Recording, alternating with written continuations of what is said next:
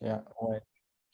All right, back at it again with the one and only Kel Teschner for Hey, another episode on the channel. So thank you guys for tuning in once again to the channel. My name is Ivan. That's Kel Teschner. And if you haven't subscribed yet, make sure you do by clicking the link down below. And if you like the content of this video, share it with a friend and give it a thumbs up so we boost it up. All right. So obviously we don't have a topic for today, but there's a lot of people that have been asking, hey, is that, I can't believe, bro, I still get people ask me if they could sell over the phone. It's crazy. uh-huh. I still get Yeah. it. Like there's still, it's not, I'm trying to explain it to people. It's not anything to do with COVID. I mean, obviously COVID accelerated things a lot, but it's not anything to do with COVID and the fact that people don't want to meet. It's the fact that, selling from a distance is the most efficient way you could possibly sell. Otherwise, you're just driving around, spending your time on where you shouldn't be spending your time, right? Having customers, flake on you, spending money on gas, getting baked in the sun, try and set up Yeah. a few appointments. It's not worth it, is what I'm trying to say. But as a solo pro, obviously, what do you say, bro, to someone like that that's just like a hard believer and they're still in disbelief that that's even possible? So, I mean, if they're in disbelief, then they can miss out, and that's kind of how it is, right? So here's my thought on it: is to know is to do, right? And so if you're going to sit in disbelief and act as if you know that your way is the only way, but you've never done anything else, well, to know is to do. So I would just encourage you to do it and give it a shot before you go making claims on what's best. But that doesn't mean that maybe people do think it's best that they're in person. I'm not saying that it's whatever. It's all to each their own. But what I do appreciate is the freedom of life, the freedom of choices, the freedom of time that comes along with like a virtual sales environment, especially when people build trust with you over the phone. You don't need to meet people in person for them to really trust you, right? Yeah. So I mean, so to all that, I I mean, think dude, it's you've never, let me tell you this. You've never met me, and you and I built pretty good trust, I would believe. yeah, yeah, absolutely, absolutely, I yeah. mean, And I've got great trust with clients that I've never met over the phone. People who will talk to me for hours on the phone that I've yeah. never met in person. We've only ever heard our voices with each other. Uh, and I'll even say this is that when people do get into virtual sales, and I think sales in general, I think this is just a good kind of blanket statement. Everybody wants to like close a deal a day, and I agree 100%. But I also think people underestimate, like they over expect what should happen in a week or a month or a year, but they underestimate what they can really achieve in the day or even that week, that month, that year, right? And I think people have like, I don't know, man. Like I think there's like people get so upset over not being able to control things in sales, right? And they want to close a deal a day, or they want certain kind of they have these expectations in life, right? And it's Right. interesting to me because it's like all you can do is control what you can control, you know? And I get frustrated too because it's not like anybody is special. It's not like anybody's got some magic dust. All you can do is all you can do, and that's all you can do. And if that's all you can do, then give it the best you got, right? And don't get emotional over results, right? Don't get emotional over action, over doing work. Because I think people I got to close a day. How do I make that happen? Dude, you need like 3, 4, 5 appointments a day to make that happen. You got to counter like no shows, people who aren't going to say Yep. you know what I'm saying? Like you're not God. No one's going to say yes to you because you got a good voice, because you smell good in person. So, I think people need to have some good expectations that like, first of all, like, why are you in sales? Why are you in solar sales? What is this doing for you? What are you achieving? Right. Right? What is this like, you know what I'm saying? Like, because if you want to debate what's better, in person or virtual, what kind of life do you want? Right? Everybody asks themselves this question: what do I want to do? What do I want to do? What do I want to do? Or how do I make money? How do I make money? How do I like? Because that's what I want to do. Ultimately, means is how do I make money? Right? Like, what do I want to do to make money? Like, if that's all you ever ask yourself, and that's all you ever do, you may make a bunch of money, man. But I don't know that you're necessarily going to live the way you want to live. And so I think the more appropriate question is, how do you want to live? Define that. Once you define how you want to live, reverse engineer it, right? Find people who live that way and convince them to teach you, if they will, to do what they've done, right? And whatever that looks like, and it doesn't matter what you need to do to live that way. So if you believe that it's better in person, but the way you want to live is more of a virtual sales kind of lifestyle, then you need to understand that the way you make decisions should be based on how you want to live, aka your values, not necessarily on what you're trying to do, right? Like how you do something should not matter. The guy who created the porta potty was not like, hey, honey, I'm going to be the number one and number two business. You know, like he wasn't, you know, like it worked. It was effective. It provided value to the marketplace, which allowed him to provide value and quality of life. Time is life. I've been talking about this all the time. Time is life, money's quality of life. So I think to determine what's better in or out, you know, in person or virtual, define the way you want to live and have realistic expectations and control what you can control. Right. And don't get upset over the crap you can't control. No, that's awesome, man. And that's a great point you brought out there. But you know what I get most of the time, even from the hustlers out there that are just still knocking doors, right? And here's two things that I get, and this is real. I'm not making this up. All right.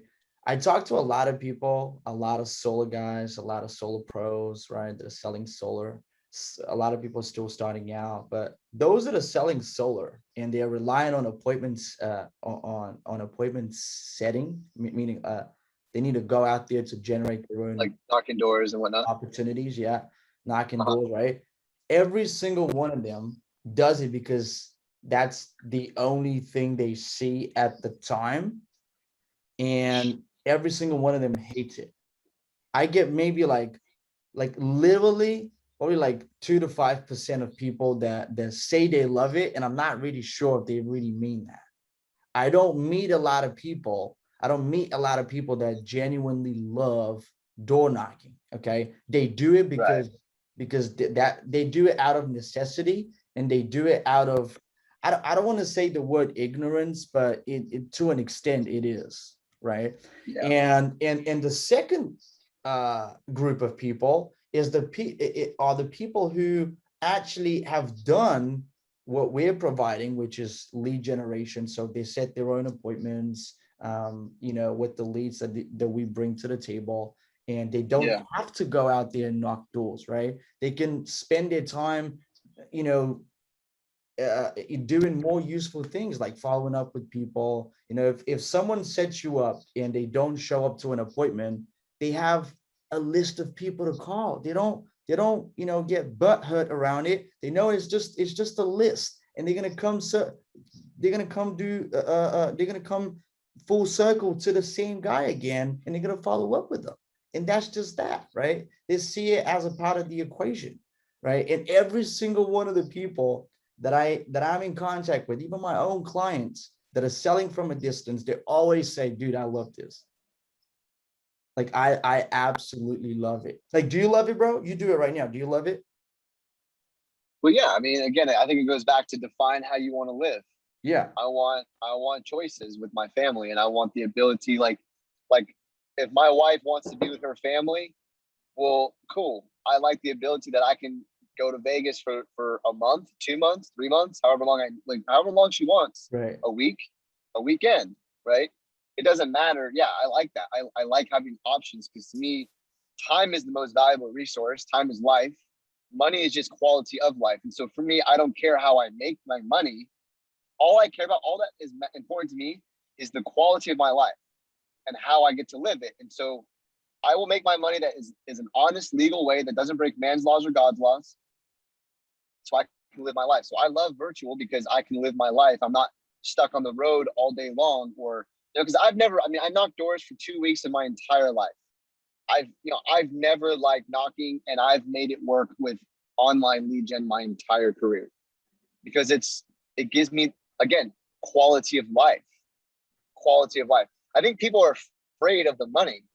You know, they get afraid of like they think that they look at it like, if I spend this money, if I don't make it, right? Like, I think that they get afraid of that. And it's like, yeah, but then you're just spending time. which is It's more valuable. it's two equations, man. It's like, cool. Hey, maybe I spend money and I don't make any this month, but I got a bunch of memories with my kids. Bro, I'm taking those memories to the grave. Isn't that more important? Yeah, So for me, define how, I think it comes down to that. Define how you want to live. right. No, for sure, man. It's So, just so for me, I love virtual sales because that's how I want to live. yeah, it gives you flexibility, and you can do it from not only I you can want, do it from I home, want but memories. yeah, I want memories, and I want the memories that money can buy for sure. right, But I want memories. right. Yeah, and it's just overall, it's just a good and more efficient way to sell, really, because it gives you. I always say this, and I'll keep saying it because think you know what I think about, dude. I think about because there's a lot of people that watch the channel. Okay, they watch the videos, which I appreciate you guys. If you are watching this right now, I love you. All right, but there's a lot of people that watch the videos, but I mean, people can't. I mean, some people will. They'll go to the extent to watch like every single video on the channel, but most people won't and don't, right? And so what happens is I think about, hey, dude, I shouldn't be saying this because I would sound like a broken record because I've said it so many times, right? But the Right. thing is, I've said this time and time again about the efficiency, about being able to work from anywhere, about being able to get a better bang for your buck. If your state, which you currently live in, is a shithole for solar to put your money in, right? Right. I'm not saying there's no potential, but you know what I'm talking about when it comes to Yeah. Oh spending yeah. money to make money. And so I don't want to sound like a broken record because I say it almost on every single video, right? But the reality is I still get people on the call every day that are asking me about things that I've already mentioned multiple times, that have said that have seen videos of mine. So I'm just like, dude, now I know that things that are really important, I'm going to keep bringing those things up on every single video in the hopes that that will stick with people and they will remember that. Yeah. Yeah. You don't need to be in person. I don't even get on Zoom. I just do it over the phone. Now, if you feel like you need to be on Zoom, then do what's best for you. But people will buy what they want to buy. As long as you know how to communicate it effectively, they will buy what they want to buy. Dude, you know what And so happened? don't Let get me in the middle of that. let me say something on that note.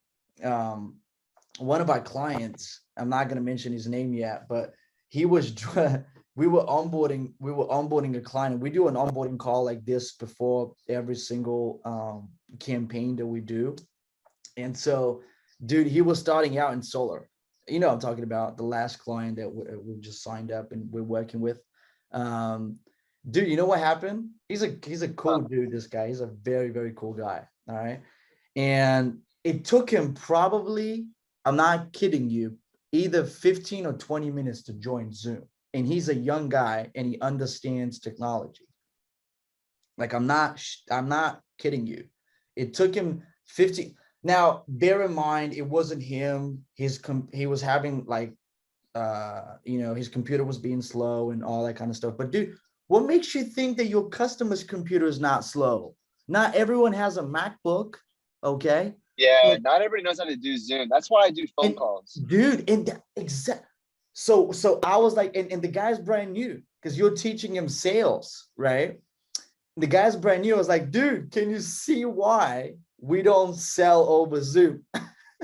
Can you see why?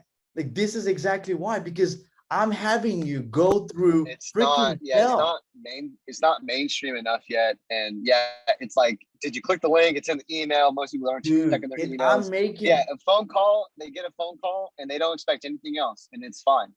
I've never once had a customer go, "Oh, I thought this was going to be over Zoom." right. I've never had that. So So what I'm saying is basically the point I was trying to make, um, which is, I mean, dude, your the less friction you have between getting in touch with the homeowner, the more chances of success you're gonna have at actually closing them. Because if you don't have the opportunity to present the customer then you don't have the opportunity to ever close them. So it's Yeah. important to even get in touch with them. And the way to get in touch with them is, again, to remove that friction, I call that, right? And the friction is the 15 minutes that's going to take the customer to join the Zoom call. Dude, imagine if somebody's on the time clock, like they've literally allocated an hour, or let's say 30 minutes of their time because they didn't know how long it was going to take, right? Next thing you know, they've left with a 15-minute window. What are you going to do with the 15 minutes, dude? I mean, Yeah. you're going to have to reschedule because they're going to have to leave at a certain point. And Right. so, you see what I mean? So it just, it does so much for you and your numbers in sales if you are just making it easier for people to communicate with you, which is obviously you getting in touch with them and not expecting Right. them to be technical savvy and to have equipment like a computer, like a fast computer and all that kind of Yeah, stuff. I mean, I would even say to that note, man, people make it their process so complicated. Like, look, all you need is a lead sheet to call, a script to get them excited, and a presentation to close. Like, you don't need them to book their own call to get them qualified for the next call. Like, all these, I get it. Like, people want to make things qualified. I get it. Let's get them on the phone and let's qualify them and close them. Let's not, hey, let's book a call to get you qualified, and then we'll do another phone call to make sure that you're qualified. And then we'll do the actual sales call. And then once we get out the sales call, I'm going to get off the phone call and then get back to you with a design to then go over the numbers. And then I'll like, why are we doing all this? Right. Get a lead, call it, book it, close it. Right. 3 things: call, book, close. Yep. You know what I'm saying? Yeah. But so yeah, virtual sales is great, and you have the control. You got the power behind that. And I think if someone's gonna knock it, to know is to do. So go do it, and go see how the quality of your life changes, and then make a decision if you want to knock it or not. Yeah, that's a good one. Yeah, that's a good one. Yep. Is that a wrap? Yeah, I mean, I think that's a good note to end on right there. Yeah, for sure. So anyway, guys, I appreciate you being just watching this video if you've stayed all the way through the end of it. So I do appreciate you, and I'm sure you do, bro, too. If you want to subscribe, make sure you do so you get notified. Make sure you tick that bell notification on so you get notified every time I post a new video on the channel. If you want to speak to Gail, the link will be in the description box below. Anything sales related, speak to Gail. All right, make sure it's his link, not mine. Mine will be the first link in the description box if you want help with your lead generation process. If you want to make sure that you have leads to call every single day without you having to go out there and door knock, you know what to do. Schedule a link below. And until next time, stay well. See ya. Thanks, guys. Take care. Disaster host. I got it. Okay, so I wanted to pull this meeting together. Kel Teschner, we got Yvonne Pashov, we've got Justin here with us. Justin's been working with us for a little while, and Justin is just really consistent with appointments, and he's getting it. His first month, we've got, how many deals have we closed, Justin? Like 5 now? 4. We've closed. Well, 5. Well, we closed 5. We got 4 active, right? Okay. Yeah. So we closed 5 in the first month. We've got 4 active currently in that first month.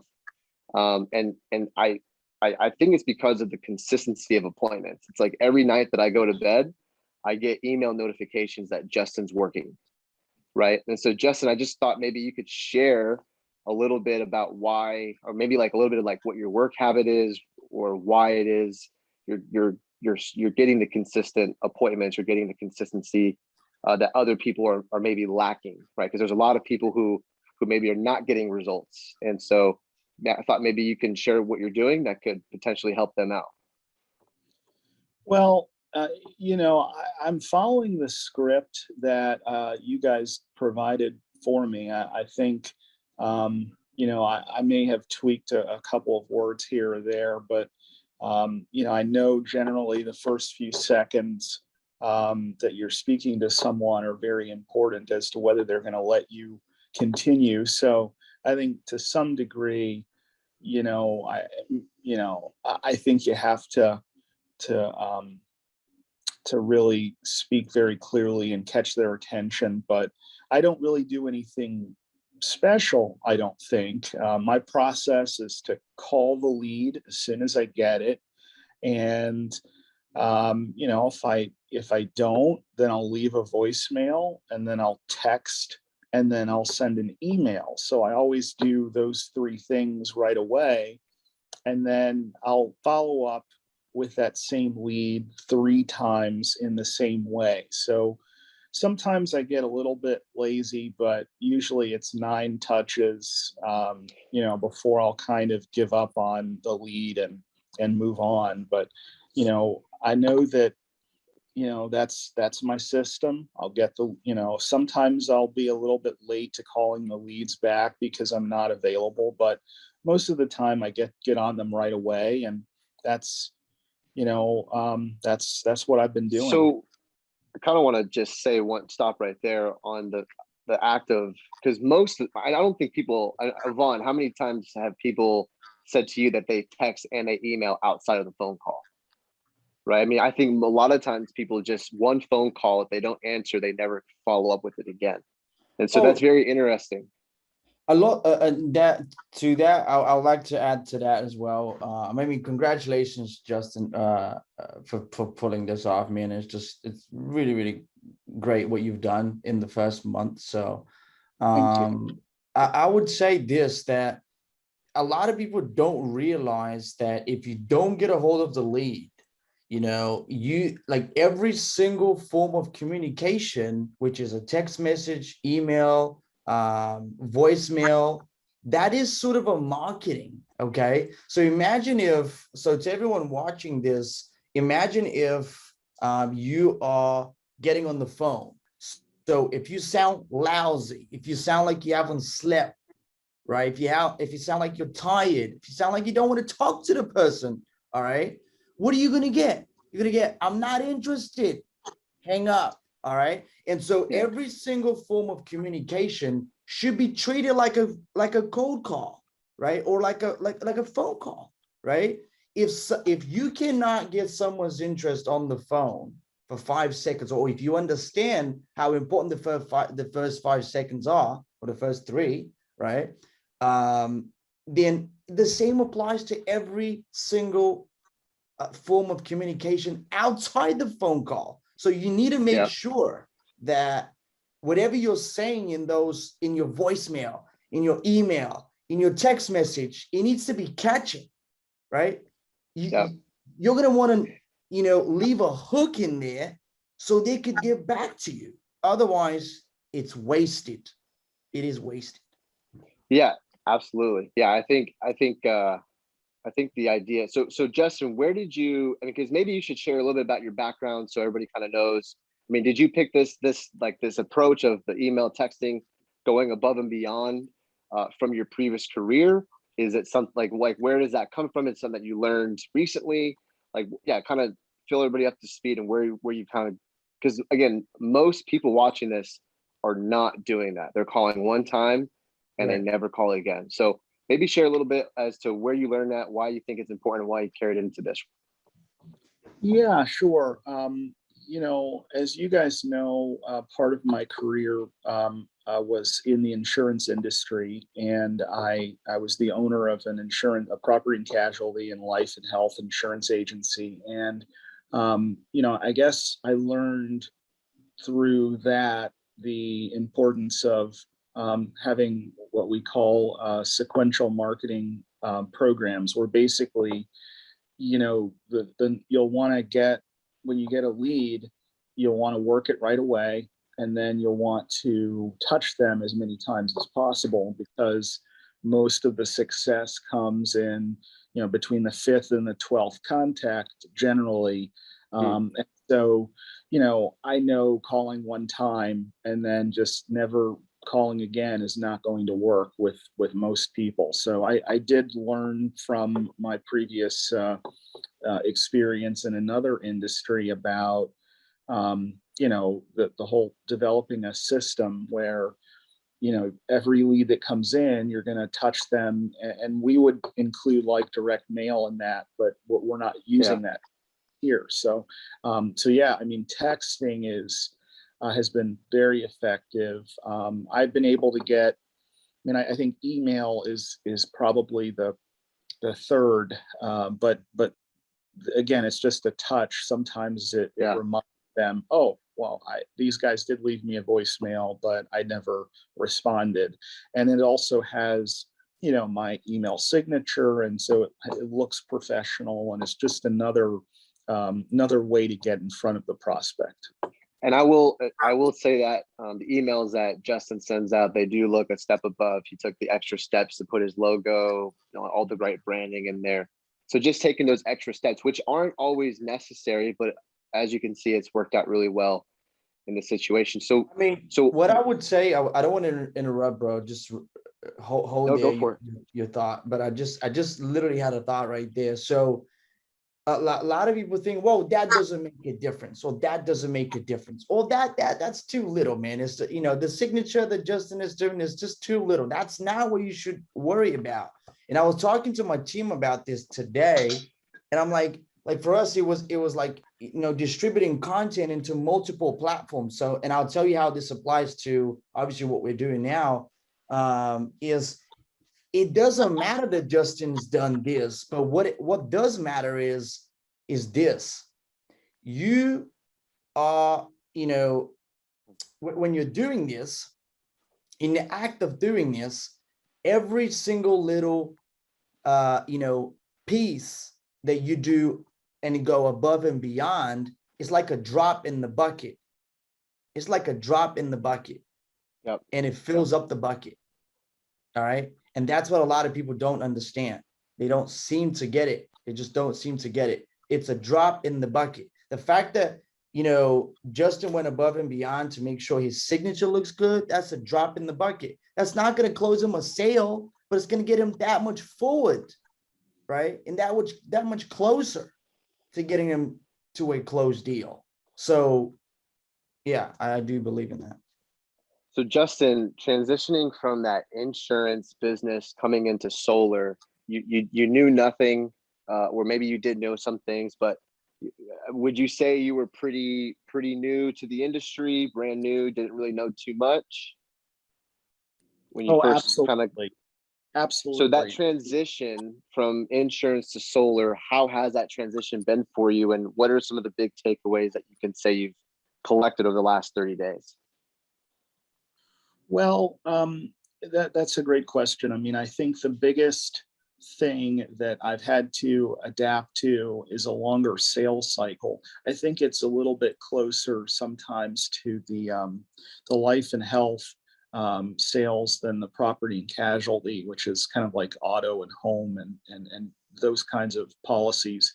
So, you know, you don't always get an answer right away. But one of the interesting things that I've noticed in solar is that for the most part, people are really curious about solar, and they want to know what's out there. They want to know what their options are.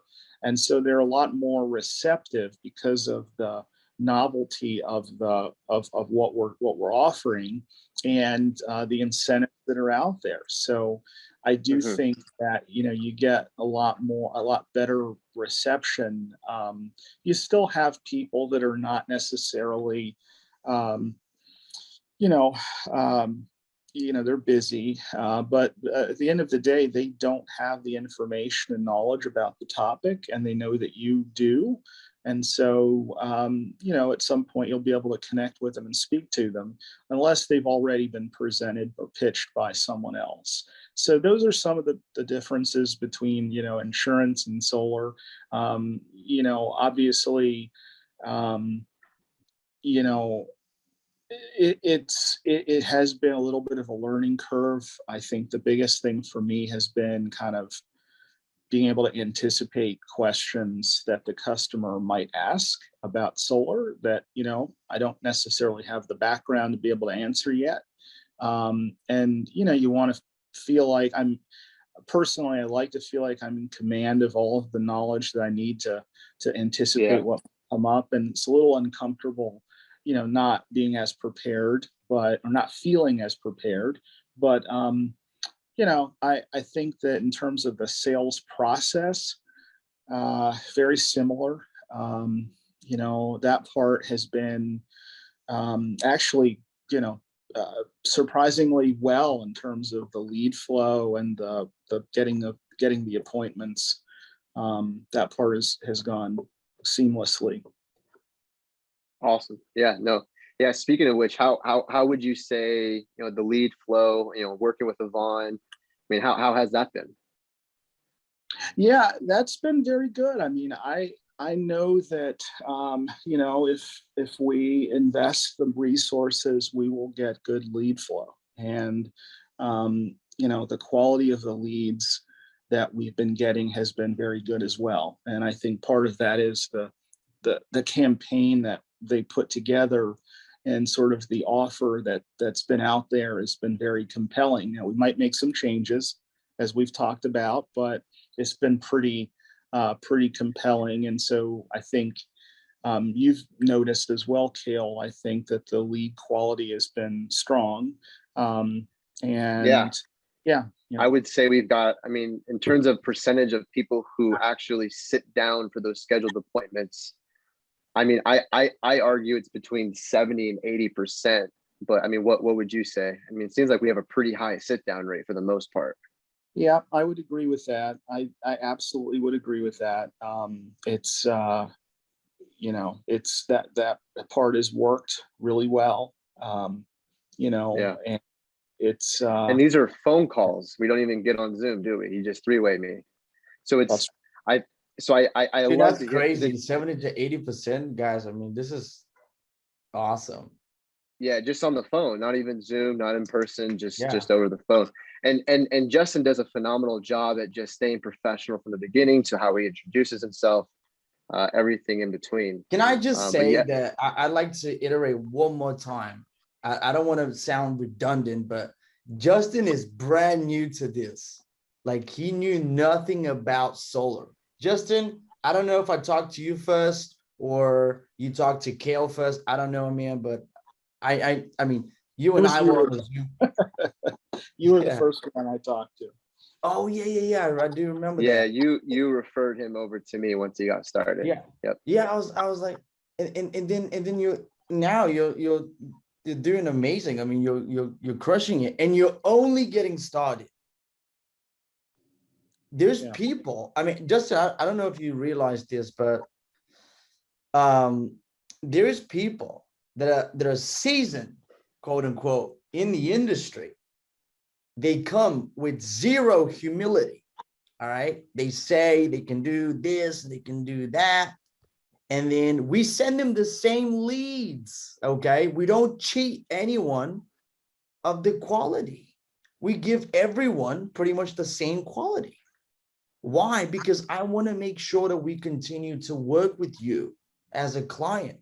And if I understand that if I give you bad quality leads, right? Or if we don't make the changes to get you good quality leads or decent quality leads, right? You're not going to get to sit down with anyone, and you're not going to close deals. And so it would make sense for you to continue running the campaign, right?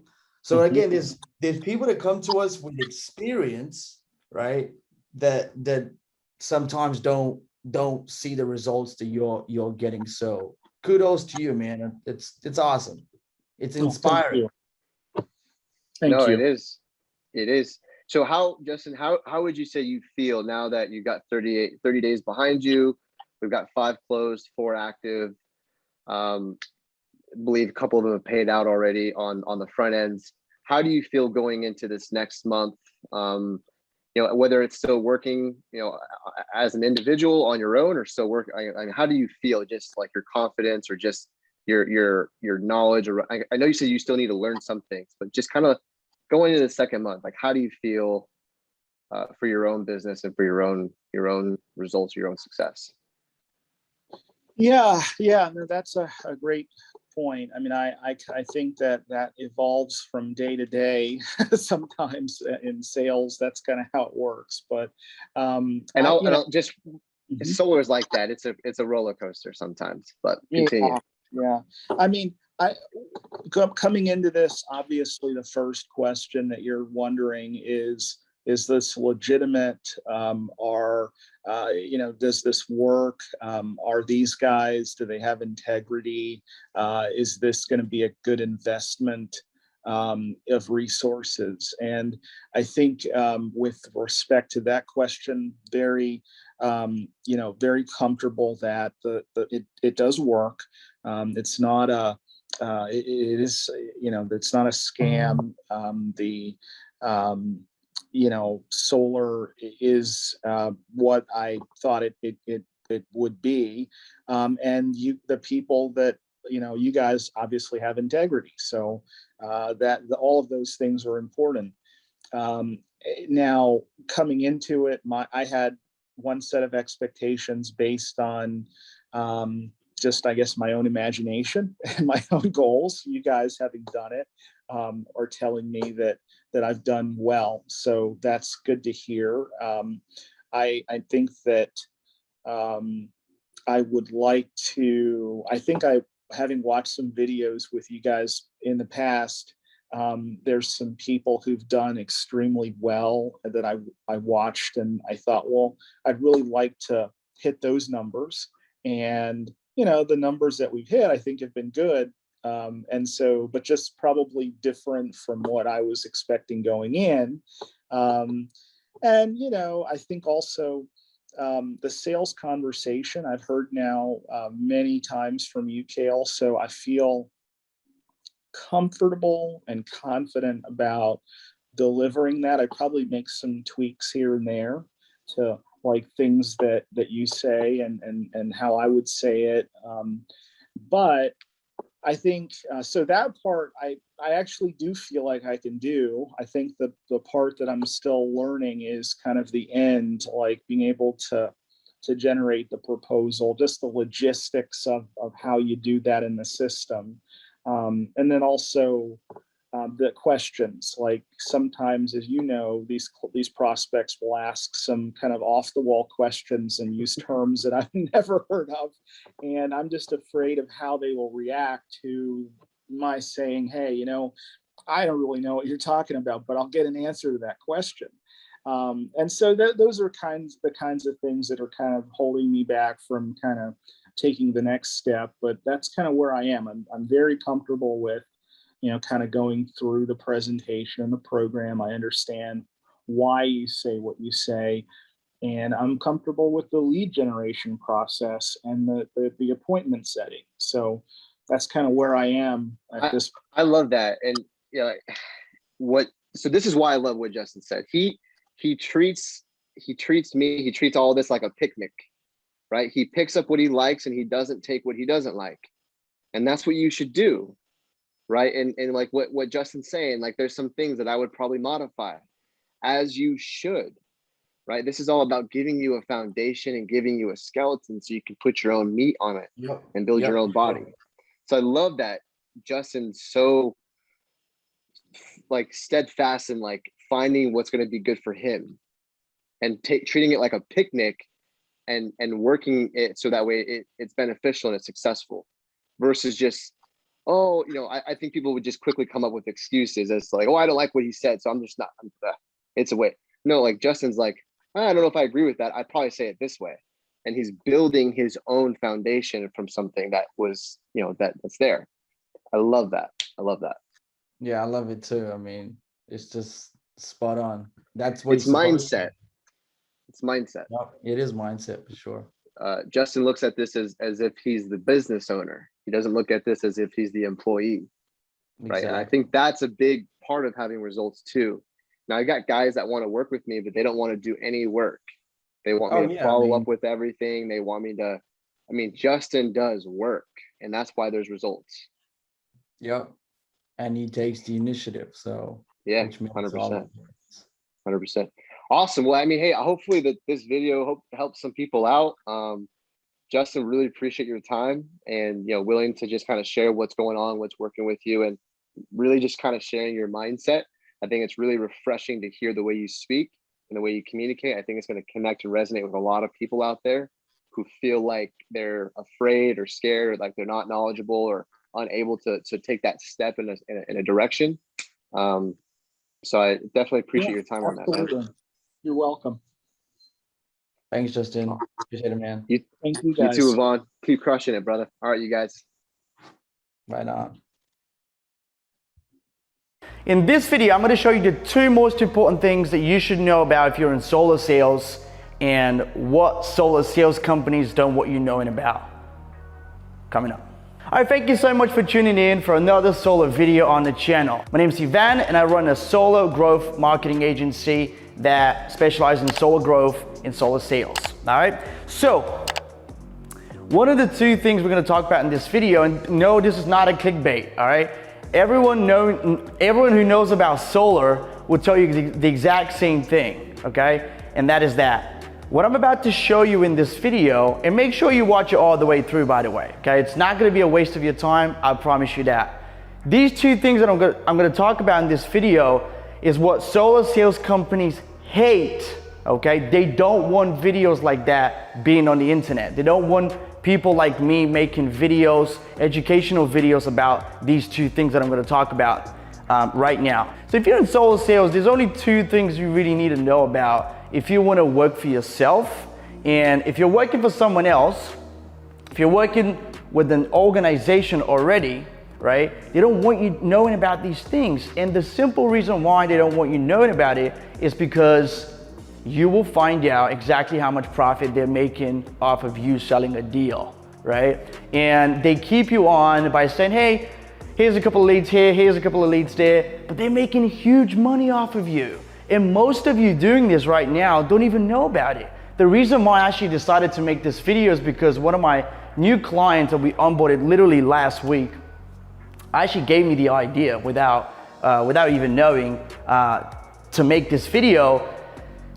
He's been in solar, long story short, he's been in solar for about 4 months, and he was like, dude, I saw a video of you talking about, like, mentioning this kind of stuff, and I was like, I never even knew about, you know, what you're just saying, right? And I've been doing this for 4 months. And that's what I wanna make another video going over these two things. Well, the second thing I'm gonna mention, I haven't even mentioned before, but you see what I'm talking about, okay? So without further ado, let's get right into it. The first ever thing you need to know, right? If you're working for someone else right now, or if you're thinking about working for someone else right now, is the red line, okay?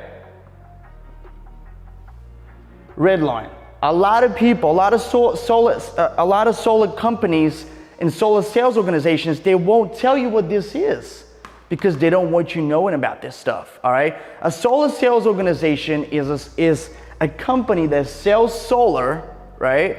And they have an installer, which means somebody else installs their deals, all right? So the red line is pretty much, take it this way. They have a, imagine this straight line right here, and this is your red line, okay? And let's say this is $2. You're gonna find out why I'm saying $2 in a second. And $2 per watt, okay? And this is like very, this is basic. It doesn't have to be $2, okay? This is just for easy math's sake, all right? So the red line is $2 a watt, all right? And you guys sell the system for, let's say, $3 a watt, all right? Let's say you sell the system for $3 a watt. So your profit is $1 a watt, okay? There you go, $1, okay? Now here's the thing, for easy math's sake, let's say you sell a 10 kilowatt system. So 10 kilowatt system has 10,000 watts, right? Okay. 10,000 watts times by $1 a watt will give you $10,000. 10 G's you're making on that stuff. The $2 a watt, which is your red line, okay? The $2 a watt, which is your red line, This is pretty much this right here. Oh shoot, my pen is not working. Okay, let me get the other one. So this right here, the red line, which is $2 a watt, this is what is the baseline, which means what your sales company, the company you're working for right now, okay, is paying to get the panels on the customer's roof. So that is your red line. That is your red line. And that's the $2 I was talking about, okay? That's the $2 I was referring to. Everything above that $2 a watt is the company's profit. And let's say out of that $1 a watt, they pay you 3 or 4 grand. 3 or 4 grand on a 10 kilowatt system. So do you realize now, so the company's making off of you at least $6,000 or $7,000, okay? 6 to 7K. This is profit for the company that you're working for right now. That's what's happening right now. That is exactly what is happening. You have a situation where the solar sales company has an installer that they've been working with, and they have a red line of $2 a watt, okay? Now, again, that is just as an exercise, and so was the $3 a watt. $3 is actually pretty cheap. So you, on a on a 10 kilowatt system, you can actually make a lot more money than that. So I gave you these numbers, guys, for an easy math sake, just so you can see how numbers add up. And they give you they give you 3 or 4,000 on a deal like that, and you're like, yay, I made some money. But on the other hand, they're making a shit ton of money off of you. And I'm not saying this is the wrong thing, but I'm saying there's no transparency in the industry. That is why people are still working for other people. It's not that difficult to get a deal, to become a partner, to get into a dealer. They have dealer partnership, these installers, and you can start working with them. And it's not that difficult to get a red line, a pretty good red line. We can actually help you get set up with that. And you'll be getting paid a lot more than what you're getting paid right now if you're working for someone else, all right? That's what they hate telling you about. That's what they hate telling you about. The second thing is, my thing is not working, so this is what I gotta do. I hope you understand what I just went over on the board with you. It's pretty basic, very basic. But here's the thing, a lot of people don't know about this stuff. So you'll be way ahead of the game. You'll be way ahead of the game if you're already doing that kind of stuff. The second thing you need to know about is technically within that $1 a watt, there is a dealer fee, okay, that you gotta pay if you're working for yourself. Now, the second thing is, that's number one. Number two is the dealer fee, okay? Okay, now it's gonna be freaking difficult to do it like that, so, okay. The second thing is the dealer fee. We're just gonna write it here. Dealer fee, all right? So a lot of people don't understand what this is. Let me explain. A dealer fee is pretty much, so if you are selling solar, most likely your customers are not buying cash, so they're buying the system outright. They're still buying it, but they're financing the system, which means they're using a loan, okay? So the loan company, depending on how you sell the deal, if you have an option to sell it for 10 years, you have an option to sell it for 15, 20, 25 years, right? And so for example, loan companies like LoanPal, Sunnova, and whatnot, they have dealer fees, and those dealer fees are going to be associated with selling the system. That's to make sure that you get paid once the panels go up on the customer's roof, okay? So usually that ranges anywhere between 15 to about 25%. 15 to about 25% of the entire deal. So that needs to be taken into account, okay? When you're selling for yourself. The numbers that I gave you on the red line when I was trying to show you what a red line is, those are just, don't take this, as hard truth, because those are just numbers for easy math's sake, all right? These are not numbers from the real world. It could be, but I'm saying that you could probably get a lot better numbers if you're selling for yourself, right? You wouldn't be selling it at $3 a watt. So technically, on the example that I gave you, which is 10 kilowatt system, which is pretty often you see that anywhere between 8 to 12 kilowatt system, you should be making very, very good money. I mean, well above 10 grand, okay? And that's without pushing it. And you'll still be saving the customer money on their monthly bill. So, which is obviously the premise of why everyone would go solar. And basically, those are the two things that people don't want you knowing about, okay? They don't want you knowing about these two things, because once you start getting too deep into it, you're like, well, okay, well,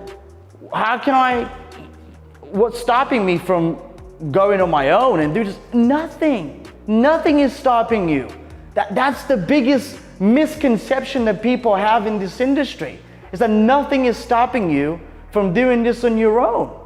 All you need to do is make sure you have a lead generation partner like us. It doesn't have to be us, you can find someone else, all right? I know that we're one of the best out there, so if you're thinking about, where your leads are gonna come from, schedule a call down below and I'm sure we can help you out, or at least strategize in the right direction so you can get on the path of doing this for yourself. And that's the only thing. You need leads and nothing else, and a desire to make money and help people. You don't have to be attached to a solar sales organization to ensure that you can make, your 3 to 4 grand a deal, okay? Some people don't even get that, which is ludicrous to me. If you're in solar right now, it's because you want to make a ton of money and help people. Because everyone's going to go solar at some point. Everyone. Right now, about 74 million homes are still yet to go solar in America. And so I highly encourage you, if you haven't learned about this stuff, to do your own research. If you want us to help you help you strategize on how you're gonna win if you go on your own, if you're currently working for someone else, schedule a call down below and I'll see you on the other side. Now, if you haven't yet subscribed to the channel, make sure you do by smashing the button right here or down below. I don't know where exactly it is, it should be here. Or down below. And if the conversation ever comes up of where you're getting the good info, make sure you share it with other like-minded people that are thinking about solar or already in the solar industry, all right? So again, if you like the video, give it a thumbs up. Let's boost it up so more and more people can see it. And that's it for me today, guys. Thank you so much. I'll see you again on the next video. In this video, I'm gonna show you exactly how much you need to spend in solar ads to get your lead gen right, coming up. All right, guys, thank you so much for tuning in once again to the channel. My name's Ivan, and I own a solar growth marketing agency. We specialize in solar growth and lead generation, as well as solar sales. So the content on this channel is predominantly lead generation and sales oriented. Okay, so if you haven't yet subscribed to the channel, make sure you do by smashing the button down below or clicking this thing right here. All right, so on this video, there's a lot of people that ask this question, and I just want to be as transparent as possible. I'm not the guy usually who would beat around the bush about how many deals you could sell and stuff like that. I'm going to give you what's realistic, okay?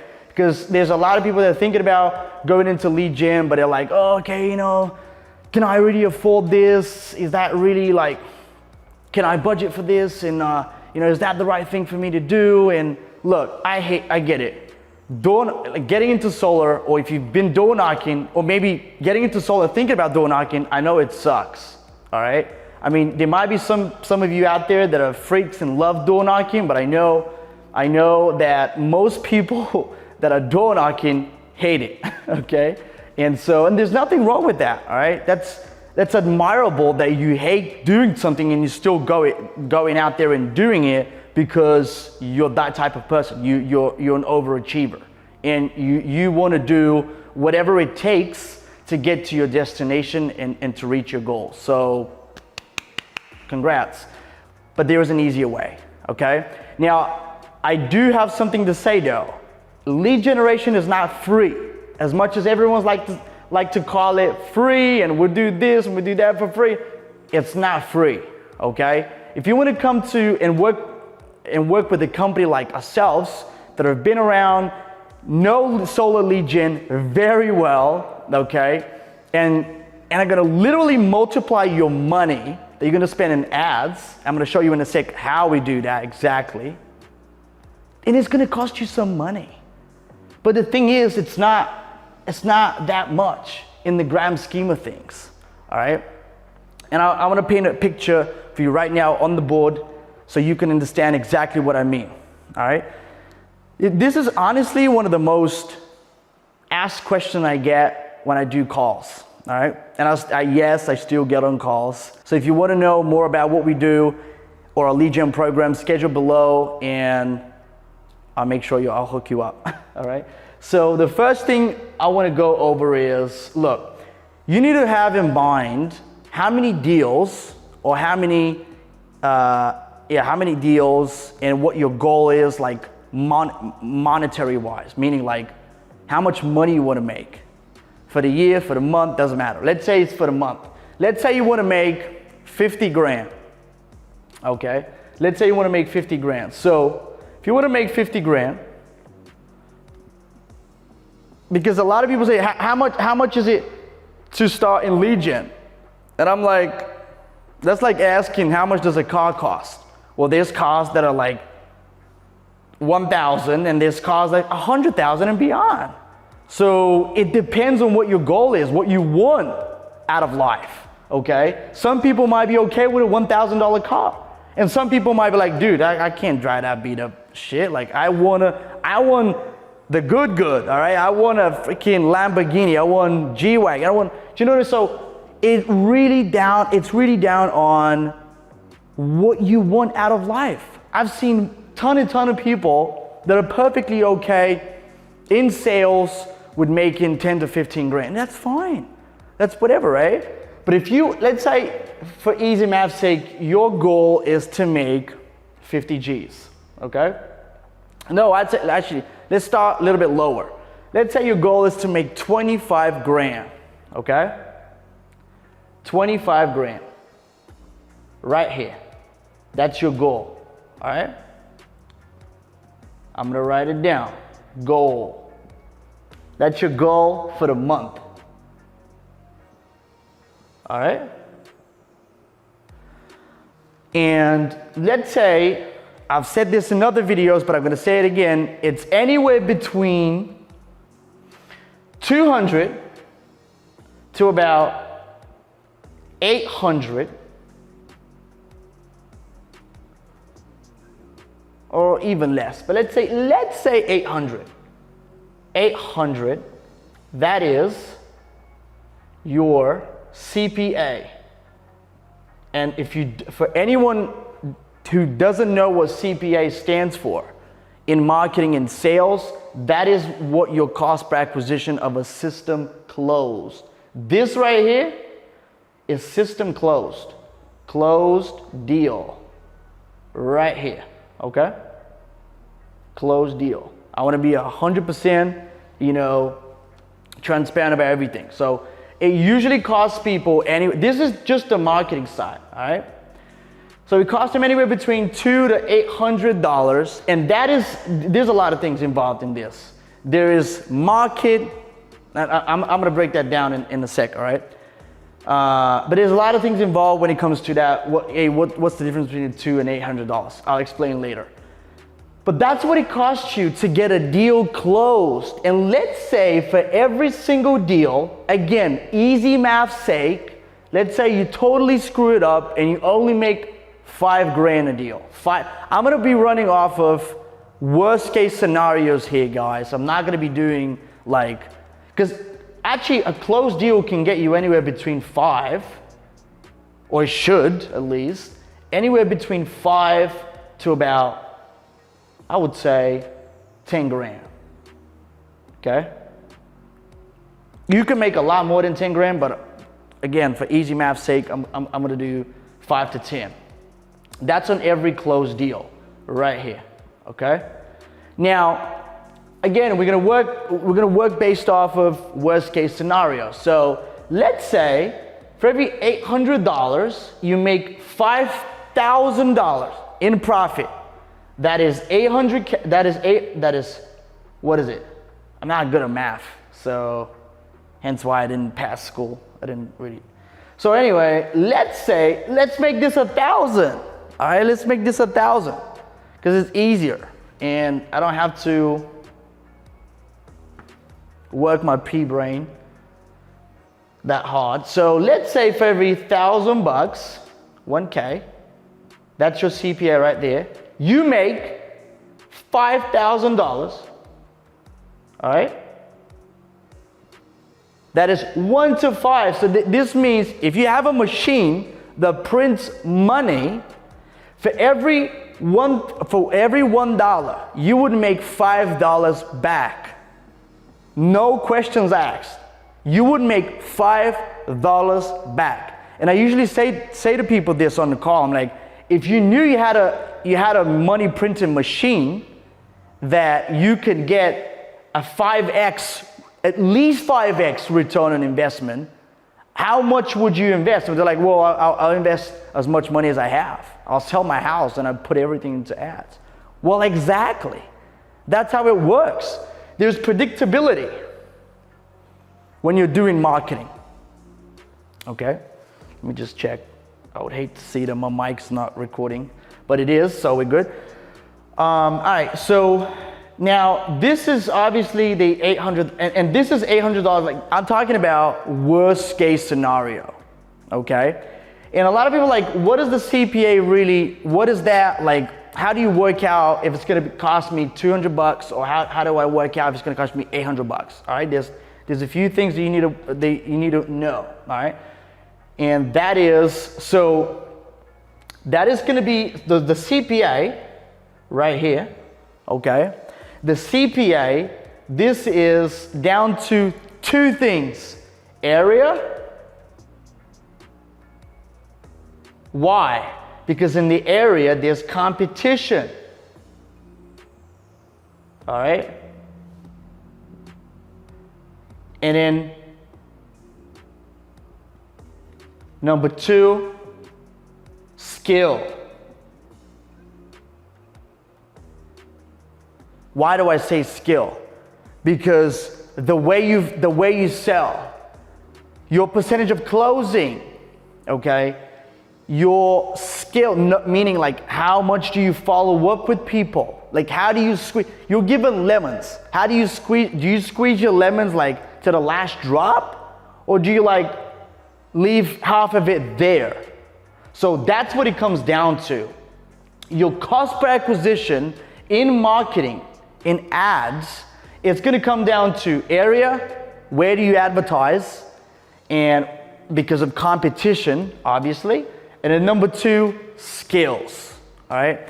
So to sum it up, guys, like what you would need in terms of ad spend to go into marketing for yourself, I would say is anywhere between $3,000 and $5,000.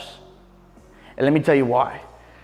Because when you're starting off a new campaign, for example, what we do is we'll launch multiple ads and in the area that you want to advertise, and then in a certain period of time, let's say 3 to 5 days, we cut out the losing ones and we scale the ones that have the most potential, which means the ones that are giving you the highest ROI.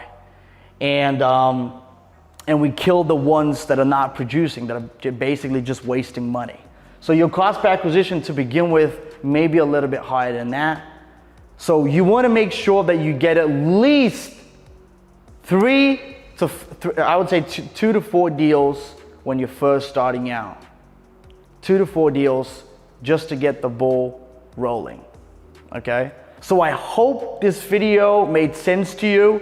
If it didn't, make sure you leave a comment. Or if it did, make sure you give it a thumbs up, all right? So we can boost it up. Again, if you haven't subscribed to the channel, make sure you do by clicking the link down below or the one to the side right here. And if you're thinking about growing your solar business, or you want to get into solar, but you don't know what to do, you're like, dude, I heard about the great commissions in solar, but I am still like not sure where do I need to start? Schedule a call down below. The link will be in the description box below, all right? So schedule a call down below. It's gonna be either myself or somebody on my team, and we'll explain to you exactly what you need to do step by step without giving you the promised land and selling you the dream, all right? Because we hate doing that.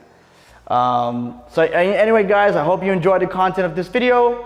Again, if you did, give it a thumbs up. And till next time, I'll see you again on the next video. Take care. In this video, we're gonna talk about should you sell like Grant Cardone or not? Coming up. All right, guys, thank you so much for tuning in once again to another solar video on the channel. I love making these. I hope you guys are enjoying them too. Okay, if you are, make sure to do something about it. And what I mean is click the subscribe link below and subscribe to the channel, okay? Let's have this thing grow. And if you like the content of this video, make sure you give it a thumbs up at the end. Make sure you watch it all the way through, all right? That also actually, a lot of people don't know about this, but watching a video or letting it run all the way through, it's actually helping the channel grow, because YouTube is all about those long retention videos. Those help out too. So, the title of this video is, should you sell like Grant Cardone? The good old Uncle G, all right? I love Grant Cardone, man. I mean, I started my sales career, actually before Grant Cardone. I actually used to watch and listen to Jeffrey Gitomer and Jordan Belfort. And Grant Cardone was one of the guys that literally had a massive impact on my sales journey as a sales individual, right? And then later on as an entrepreneur. So I would tell you this, man, if you are a salesperson right now, changing career paths and literally coming from another industry to solar, I could tell you this, you could do a lot of things right by listening to these guys. And when I say selling like Grant Cardone, I mean selling like a typical salesman, okay? Like Grant Cardone, if you will, Jordan Belfort, Jeffrey Gitomer, Bradley, you name it, okay? I don't want to be name dropping, but you don't want to be selling, and I'm not saying these guys sell like a typical sales individuals, but the way they make, they have programs, and I've bought them all, is they have a very systematic way of selling. And if you think about it, a lot of the sales methods that they use, or they have been using for many, many years, it's literally from the 90s or the early 2000s, right?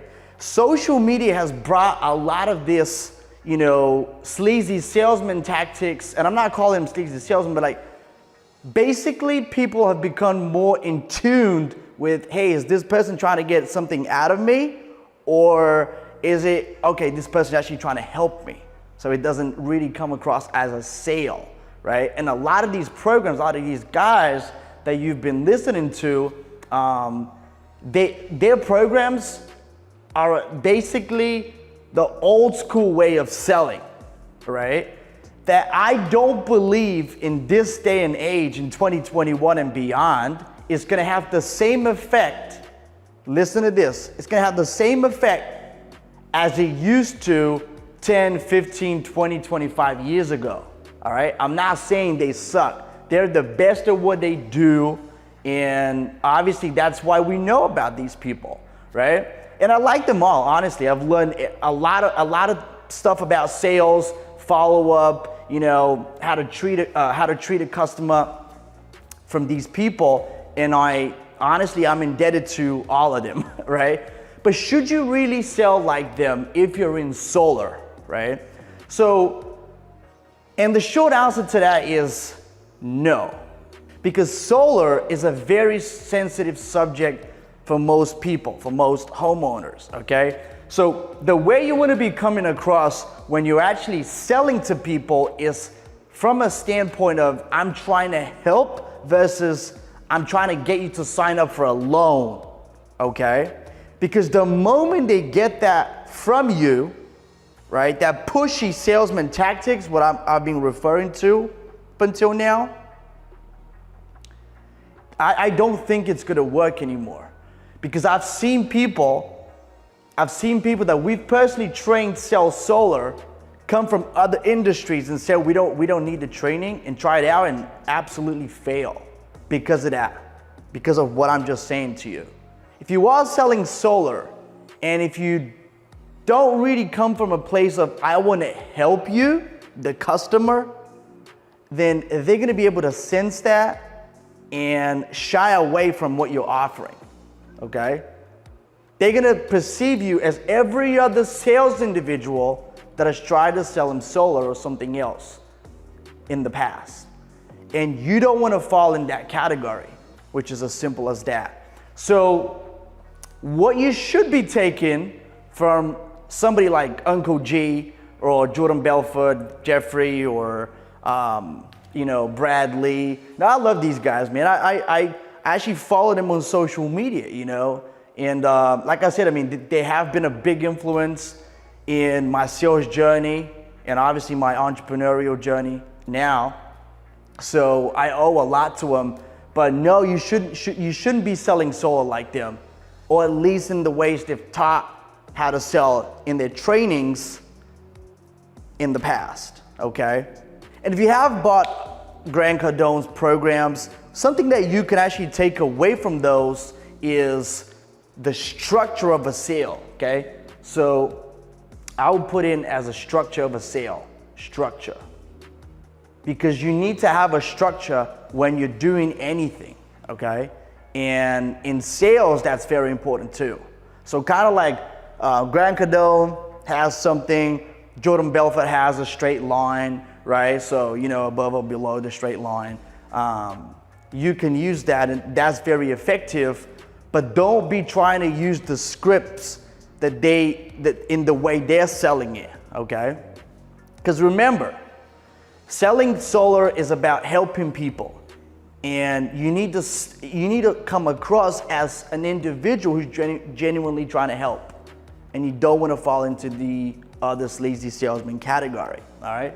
So first thing you can actually learn from Grant is structure of a sale, okay? Second thing is follow-up. He's very, very big on follow-up, okay? Because follow-up is crucial. And as you already know, money's in the follow-up, okay? Which is, okay, I've actually had a conversation with the customer and they're on the verge of buying. So what do you do with people like that? Or what do you do with people that are not sure about whether they want to move forward? Well, you do follow-up. And if your follow-up is not effective, you're gonna lose the sale 9 times out of 10. Why? Because you're not getting in touch with them, right? So follow-up is crucial in sales. So structure of a sale, follow-up, very important. Number 3, can you guess what it is? Objection handling, okay? Objections. And when I mean objection handling is pretty much when you're presenting to the customer, and it doesn't matter whether you're coming from a place of, hey, I want to help you. they're still gonna have some objections, all right? I mean, shoot, think of it like you're with a friend of yours and you try to sell them on the reason why guys should go to the movie, right? And he gives you all this, hey man, I've got work to do. My girlfriend wants to be with me. Like I need to spend time with her. I haven't visited my parents and yada, yada, right? That might be a stupid example, but if you're a good salesman, you can actually convince them to go and watch the movie with you, and then they could continue on with their life afterwards, right? But if you're not, he's just gonna say, hey, I can't do it, man, I'm sorry. Maybe another time, and then you leave it. You literally say, all right, cool, man, that's cool, we'll go another time. And that might be a little very stupid example, but that's what's happening when you're selling. Even though you sound like their best friend, which is how you should sound when you're selling to a customer, right? They could have an objection before buying, before committing to something, all right? And that could be, I need to talk to my husband or wife, I need to really sleep on it, I'm not really sure, I don't make decisions right on the spot. So you need to know how to handle these so you don't screw the sale up or you don't lose the sale, right? And so objections is something that they all cover in their programs, and Grant Cardone does too. So basically, to sum it up, those are the three main things I think you should take away from, if you have been learning from Uncle G, and that is structure of a sale. You need to have a structure when you're actually selling, okay? To know, is this sale actually going to hell or is it going good, right? You need to be able to judge the sale, okay? You need to be able to have judgment of how well you're doing, right? Second thing is follow up. You need to actually know or have a system around follow up, which is something that we teach in our program as well, which is very, very specific to solar. If you want to find out more, make sure you schedule a call down below and we can talk to you about growing your solar business. Now, number 3 is objection handling, okay? Objection handling could help you tremendously, and it's a must. Doesn't matter what you're selling. Could be selling toilet paper, okay? You need to know how to handle objections effectively without losing the sale. So this will conclude the video, guys. I hope you enjoyed it. If you did, give it a massive thumbs up, and if you haven't subscribed to the channel, make sure you do by clicking the link down below. And then if you want to grow your solar sales business, or you're just starting out, or you're already doing that, but you have sales guys you want to feed with leads and you're not really sure how to, you can schedule a call down below and we'll go over exactly how to grow your solar sales business and how to go from where you are now to where you want to be in a very seamless fashion. Hope you enjoyed this video. See you in the next one. In this video, we're going to talk about solar sales follow-up and how to do it right. Coming up. All right, thank you so much for tuning in once again on another solar video on the channel. My name is Ivan and I have a solar growth marketing agency, and we actually specialize in solar growth, which is lead gen and solar sales. All right, we have trainings, modules, a lot of that good stuff that help you win in solar. But in this video, what I'm gonna talk about is how to do follow-up the right way, so it obviously results in more appointments and more sales. Okay, I see it time and time again, people that say they do follow-up, but they don't do it the right way. And follow-up is not just about quantity. It's not just about, hey, I rang that customer 7 times and nothing happened, right? It's about quantity, but also quality, okay? And that's what I want to do in this video. So make sure you watch it all the way throughout if that's what you're struggling with. If that's your strongest point, that's fine. Maybe you could still learn something new. But hey, if you're brand new to the channel and you haven't subscribed, make sure you click the link right here or down below and subscribe. Make sure you turn your bell notifications on so you get notified every time you upload a new video. If you want to grow your solar sales, make sure to check us out and schedule schedule a call with either myself or somebody on the team. We'll strategize and help you out step by step to get you to your desired destination as far as your solar sales. So make sure you schedule a call down below. Anyway, in talking about follow-up, you've probably already heard it that riches are in the follow-up. It's not the initial contact. It's not, 2 or 3 times. Most people actually respond, meaning you will get to, talk to someone on average of 7 to 12 touches, okay? And I'm talking about the people that don't answer the phone right away. I'm talking about the other ones that don't answer the phone. Now, there's a certain percentage of people that will never answer the phone. That's probably around, it's different depending on the market, but it's anywhere between 10 to 20% of people that will just never answer the phone no matter what you do, okay? And those people we don't go after. We go after the ones that are our potential customer, right? The ones that we could potentially convert to a paying customer and we can actually get a deal signed, all right? But there's systematic ways to get to that point. It's not just call it the customer, read out the script, get an appointment, close a deal. Sometimes it's not that simple.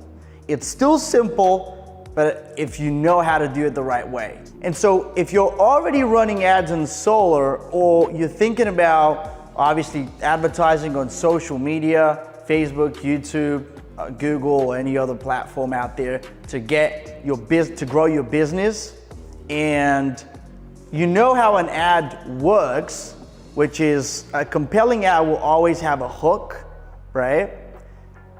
That needs to correspond to every single other communication channel that you have for your customers or your potential customers, right? Which means if your ad, which is what got your potential customer in the first place, that needs to be congruent with everything else that you're doing, right? And a prime example for this is, imagine you're running an offer, right? For example, let's say we're gonna pay you $1,000 or we're gonna pay you $2,000 if you go solar or whatnot, right? And that's your offer. That's what you have. That's what you have as a hook, right? To get eyeballs and to ensure that the customer interacts with that offer and it grabs their attention so they can continue on down the funnel, which is get onto the landing page, educate themselves on how solar works, and then leave their information, fill out the quiz, whatnot, right? So if that's what you had eliminate your bill and get paid $2,000, and then after that, let's say you're not able to get in touch with the customer because you called the following day, maybe it was too late, the lead came in after work, outside of working hours, and you called the following day and the lead doesn't respond, okay? So what do? You leave a voicemail, right? You leave a voicemail and you leave a email, okay? And then you leave a text message, okay? Text. Every single form of communication right here, when you want to do it right, is you have to repeat. Put it right here. Big letters. Repeat the offer to the customer so they could remember what they clicked online, what happened, so they could remember what was the experience like, what got their attention, okay? When you're leaving a voicemail, when you're leaving an email, and when you're leaving a text message, every single one of these channels, you have to treat it as an ad. So imagine if you have an ad online and you have an offer, an irresistible offer, which gets people's attention, and then later on, when you're not able to get in contact immediately with the customer, you leave a voicemail let's say an email and text message, right? But when you're leaving a voicemail, you don't repeat the offer and you say something completely different.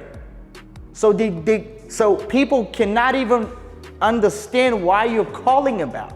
And then you're wondering, well, how come they don't, get back to me? Because they either don't remember, or if they do, it doesn't sound compelling enough.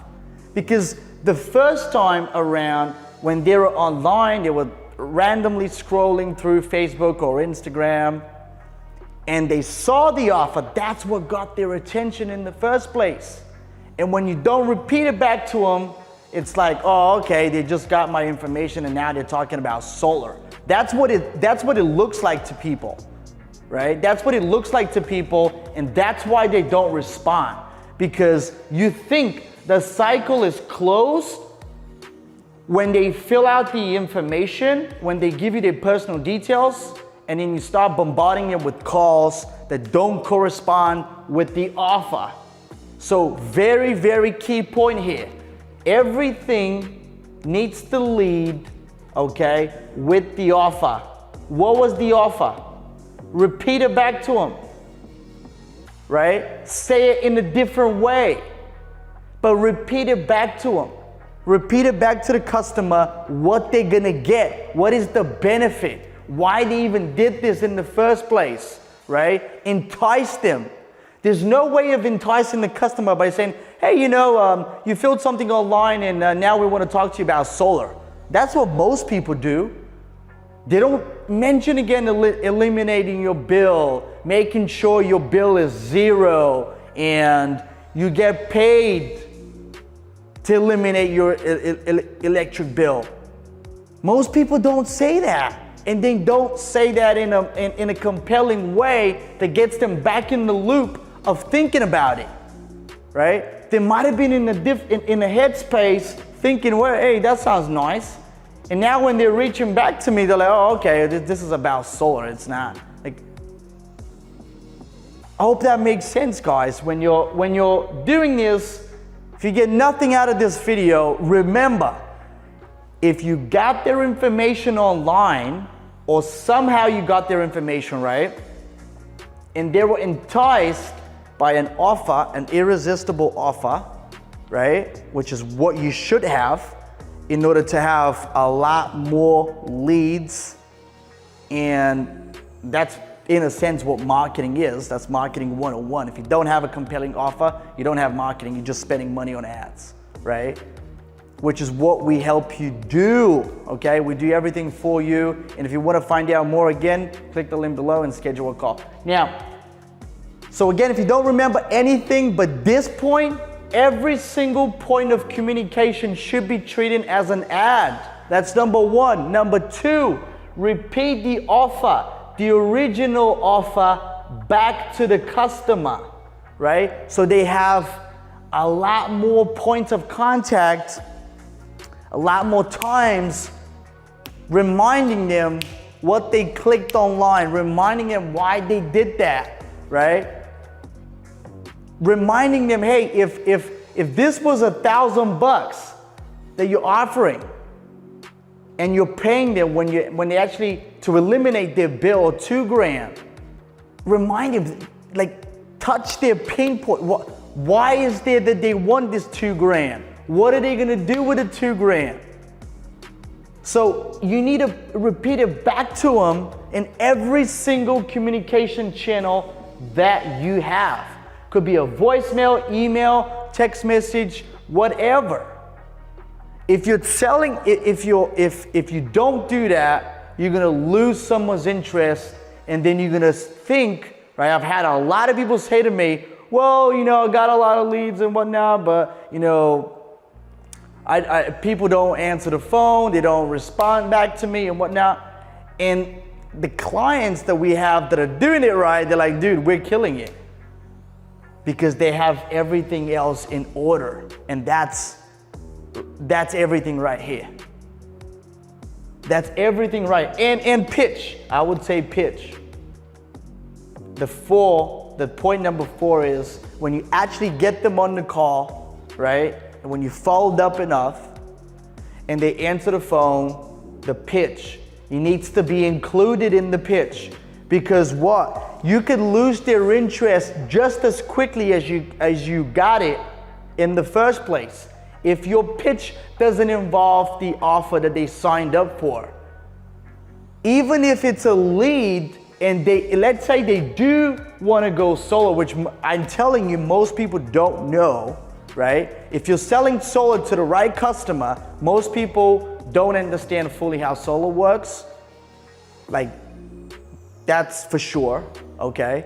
They don't understand how solar works. They don't understand the savings they could be making, and that's the most valuable customer that you could have. Someone who knows very little or next to nothing, and they're an open book and they want to learn, and it'll automatically make sense to them, and they're gonna want to buy. But if you don't say it back to them, it's gonna seem like you just got their information and now you want to sell them right off the bat. Like, you're not talking about all the benefits that were mentioned in the ad. You can lose the customer just as quickly as you got it initially. And so that's the point of the pitch. Include it. Make sure you're buying yourself. That's probably something for another video, but when you're pitching a customer, you shouldn't treat someone as if they've already bought, okay? You should treat it as you're still buying yourself time. You're buying yourself time with the customer to stay on the phone with you. You shouldn't think that this customer is just, we figured it out and they want to move forward, so I'm just going to be laid back and chilled and just talk to them.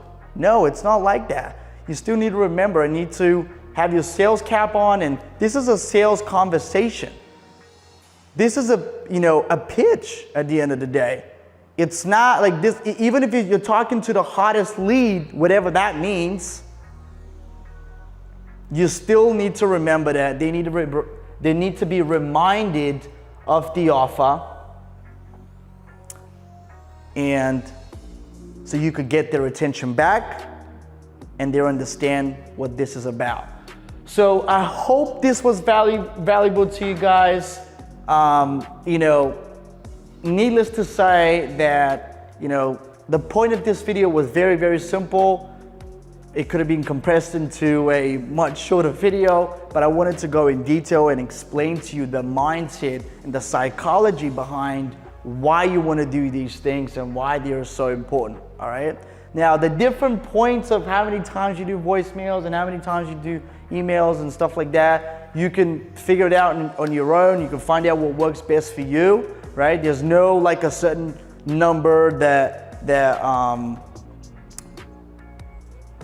makes sense for everyone. Okay, so try it out, see what makes the most sense for you when you do your follow-up. We do have some recommendation in our paid training that we do, but that's still not 100%. You shouldn't take it as if that's the only way to do it, okay? What's the most important out of all, it's not how many times you do it, although that's important too, but you can find out very easily. If you're doing the right follow-up, you can find that out very easily what the number is for you, right?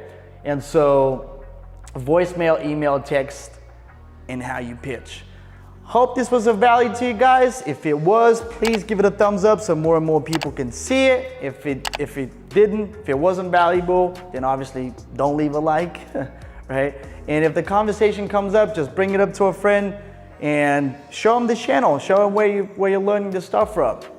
Until next time, keep being awesome, and I'll see you again on the next video. Take care. In this video, I'm gonna give you everything you need to know in order to be successful in solar. Coming up. All right, guys, thank you so much for tuning in once again to another solar video on the channel. My name is Ivan, and I own a marketing agency that specializes in solar growth and solar sales. So if you are interested in growing the company, you can check out the first link in the description box. All right, that's as much selling as I'm going to do in this video. I want to be giving you value, and on that note, if you do receive value from any of these videos, please, please, please do me a favor and give us a thumbs up, all right? Give us a thumbs up. That will help us all grow, okay? And more people will get to see this stuff, all right? And we'll be able to help. So make sure you reciprocate, okay? If you give value, make sure you get it back. You give back, all right? Now, if you don't receive any value, then obviously don't share it, don't like it, don't subscribe to the channel, don't do anything, and I'm sorry for wasting your time. But if it's otherwise, please go the extra mile and do that. I highly appreciate you doing that. All right, so without further ado, I want to give you everything you need to know in order to be successful in solar. Why? Because I want everyone to be successful, because solar is that type of industry. You could be successful in a very short period of time, because the most crucial thing about solar is that it sells itself. You're removing a massive burden for people, which is their utility bill, their electricity bill, and you're replacing that with a lower monthly payment. That's the premise of solar.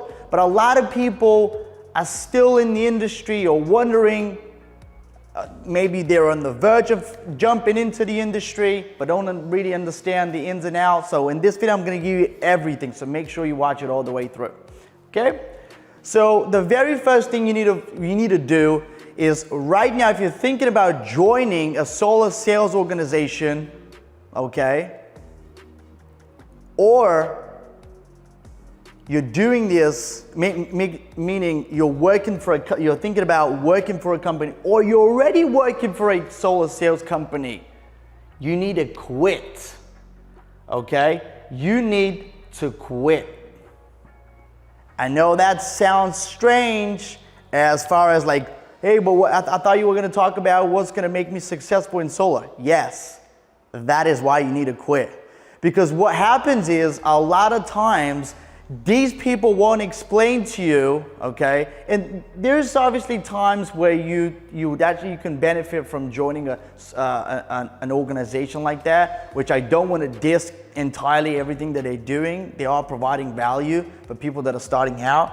And there are some organizations that have structured it in the way to where you're getting residual income and stuff like that, but it's still peanuts in comparison to what you should be making.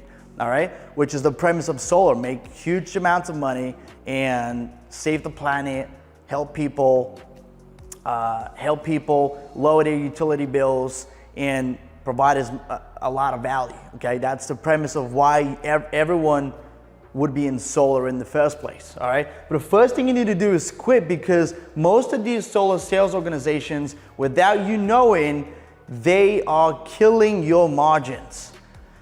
And what I mean by that is, if instead of getting a 6, 7, 8, 10 grand payout, you're getting maybe 2 or 3 grand.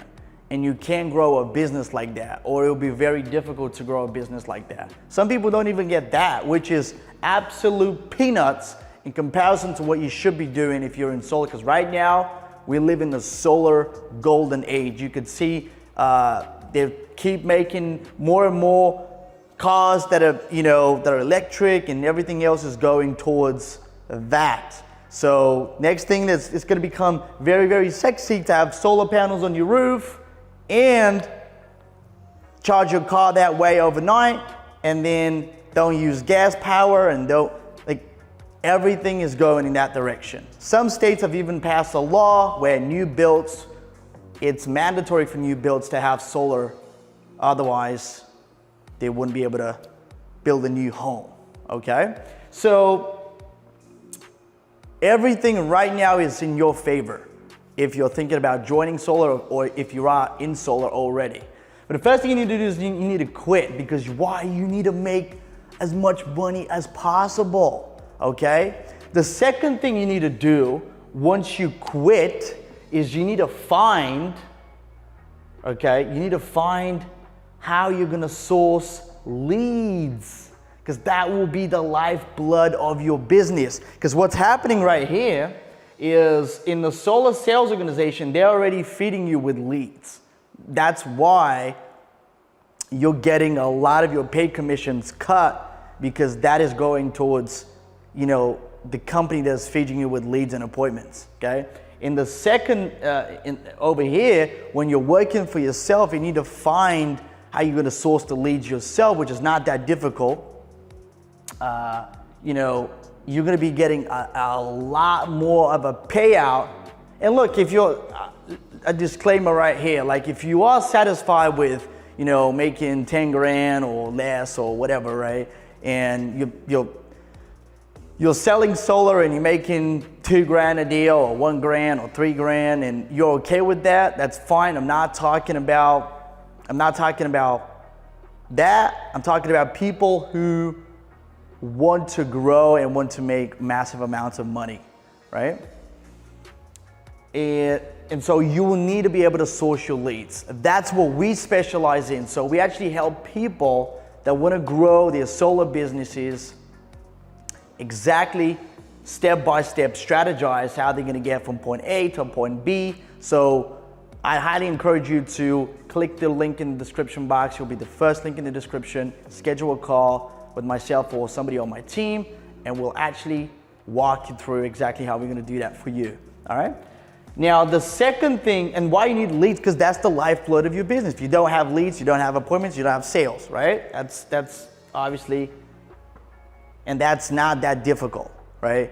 When you start working with somebody like us, we get your leads right away. I mean, in the first 48 hours, you don't have to wait, okay? So it's not that difficult. The third thing you need to make sure you have is you need to make sure you have a red line. If you don't understand what red line is, okay, for the new guys watching this, don't worry, I have made a video about this. So either here or here, you can click and go and watch the video explaining what a red line is. Basically, that's your baseline for what the solar panels and the install will cost, okay? And after that, everything on top of that is pretty much profit.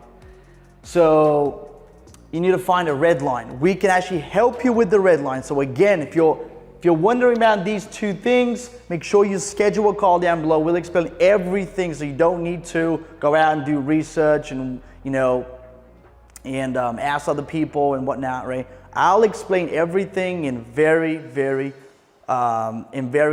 much detail, exactly how to get you leads and how to get you a red line. We can actually give you a red line too, right? You need to make sure you have a red line, and that's in multiple states, not just in one state, because that gives you the ability to sell outside of where you are right now, okay? And that's very important, okay? I've talked about this in other videos, so I don't want to talk about it too much, but red lines is the next thing you need to worry about. Then once you have a red line, you need to make sure you know how to sell, okay? You need to make sure that you have a process that you can, so selling and follow up. What I will follow up, it is a part of selling. So I would say that's one, but you need to know how to sell, okay? So you need to make sure that you know how to sell and you have scripts, you know how to schedule appointments, you know how to follow up with people, how to get their interest and all that good stuff. But in the sense, that's everything that you need, okay? But here you need to make sure that you can sell from a distance. Very important too, okay? That you're not confined to where you are right now, because you might live in Louisiana or some other state or whatever, right? In the state that is not good for, or it's not flourishing yet, right, in solar. There's other states right now that are booming that we can help you with. We can help you find out what these states are. We can tell you what these states are, and you can start selling there literally almost instantly. So those are the 4 things. To sum it up, guys, very simple. I've already made videos about these all in different videos, so go ahead and check some of the videos on the channel. Those are very sort of like down to the point and very informative videos. So I've tried my best to not waste any time doing them and explain as much as I can. So first thing is quitting. If you are working for a solar sales organization or you're thinking about working, just quit, okay? Quit thinking about it. If you're already doing it, quit. You need to quit, all right? Second thing is leads. You need to find out how to get you leads, and that we can help you out with. Just schedule a call down below. Red line, same thing. We can get you a red line, and you need to make sure that, by the way, you don't need to get the red line from us. If you have another source that you could trust, that you know you're gonna get paid on time, you know they're not gonna screw up on, they're not gonna screw you up on having a bunch of adders and this, that, and the other, right? Promising the world, and then really nothing comes to fruition, or it's not the same as what they promised, right?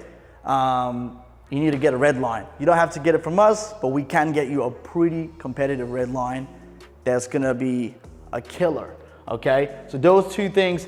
And then fourth is you need to know how to sell, follow up, and close, okay? You need to know how to sell, all right? So those are the 4 things. I hope this was of value to you. Honestly, this is everything you need to be successful in solar sales. If you are thinking about joining, or if you are already doing it, guaranteed you could absolutely make it happen. I mean, I've had all kinds of people join our program and absolutely crush it. So it doesn't matter where you come from, the color of your skin, it doesn't matter. Anybody could do it. If you're not opposed to talking to people, which is most people, right? You can win at this game called solar. So I highly recommend you to schedule a call down below. If you haven't subscribed yet to the channel, make sure you do by clicking the link down below. And if you enjoyed this video, give it a like. If you don't, okay? And so until next time, keep being awesome. Let's sell more solar, and I'll see you again on the next one. Take care. In this video, we're gonna talk about why charging high prices in solar is the best possible thing you can do for your customer. Coming up. All right, guys, thank you so much for tuning in once again to another solar video on the channel. All right, my name is Ivan, and I actually have an agency where we help people with solar growth and solar sales. Solar growth meaning we help you out with the lead gen, the lifeblood of your business. All right, but in this video, I'm going to talk about a very controversial topic that not many people will go out publicly to talk about this. And quite frankly, most people don't actually think what I'm about to say and don't believe what I'm about to say because they haven't thought it through, okay? But in this video, I'm going to show you why charging high prices in solar, which means not being the cheapest guy in the block, is going to save you from sinking your business, and why that is, in addition, the best possible thing you can do for your customer. All right. So in this video, what I'm going to do is, without further ado, I want to give you 2 examples. All right. So if you're brand new to solar and you don't know what the terms red lines are and dealer fees and stuff like that, you can check out some other videos on the channel here or there, right, that will explain what those are. But for the purpose of this video, I'm going to give you 2 examples, and I'll show you exactly why charging high prices in solar will benefit not only you, but the customer, and it will ensure you grow your business a lot faster, a lot smoother, and it will ensure a very, very, very top-notch customer experience for your customer. All right. So I'll give you 2 examples to start off with. So for example, imagine that you're selling a system, all right, and let's say it's a 10 kilowatt system, okay, for easy math's sake, all right. I know a lot of people, they don't believe that charging high prices could be actually beneficial to the customer. They think in terms of like being cheap, right? But you can only go so low. And there's always out there in the market, there's always someone out there in the marketplace that's willing to undermine their profit margin so much just so that he can push a few extra panels. I don't like doing business that way. I don't like any of my clients doing business that way. And so you get the point, I'm sure. So let's say in those 2 examples, you sell a 10 kilowatt deal, and your red line in both those scenarios is $250 a watt, which is a very reasonable red line, okay? $250 a watt, all right? And over here, you've got $250 a watt as well, right? Right. Now, over here, let's say you sell it for $3. Sell it at $3 a watt. And that is before dealer fees, by the way. Again, if you don't understand what dealer fees are, don't worry. I have a video explaining what those are, so you can check them out. And over here, you're selling it at $3 a watt, okay? Which means that if anything goes to plan, meaning, what do I mean by that? Which means that is your red line that doesn't include adders like, you know, changing the main panel or something little like that will cost $1,000 to $2,000 to $3,000 off your client's system. And that's if everything goes to plan, which means there is nothing else to be done, right? Which it could happen a lot. So you get your 50, so the difference is what you actually make is 50 cents a watt, okay? 50 cents a watt. 0.5, all right? That's what you do, all right? So technically, if you're doing 50 cents a watt times by 10 kilowatt, that's 10,000. So what you will be making is, your profit is literally $5,000, which is not bad, okay? That is not bad at all. $5,000 on a 10 kilowatt deal. Not every deal is gonna be a 10 kilowatt though. I take this as an easy math sake. All right, and over here, you're gonna sell it at $3.50 a watt, okay? So in this case scenario, you're making $5,000 on a 10 kilowatt deal. On this one, you're making $10,000 on a 10 kilowatt deal, okay? If everything goes to plan.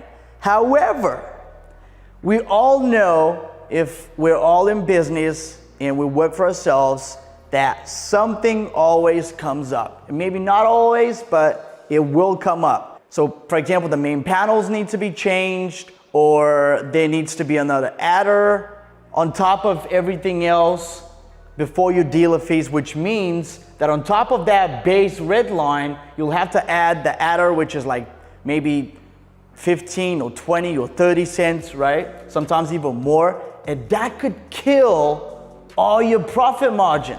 Over here, you're killing it. Absolutely killing your profit margin right here.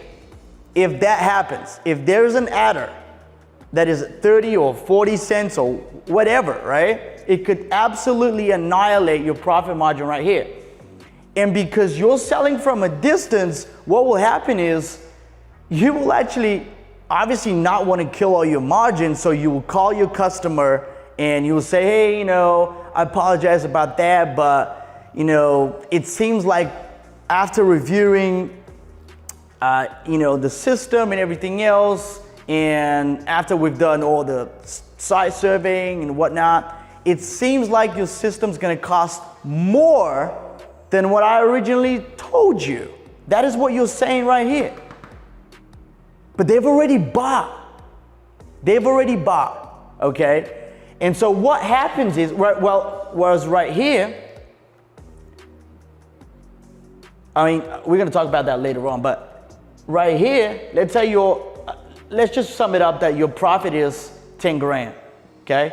$10,000 profit right here, okay? In this second scenario. But in the first scenario, what you're gonna have to do is you're gonna have to call the customer, say, hey, Mrs. Potter, we're gonna have to, you know, increase, I'm gonna have to send you another contract to sign. And what you're doing is you're telling the customer that not only is gonna be, because they're already having to wait to have the system installed on the roof, you're telling them that it's gonna cost more than what you originally told them, which is what they agreed upon, all right? Which will increase their monthly payments and everything else like that. The monthly payments might not be a lot, increased by a lot, but it is a psychological resistance in their brain, in the customer's brain. And so what happens is you call it, imagine you buy a car, I'll give you an analogy for that. Imagine you're buying a car, you go to the car dealership, you get a, whatever, a 2016 Chevy, right? And you buy it for $20,000, right? But the car has to be delivered. And you've already, for example, paid or you've left a deposit for the car so they could deliver it for you. And a week later, the guy calls you up and say, we're gonna have your car next week, sir, but, or madam, but however, that's gonna be $25,000. So it changed, the original price, it changed, and I'm so sorry about that. So you're gonna have to come in and sign another contract and whatnot, right? What are you gonna think? Wait, hold on a second, right? I signed up to something completely different. So what happens is this, even if you know you're buying a car at a very, very good discount, and maybe 25 grand is still a good price for the car, but it's the psychological resistance that you will have as a customer to that dealership buying the car, that you're automatically gonna put the brakes on everything and say, wait, hold on, I want to think about it, right? And that's what you don't want to have when you're selling solar, okay? Because that, ladies and gentlemen, can lose your sale right here. That could lose your sale, the fact that you're creating inconvenience for the customer by telling them it's going to cost them more, by increasing their monthly payments, and, having to send them another contract. They have to read it again, right? And then sign it. So everything changes. And so you're ruining, just by doing that, you're charging them less, but you're ruining the entire customer experience, because as I've given you the analogy with the car, right? It's exactly the same thing over here. What the customer wants to know is, hey, I got sold, all right? And now I'm gonna need to wait. Now I'm gonna need to wait. I don't need to do anything else. The guy was very nice, explained it to me well. I now know how solar works. I understand the permitting and everything else. It's gonna take a little bit of time, but I'm willing to wait because there's no other way around it, right? But now I get called up and, the guy's saying that's gonna cost me $5 grand more, or whatever the amount is. So the total loan amount actually changes. They're buying the system outright. And so over here, so you're gonna have to do that or kill your margin, which you don't wanna do, because you have salespeople you gotta pay, all right? If you're a solar sales organization, if you're working for yourself, you just killed your margin right there, right? And your business is ruined that way. Not with one deal, but if that's a regular occurrence, you're gonna start to rethink your being in the industry itself and think that it's a bad industry. No, it's not. You're just doing it wrong. And I'm proving it to you. On this example right here, where instead of $5 grand, the profit is double. Should anything happen, and they have a $2,000 adder, $3,000 adder, or even $5,000 adder, right? Which is almost impossible.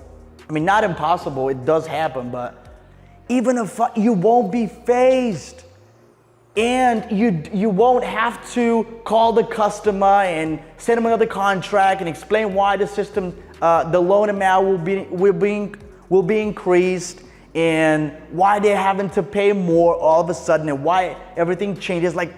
So when somebody buys and they don't get what they promised at the beginning, they're already having a buyer's remorse, right? Regardless of the outcome, right? Even though they're waiting for it, the system hasn't been installed yet. So they're already having a buyer's remorse, which every customer could have at any given moment after the sale has already taken place. You're bugging them with that shit. You're telling them that they need to pay more. And they have not only that, but they have to sign contracts and everything else, right? So over here, even a $5,000 adder from your installer will not phase you, because guess what? You're not gonna be calling Mrs. Potter and telling her that she needs to pay that out of her own pocket again, right? And you don't have to send another contract to sign. She doesn't have to read anything more again. It's a seamless experience because you can cover everything, right? Let's say it's a $5,000 adder. Let's say you've shit the bed or after the site surveying and you had a bad luck on that one, and there's a $5,000 adder, okay? Adder. Well, you're still profiting $5,000 on a deal that is just, that could have been screwed if you did this, okay? In example number one. But over here, you're still profiting $5,000, right? And so I hope this makes sense, guys. I hope you got value out of this video, but I really want you to understand that selling at a higher rate, it's not just for you and just you pocketing more money. It's actually a lot better for the customer, because a lot of people, it could be the best thing they're buying, but they wouldn't realize it and they would still have a buyer's remorse. And you probably already know that because you've been a buyer yourself and you know what it's like being on the other side. And so you want to be able to create as seamless of an experience as possible for the buyer or for the customer. And so in example number one, you're most likely are not going to do that. And if you did want to still act like example number two, it would just kill your business right there, right? And you don't want that to happen. So the best possible thing you can do, I hope that served you as a proof as to why charging high prices could actually benefit not only you, but the customer. If you haven't subscribed yet to the channel, make sure you do by clicking the link over here or down below. And like this video if you like the content of this video, if you want me to keep posting these up on the channel. I've actually gotten very good feedback about those, so I'm gonna keep posting them, because there's no one out there really making content like this. I wanna make sure you guys are winning, all of you watching this video. I wanna make sure you guys are winning on a massive level. And it took me a while to understand this, all right? But once I understood it and it made sense, it absolutely changed our business. It changed the business for some of our clients that started to implement this, that hadn't implemented it before coming to us. And so I know it's gonna make a lot of difference in your business as well. So if you're starting in solar, or you're already an operating organization that sells solar, and if you wanna grow your business, the first link in the description box will be to schedule a call with myself or my team, and we'll strategize and we'll show you exactly how we can do that for you in a very, very quick way. We don't have our clients wait for it, actually get the results pretty instantly. So if we're not able to help you, we'll let you know. We're not that type of agency that just promises you the moon and the stars and then under delivers. So I hope you got a lot of value from this video. And if you did, again, give it a thumbs up so it boosts it up and more people can see it. And if you've gotten value or you learned something new, please share it with a friend, with a like-minded friend in the industry, or share it on Facebook in a Facebook group or whatever, right?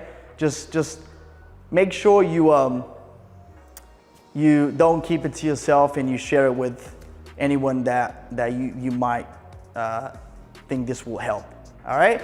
So until next time, keep being awesome, and I'll see you again on the next video. In this video, we're gonna talk about how to grow your solar business even during the pandemic. Coming up.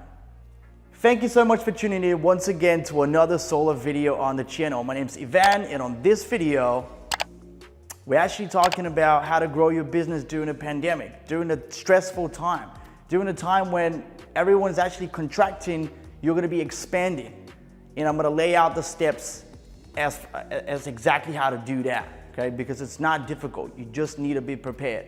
And obviously it's better to be prepared than not be prepared, right? So there's a few things you need to do to ensure that your business stays afloat. Doesn't matter what industry it is, but I'm talking to you guys that are in solar.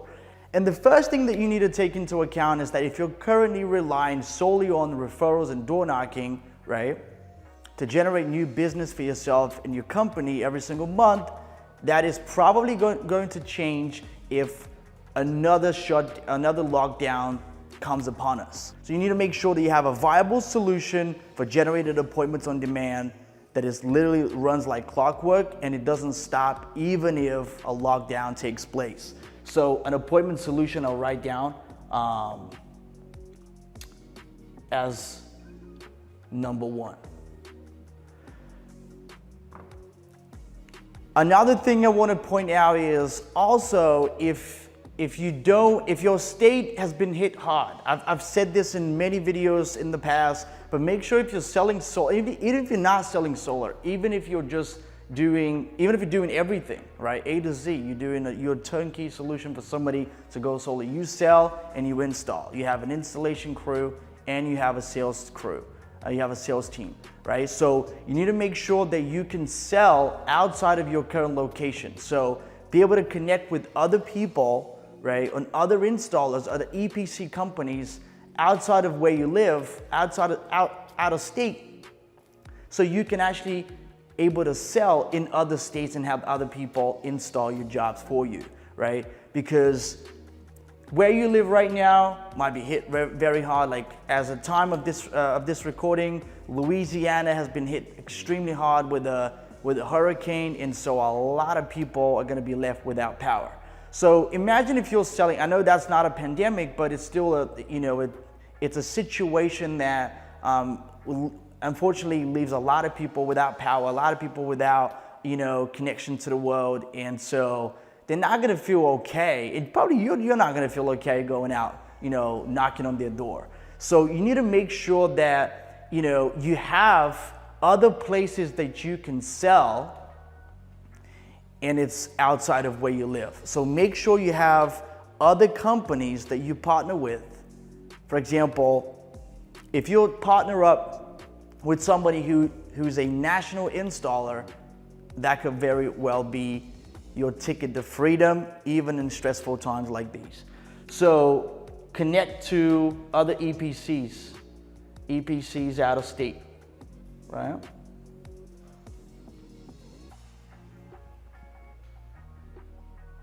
And number three, you need to make sure that you can actually sell and you can accommodate to the new way of selling, which is remotely. You can be using platforms like Zoom, you can be using Google Meet, you can be using the telephone, right? I can tell you what works best for us is probably the phone, because it creates less friction for the homeowner, and we can actually get to talk to them without, expecting them to be tech savvy to join a Zoom meeting or a Google meeting, right?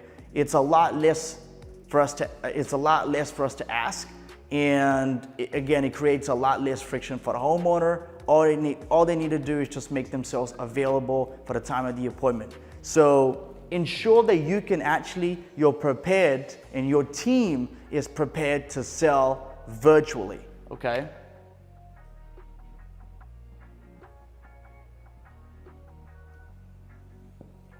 And a lot of people are like, well, those things seem very obvious. Those are things that everybody knows, right? And to a degree, that may be true, but you also need to ensure that you don't fall victim to either one of those things that I've just listed on the board, and you're actually prepared. I would probably say that the main thing you need to worry about is preparation. Hey, what happens if that actually takes place? What happens if I can't sell where I'm currently selling? Am I able to do this even if I'm selling out of state, right? It's not difficult, you just need to be prepared. So really the reason why I wanted to make this video, guys, is because there's a lot of people out there that think,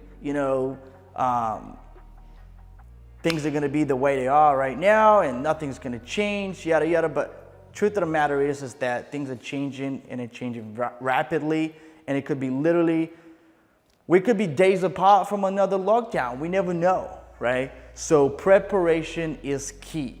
The main thing to keep in mind is to always be prepared and to ensure that you actually staying on top of things by being able to sell from a distance, have an EPC that's out of state, and make sure that you have an appointment generating solution.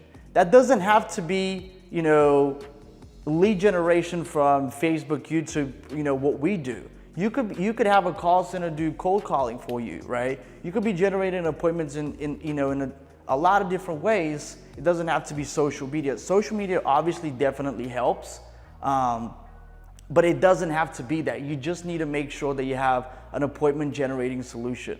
Something that could keep your guys' calendar, even during the time of a pandemic.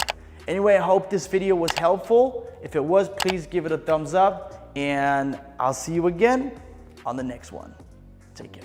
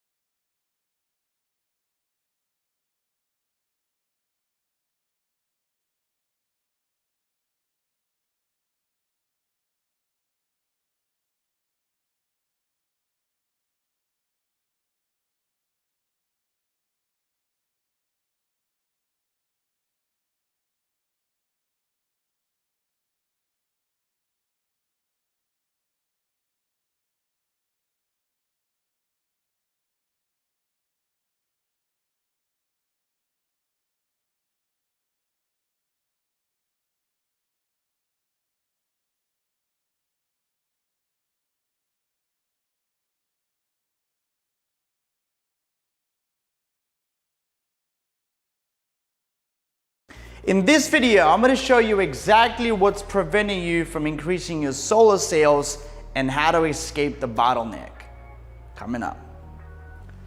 Hey, welcome back to another video on the channel. My name is Ivan and I own a solar growth marketing agency. We focus on solar lead generation and solar sales. So what I wanted to do in this video was actually give you some practical and realistic ways that you can prevent or escape the bottleneck if you're in solar sales, right?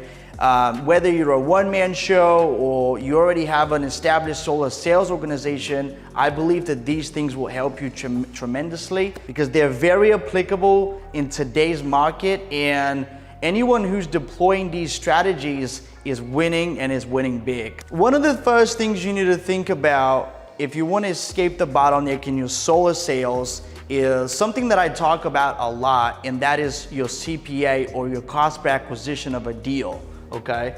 So number one, I will put down on the board as a CPA.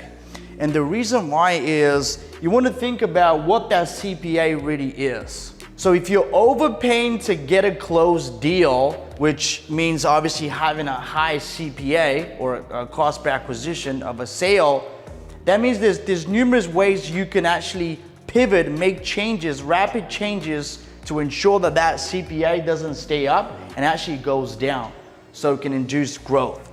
And one of the first things you can actually do is you can ensure that you, number one, find low-hanging fruit markets, okay?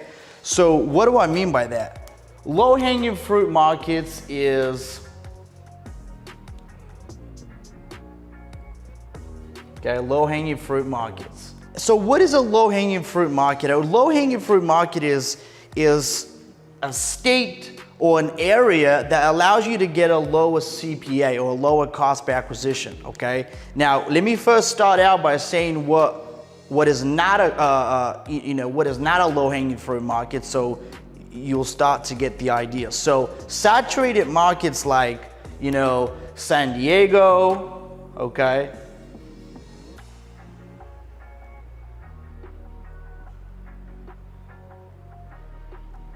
What else? Vegas. What else? Another market that could be is, for example, Houston.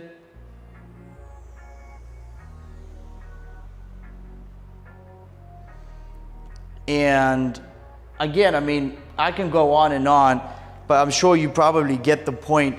Markets that are already saturated, instead of, for example, targeting San Diego County or Vegas or Houston, I know those probably seem like very attractive markets to anyone who's out there and actually is already selling solar in those markets, and I can tell you that if you're already doing that, you're greatly limiting your ability to grow by already having a higher CPA than it should have been, okay? So if you go to markets like, for example, I'm going to give you an example. So if you go to markets like, Utah, okay? If you go to markets like Utah, if you go to markets like Idaho, okay? If you go to markets like Massachusetts,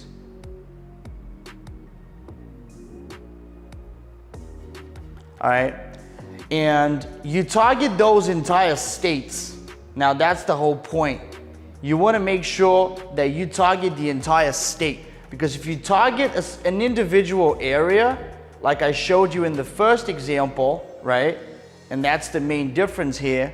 For example, San Diego is a saturated market, right? If you were to target the whole of California, your CPA would look a lot different, okay? Now, the reason why I'm trying to point this out here is because this will give you a much lower cost per acquisition, okay? Even if you were to go in these markets and say, okay, I want to target the entire state of California, right? Or I want to target the entire state of Nevada, okay? Or the entire state of Texas. You would be much better off, in getting a lower cost per acquisition than if you were to target individual spots. Now, I understand if you have a ground team, that could be very limiting, but that way, a lot of the times you could actually be limiting your growth by way overpaying for a deal, to get a deal closed, basically, which again refers to the cost per acquisition.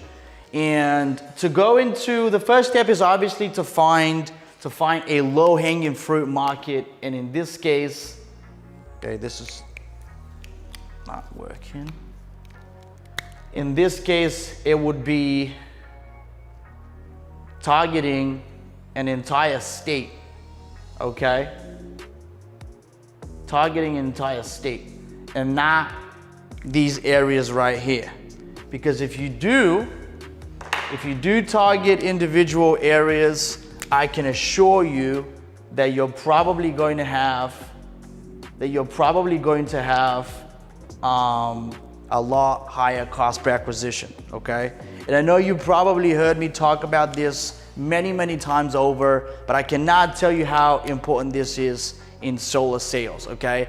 Time and time again, we get somebody on the phone and he's like, hey dude, I've just got a couple of zip codes, can you target those? And what would be my cost per lead or cost per appointment, whatever, right? And I'm like, dude, you're working with an installer, right? You have a solar, I'm talking to the guys that own sales organizations, right? I'm not talking to the companies that actually install in a particular area. If you're a solar sales organization, it is your responsibility to push to markets that are low-hanging fruit markets, all right? You're not an installation company. You have the luxury to go in any market that allows you to get a deal for as cheap as possible, okay? And what that would allow you to do is, number one, it would allow you to be more profitable. And when you're more profitable, you can actually go ahead and pay your sales team a lot better. You can put more of the marketing, more of the profit back into marketing so you can grow a lot faster. And so if you have a sales organization and you're not doing this, you're not utilizing the low-hanging fruit markets, and you can reach out. I can tell you more about what those markets actually are. You can schedule a call down below. It's free, so it's either going to be myself or somebody on my team, and we'll tell you exactly pretty much what those markets are. I'll probably make a video about this, an entire video about what the low-hanging fruit markets are. But the main thing you need to focus on, if you don't get anything else off this video, but just remember this. Try not to target individual cities, zip codes, and those type of things. Like, try to go after an entire state, okay? And once you start doing that, it would make a lot more sense to you, okay? And you see your cost per acquisition drop immediately. Doesn't matter what kind of advertising you're putting out there, what kind of leads you get, all right? The moment you limit someone, okay, or even the platform, if you're doing marketing inside your company already, if you do it internally, just by doing this, your cost per acquisition is through the roof, okay?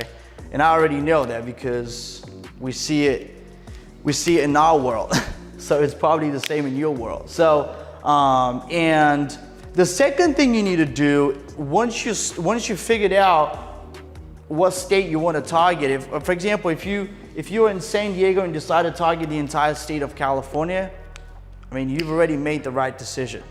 Now, if you're a sales organization, the second thing you need to do after you've allocated what the low-hanging fruit market for you is in this situation, is to be able to attract more high-quality salespeople and keep them. Okay, so, and that you can achieve by providing a unique opportunity so people can see the potential in growing within the company. One of the good ways to achieve that is to ensure that they don't have to just come on board and learn a few techniques on how to knock doors and whatnot, but you actually have a system for generating leads on autopilot, like every single day, that they could sit in the well air-conditioned office instead of going out there and sweating their nuts off, okay, in a 95-degree heat. If you have the opportunity, so somebody that is already selling solar, which means you don't have to train them up from scratch, and they can already come into your organization prepared to win. And one of those things is to basically make sure that you have leads, okay? Don't just teach them how to do it and then send them to the doors to go and knock doors, because that anybody can do, okay? If you think about this, it's not a unique opportunity. Maybe you have figured out a slightly better technique than everyone else, and the conversion rates, you know, of those at the doors of your setters, right, are much better than your competitors. But still, it's not a unique opportunity. To ensure that you have a unique opportunities, you need to make sure that you have leads that your sales guy could call, right, or an appointment generating solution. Again, no pun intended, but I've seen this time and time again in sales organizations. Good quality people leave because they don't have an opportunity to grow within the company, all right? So second thing is, honestly, just make sure that you have leads and appointments, okay? I don't care how you're gonna do that. You just need to figure this out, okay? If you're gonna grow anything, you wanna make sure that you scale a sales team and you know how to generate leads, okay? So leads and appointments.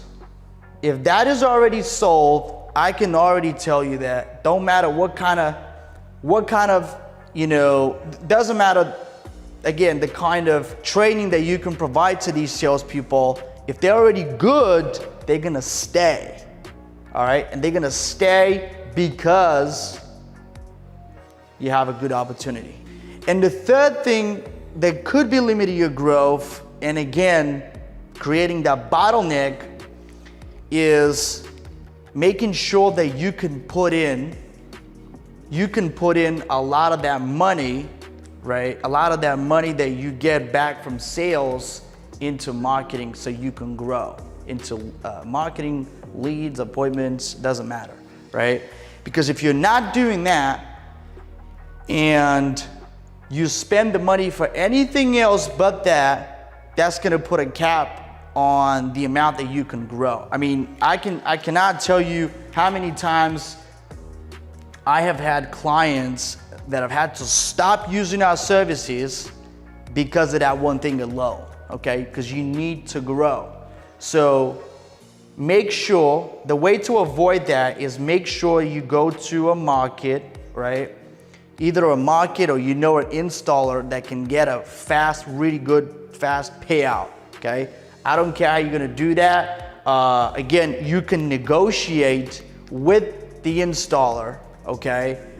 A scheme where, you know, you get paid 30% or even up to 50% up front once the deal is closed, and then obviously 50% on the back end at M2 once deal gets installed, right? Now that is your responsibility to ensure that, but I cannot tell you how many times I've seen that create such a bottleneck for a lot of companies that could have been otherwise growing at a steady pace, okay? So ensure that you have a fast payout, okay?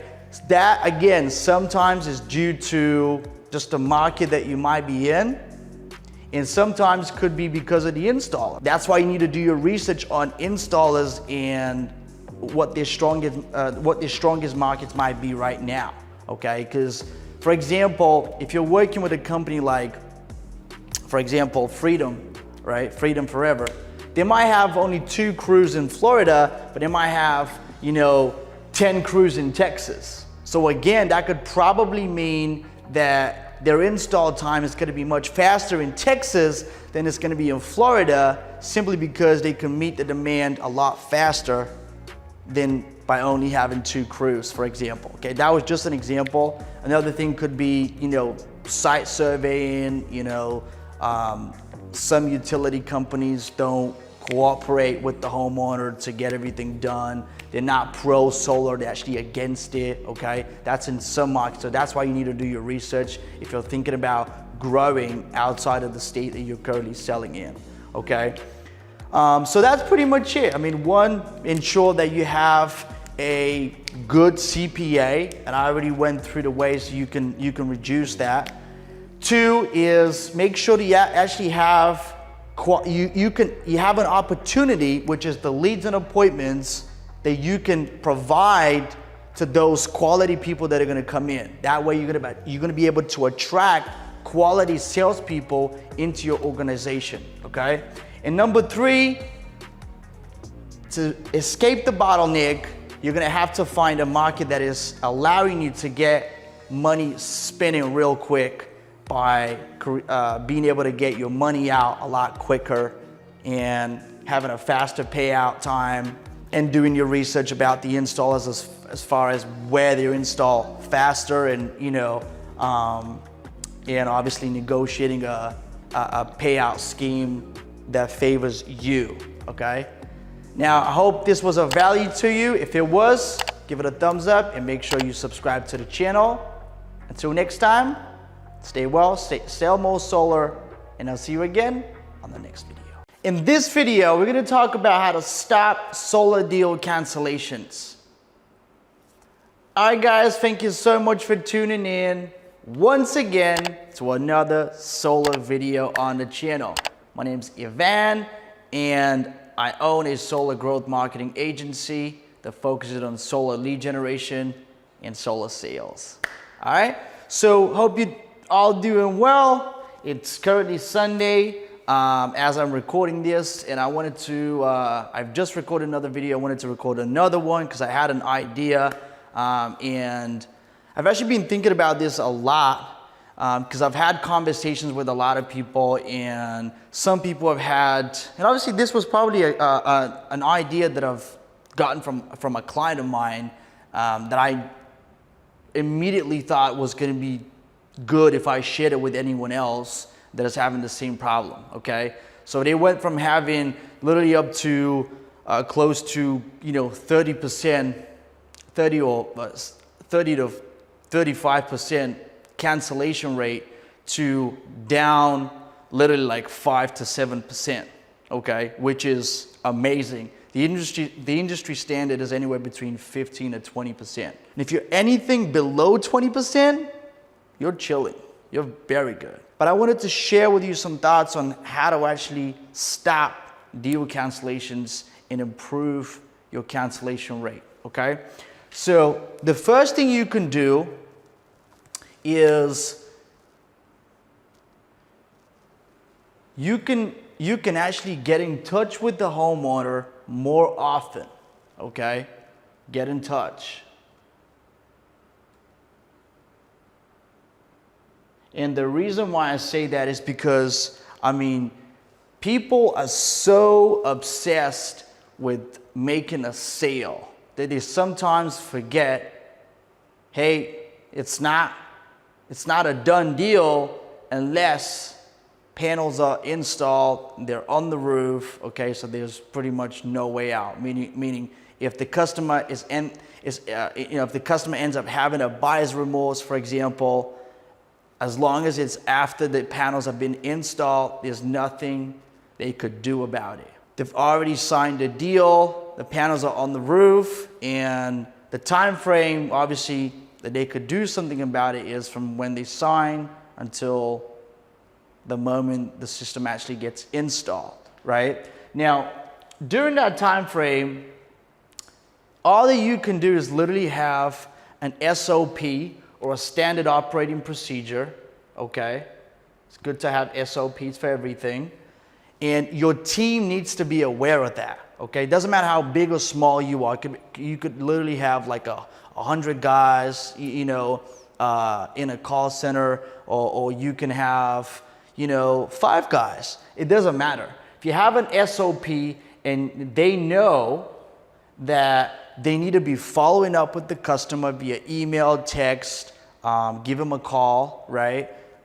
A weekend, 2 weeks, just to ensure that they haven't changed their mind, okay? And another thing too is not to change their mind, but to ensure that you're actually keeping in touch with the homeowner and that you care about them, okay? You didn't just sell them the system and then you bounced, right? You care about them, and that's gonna make them wanna stay when the install time, for example, goes on for another month or two that was unexpected from the time frame that you projected initially when you were presenting to them, right? So you need to make sure that they know what's going on. So have an SOP when you're sending text messages, email, okay? You can have a template for everything. Call, okay? Now that could be done by two people. Sales guy, okay? Sales, or you can have an actual contract specialist. Now I was thinking about doing a video about solely around that, the contract, contract. Anyway, you get the point. A contract specialist, that way you can have your sales guys, stay busy selling, okay? Instead of being on the phone, if you're selling over the phone, because that's what we do. Instead of selling, instead of being on the phone, staying on the phone with the customer for another half an hour or an hour, where they could have been handling another appointment, okay? So it's worth actually hiring someone that could be their contract specialist. What do I mean is, as soon as the deal gets sold, meaning they already, you've gone through the soft close, you've already sort of like, they're already asking you about what are the next steps, what do I need to sign, stuff like that. Then once that takes place, the sales guy can automatically push them to could transfer the call to the contract specialist, okay? And so the contract specialist could actually be the one keeping in touch with them, following the SOP that you've created, okay, for keeping in touch with the homeowner throughout the time frame in which it takes to install the system on the roof, okay? So contract specialist, that could be a male, could be a female. It's probably a little bit better if it's a female, because females are usually a little bit more receptive. People are more receptive towards people and towards females, and it could be a little bit better, right? So you can have someone who's doing sales and obviously the contract specialist, and create an SOP around that to ensure that actually staying in contact with the customer, with the homeowner, okay?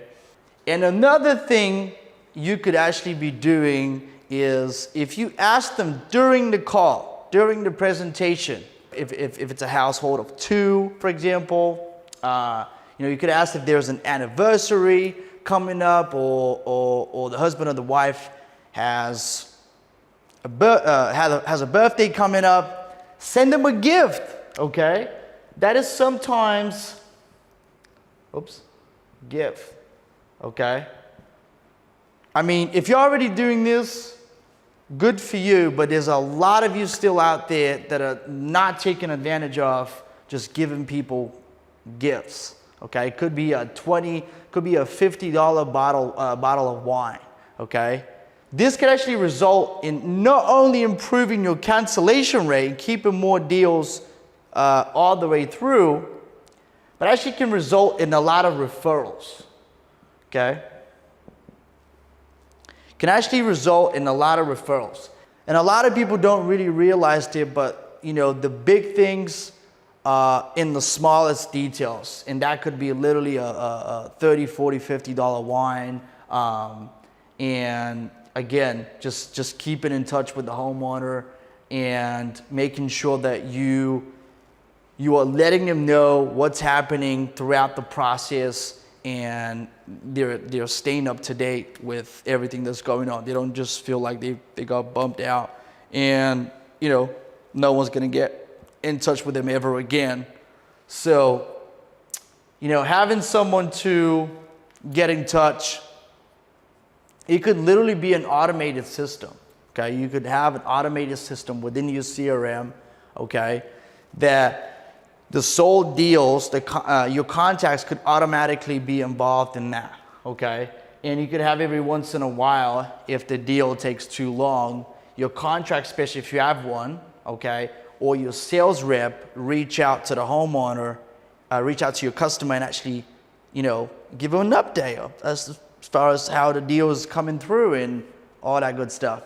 Anyway, I hope this was of value to you. I hope you got the idea. I mean, if you're already having a good cancellation rate and you keep most of your deals through, congratulations. But if you're, you know, for example, around the 20% mark or even higher, that will probably help you a lot, okay? And even if you improve this could probably improve your rate by at least 5%. I can guarantee you that, okay? And 5% sometimes could mean, you know, 100 grand, okay? In a sales commission that could have been lost because you don't have standard operating procedures for following up with the customer once the sale's made, and because you don't pay attention to the small stuff, to the details, okay? So again, I hope you liked the video. If you did, make sure you like and subscribe to the channel. If you're thinking about growing and you want to grow at a fast and steady rate, then make sure you schedule a call down below to talk to either myself or somebody on the team, where we'll go over an exact strategy as far as how to grow your company.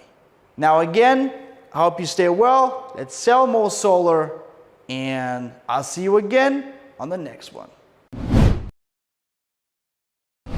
So I spent less than $700 and made what, like over 50K or something like that in commission. It's just, I don't know what the X is on that, but that's just, thank you for you and your team. It's definitely unreal. I'm getting leads for like what, 25, less than that, and it's just I didn't even spend the full amount, and it's just funny to me. That's crazy. And in my first full 7 days, I've had 5 sales, and three are approved. 2 unfortunately did fail credit, which, you know, happens in the solar game. But yeah, no, it's been good, man.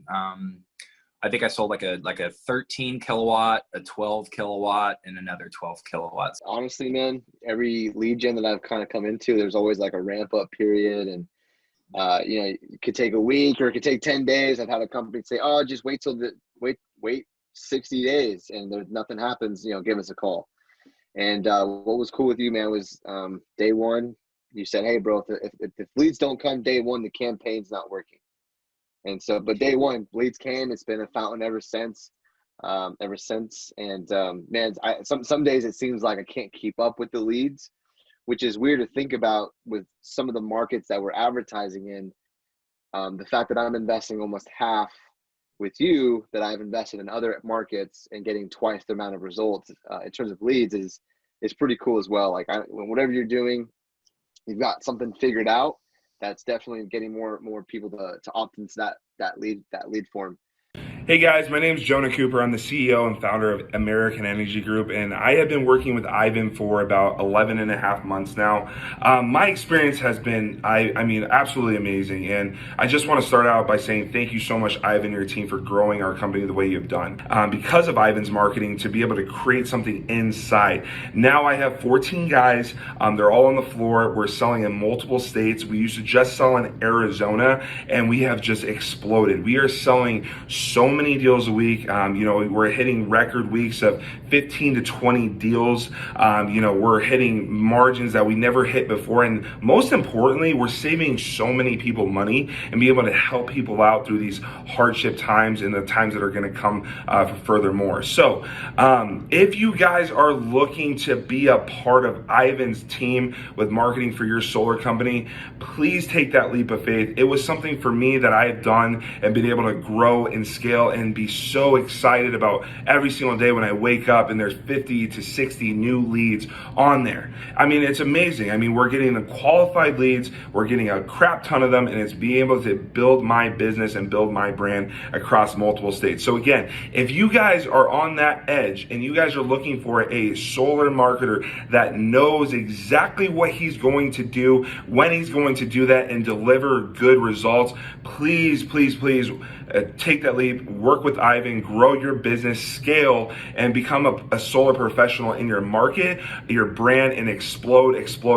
So again, thank you, Ivan, and your team for growing my company. So I definitely think the relationship's been really good. Both yourself and the team really switched on, know what you're doing from the start, so it just makes life easy. You understand solar, which just makes things so much better. Not just another ad agency who says they can do stuff that they can't. I think probably the most impressive thing is how quick you guys have got going. So we started, I think we had the conversation, ads were live 2 days later, and I think we got our first sale 5 days after that.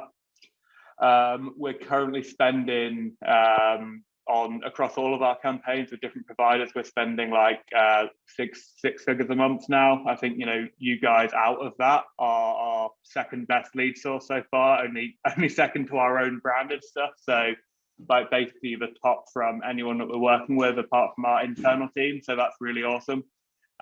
Definitely say that's a part of your process is actually getting it to that point very quickly, which is one thing I love. Lots of other companies come in, they say, yeah, we'll take, you know, a few months to learn it. We'll take a couple of months to understand what we're doing and we'll optimize. You guys straight away, like fired into it, man. And you got sales like first week, getting lots and lots of sales pouring through now. I think, you know, every single day I'm seeing leads from your company selling for us. So yeah, absolute gold dust. Couldn't recommend it any higher, really. Awesome, man. I do appreciate the feedback. What would you say to someone who's on the verge of like pulling the trigger and going for it? I mean, main thing is just dive straight in. I don't think you can really go that far wrong. I've seen you guys about for quite a while, worked with loads of lead gens and, you know, always hesitant to start anyone new. But like, honestly, I'd highly recommend just take the plunge. I think you guys are great to work with. So it's not like you're going to be shafted out. I think that's always a big fear. And, you know, when you're spending a lot of money on it, you're always going to be a bit hesitant, but you know, the money's back straight away. You're making more off of it. Like it's an absolute no-brainer. So yeah, I'd really just go straight for it and just put all of your effort into it as well. For anyone, you know, if you're going to get into it and spend money, make sure you're backing it up as well and work with you guys properly. Don't just say, here's some money, now go do the ads. Just actually talk to you properly. You guys are really switched on as well. The team really know what they're doing. Welcome to another episode of High Energy Ballers, where we bring value. And today I got a baller on here, Ivan Pashov. How you doing, Ivan? There you go. Thanks for having me, sir. I mean, hopefully we can we can bring value to the table today. I think a lot of people have got question marks in their mind when it comes to marketing. So that's where I shine. So Good. Love it, bro. And everybody needs a good marketer. You know, there's a million marketers out there, but a good marketer comes a dime a dozen. And so I'm pumped to have you on here because I know that you know a lot about marketing. You definitely, were pretty impressive the first time we met, which, was actually over social media, which is crazy because that's how everybody nowadays. It's just the power of social media, Yep, for sure. Yeah. So, and I know that, that's kind of how most people are doing their marketing nowadays as well. But, and we'll dive into that. However, why don't we start off just telling people, a little bit about where you're from, what your background is, what your passion is, what you do. Awesome. So I'm originally from Bulgaria. It's a small Eastern European country. I moved to the UK when I was 15. I'm 25 now. I don't know if I should be saying that, but I'm 25 now, and obviously I've been into marketing since I was 19. So in the first 2-3 years, we did a lot of e-commerce, And then I randomly stumbled upon, solar. I didn't know anything about it. The lingo was like Chinese to me, but I learned as I went, obviously. And so, I've been into solar for the past 2.5 years, probably approaching 3 years now. And, we spend over $2 million in advertising spend just in the solar space across, just across America. And it's been phenomenal. The journey has been, obviously we've had some ups and downs, definitely some learning curves at the beginning, but now I really do believe that we've got a system that we can dial in any market that can work, regardless of obviously where you're located. And it works really well when you're doing virtual appointments.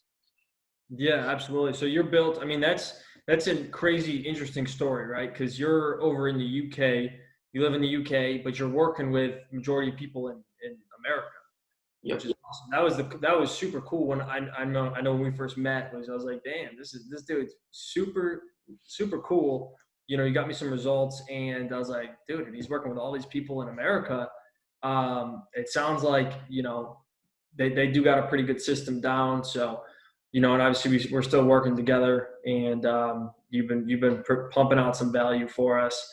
And I mean, that's just cool to think about, though. Like, did you ever think, man, like when I grow up, I'm gonna be marketing and I'm gonna be working with all these people in America? Because, dude, when I'm growing up, I'm like, dude, what do people in other countries do? Like, I don't know. I don't know anybody from Europe. I don't know anybody from China. Like right. Right. No, for sure. It was completely new to me. I think the first ever thing that I did online was I was selling courses. Naturally, I stumbled across somebody. I went into, there's a lot of courses nowadays, but back in 2014, I believe, or 2015, there weren't that many people. It was kind of like very, very new. So I stumbled across,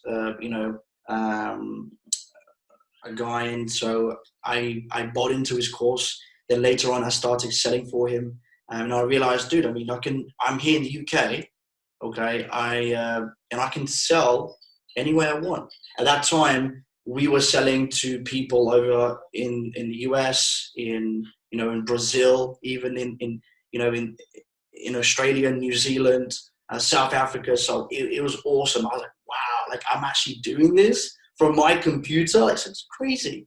So I really do believe that first experience just opened up my perspective as to what's possible.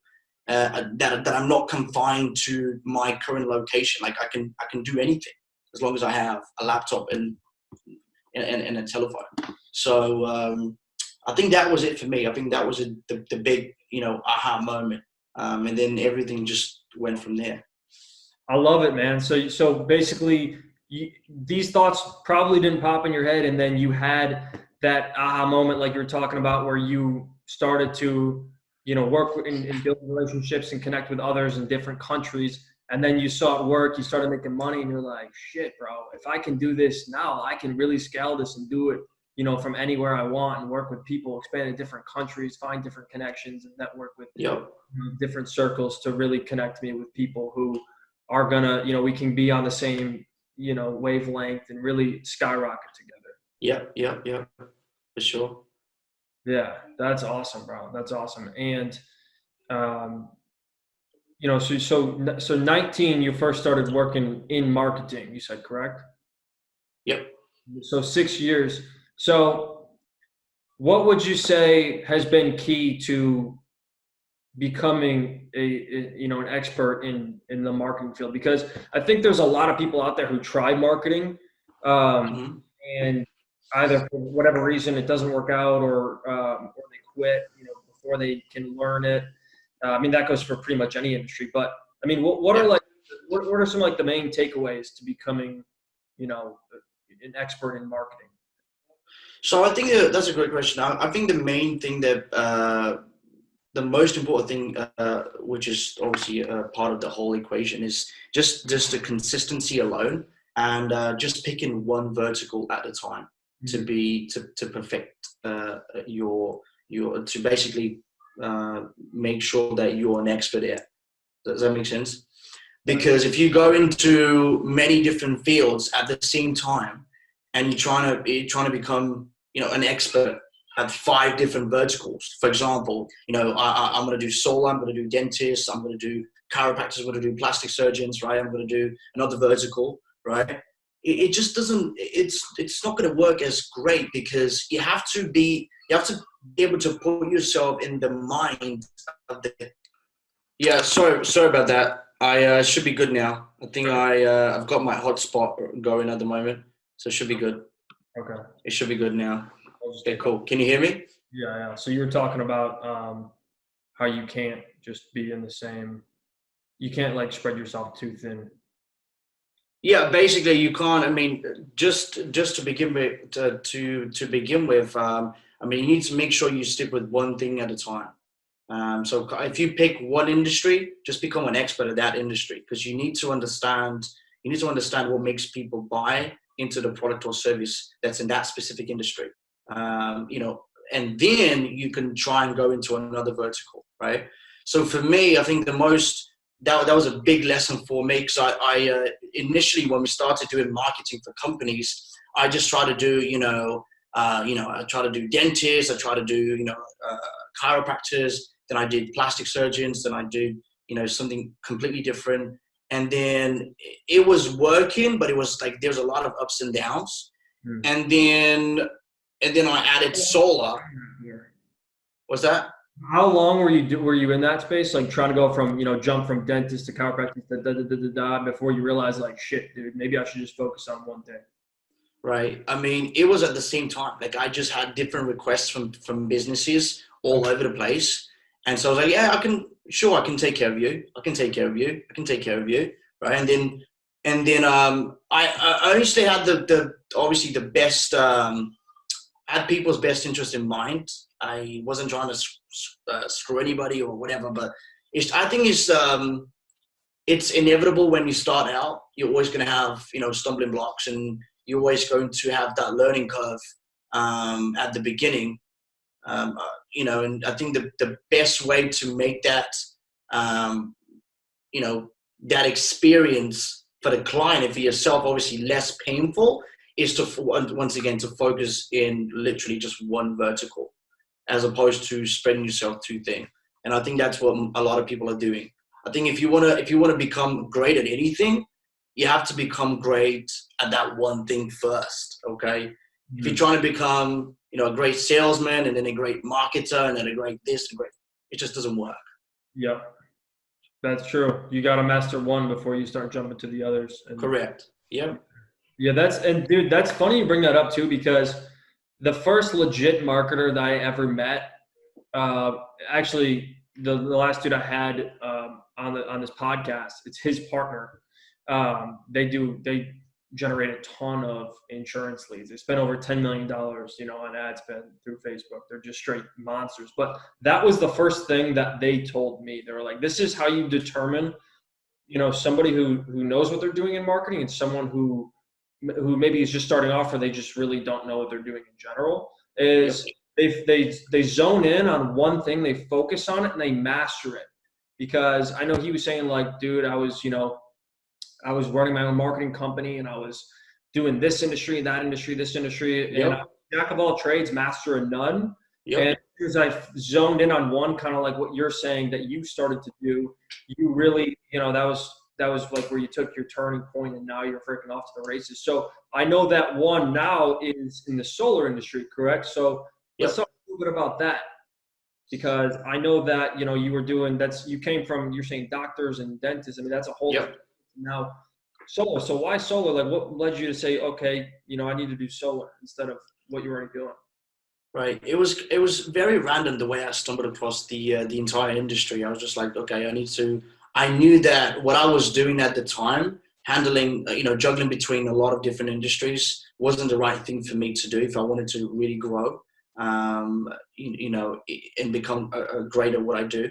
So I wanted to pick one industry, and for some reason I decided to go with solar, and there was honestly no reason apart from I was thinking, okay, so if I was to deliver good results for somebody, and they were to close, one deal, they can basically, their advertising and service charge, whatever we charge at the time, is all paid for from literally signing one deal, which is not a lot, right? So, and I think that was it for me. And I also knew that solar's just here, and there's so much growth in the next few years. And so I think that's what got me into solar in the first place. Yeah, that's interesting. And, one deal is solar is very lucrative. So you essentially were like, I want to be able to help people, in a big way. I don't want them to, I don't want to just help them make $2,000 a week. I want to help them make, 20 plus grand a week if they really want to, if they want to, even if they go out and sell a few deals, and, you win, they win, everybody wins.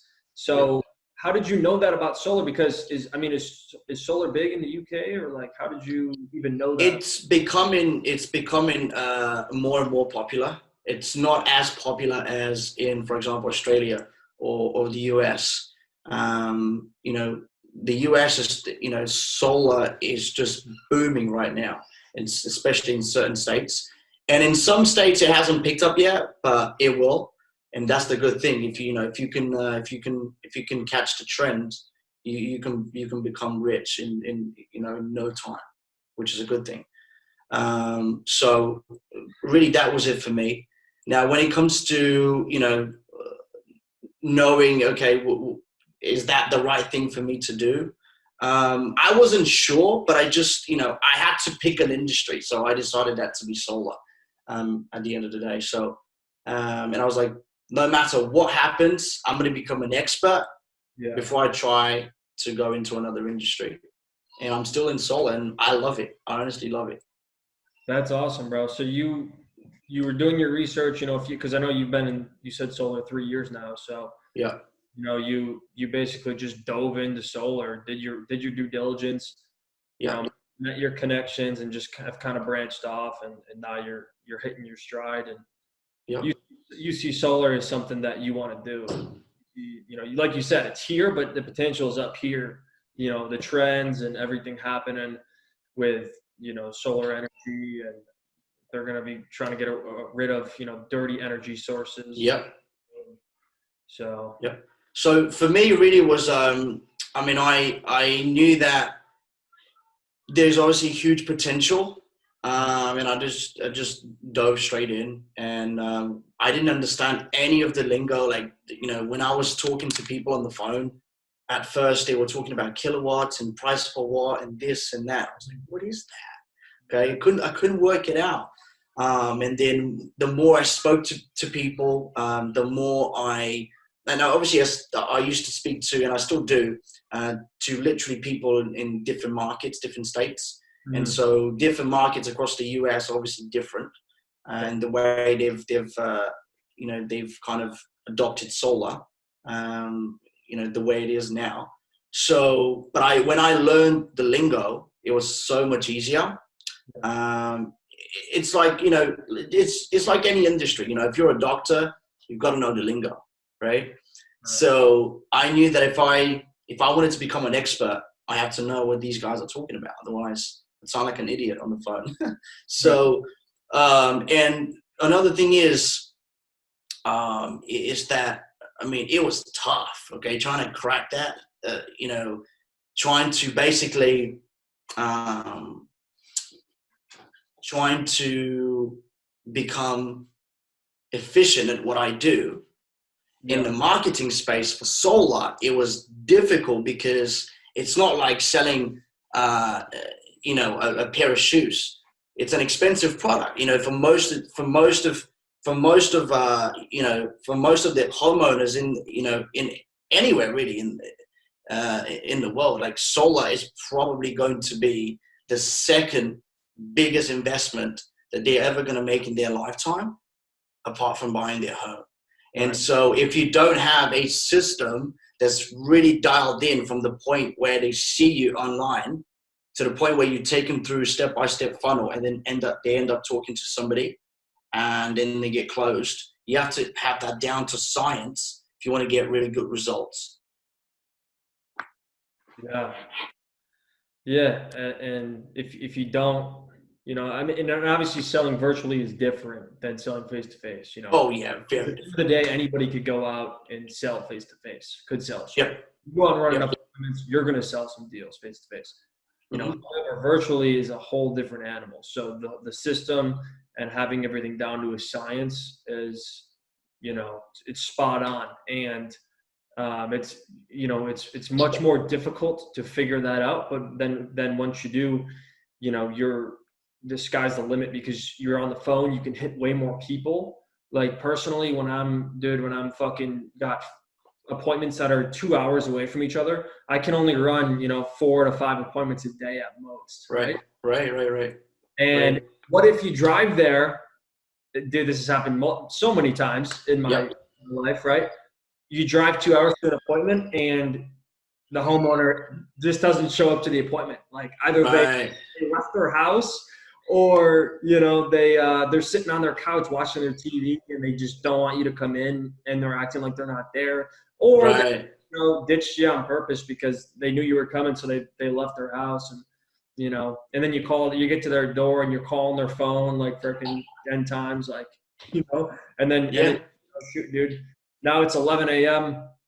I spent my whole day driving so far, didn't sit with anybody. I got another appointment. It's in, you know, an hour and a half this way. Okay, let me go drive there. Let me sit at this McDonald's real quick and let me, you know, get some work done. Like, let me sales training. Let me call some prospects, set some appointments, and you're out on the road all day. And you know, yeah, if you have 4 or 5 appointments, you go close one deal. You know, you make some pretty good money, obviously, off making one deal in solar. However, you spent majority of the day in your car or at a McDonald's or, you know, just out and about, and you're not as productive, right?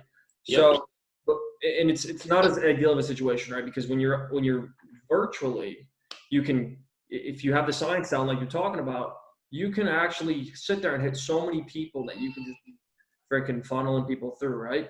And that's key. That's because, dude, at the end of the day, nobody's trying to go out and drive freaking, you know, dude, I've drove like 2,000 miles a week, like just straight grinding, bro. You know what I'm saying?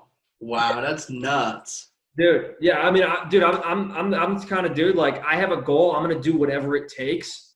So at the time, like, that's all I knew, right? But then once you really start to seek out like more connections and more relationships, that's when you start to meet people who can help you transition from like what you're doing to, you know, virtually. And that's when I met you. I remember it was like, I think it was like 6-8 weeks ago when the whole pandemic hit and everything got shut down. Yeah. Right before I met you or whatever, right? Yeah. So you kind of were doing that for a lot of people. So you kind of helped me through the system and kind of, you know, helped me get going. Like you helped me in a lot of ways, right? So, yeah, I mean, just the fact that you were able to start with that kind of process. But did you ever work with people who were going face to face, or like was it? So most of my clients actually were face to face. You know, before the whole COVID thing hit, and they were doing well. You know, obviously that you'll still get some people that don't show up to the appointment. It's just that's the, you know, it's part of the game, and you've got to accept that. Doesn't matter what the appointment is. There's always going to be people that just flake on the appointment. They won't show up. Now, obviously, the better your system is in qualifying that individual and making sure that they will, you know, go out of their way to make sure that they show up at the appointment. That's obviously a part of how good you are at screening people and just qualifying people. I think that's a lot of people miss that as well.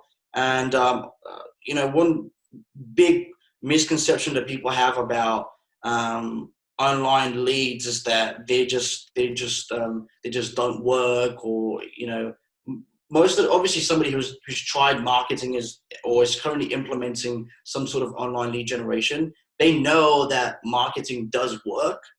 But for people that maybe have got screwed in the past by, you know, lead generation companies, or maybe they've tried even running ads themselves and never made it work.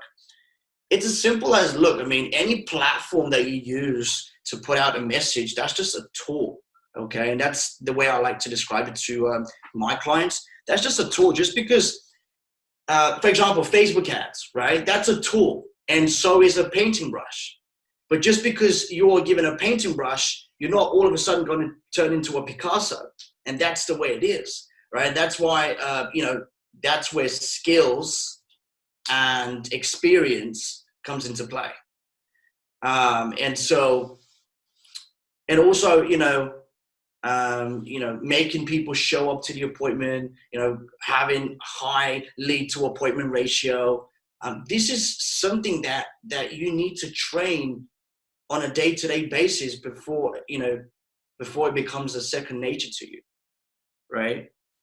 And so it really, I mean, just the way people train at becoming beasts door to door, you need to train at becoming very efficient in the way you sell and the way you handle online appointments. It's just a different way of doing it, but it's all the same. You still have a human being on the other side, and you're just going to know how to treat it. You have to know what a customer experience is before they ever get to you, and so you need to be able to put them at ease and qualify people well before they ever get to speak to yourself or any of your sales team. So I think that's what a lot of people don't understand. They just think that these people are automatically going to be 100% interested, and it's just not how it works. If somebody was to tell you that there's just 100% of the leads are going to be absolutely phenomenal, you just need to run as fast away as you possibly can in the other direction, because it's just not true. Yeah, man, you hit that right on the head. And I mean, dude, like when it comes to to marketing and to what you were talking about with the whole you got to run away as fast as you can if they're saying they're all good. Yep. And also, like, I mean, dude, that's very true, because I've had those experiences. I'll tell you straight up, And the thing is with leads, the whole, like, everybody believes that 100% of them are going to be good. Dude, I can't tell you how many people just the biggest mistake I see a lot of salespeople make is they believe that, well, number one, they're not willing to invest in their business, right? They're not willing to invest in themselves or their business. So, when they have a conversation with you, like, I can't tell you how many people have said to me, like, dude, how do you get prospects? How do you sell products? How do you, like, make money with and I tell them, and all they do is ask questions and they get information, but they don't actually ever implement anything. Yep. They just, they're what we call an ask hole. They ask these questions, they take up your time, and then they just never do anything that you tell them to do. So it's like, why ask questions and waste both of our times if you're not even going to implement what you're doing, right? Because they ask like what I like to call weakness questions. Like, they ask, like, well, out of 100 people, how many people are going to be interested? Like, are they going to be kicking my tires? And it's like, dude, obviously people are going to be kicking your tires. Like, that's something that you just have to understand, is that, dude, 50% or more people aren't going to be interested in your product. There's different levels of buyers, and it's important to be aware of that, because if you go in thinking with this perspective of, oh man, I'm going to get 100 leads and I'm going to sell 90 of them because they're all going to be so interested, you're already setting yourself up for failure. You're setting yourself that high expectation, and then all of a sudden you sell 5-10% or whatever it may be, and you're disappointed. So it's important to know that there's different levels of buyers. There's buyers in heat, like people who they need to buy right now, and they have a pain, right? Their pain is growing, and they need it to stop immediately. They need to stop the bleeding, right? And then there's other buyers. There's a second level of buyers where they want your product, they love your product, but they're not necessarily feeling enough pain to pull the trigger right away. Yep.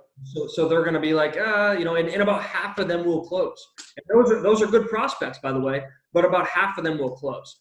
So, and then the other levels are, you have your tire kickers. You have tire kickers, people who they're just straight up, they're time wasters. Like, they were never interested in your product. All they're looking to do is waste your time, bust your balls, and fuck with you.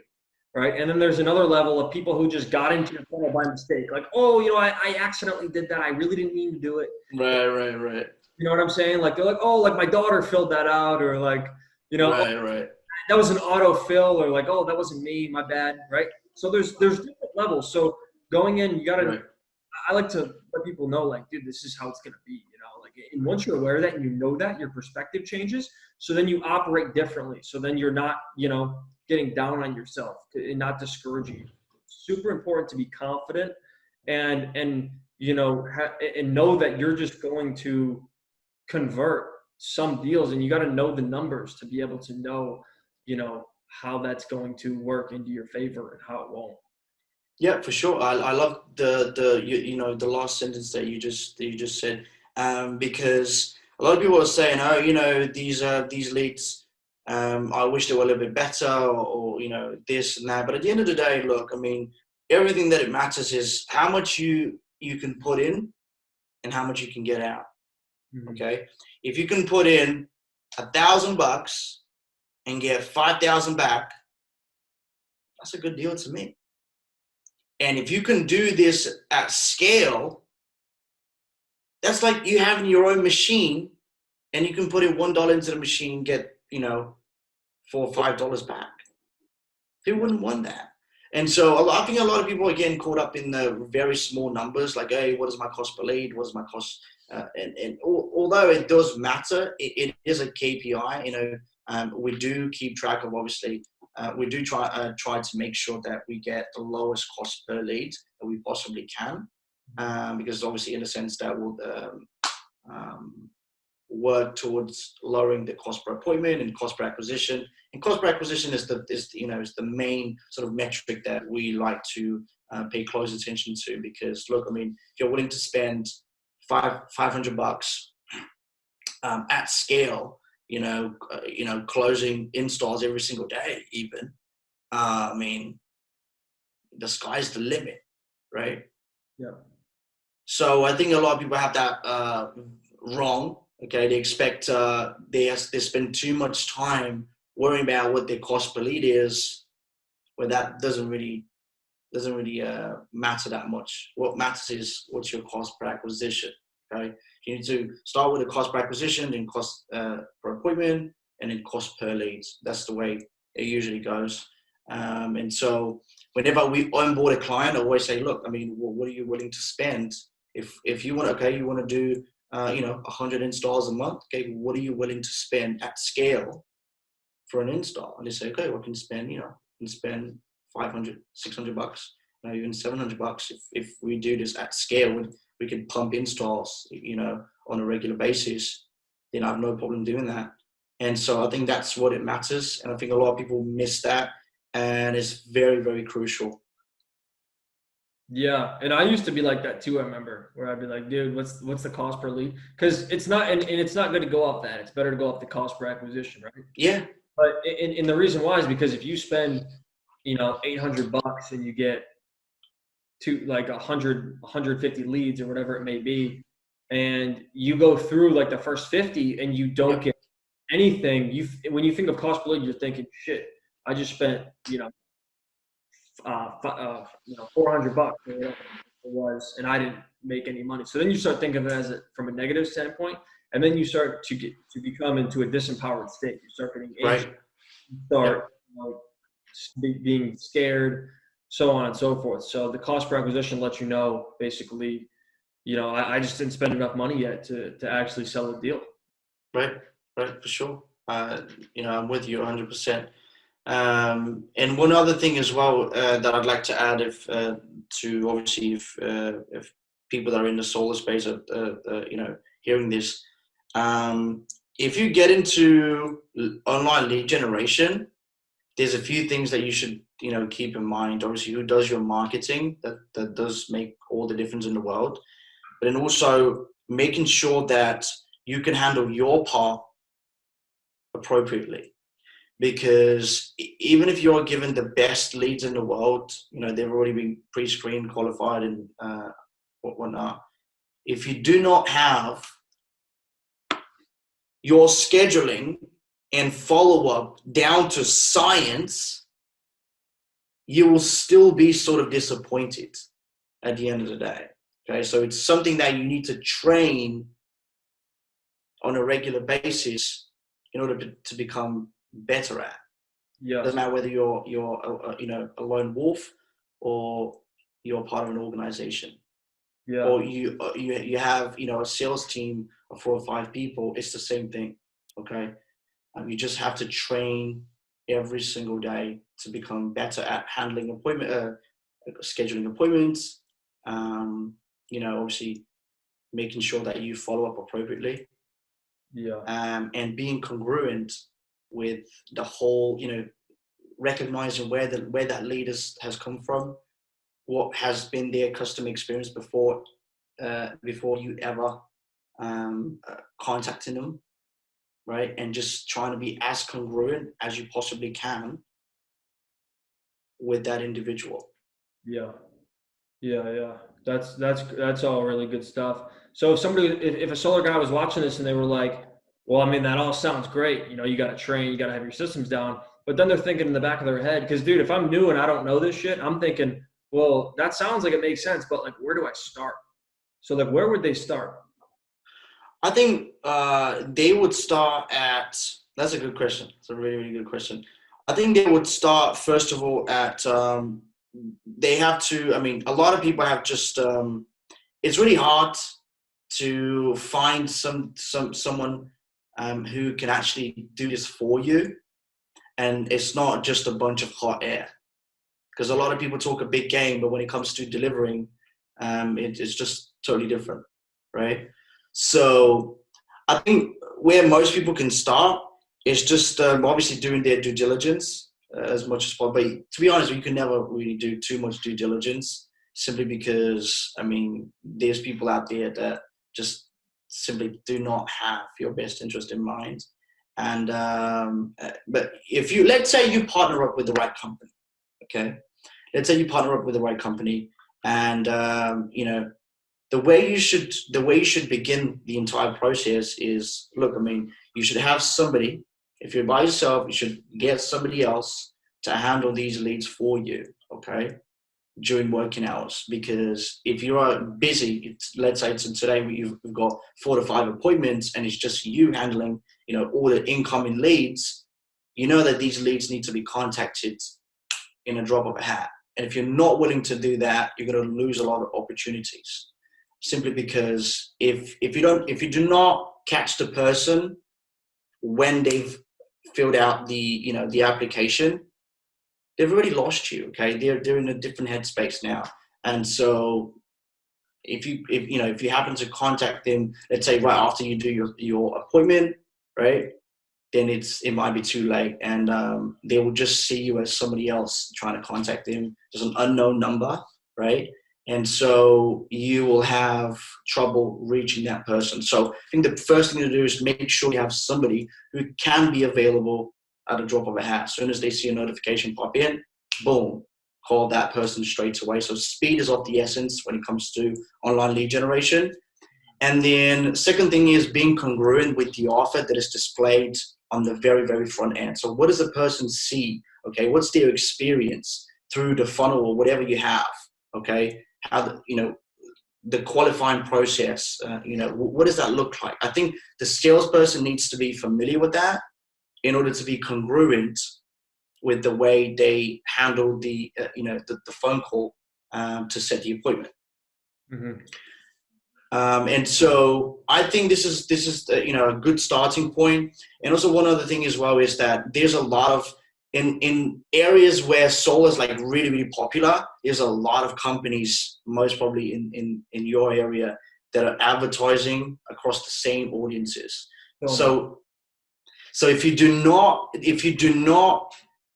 make it a point to stand out from the crowd, then you're going to be seen as pretty much every other company in town that's trying to advertise to those same people. And so I think what has been a huge part of our success is being able to think of I'm going to give out some gold here, being able to think of different offers that we can put at the very, very front end that catches people's attention and will make them go through the funnel.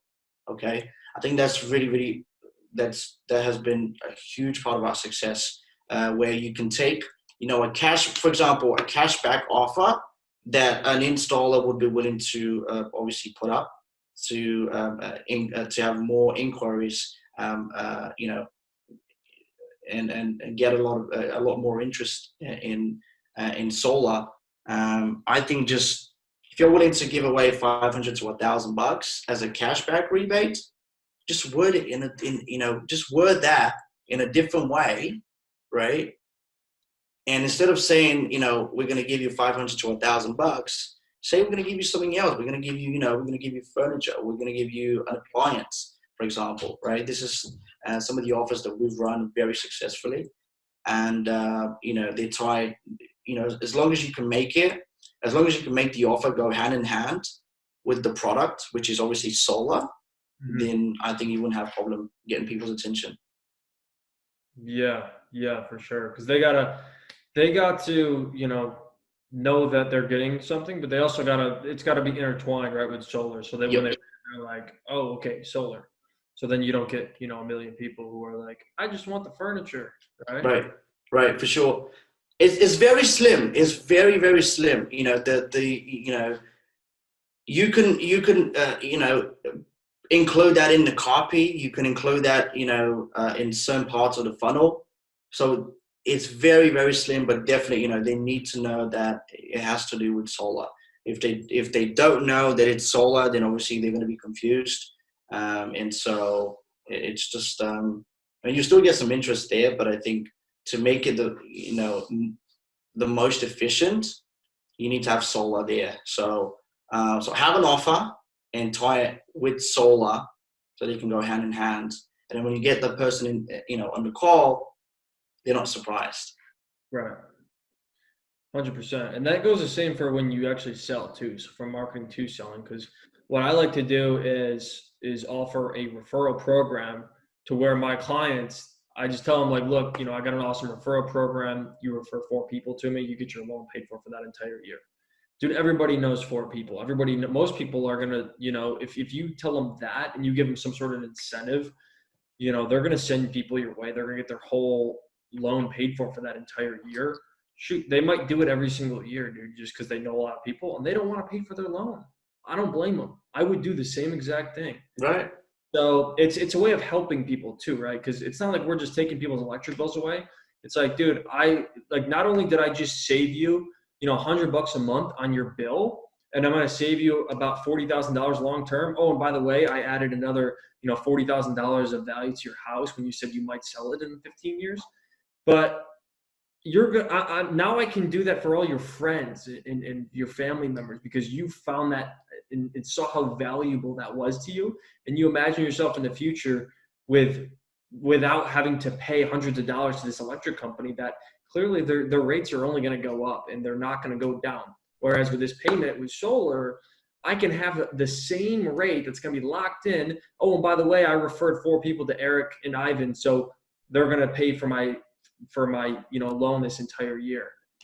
So it's not only are we helping them in their whole all their associates and family members, but we're also giving them the option to go green, save the environment, and really because dude, it's the future. It has to be it's here, but it's going here because of how everything's going. They're going to start wanting to get rid of dirty energy. And this sky's the limit. It's truly, like you said at the beginning, it's a gold mine. It is. It truly is a gold rush at the moment. So I think whoever catches the trend, especially in certain states, certain areas, they're still not very popular. I mean, dude, you can become rich in a very short period of time. Yeah. It's dude, sky's the limit, and I really appreciate you jumping on here with me today, brother. Love it, man. Thanks for having me. Yeah, absolutely. And for those of you who aren't following Ivan, you can go follow him at what's your Instagram name? Ivan. Just my first and last name. So Ivan Pashov, IvanPashov, two underscores. Should be able to find me. 2 underscores. Love it, bro. So I appreciate everybody watching High Energy Ballers. It's been great, and we will check you guys later. Take care. In this video, we're gonna talk about how to grow your solar sales during a pandemic and how to sell even during a pandemic. Coming up. All right, guys, thank you so much for tuning in once again to another solar video on the channel. As you can see from the title of this video, we're gonna be addressing an issue that has been on for about 1.5 years or more. And who knows when it's gonna end, okay? So to be best prepared in a situation like this, we need to make sure we have a few things handled. So if we are in a situation that we get a shutdown or a lockdown again, it doesn't hurt our business, okay? If we're in solar. Now, if you haven't subscribed yet to the channel, make sure you do by smashing the button down below. And if you like the content of this video, make sure you also give it a thumbs up, share it with a friend. You know what the fee is. Share it with a friend, okay? If we deliver value, it's a simple transaction. If we don't share it with anyone, all right? But I'm gonna share with you 3 simple concepts in this video. They're gonna help you a lot. And again, we need to be reminded more than we need to be taught, all right? And so in this video, what I wanna do is show you basically the 3 things that I would do if I had to sell and set up my business in a way that is operationally sound to sell and progress and succeed even during a pandemic. The first thing I would do is I would make sure that I can actually first sell remotely, because if we are in a lockdown, people get in a panic mode, they don't want to see anyone come in their house. Not everyone, but as you know, obviously some people can be a little bit conservative and they limit their contacts with other people outside of their household and, relative, friends, whatever. And so, but they're still open. Those are still prospects that we can sell to. And so you need to make sure that you can actually sell remotely, okay? You need to sell remotely. The way you can do that, pretty simple. If you haven't already done that, you can use Zoom, Google Meet, or Google Hangout, and the telephone. And I already have videos on the subject, so if you want to check them out, make sure that you click the link above. And also, how you sell remotely. Obviously, as you know, there's 3 ways you can sell remotely: Google Hangout, Google Meet, and the telephone, all right? Now, again, I'm not gonna go into too much detail about what's the right way of selling. We've seen a lot of friction when selling over Zoom or Google Meet, simply because some people don't have the capacity to join the meeting and it could add a friction to the sale. So we use just the telephone, okay? Most of our successful clients are using the telephone, all right? But you need to have the ability, whatever suits you, all right? But you need to have the ability to sell remotely nonetheless, okay? Now, the second thing you need to do, if you want to be thriving during what most people would consider a stressful time, right? That will be a period of growth for you that are taking action. That will be, you need to make sure that you have an adequate lead generation process, okay? And the reason why I say that is because if you're used to going out there and door knocking or relying on referrals, that could definitely slow down if everyone's under a lockdown. Now, again, I don't want to prepare you to get into a lockdown. Obviously, no one wants any of that stuff. But if shit hits the fan, then you want to make sure that you're operationally sound and you're able to actually grow your organization and continue to grow as you've always been. So you need to make sure you have a lead generation process. Now, if you don't know what we do, we specialize in solar lead generation and solar sales.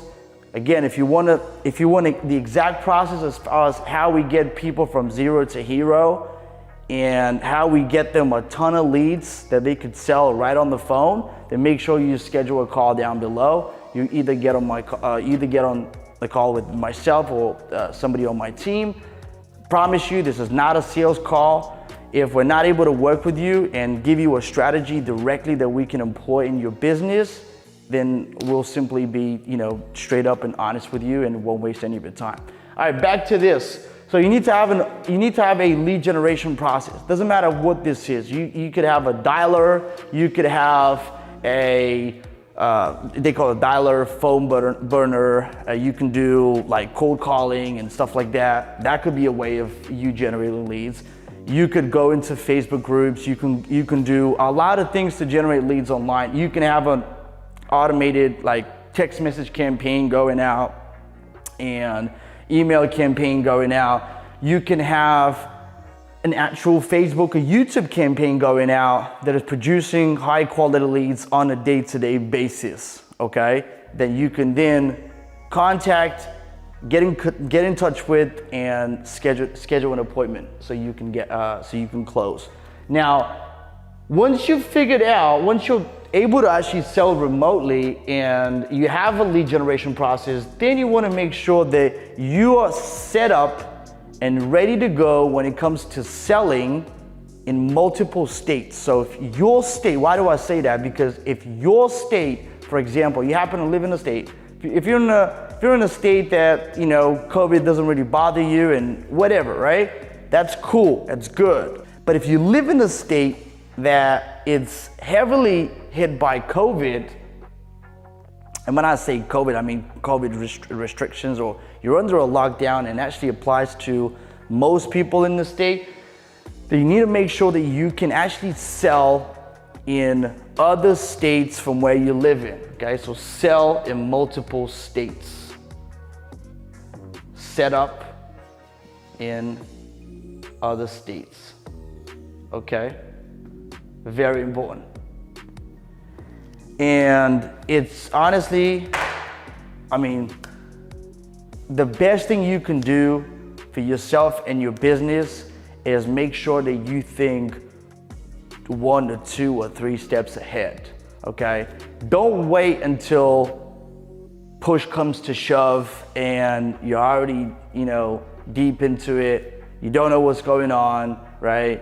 Because initially we had a lot of people that were knocking on our door saying like, hey, help me out, like business going down the drain, and it's not, it's been nothing but hell. Like obviously we're not able to go out the doors, we're not able to produce sales, and so business is definitely not only not progressing, but it's actually going down, okay? They've had to undersize their business, they've had to fire employees and all that stuff. And so that is not what you want to see as a business owner, right?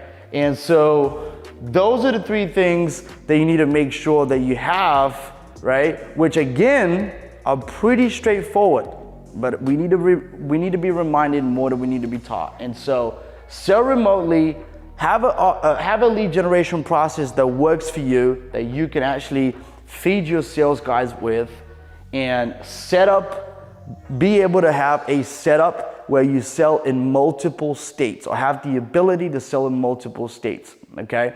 Now I did a video, I think, about this recently, about the low-hanging fruit states. There's such thing as a low-hanging fruit state.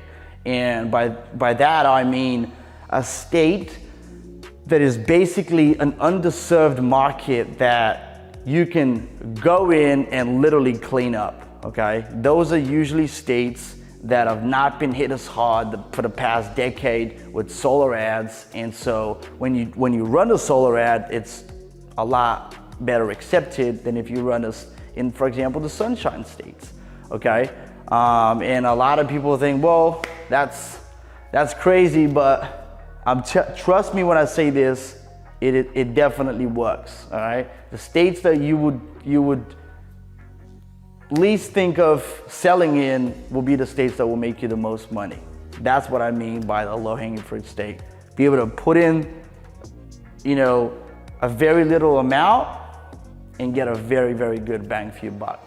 All right, so that's it for today's video. I appreciate you staying all the way through if you watched it all the way to the end. And if you like the content of this video, make sure you give it a thumbs up, share it with a friend, and subscribe.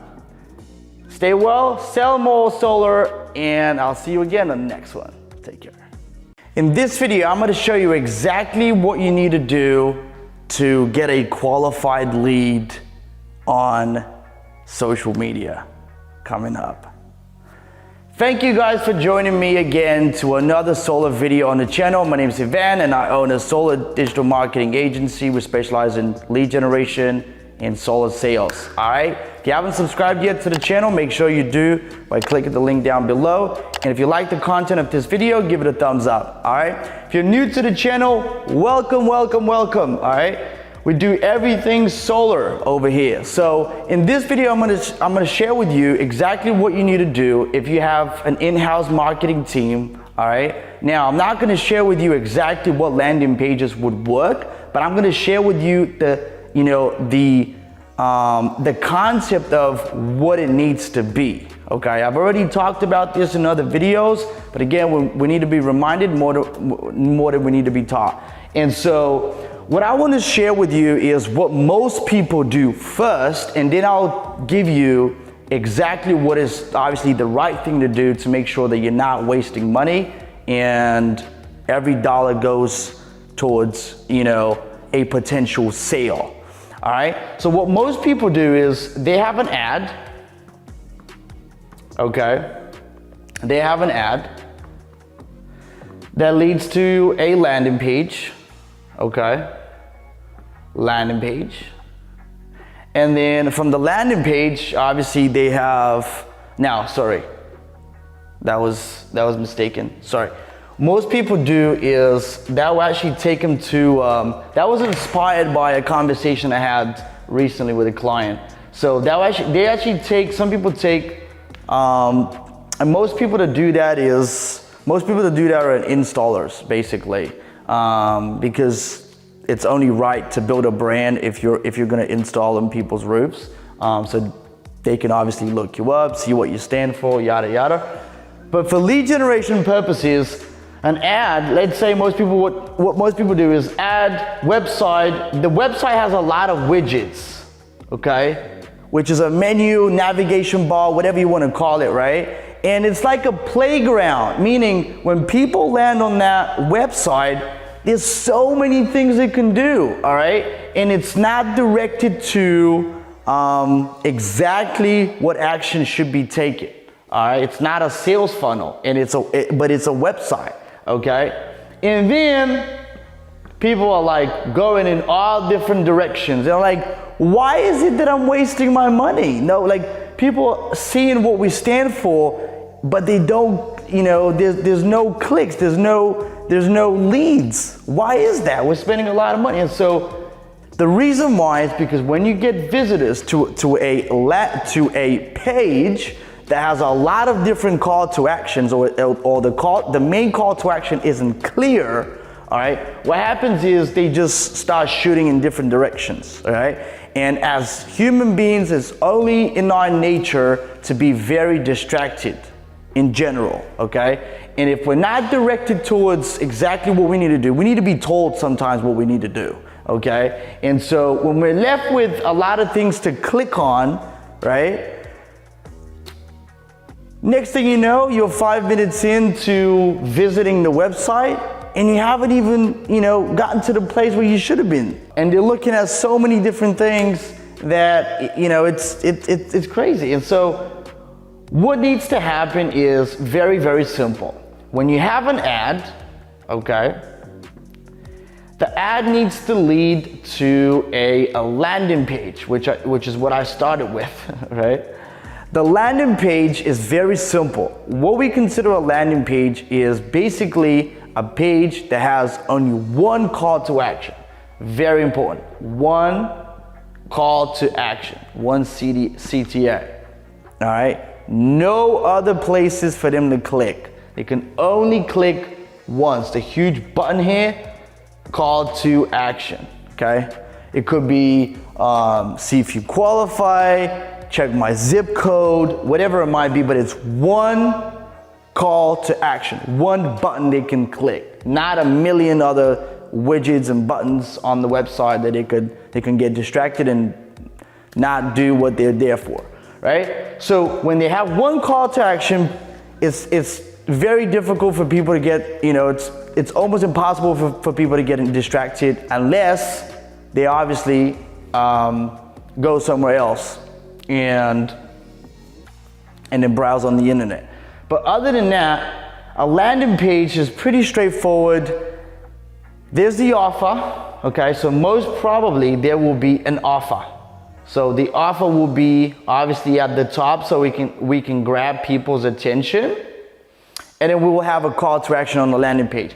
On the website, most likely, even if there is an offer, I would probably guarantee that you would not start off with the offer. Most websites just start in a very generic way that doesn't entice people at all, okay? And so even if someone's interested in solar, right? Even if someone's interested, they're not gonna click because it's not enticing, okay? There's nothing for them to click about, all right? They need to have a reason.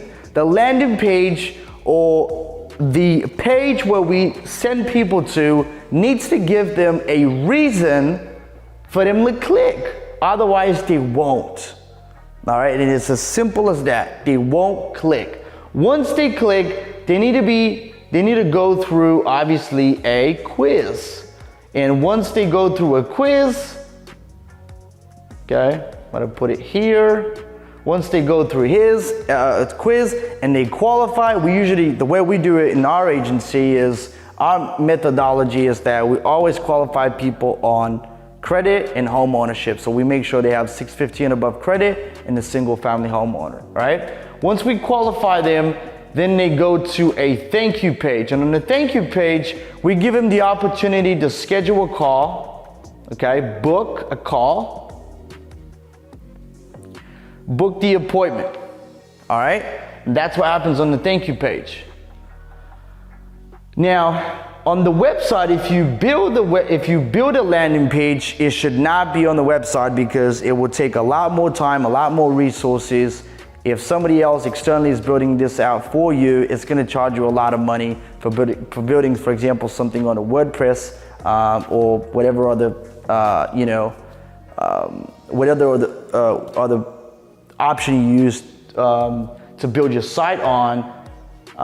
It's going to be inefficient, very cost ineffective. So what you need to do is have a landing page builder, okay? So you can have multiple landing pages that you could split test with and see what works best and focus all your efforts towards that, all right? So again, let's recap. The wrong way of doing this, okay? Gonna do this right here in red. My red decides to work today. Okay, this is wrong. Don't ever do this. This is wrong. Add to a website. This is like you shooting yourself in the foot. You might as well just blow your money at the club because it doesn't make any sense at all. Okay? Now, again, if you try to create a brand awareness, then that's a different story. But please don't confuse the two.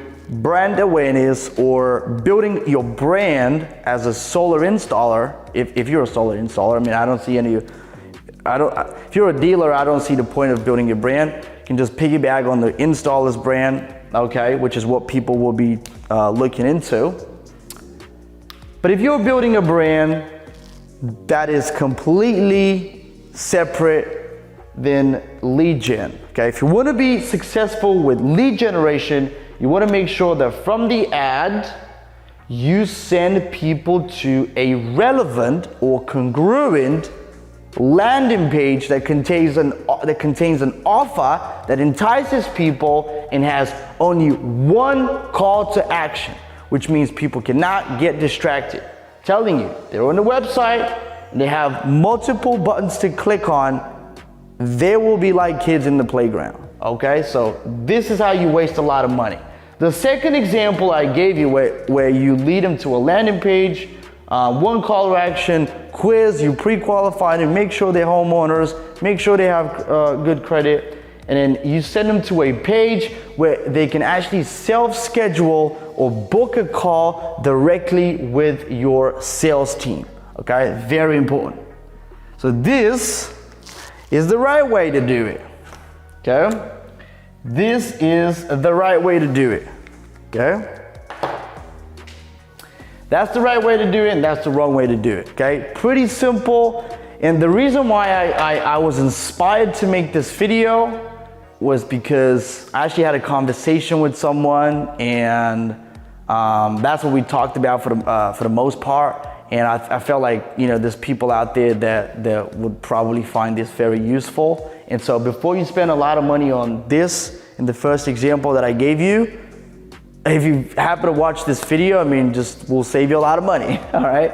So if you found value, make sure you share it with a friend and give it a thumbs up. And again, subscribe to the channel. We've already hit 600 subscribers, so all right? And so, again, if you wanna grow, if you wanna have a solid lead generation process, then make sure you reach out to us, all right? We're not gonna charge you a damn penny.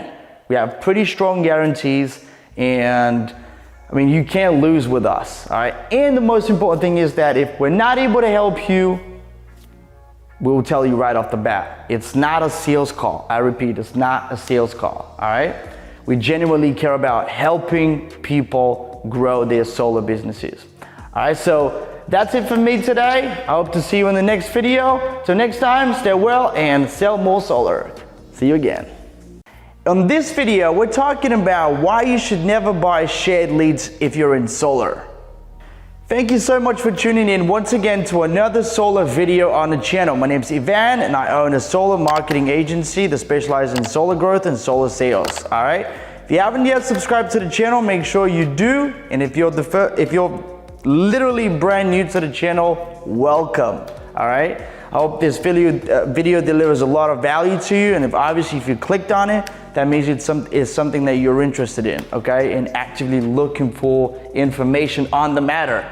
Now, in today's video, I wanna go over something that it's very talked about in the industry, but no one's really opened up about it. And although it's obvious for a lot of reasons, I'm gonna give you the not so obvious reasons, okay? Like, for example, I've had a video on the channel, I've talked about this before, why you should sell at a higher rate, okay? To make the customer happy. And you can actually check out the video on the pop-up banner somewhere here. And what the video basically was about was why you should charge high prices if you're in solar and how that will actually benefit your customer, okay? Now, in today's video, we're gonna talk about obviously why you should never buy shared leads, and I'll explain why that goes hand in hand with how you're actually perceived in the marketplace, all right? So you always wanna be in the category of one, okay? And so selling solar, okay, and if you're buying shared leads, that automatically puts you in a category of commoditized business and not a value-driven business, okay? So you need to be in a category of one, always.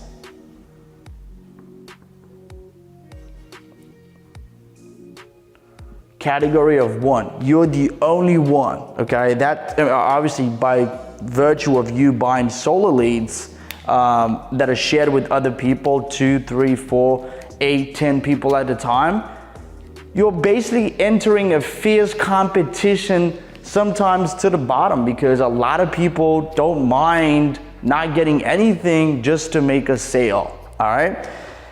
One of the things I talked about in the previous video is that if you're actually selling from a distance, which I know a lot of you watching this channel are actually, you know, going towards selling that way, which I admire a lot, because you know that's what I'm all about. And in the video I was referring to earlier was, you know, why the customer would actually benefit you from you selling at a higher rate. Because usually when you sell someone a system or anything at all, but solar obviously being a high ticket item, you know, they could have a buyer's remorse every time you get in touch with them, okay? Believe it or not. And from the point where they sign the documentation to the point where the panels actually go up on the roof, okay? And if you have to get in touch with your customer and let them know that they need to sign new docs because the contract actually changes a little bit and the system size, the system price will be increased because of obviously unforeseen circumstances by you, because you decided to, go with the flow and just, not screw up the customer, okay? And have them sign the docs again, which is a huge inconvenience for people, and you can lose a sale just like that. But when you're buying shared leads, you're automatically entering a competition, all right? Automatically entering a competition. And if you're a solar sales company, which a lot of you out there that are watching my videos are, or 1099 people that are just starting out in solar, it doesn't matter what your situation is, when you're entering a competition on price, you can almost never win.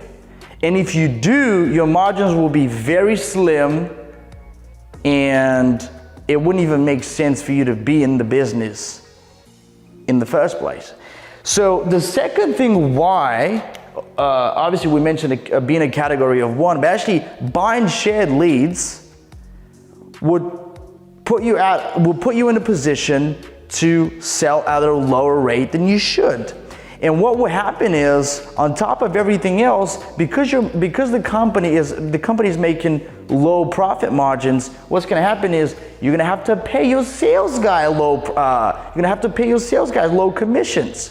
And obviously, if they find someone who's doing it better than you are and getting paid more, will put them in a better position to pay their salespeople a lot better than you are. And guess what your rock star salespeople are gonna do? They're gonna leave, all right?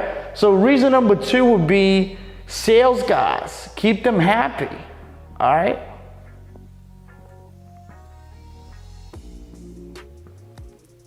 And if they find someone that will pay them more than you are, you can already see what the scenario would look like, all right? And you don't want to be in that boat when the boat's burning. So that's what buying shared leads would force you to do, okay? And obviously you want to be able to, provide more value to your customer by not bothering them if something comes up along the way and you have to, for example, put up with a $1,500 or $2,000, main panel upgrade or whatever. And you won't have to bother them if you've closed them at a higher rate, right? But when you're buying shared leads, there's no way you can do that. Another thing too is, again, the category of one. Then we have keep your sales guys actually selling for you instead of your competition.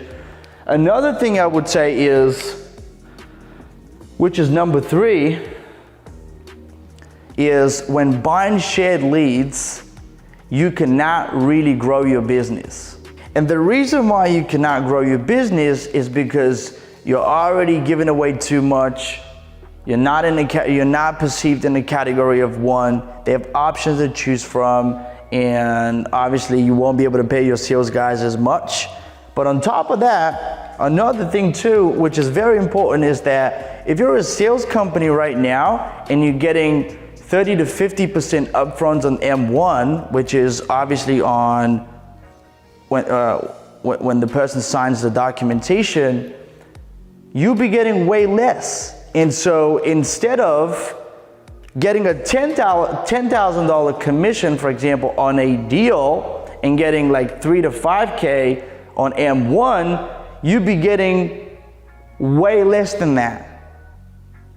And so that will put you in a bad position if you don't have the money to spare to continue the marketing efforts to get you the leads that you've been getting, all right?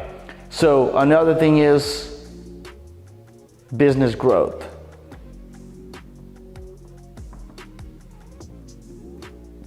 All right, very important. Because if you don't do it, that's exactly what's gonna happen.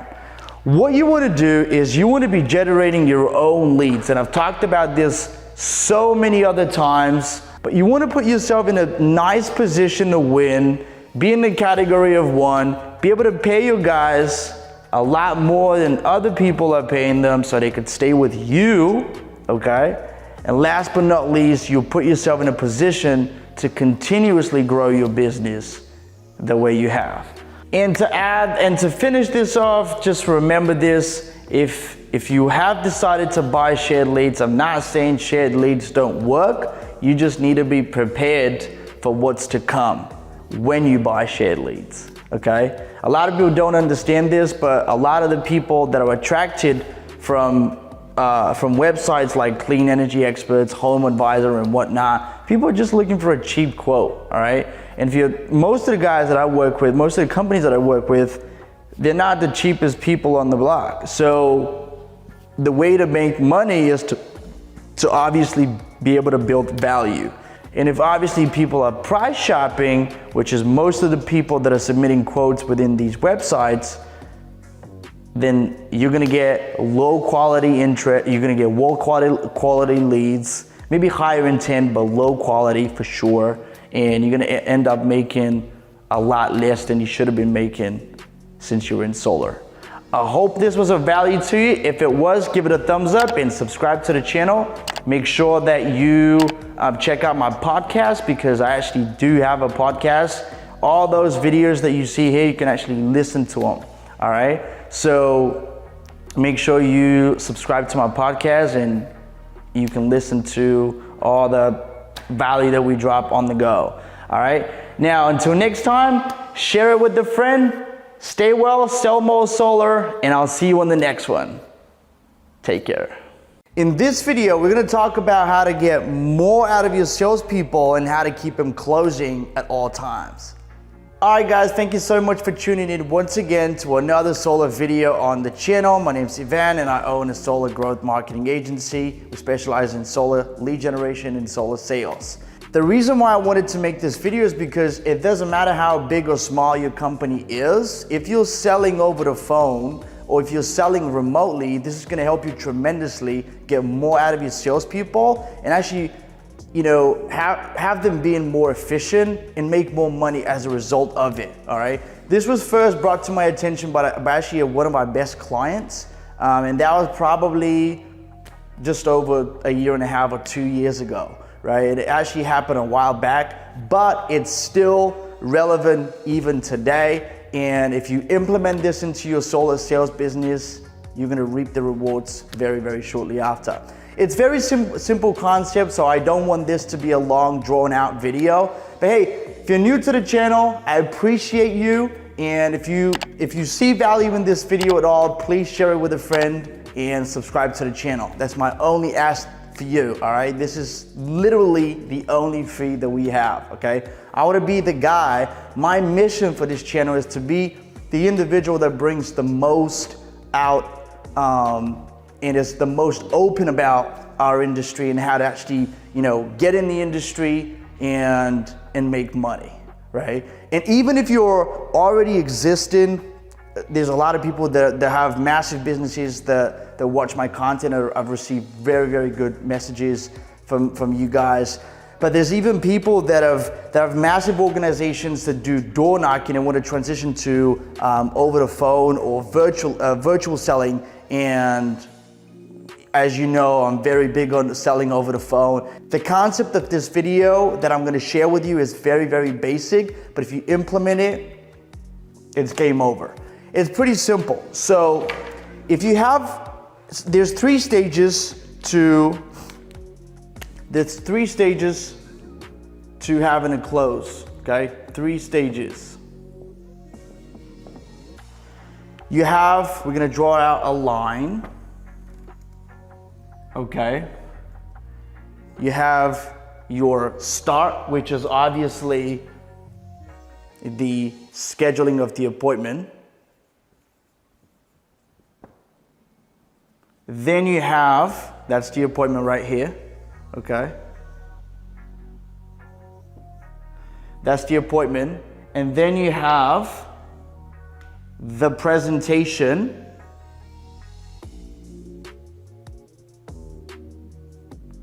or the close. And then you have docs. All right, which is probably one of the most important bits out of everything, because anyone, if they're not sold right here, they can back out when they're signing the docs. Now, obviously, if you're selling over the phone, you want to make sure that they sign the docs with you, okay, or with your sales guy, because if they sign, if you close and you think you've closed a deal, and you send them the docs to read by themselves at their own time, they could run into something they clearly don't understand, and that could cost you a sale. That could ruin the deal. I don't know if that's happened to you, but it's happened to a lot of people, and so I don't want that to be you watching this. So very simple. Three stages of the entire close of the entire sale. You have the appointment setting, you have the presentation on the close, and you have the docs, right? So what you want to do is you want to have a different guy here, okay? You want to have a different guy here, right? You want to have a closer right here, and this is where it can get really interesting. You want to have a third person right here. So you can actually free up that time frame could be free up, because usually a lot of companies are doing it in a way that the guy, and there's no right or wrong here. I'm just giving you something to think about if you want to literally get to the next level of efficiency, right? Not saying that you can't grow if your sales guys are doing the docs with the customer, but the thing is, and that's reality, and if you're doing phone sales or virtual selling, you know that sometimes docs could take anywhere up to 2 hours. So why would you waste somebody's 2 hours where they could be running another appointment making money for you and themselves? So the point of this is that to eliminate that time, and to make sure that the guy that are closing, right, are doing specifically and only just this. Okay, I'm gonna make it green. The guys who are closing are only basically doing this. They're not worried about setting appointments. They're not worried about doing the docs with the customer. Their only job is to present and close, right? Now, if they do a poor job, this could flop. Absolutely. I'm not saying this could be a perfect, execution right out of the gate. Probably gonna have some, stalls right there, but this, if you improve this and you add a third individual into the process, there's two things that actually take place that a lot of people just never really seem to think about. For one, the more people you have, even if you're a small organization that's like 5 or 10 guys, the customer is actually gonna think that they're dealing with a big organization. And that's the point of it all. Because if you're dealing with someone who's big, okay, supposedly, they could have more trust in someone who's there, who has built something, and then obviously is more likely to stay in the future. That's the whole point. There's two things. One, to make the entire sales process more efficient than it currently is. And number two, to make the company, your company, look bigger than he actually is in actuality, right? So again, 3 steps. Your closers, if you have really high skilled closers, people that can close deals, okay, and can make you a lot of money. This is where the money is made, okay? Anybody could do this, right? And a lot of people can be taught to do this.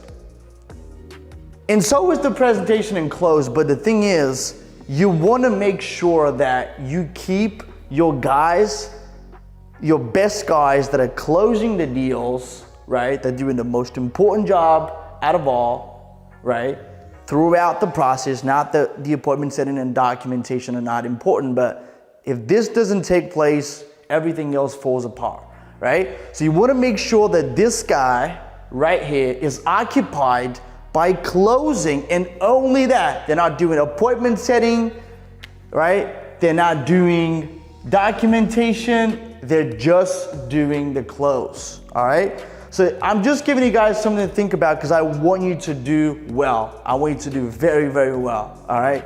And so again, to recap, you want to make sure that you have your guys closing rather than anything else. And that's going to free up a lot of time for the closer to actually be closing, as opposed to, you know, take up an hour or two of his time every single time when they close to do the document signing, right? And it's a very, very easy switch.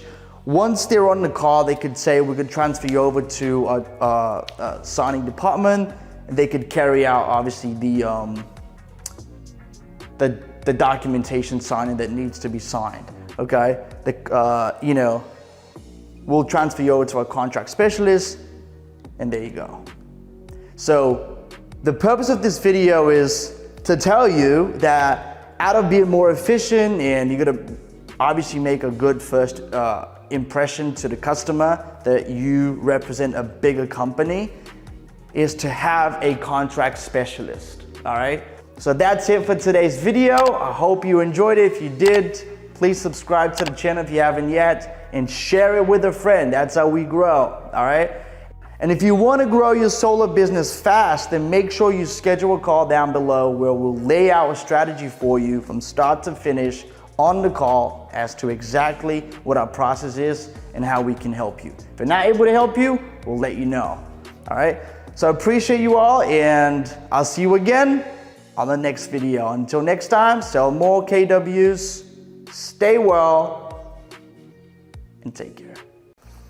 In this video, I'm going to talk to you about the greatest thing that happened to small businesses and how you can benefit if you're in solar. All right, guys, thank you so much for tuning in once again to another solar video on the channel. My name is Ivan, and I own a solar growth marketing agency that specializes in solar lead generation and solar sales. We do everything in between, all right?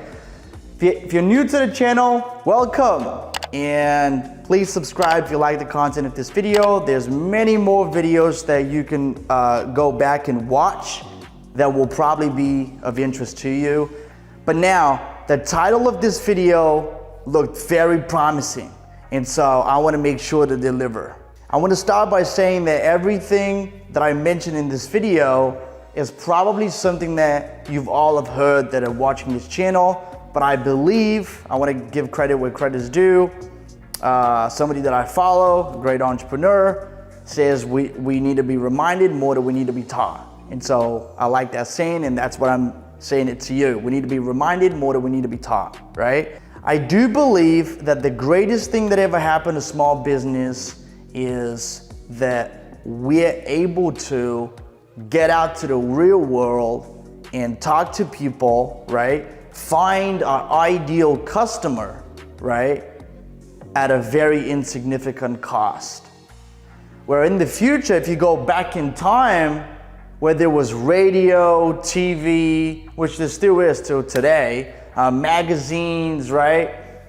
Billboards and all that kind of stuff. There's no way, I mean, you're paying for something, and that was very expensive back in the day, and it still is, but you know, that was the only option.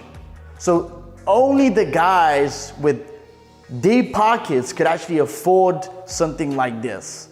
And when social media or the internet came around, a lot of people are like, oh, what is this? What is this, right? And so, but very few people were asking themselves, how can I benefit from this? So if everybody is on social media in this day and age, what makes you think that your ideal customer isn't? And so if you're in solar, there's people out there that are basically browsing the internet, browsing Facebook, browsing Instagram, okay? Going on YouTube, looking up information. They're there, okay? There's homeowners everywhere, right? And we can target them.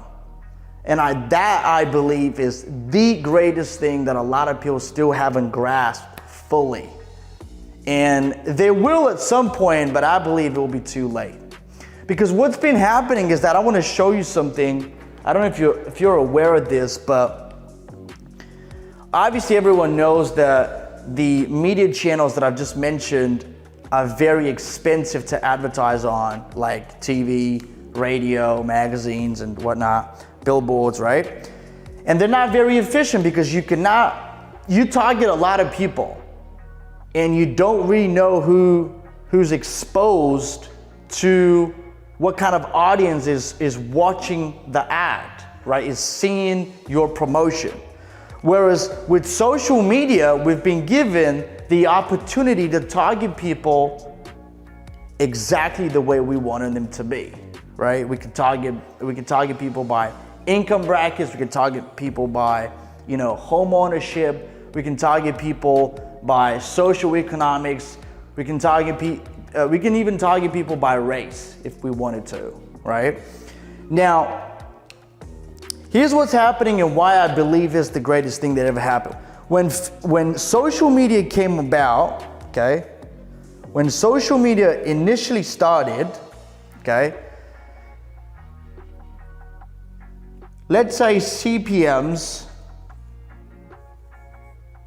if you don't know marketing terms, CPM is basically what it costs to show our advertisement to 1,000 people. When it started, it was just literally a couple of bucks. So let's say it's, $3, $4, $5. Let's say $5 a few years ago, okay? Oh, damn, that doesn't look like anything, but you understand that's $5, okay?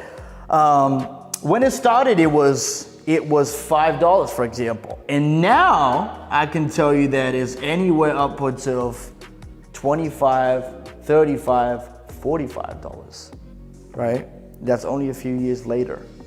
So what it means is that is still the CPM, but now you're looking at 40, let's say $40. We'll round it up to $40. Could be way higher than that, by the way, but and that's determined by a lot of factors. I don't want to get into these, but basically I want to make sure that I bring to your attention something that is actually very important. And that's not just for people who are in solar, that's for a lot of industries, but that's why I believe this is the greatest thing that ever happened to small business, because the small guys can go in and create something for themselves and put fuel to the fire, which their business is, and grow exponentially. And you don't have to have deep pockets to do that either, right? But what I'm trying to bring to your attention is that when it started off, it was cheap. And now, as time goes on, the price goes up. So the same amount of people, that's 1,000 people, okay? The same amount of people that our advertisement could have been exposed to for $5 is now, let's say, $40. What do you think is gonna happen in 5 years? That $40 is gonna go to $140 or $200, and people will still be advertising, all right?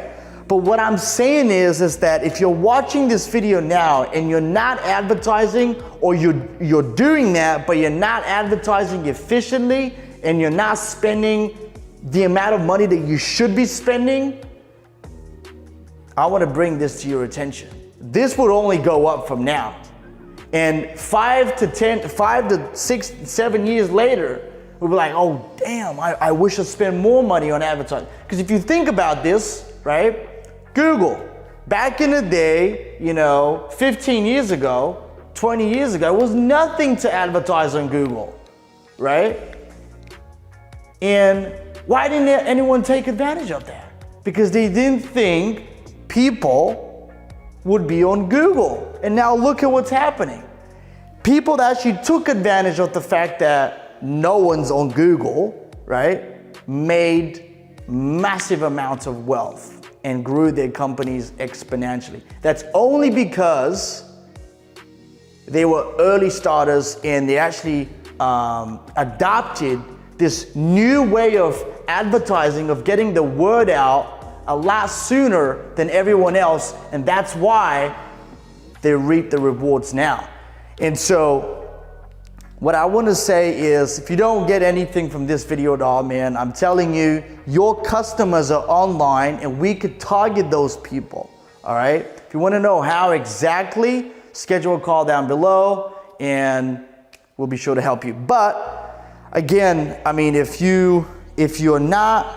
anything, I want this video to serve you as a wake-up call, all right? The cost to show our ad to a bunch of people would only increase from this point forward. It's not gonna go back. It will never go back. And that has nothing to do with inflation, although it might. It has a lot to do with the fact that everyone's on social media, and these companies like Facebook, Google, TikTok, Instagram, right? They all make money because of the eyeballs that they have, right?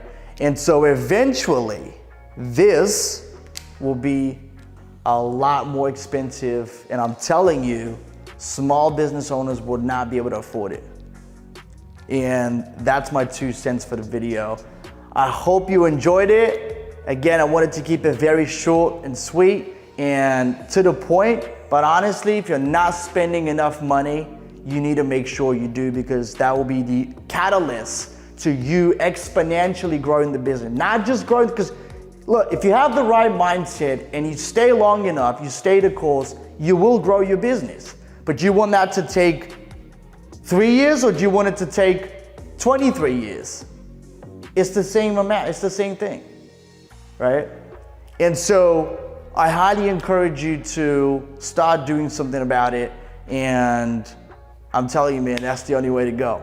Anyway, hope you enjoyed this video. If you did, give it a thumbs up and subscribe to the channel if you haven't yet done so.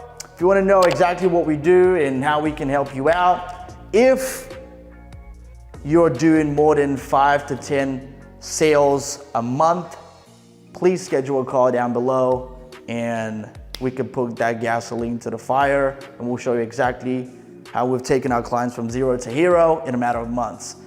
Till next time, sell more solar, stay well, and I'll see you in the next one. Take care. In this video, I'm going to talk to you about how to never hit a cap in your solar sales. Thank you once again for joining me for another solar video on the channel. My name's Ivan and I own a solar growth marketing agency. We're focused on solar lead generation and solar sales. If you haven't yet subscribed to the channel, make sure you do by smashing the button down below. But what I care about more though is paying the fee, which is, if you like the content of these videos, make sure you share it with a friend. Don't keep it to yourself. Share it in Facebook groups, whatever it might be. If a conversation comes up and people are asking about where you're getting the goodies, refer us, right? Just send them a link to the channel, all right? So what I want to talk to you about today is something very simple, but not many people talk about in the industry, and that is how to actually make sure that you continue to scale. Let's say you now have 5 employees, or 6, 7, 8, right? Whatever the number might be currently, what you want to keep, what you want to make sure that you always have in mind is that you have A players on your team, right? And that you continue to grow. Now, if you want to make sure that you do that, obviously the first thing you want to make sure is that you have an outbound acquisition method. Actually, what I'm going to do is I'm gonna write down something on the board and I'm gonna show you what I mean exactly. So if you've never heard about a quad marketing calendar, looks something like this, okay? It's very simple, but you have internal, you have external, okay? And then you have employees, and then you have prospects, okay?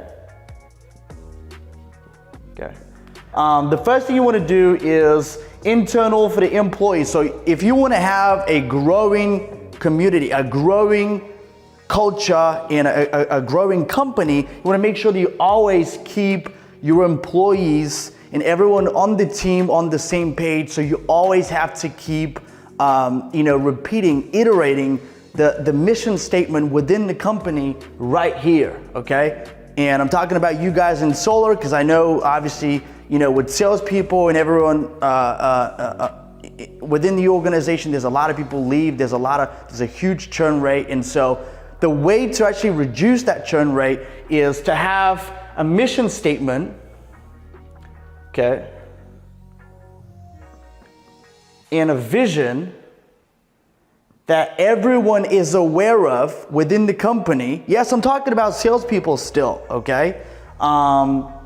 But you always had to iterate what the mission and vision for the company is so they can be bought. Everyone can be bought within the same vision and mission statement of the company, and they know where everyone's headed, okay? And so if you want him to continue to work for you and not go to somebody else that was gonna offer him a little bit of a higher payout, like that's what you need to keep doing, okay? Because not everything is about money, right?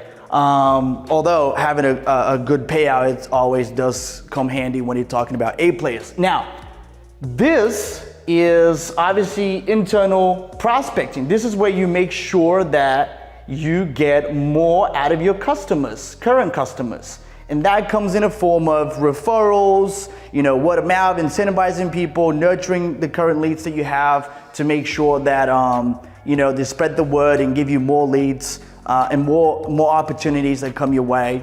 So a lot of people do that.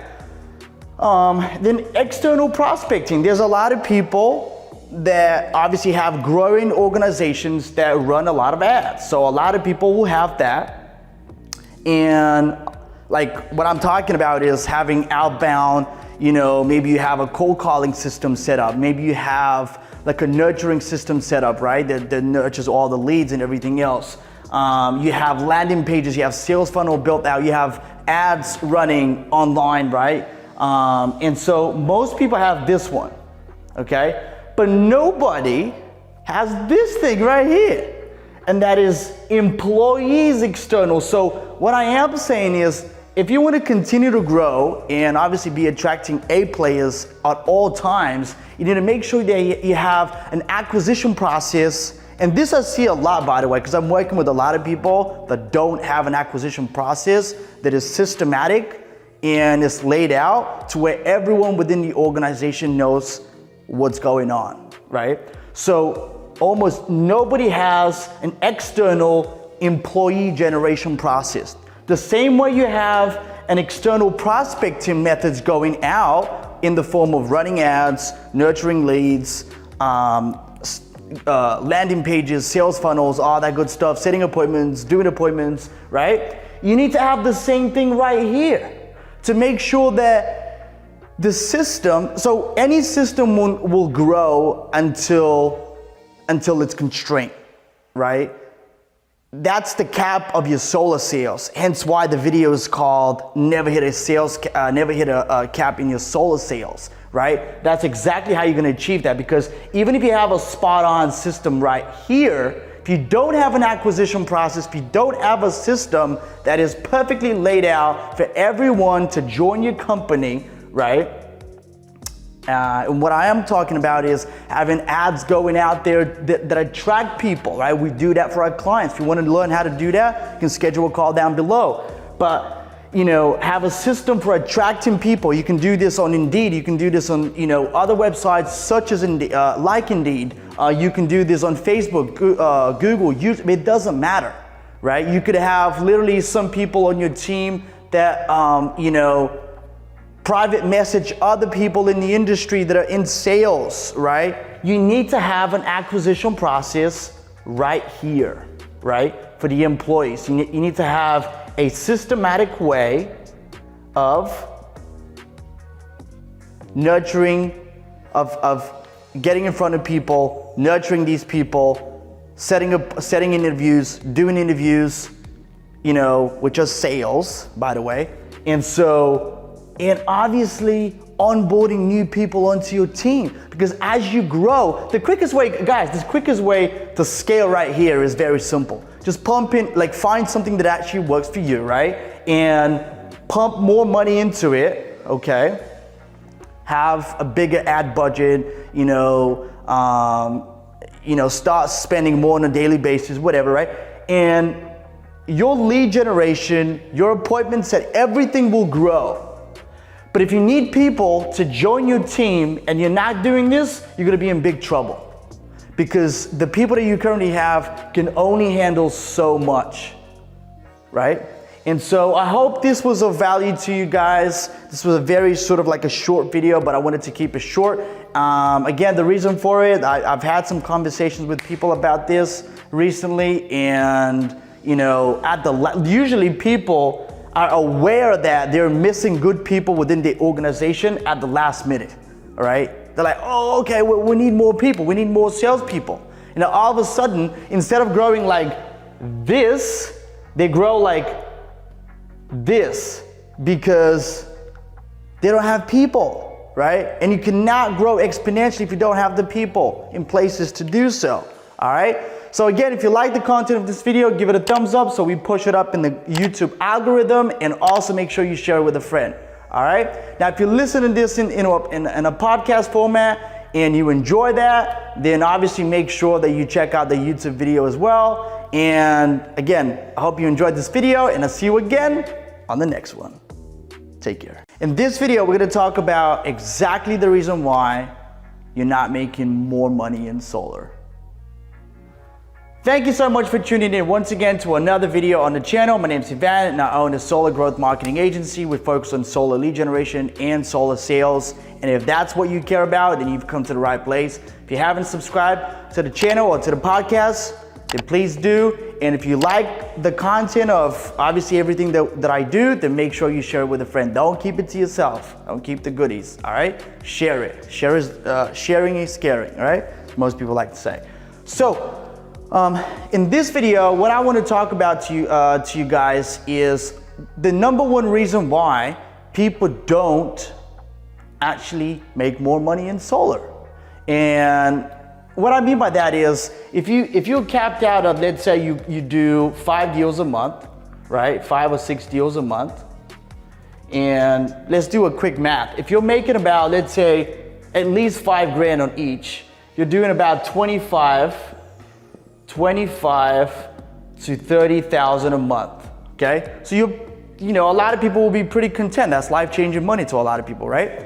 And so they're pretty content, and I've had a lot of those people. I want them to grow, but they don't want to grow, right? And if that's you, then by all means, I mean, it's all power to you, but to all of you that are watching this video and you want to grow really fast and you want to do it the right way, and you want to build a company that you're proud of, then that doesn't apply to you, obviously. But a lot of people are content with 5, 6, 7 deals, 10 deals a month, right? And even 20 deals a month, right? And they have 2 or 3 guys on their team and they're happy doing that, right? But the number one reason why people don't grow is they don't want to. They simply don't want to. Like I already said, they're content with making the amount of money that they're making. And for them was all about the money, and that's why they stopped at a certain point. But if that's you, but if that's not you, then I'm gonna show you exactly what you need to do, all right? There's a few things you need to keep in mind in order to be able to grow exponentially and do it in the quickest way possible. So sort of like having a shortcut. All right, so the first thing you want to do is you want to make sure that you have an acquisition process, okay? It is vital, right? Vital. You need to have some kind of campaign going out there, right? Whether it be YouTube, Facebook, TikTok, Snapchat, doesn't matter, right? You have some type of campaign. You need to be spending at least $100 a day, every single day on ads. At least $100 a day. I always say to my people, if you're not spending at least $100, then it's not worth you doing it, okay? You need to build yourself up to that point where you are comfortable with spending at least $100 a day, right, on ads.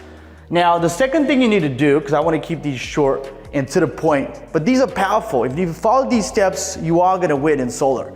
The second thing you need to do that I've seen a lot of people that are just sort of like, they understand it, but they don't get it, right? Because in my opinion, if you understand something, you do it, right? The second thing you want to make sure is that you're very flexible in your approach as far as where you sell. Okay, you need to be flexible. Flexibility is key. Flexible, all right? You need to make sure, and in order to be flexible, you need to make sure you have relationship with installers that can install in multiple states. I've said this in many videos in the past, but I'm gonna keep drumming it to you guys until some of you get it, all right? You need to have a partnership with someone that can ensure that you can install in multiple states. Preferably not a mom and pop shop, okay?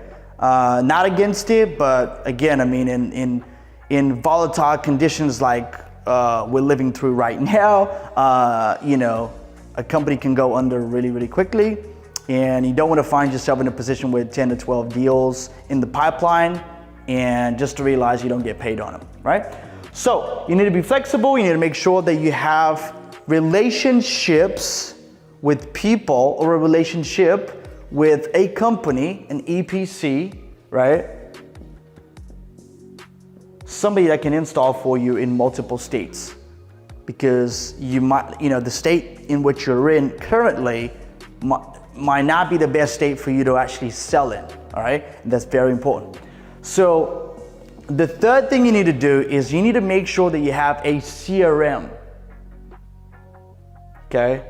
You have a client relationship management system, and that is to keep track of all of your prospects that go in and, you know, and you want to make sure that, you know, everything is kept within that CRM. Doesn't matter how many sales reps you have, you need to make sure that you have a CRM. A lot of my big clients have worked off of Google Sheets, but they also have a CRM on the side. CRMs are vital, guys. If you don't have a CRM, you can go to Go High Level and subscribe to it. It's like $100 a month or something like that. So you can subscribe to it.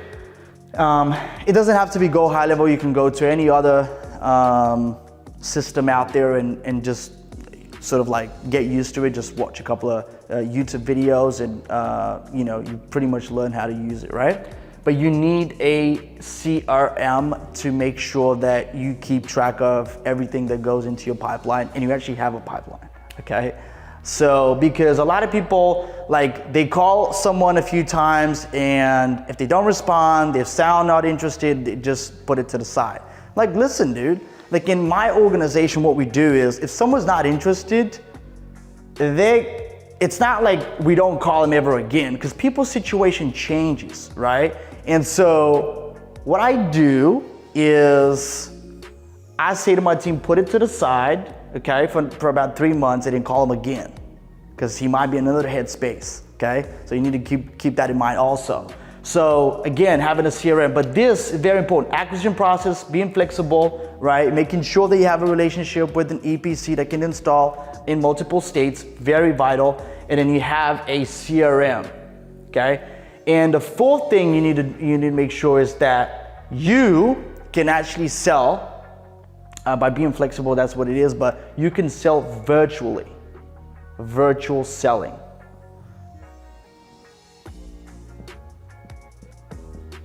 All right. And it's never been a better time to explore the opportunity that solar has brought to all of us with the pandemic, you know, with unfortunate circumstances. We can actually capitalize on that and help homeowners, you know, go on the winning side, which is to obviously switch to solar.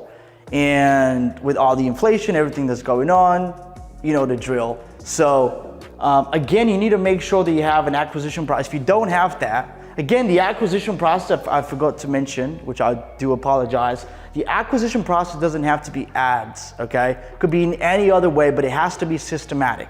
This, I'll put a systematic. You need to have a system, okay? For acquiring new prospects. It could be an outbound cold messaging people on LinkedIn, Facebook, whatever it might be, right? It could be a cold calling way. It could be, even if you do door knocking, it doesn't matter, right? But I'm not against it. I'm not fond of it, but I'm not against it for sure. And so you have a system for generating new prospects, okay? again, doesn't have to be ad related. I do believe that, you know, ads will bring you the best ROI long term, but you know, anything works. You need to be flexible. You need to have a CRM, so keep track of everything that's going on, all right? And you need to also record your calls.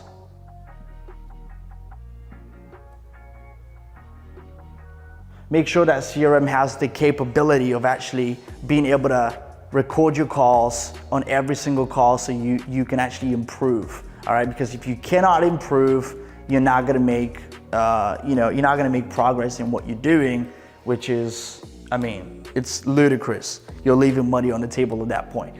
And the fourth thing is virtual selling. I mean, again, if you're not doing that, start doing that, all right?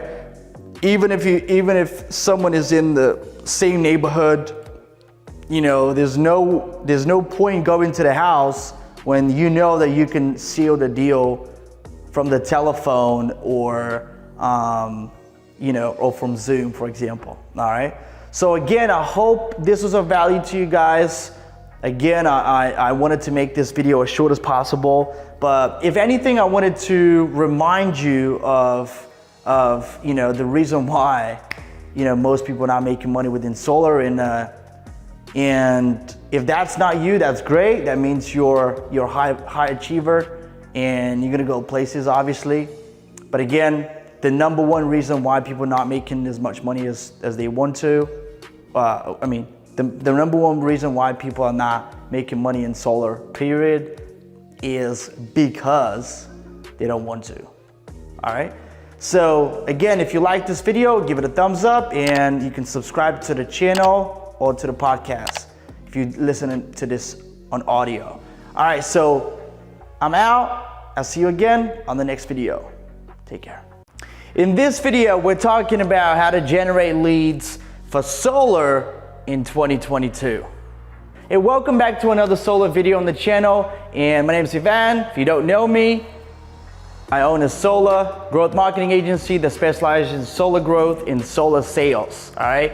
If you're new to the channel, make sure you are subscribed, okay? But more importantly, if you see value in these videos, make sure you share it with a friend. And I don't mean share it in social media. That's cool, whatever, but sometimes when you don't give a context to something that you're sharing, people wouldn't find it valuable enough to actually go and look it up. So when I mean share it, I don't mean share it on your social media. I just mean if you have like-minded people in the industry and obviously you're looking to share your knowledge and where you're getting the goodies, then give us a share. That's what I mean, all right? So today I want to obviously show you what you can implement and how you can actually generate leads in 2022 specifically for solar. Because the reality is, even if you have experience running ads in other industries, solar is actually very, very, very different, and it wouldn't work as simple as it does in other industries because you're selling a high ticket item here, right? I mean, systems could go up to 40, 60, 70, 100 grand at a time. And so you want to be able to, you want to make sure that you have a down to science sales funnel that you can take your prospects through, and ensuring that you're getting a low cost per lead, decent cost per appointment, and a low cost per acquisition. Okay? If you don't know what a term cost per acquisition is basically means what it costs you in marketing dollars to acquire a sale. Okay? But before we get into this, I want to give you something to think about, and that's a story that I actually heard a few weeks back, so it's pretty recent, from a great entrepreneur. So obviously I'll give credit where credit's due. It's not my story. I didn't think of it, whatever. But I just think it relates so much to what we're going to talk about today, and so I want to share it with you. So basically, you know, the concept of marketing is very, very simple. You just need to attract people into your funnel or whatever you have, right? And you need to have people to talk to, right? Most of you would probably agree that if I give you appointments, if I put you in front of people that you can talk, you can specifically talk to about solar, then you're probably gonna have a very good closing rate. You're gonna close a lot of deals, and we're all gonna be happy, right? However, in order for you to get to that point, so you have people to talk to, there is steps. There's a process that you need to take your prospects through, and ensuring that you have the right process dialed in would make sure that you have what it's called a low cost per acquisition, right? A low CPA, okay?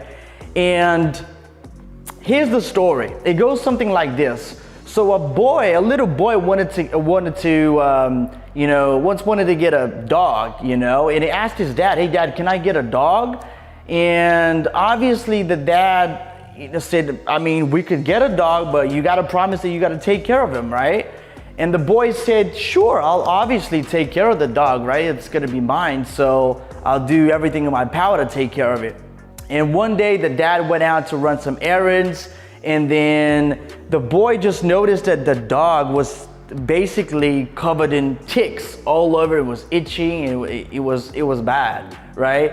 And so the boy ran to his grandma that was watching him over for the day, and he said, "Grandma, the dog is itching, it's full of ticks. What do I do?" And so the grandma said, "Oh, honey, just give him a little bit of garlic, and the ticks will fall off. It will make the dog sweat, and the ticks will naturally just fall off." All right. And so what the boy did is exactly what his grandma told him to do. And he got some garlic, and then he went and gave it to the dog, but the dog was turning his head, sideways, and it wasn't having it, right? And then the kid went back to his grandma. He was like, "Grandma, I tried giving the dog, the garlic that you told me to give him, but he wasn't having it." And the grandma said, "Oh, honey, did you just give the dog garlic? No, you should have wrapped it in ham first, right?" So the moral of the story is, sometimes the very thing that's gonna actually help cure your prospect's problem, or whatever the situation is not the very thing that they want to get. So sometimes prospects want to be lured into the solution in the right way, okay? And that's the bottom line. And so the analogy of the boy and the dog is that obviously the dog wouldn't have the garlic. He would have to wrap it in something that he likes, and the dogs obviously they like ham. And so if you wrap it in ham, they would have the garlic. And so and again, it goes back, it relates perfectly to what I want to share with you today. If you want to generate solar leads, there is a few things that you got to do in order for you to do that and be effective at it, all right? One of the first things is you want to make sure that you have a three-step process. So the first step, okay? The first step is you want to make sure that you have an ad, all right? And the ad is pretty much the garlic that's gonna lead them to, let's say right here is where the sale actually happens, okay? The sale happens here. You know that if you sell your customer, they're gonna be better off.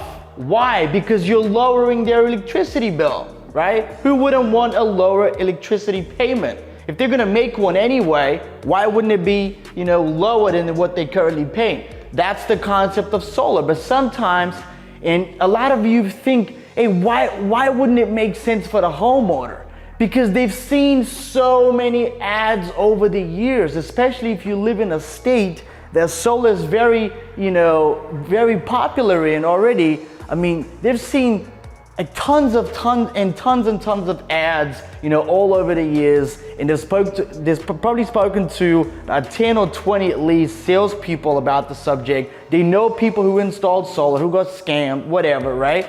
And so solar might have a negative connotation in their head. And so in order for you to, sort of like clear your path so you can get in front of that someone like that who already has you know,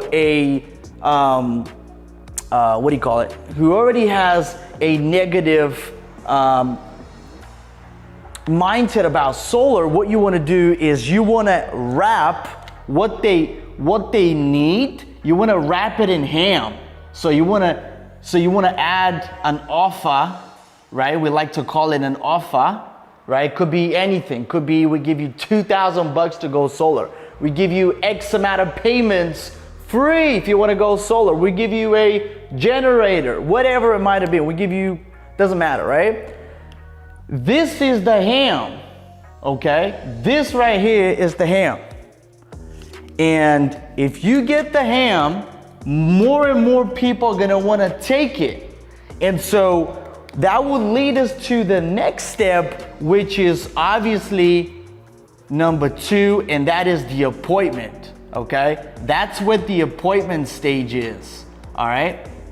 And right here, obviously you need a little bit of a sales ability. You need to make sure you obviously follow up with people and all that kind of stuff. And by the way, over here, just so if you're new to the channel, just know that we can actually take care of the appointment stage for you. If you're not in a position to, or you just simply don't have people in the office or people that you can rely to that can schedule these appointments, schedule these leads into appointments, I mean, we can actually help that out. If you want to find out more, please check out the link below, schedule a call, and we can talk to you about it. Now, so that's the first stage. That is something that, you know, that's the solar. That's what they want, okay? But it's almost, it's like disguised in ham.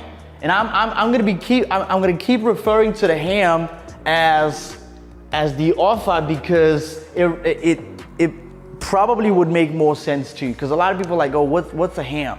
Well, that's basically what it is. The offer is the ham in this scenario, right? And then the stage number 2 is setting the appointment. So right here is where you spend the time to answer people's questions, to qualify them further, to see if they're a single family homeowner, if they actually, have a 650 and above credit, and all the qualifying questions, shading of the roof, whatever. And most importantly, obviously chase those leads so you can turn the most amount of those into appointments. And right here, number 3 is the actual sale, okay? That's where they get cured, all right? That's where they get cured because that's where they actually eliminate their electricity bill, or they get a lower payment, okay? A much significant lower payment. Obviously, you're happy because you get your commission because you've helped the homeowner switch to solar, and we're all happy, okay?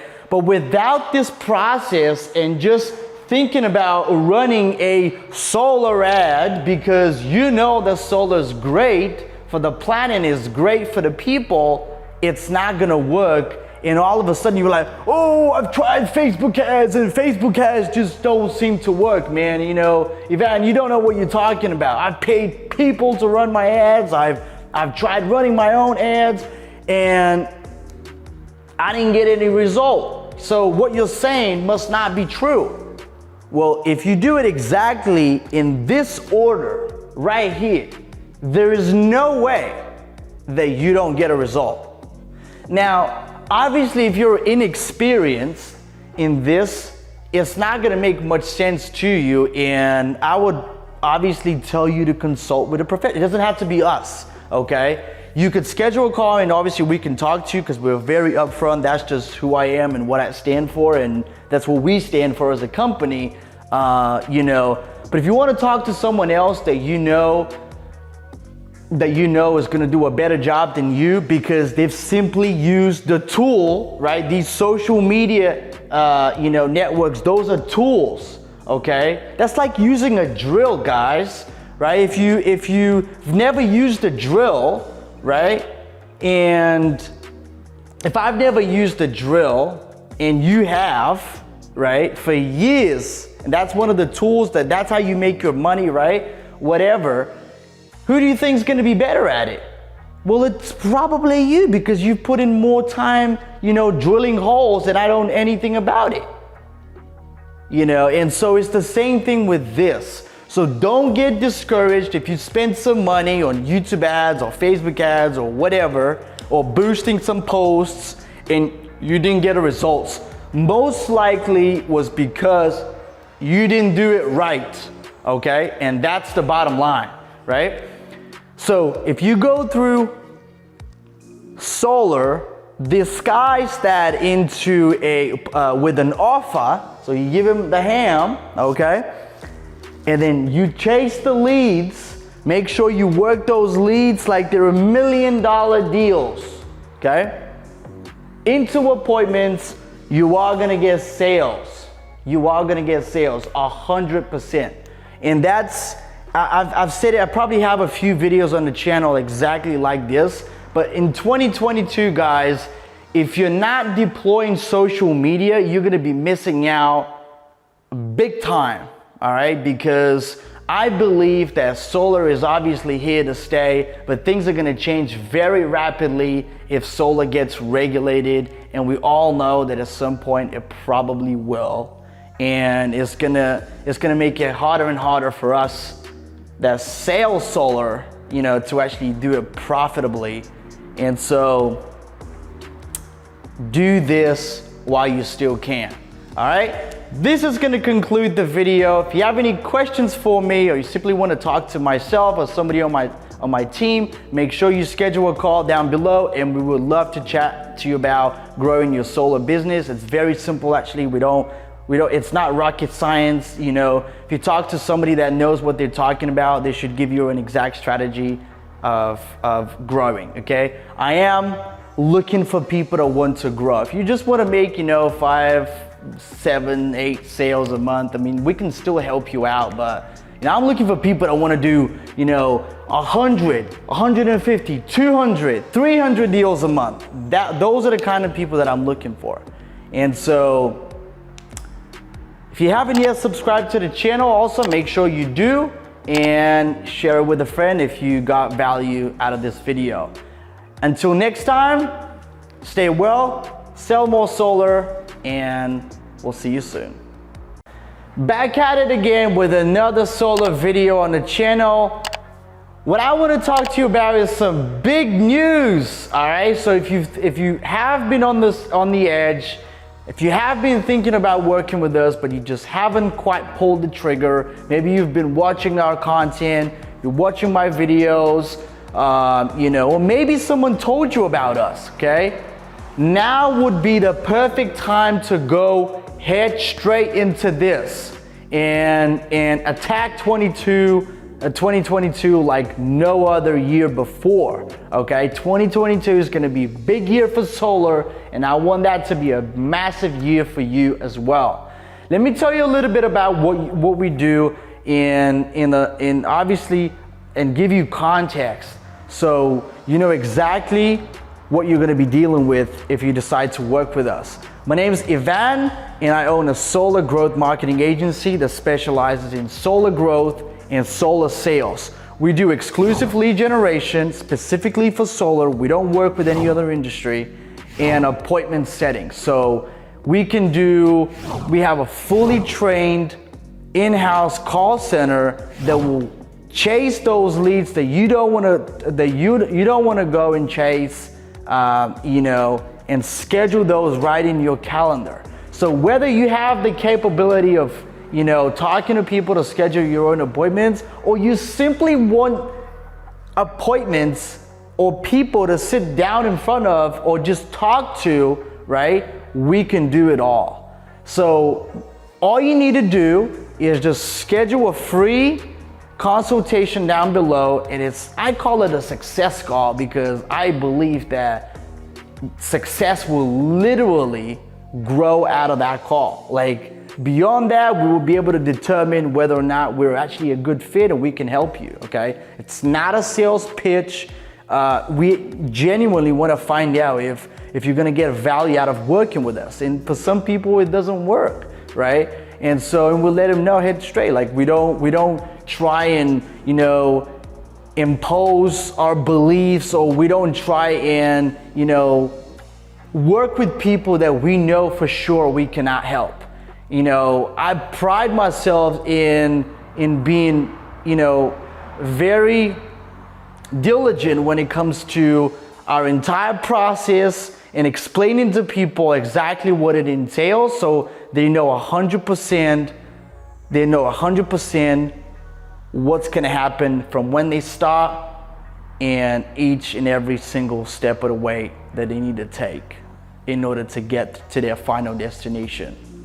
All right, we've taken people from literally like a one-man show or a couple of guys to growing their teams to over 20 salespeople and selling over the phone. We've also taken, we had a massive opportunity to help people transition from door to door, you know, to selling remotely, right?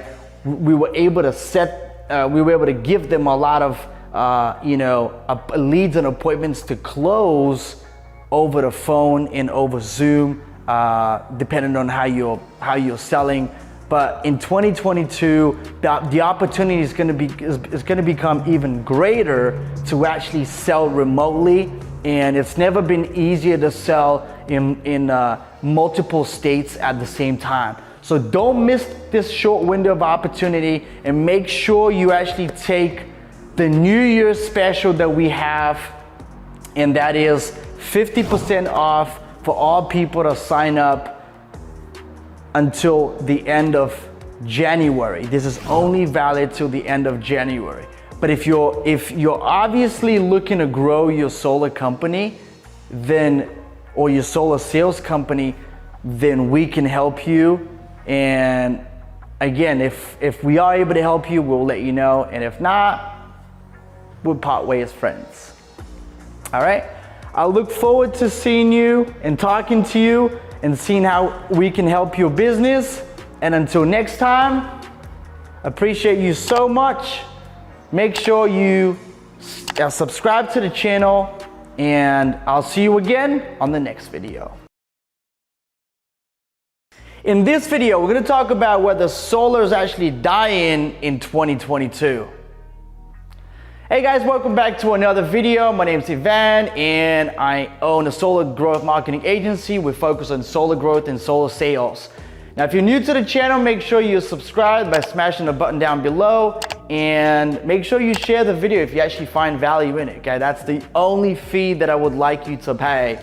If we deliver content and we make sure that you support us by sharing it. Not just on social media, but just share it with a friend, okay? If the conversation ever comes up and, you know, you just can't help but tell your friends where you're getting the goodies, then make sure you bring us up. All right, so in this video, what I want to do is I want to show you something that's been really on my mind for the past few months, and I want to actually do an informative video about it. So anyone of you that is in solar right now and want to literally crush it, now is the time, and I want to show you exactly why.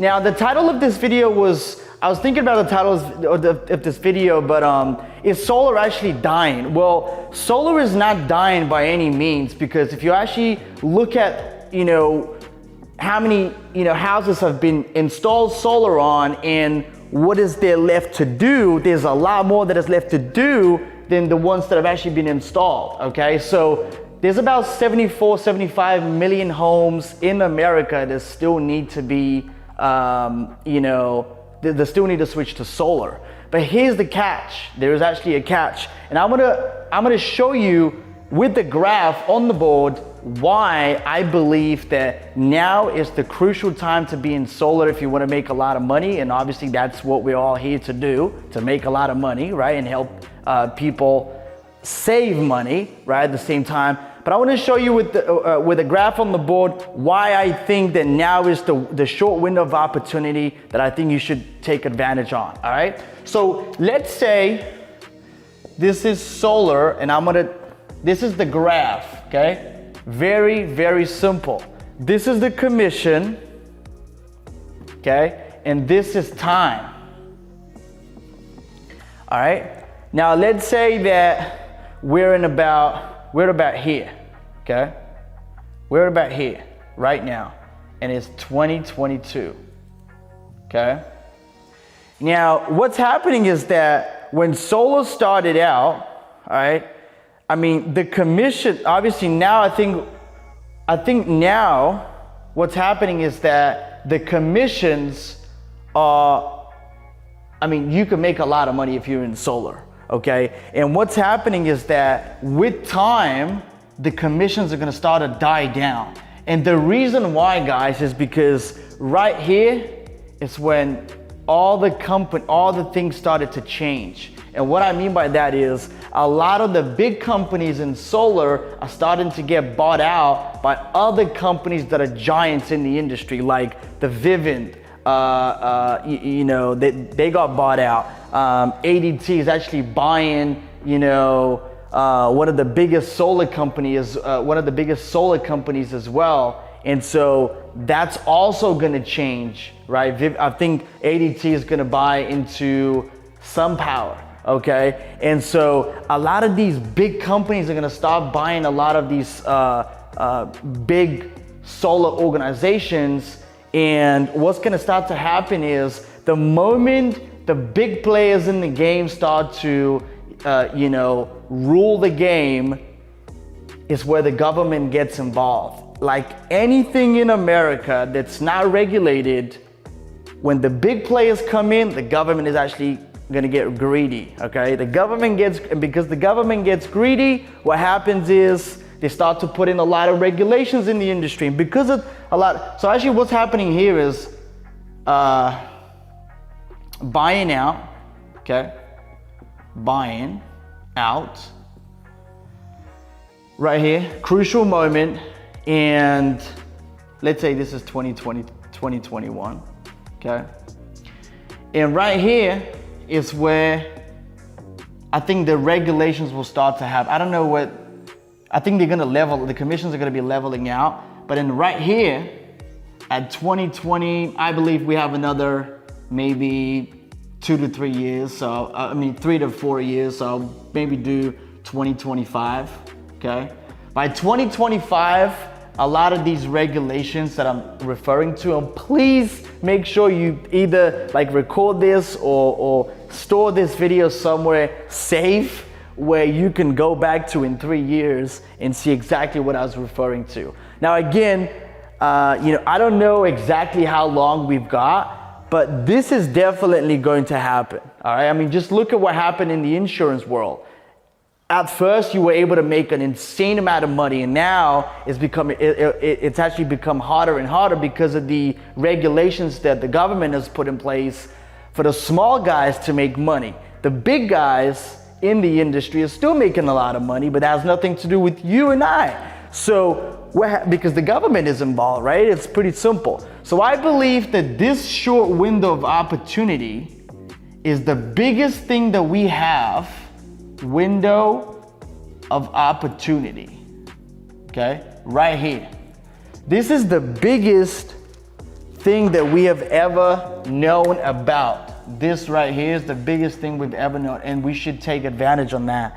Reason being is because we're still able to make a lot of commissions. We're still able to sell in anywhere in America that we want. If you have access to a telephone, all right, on an internet, for example, you can sell solar in that state. There's plenty of installers that can offer you, you know, the ability to install in that state without you physically having an office or a team, right, a sales team in that state. All right, so that's what's happening right now. Okay, it started to pick up traction a lot once COVID kicked in. And obviously the companies that were able to adapt and change to the fast changing environment were able to capitalize on that. And I want you to be one of those companies and one of those people. So the short window of opportunity is about, I believe is about 3 to 4 years, all right? And after that, big regulations are gonna come in and they're gonna just crush everything. And what's gonna happen is, because the small guys are not gonna be able to make a lot of money, you know, the big dogs in the industry, are basically gonna take over, all right? And that's what I believe is gonna happen. It's not if, it's when, okay? Because I definitely know, I can definitely see this come in, but that's not all the bad news. I would honestly say, it's not all bad. I would honestly say that in this short window of opportunity, there's going to be more multi-millionaires created in that short window of space than in any other time in history. Simply because the scalability, it's absolutely tremendous in these 3 to 4 years. All right, and so you need to take advantage of it right now, starting in 2022. Starting right now, right? As I'm recording this is 2021, right? December of 2021. And so, but I want to prepare you for what's to come, all right? And so what's going to happen is, obviously with time, a lot of these commissions are going to die out. A lot of the commissions that we're used to making in solar are going to die out because the big dogs in the industry are going to take over.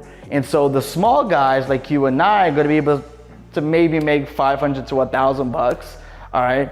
And that's what is happening. That's the trend, all right? And I definitely see it coming. It's not an if, it's when, all right? And it will take place. So what you need to do, considering this, is you need to go hard and as hard as you possibly can, all right? There's many ways you can enter the solar industry if you're not in solar yet, right? But you're thinking about solar. And if you're in solar, I recommend to take advantage of the fact that you can sell in multiple locations at the same time without any sort of additional license involved, or you need to have any sort of permitting or whatever, right? You can sell in pretty much every single state, all right? And that's what I think you should really start to think about in 2022 and really take advantage on, okay? Because a lot of people, unfortunately, we don't see what we got until we lose it,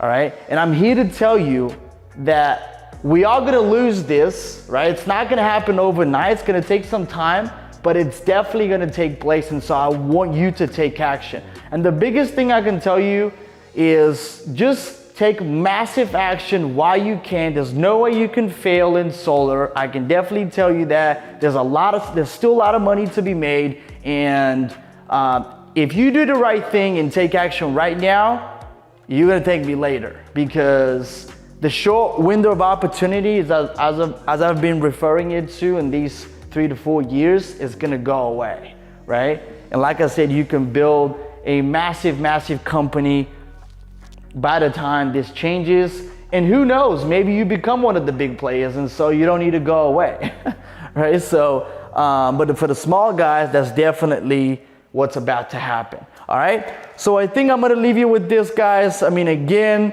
it's something that I maybe have touched upon like in other videos before, but I wanted to basically get really specific on. And the fact of the matter is that, everything that I've talked about in these videos was straight facts. You can Google them. You can Google the buy now of a lot of big solar companies right now. So the powers are changing. And so the moment that starts to, weigh in on the industry, the government is actually going to kick in with new rules and regulations that's going to make it a hell for the smaller guys, right? For the small and medium-sized businesses in solar, to make a big buck. Okay, all right? So, all right, if you're brand new to the channel, then make sure you do subscribe so you don't miss an upload. Now, if you're listening to this on a podcast video, then obviously you can always share it with a friend. And I believe that, in the 2022 and 2023 are gonna be the biggest year in solar yet for a lot of you, all right? Now, if you do need help, and you want to have an exact blueprint as far as like, how do I go from nothing to a massive sales org, right? I highly recommend you to schedule a call down below. You're going to be able to speak to either myself or somebody on the team about how to get you from zero to hero, all right? And this is not going to be a sales pitch. We're going to basically see if you even qualify to work with us, right? And see if we can even help you in your situation, because everyone's situation is different. but we're focused on helping people out only if we can. All right. So until next time, sell more solar and take care. In this video, I'm gonna give you the 2 best ways to sell solar in 2022 if you wanna make a lot of money. Welcome back to another solar video on the channel. My name's Ivan and I own a solar growth marketing agency. We focus on solar growth and solar sales. If you're brand new, make sure you subscribe and pay the fee of this channel, man. If we bring value to you by consuming our content, and make sure you share it with a friend. I don't care about sharing it on social media. Just when the conversation comes up, just bring it up, all right? What I wanna give you today is the two best ways, and we're gonna weigh in the 2, all right, to sell solar. One of them is pretty simple. There's a lot of video on the internet on how to sell over Zoom and how to sell over Google Hangout and stuff like that. I've even made videos about it on the topic. But the 2 main ways are pretty simple. If you want to sell virtually, okay, there's video and there's not video, all right? Now here's the thing. The one way is video. Second way is, just phone, just the telephone, all right? Now video obviously would mean Zoom. Some of you like to use Google Hangout. It doesn't matter. Okay, it doesn't matter what you use, you just need to get the job done, all right? Again, I've made very similar to this video in the past, but it seems like it's not enough. But I wanna make sure that you guys do well and I want you to get the content, all right?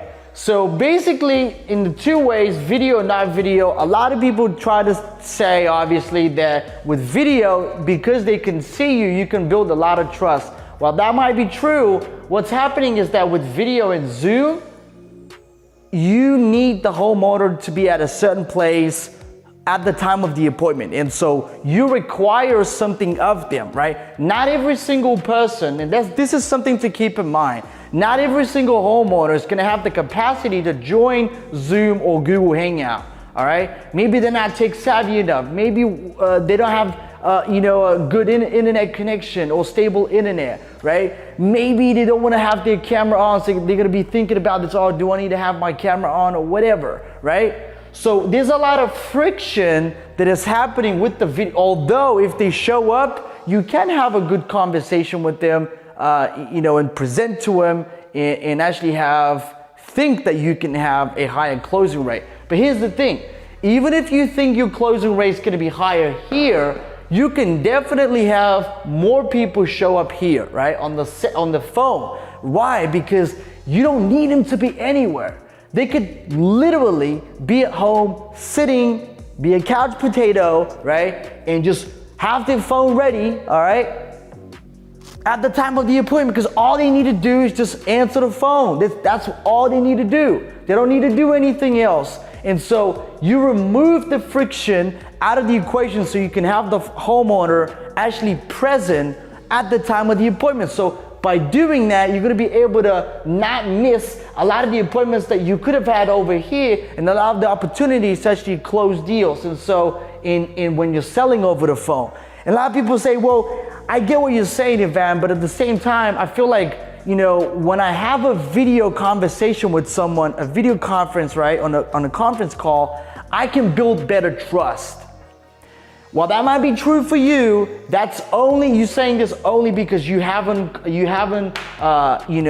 done a sale over the phone, right? And a lot of you are probably nodding your head, the ones that have done, a sale over the phone. You know that it's pretty much the same. Nothing changes.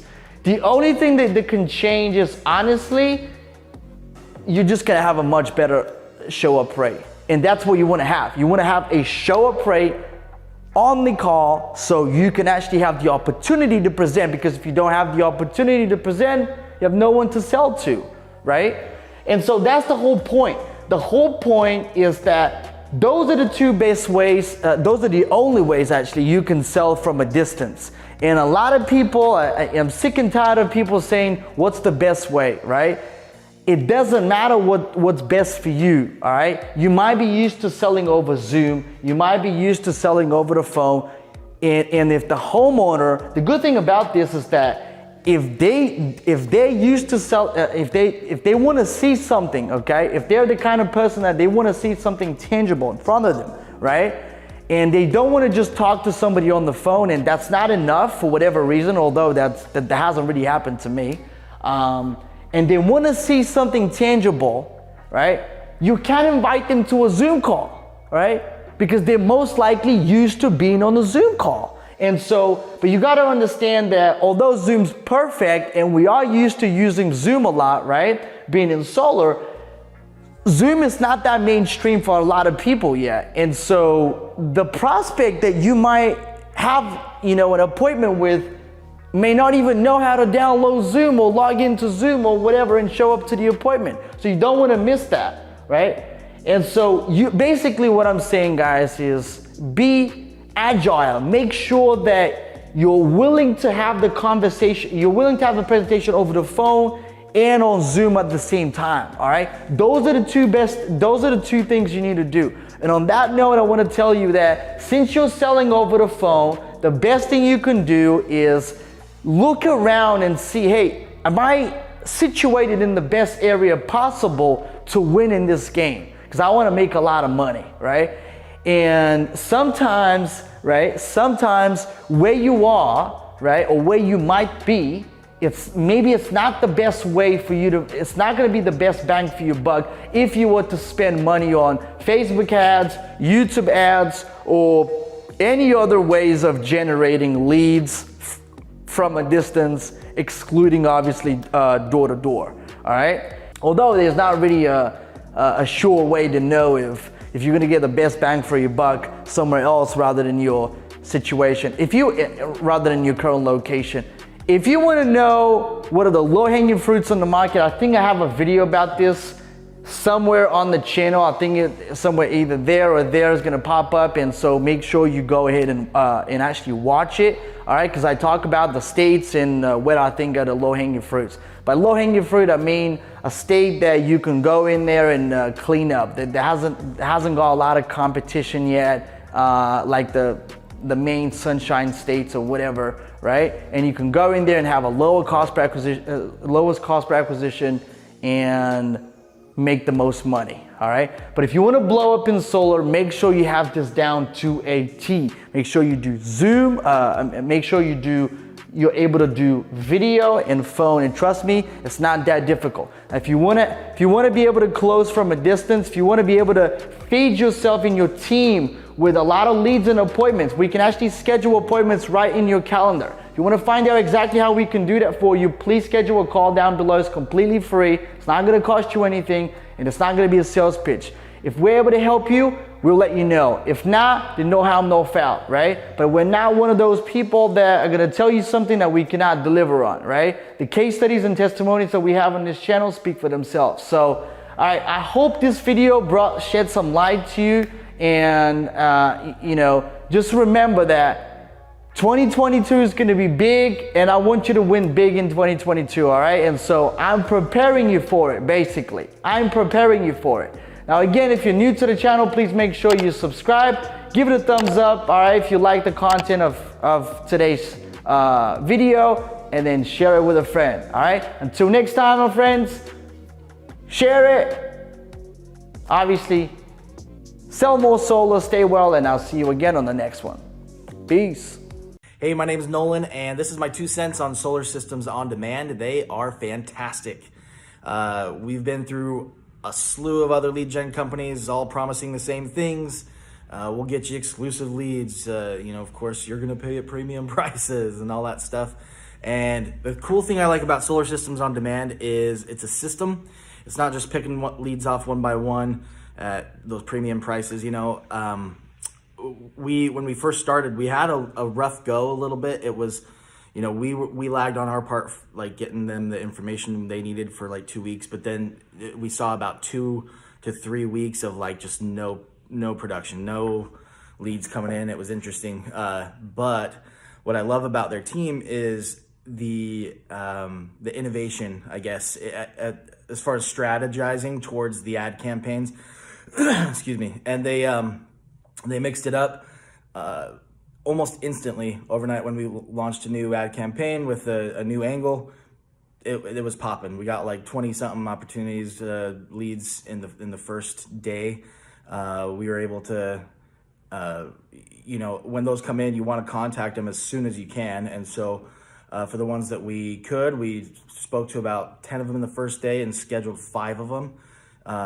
And it was awesome. Just changed the game for us. So for anybody looking for a legit lead company, marketing company, try these guys out, because you basically have nothing to lose. So yeah, enjoy, go get those leads, go get those solar deals, and yeah, may the force be with you. Hey guys, my name is Jonah Cooper. I'm the CEO and founder of American Energy Group, and I have been working with Ivan for about 11 and a half months now. My experience has been, I mean, absolutely amazing, and I just want to start out by saying thank you so much, Ivan and your team, for growing our company the way you've done. So to give you an experience update of what has happened over the last 11 and a half months while working with Ivan, right?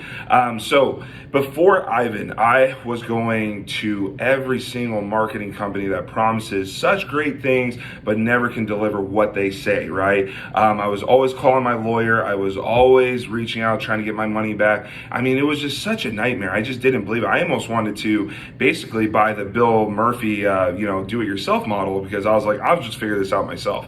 Well, I gave one last shot to Ivan. The first 2 weeks, it was a figuring us out. Like, I'm telling you right now, guys, don't expect to have exactly what you want right away, right? It's a learning process, because he needs to learn what a qualified lead is for you, and for you to understand how the process works to be able to close these deals, right? So being able to work with him hand in hand for 2 weeks and then figuring out that perfect structure, it has blown my company up. So, you guys see me in a t-shirt and a hat now, because I have been able to go from a driving model to driving to people's houses, talking with them, spending 7 to 10 hours on the road a day, getting denials, and to be able to create something to where, because of Ivan's marketing, to be able to create something inside. Now I have 14 guys.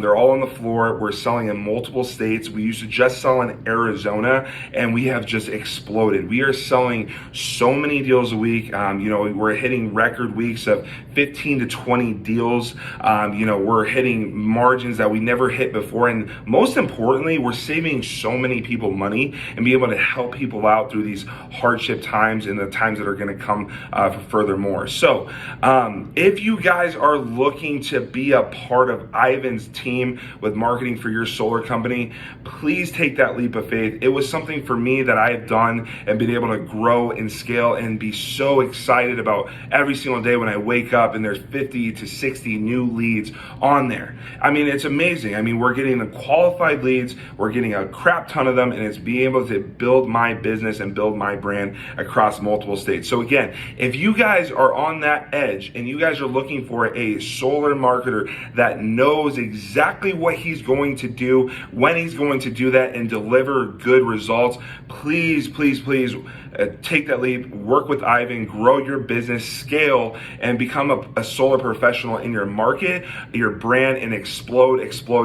So again, thank you, Ivan, and your team for growing my company. If anybody wants to reach out to me, wants to get on a screen share, wants to see exactly my proof in the pudding of what I speak, please ask Ivan for that. I'd be more than happy to vouch for him. I look forward to seeing more people a part of his program, growing brands, getting people exactly what they need, their solar, and making people happy and growing your business. All right, guys, I will talk to you soon. All right, John. So you've been with us for no more than a week, I would say. Yeah, one week. What your experience has been since working with us? Yeah, it's been really good. It's been really good with the campaign. I'm currently, working in Texas, and in my first full 7 days, I've had 5 sales, and three are approved. 2 unfortunately did fail credit, which happens in the solar game. But yeah, no, it's been good, man. I think I sold like a 13 kilowatt, a 12 kilowatt, and another 12 kilowatt. So that's almost Wow. 30 That's awesome, 30 man. So kW, 37, 38 kW. yeah. So what I know you were pretty skeptical when you were you know, when we first talked. So what was your experience before obviously working with us? So I personally really never, I never got myself into the whole door knocking side of the business. You know, I did have a lot of companies that I'd hired and been burned over the years where I'd pay for preset appointments, and, you know, companies, larger companies out there, who I won't mention, but you know, that, I'm shocked they're still in business for how big they are, because of the results that we would get live transfers with up to 4 companies, like shared leads, and I would call them immediately, and we would have reps call them immediately, and they would literally say they'd already talked to another company 5 minutes ago. And it's like, how can that even, you know, be possible with the fact that I literally just got this lead like less than a second ago? You know, like I don't even have a passcode on my phone, and I, you know, called this number. So no, it's been good. I mean, people, for the most part, you know, acknowledge that they filled something out. They don't really deny it.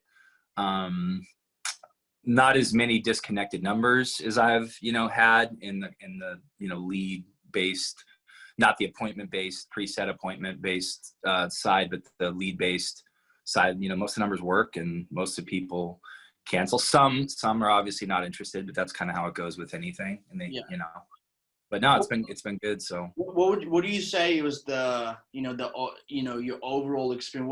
What do you, you know, you say obviously the overall experience you enjoyed, but what would you say to somebody who's on the edge of like working with us? Because there's a lot of companies out there that are bumping the moon, the stars in the world, right? Right. And they just, you know, you come to find out it was all talk, you know. So Sure. what would you say to somebody like you, man? Because I remember, like, you know, about a month ago, you know, when you decided to pull the trigger, you had you know, those same thoughts. Yeah. So, you know, as I told you, you know, just kind of having been burnt from bad experiences with other companies, you know, it made me a little bit hesitant. But, you know, the first week has been like fantastic. You know, like I said, I've sold 5. I literally just got a referral from one of my approved sales this morning, right before our phone call right now, like 5 minutes ago. So yeah, it's been good. I mean, I definitely, you know, the first week, 3 sales, and, you know, I'm ramping up to where it's just me for now. So it's good. It's been good. Appreciate it, man. A lot more for sure. Sounds good, bro. Awesome. Thank you, bro. If you're brand new to solar, or you have been in the industry for a while, but you want to make more money instantly without putting a dime, make sure you listen to this video very, very carefully. All right, guys, thank you so much for tuning in once again to another video on the channel. This video is going to be one of the most important videos you're going to be exposed this year, because I simply believe it is going to be life-changing to a lot of you. The opportunity at hand that we have right now to grow is absolutely humongous in solar. I don't know if you know about, you know, what we do, but if you don't, my name is Ivan, and I own a solar growth marketing agency that specializes in solar growth and solar sales. Very recently though, we started actually selling solar. We've done that for a while, and we started selling solar. We're doing quite well, and we're expanding rapidly. And we, as you know, we do everything over the phone. And so, again, if you're new to solar, you're gonna wanna listen up to what I'm about to say, because it could very well change the trajectory of your life very, very quickly. So the opportunity that we have at hand right now is that we're looking for sales professionals or people that know nothing about sales, because we're gonna show you exactly how to do everything from A to Z. Your experience doesn't matter. What matters is your attitude, the fact that you show up every single day and want to crush things are looking for a long-term opportunity that you can grow with, and last but not least, you want to make a heck of a lot of money. And so what's happening right now is we're hiring people that want to be working from home, making anywhere between $40,000 to $60,000 a month in their underwear. And so if you're self-motivated, if you want to work from home, if you want to make a lot of money, if you don't want to worry about where the next lead or appointment is going to come from, then this is exactly for you. And what I want you to do is I want you to schedule a call down below. The link will be in the description, in which we'll interview you, and we'll be able to obviously see if you're a good fit for this opportunity or you're not. Okay? Now, please, if you're just thinking about, like if you just think that this is gonna be a part-time gig and this, that, and the other, this is not a part-time thing. It is a full-time job. Although it's not a job, you're gonna be a 1099, right? You're gonna technically, be your own boss, okay? But it's not gonna be a part-time gig. We require people to be available for at least 40 hours out of the week. We will ensure that we generate leads and we put appointments on your calendar on a day-by-day basis, ensuring that you're doing at least 3 to 5 appointments per day. Our best closers are doing anything between 6 to about 10 deals a week. The average commission is anywhere between $2.5 to about $6,000 per deal.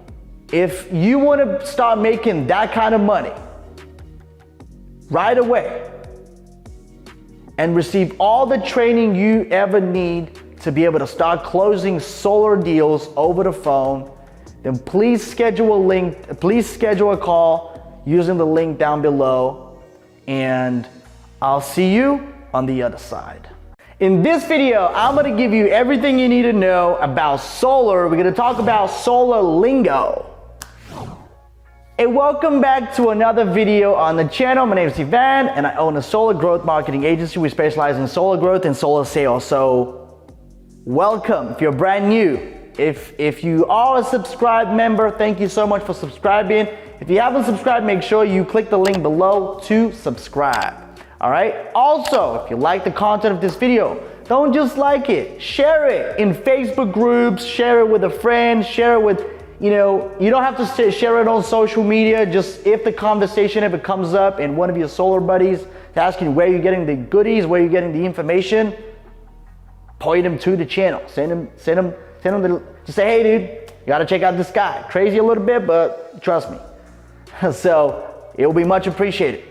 Let's get right into it. I get a lot of you out there that are brand new though, that are switching industries, want to learn about solar. So this is everything that you need to know. It took me years to understand, okay? Now, seriously though, when I was starting in solar, like this stuff right here, like it was Chinese to me, okay? I mean, it was basically something I was like, no way I could ever understand this. Like it was crazy. It felt like, these people are like doctors and they were talking, when you get into a hospital or doctors, like if you ever heard them talk to each other and like their lingo, you're like, holy shit, like I don't get shit, And so it's the same thing. That's how it made me feel. But it goes even further than that. You want to be able to understand the lingo so you grasp the concept of what are you trying to achieve and how to get there faster. Okay, and so I believe understanding the industry is a crucial part of actually growing any business. Okay, and that's what I want to do with you in this video. So the things we're going to talk about are very, very simple. The first thing you need is you need a red line. If you're going to sell under someone, okay, and if you're an independent contractor, if you're a 1099, right? And you just want to do your own thing, you want to be a door knocker, you want to be whatever, right? You're gonna have to get a red line, which is, don't worry, it's not a crazy, like this is just a term in the solar industry that is basically what it means is, it means your cost for an install. And maybe, you know, the cost of carrying out the install, which is people going out there to the customer's home to install the panels, and also the cost of the panels. Okay, that's your red line. Your red line is basically the cost, you know, that you need to consider. That's your baseline, right? So if somebody tells you what my red line is 250, okay, right? Then you know you got to be selling above 250 in order to be profitable, right? And so number one is red line. Number two is what we call an adder, okay? An adder is basically, very simply put, that is the cost of service to do something, right? It might be to replace, you know, the main panel, which is another thing we'll get to in a second, but it could be the cost of doing a ground mount, okay? If there's no, so it could be, there could be a situation, right, you might run into where the customer wants solar, but they don't want to install it on the roof, okay? And so, or their roof is simply not big enough to hold all the panels that are gonna have to go on there, okay? That's also a possibility. In that case, the panels need to go somewhere, and that's called a ground mount, okay? So, but that will cost an adder, right? Cost for racking, cost of install, like that's an adder, right? The cost of going out there to a specific area, that could also be an adder, like outside of the installer's you know, parameters of work, where they carry out work, okay? So that is an adder. An adder is anything that you have to pay outside of your red line, that goes on top of the red line, okay? So that is what we call an adder. Number three is an NPU. Okay? NPU, ladies and gentlemen, stands for main panel upgrade. Okay? So the main panel upgrade is something that is required in order to have solar. So without that, if the customer has an old main panel that needs to be replaced, a lot of the utilities would require it. I don't even think they can go backwards, okay? There's some that are basically, they were designed to just go forward, you know? And with solar, you have to make sure that the meter can actually go backwards, and that's how the customer gets credited for the credits they get, you know, during sunny days, and they use those credits during nighttime, during cloudy days, during rainy days, during winter, whatever, okay? Number four, we got the M1 and M2. M1 and M2, okay? That stands for milestone 1 and milestone 2, okay? So what that simply means is there's two types of, so all the commissions, usually, not everyone's gonna do that, but most of the time, there's gonna be, your commission is gonna be paid out in 2 installments, all right? Anywhere between 20 to 30% or up to 50% at milestone 1, which is basically when the customer signs the contract, okay? You get paid a week or 2 after. That's called a milestone 1, M1, which is referred to. And then milestone 2 is where you get the rest of the commission, okay? That is after install. Again, about a week or 2 after install, the money gets released from the finance company to the install company, and then the install company pays it out to you, okay? That's M1 and M2. Next thing is clawback. So number 5 is a clawback. And clawback, very simply explained, is basically when somebody cancels, okay? So the customer has the time frame in which they can cancel is between upon signing the contract until they get panels installed on the roof. Technically, they can still cancel after the install, but it's a lot harder. So it's nearly impossible, okay? So technically, they have that period of time to ponder on whether they actually want solar, whatever, right? So they could have a buyer's remorse. They might, come to the realization that it's not the best time right now to do solar, whatever, okay? A clawback is simply put the customer canceling the deal when you already have been paid on M1. So you already received the first, installment of your commission, and a clawback is like, hey dude, you're just gonna have to pay us back. And so that clawback is usually taken away from your next deal, okay? That's a clawback. Next thing is PPW, right? PPW. Or in other words, price per watt. That stands for what price you sell it per watt. So let's say the system size of a customer that you will build out will be 9.5 kilowatt, okay?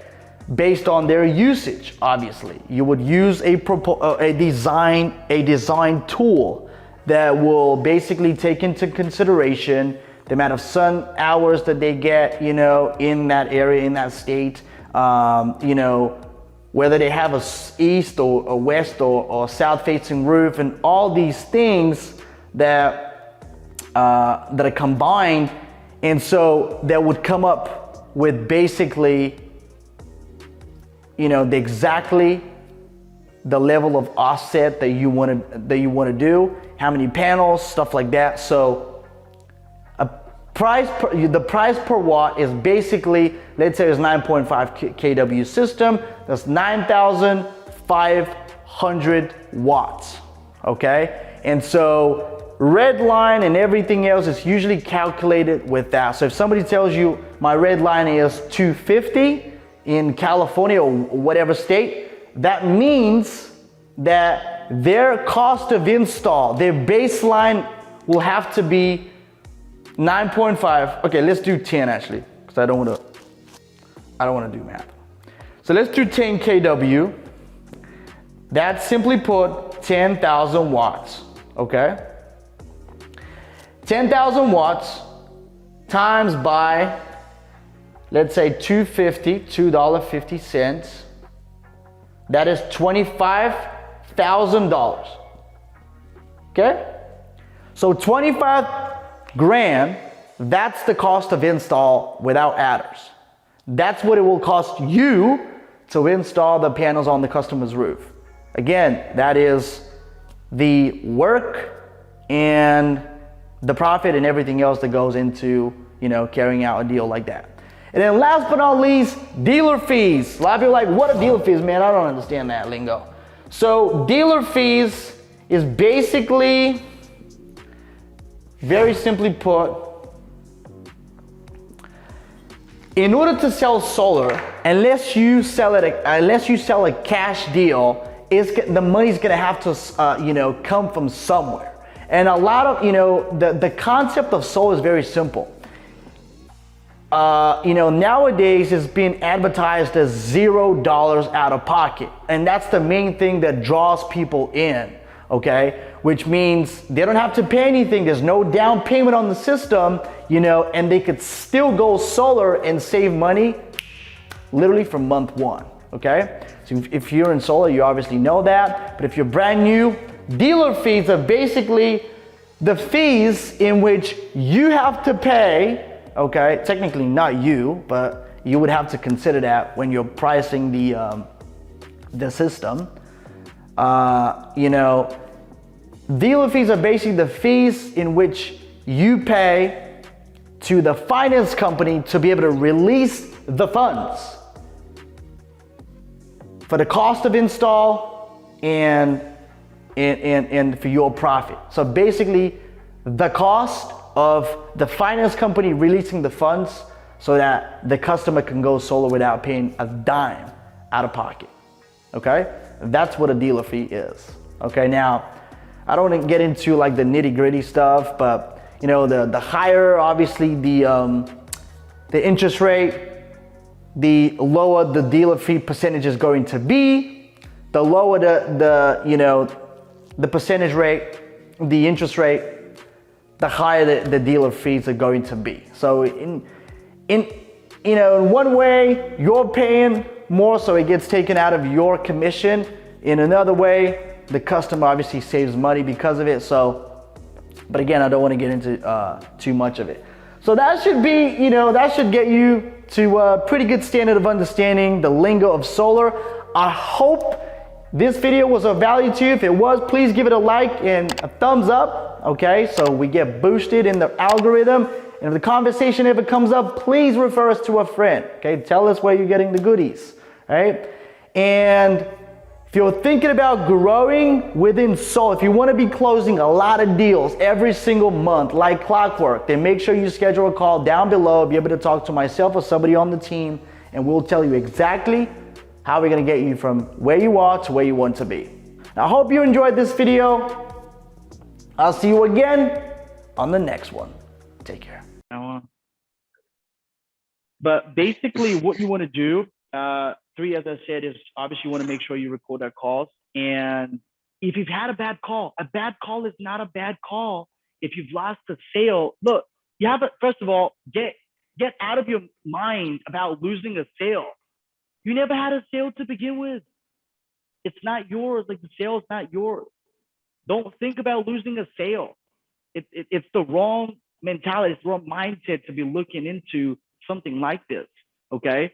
It's learning experience. And next time, if you go through the call, if you see all the mistakes that you make, you take notes, and practice not saying the things that you've been saying and answering, the same question that the customer would ask you with a different sentence, then the outcome will be much different.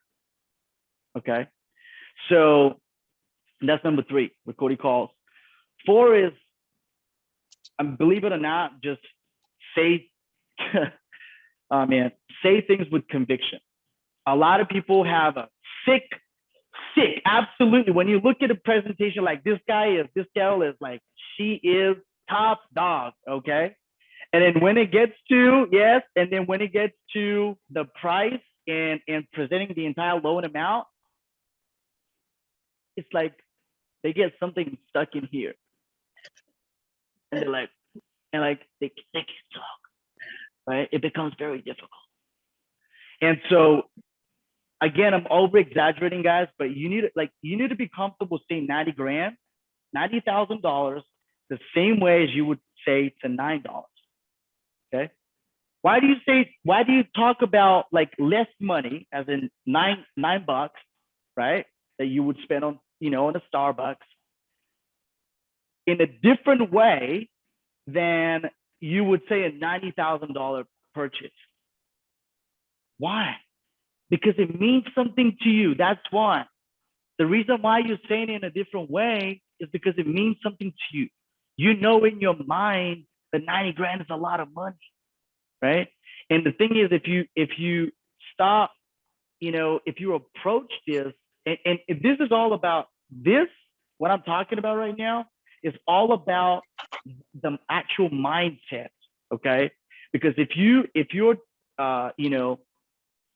train yourself to see a lot of money as not that much money, because if you understand exactly what you're selling to the prospect, then that 90 grand is actually, half of what they're going to be paying. So you actually feel good about saying it, because, if they get it, they're going to be saving money anyway.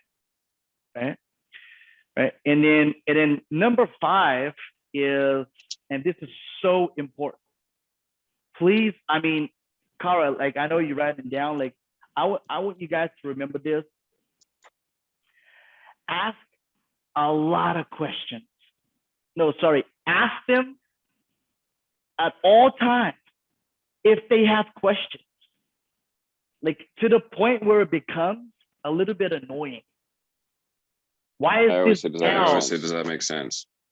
yeah, why is this guy or gal like, always asking me like, if I have any questions? Like you have to do this at all times, because sometimes we forget. Because what happens is, the presentation in your mind, how the script should go in your mind, they don't, right? And so if you don't stop, to you, perfectly, like everything makes sense up here, right? But to the customer, that might not be the case. And so you want to get into the habit of asking them at all times, if they have any questions, because you want to make sure that they're so, like, what you're doing is two things with this. First is, again, you're building even more trust, because obviously that, and if you're answering a lot of questions, they're going to see you as somebody who knows a lot about what they're selling. Okay. Because if they have questions and you answer every single one of their questions, they're going to think highly of you, right? And people want to buy from experts. All right. And number two is, what happens when you ask them if they have questions throughout the call, and you do that a lot? What happens is you ensuring that, that you care about them understanding what you're talking about. Right. But what happens as well is that it could well remove a lot of the, unknown sort of like objections that would come up later on that call, right? They might have had, like, throughout the presentation, they might have had a question they wanted to ask, like could have been an objection or whatever, right? But unless you've asked them if they wanted to, say something or add into that, or simply see if they have any questions, then, if you saying it all the time, they might bring it up at an earlier point, and then what happens is you're not left with, if the worst thing in the world is to be dealing with objections when you're about to tell them the price. You should not be doing this. They should be, like, for you to be presenting the price, they should be 100% sold on what they're about to buy, right? If I don't like the shoes that I'm about to buy, what difference does it make how much, if they're on sale or how much they cost? I don't care. I don't like the color, like it's not the shoe that I want, okay? So I don't care, right? So before you ever bring up the price, what it's gonna cost them, yada, yada, like, you wanna make sure that they're sold on everything and they don't have any objections. So that's why you need to make sure, and again, I know you're probably already doing this, but, just think about, how can I even do it even more? How can I, ask them, how can I remember to, to have this as to my arsenal, and to have it as a habit, as a new habit that could help me win more sales, because that's exactly what's going to happen. All right. So we went through a bunch of things. I wish I recorded this whole thing. I know we recorded some of it, but do you guys have any questions? I know we went through a lot. Do you guys have any questions so far? Anything? So when they ask you about price, and then you tell them price, yep, and they say, thanks, we'll be in touch. Thanks, we'll be in touch? Yeah, that's what I've been getting a lot. And it's like, I've said numerous times, this is on a first come, first served basis. Like, today only. And they're like, thanks, I'll think about it. It's like, I've said this numerous times. Right. So I suggest, right? Are you telling? Are you? I mean, look, man. I'll tell you this. Like, I would probably not want to be saying like first come first serve basis, because like buyers are smarter than that, you know, especially in California. Like I understand other states too, but especially in California, like you don't want to be saying that to people because you just don't. Okay. And I would tell you this, it's not what you're saying. It's not what you're saying, Chances. It's what you've said prior to that sentence that you tell them the price. I'm trying to tell you guys, right? It's not about when you present the price. What have you done prior to presenting the price? That's what is getting in the way. I want you to know that. It might not be a single sentence, right? It might be the whole thing. Like the guy just wanted to go in a different direction, right? And you took him to a different direction, and he just, like the guy just felt like pretty much like he wanted to find a polite way to get out of the call. I want you to know that there's a lot of people like that. They're in their mind, like there's so many people, like you don't understand, guys. Like we as people, like human nature is very, very, it's very simple. Like we're not hardwired to say no to people just like that. We actually don't like saying no to people, right? We really don't, okay? And so whenever we say yes, have you noticed that whenever you say yes to someone, like you just feel good about it? And whenever you say no, you're like, oh, you know, for whatever reason, it doesn't make you feel good, right? And it's the same with a lot of these customers that you're gonna end up talking to, right? They don't want to say no to you. They don't want to say they don't have they don't want to say they're not interested or whatever, right? In what you're saying, okay? They just want to find a way to politely exit the call, right? That's what is happening. It's not, so Chance, do you understand that? Hey, we have a couple appointments coming up in just a couple minutes. That's cool. I know that. So do you guys like, Chance, are you good with that?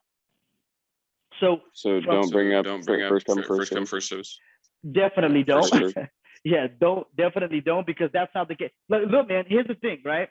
If you get in a sales call with me, I will be like, I'll actually shock you how transparent I actually am. I will shock you. You'll be like, no way he's saying these things. But I am, right? I am, because I want to make sure that you feel like, hey, this guy is definitely not tripping. Like he's telling me the truth, okay? And so, Chance, I'm telling you, brother, like what's happening is that everything prior to that. So what I want you to do from now on, start recording every single call. I guarantee you, right? If I listen to a couple of your calls, like, and get on another call with you, like you would improve so much, 100%. Okay. And even if nobody else listens to your calls but yourself, I'm telling you, you will improve, because you'll be able to see exactly where you lost the customer. You could see it, man. It's so apparent. Like you could hear it in the tone of their voice. You know, they lost interest. You know, they started being like disengaged, and you know, they're just not there. You know, they're just looking for a way out. That can happen. You know, so and then what I'm gonna do is I'm gonna collect a few of our calls, and I'm gonna put them in a folder, like specifically for you guys, and I'm gonna send it to Blake. I'll send it to your email. All right. Okay. And I want you to listen to them, and then see exactly how the calls are being handled. Okay. And then on the to our next meeting, I want to see some calls. Doesn't matter whether it's from you, Cara, from you, Chance. Like it doesn't matter, right?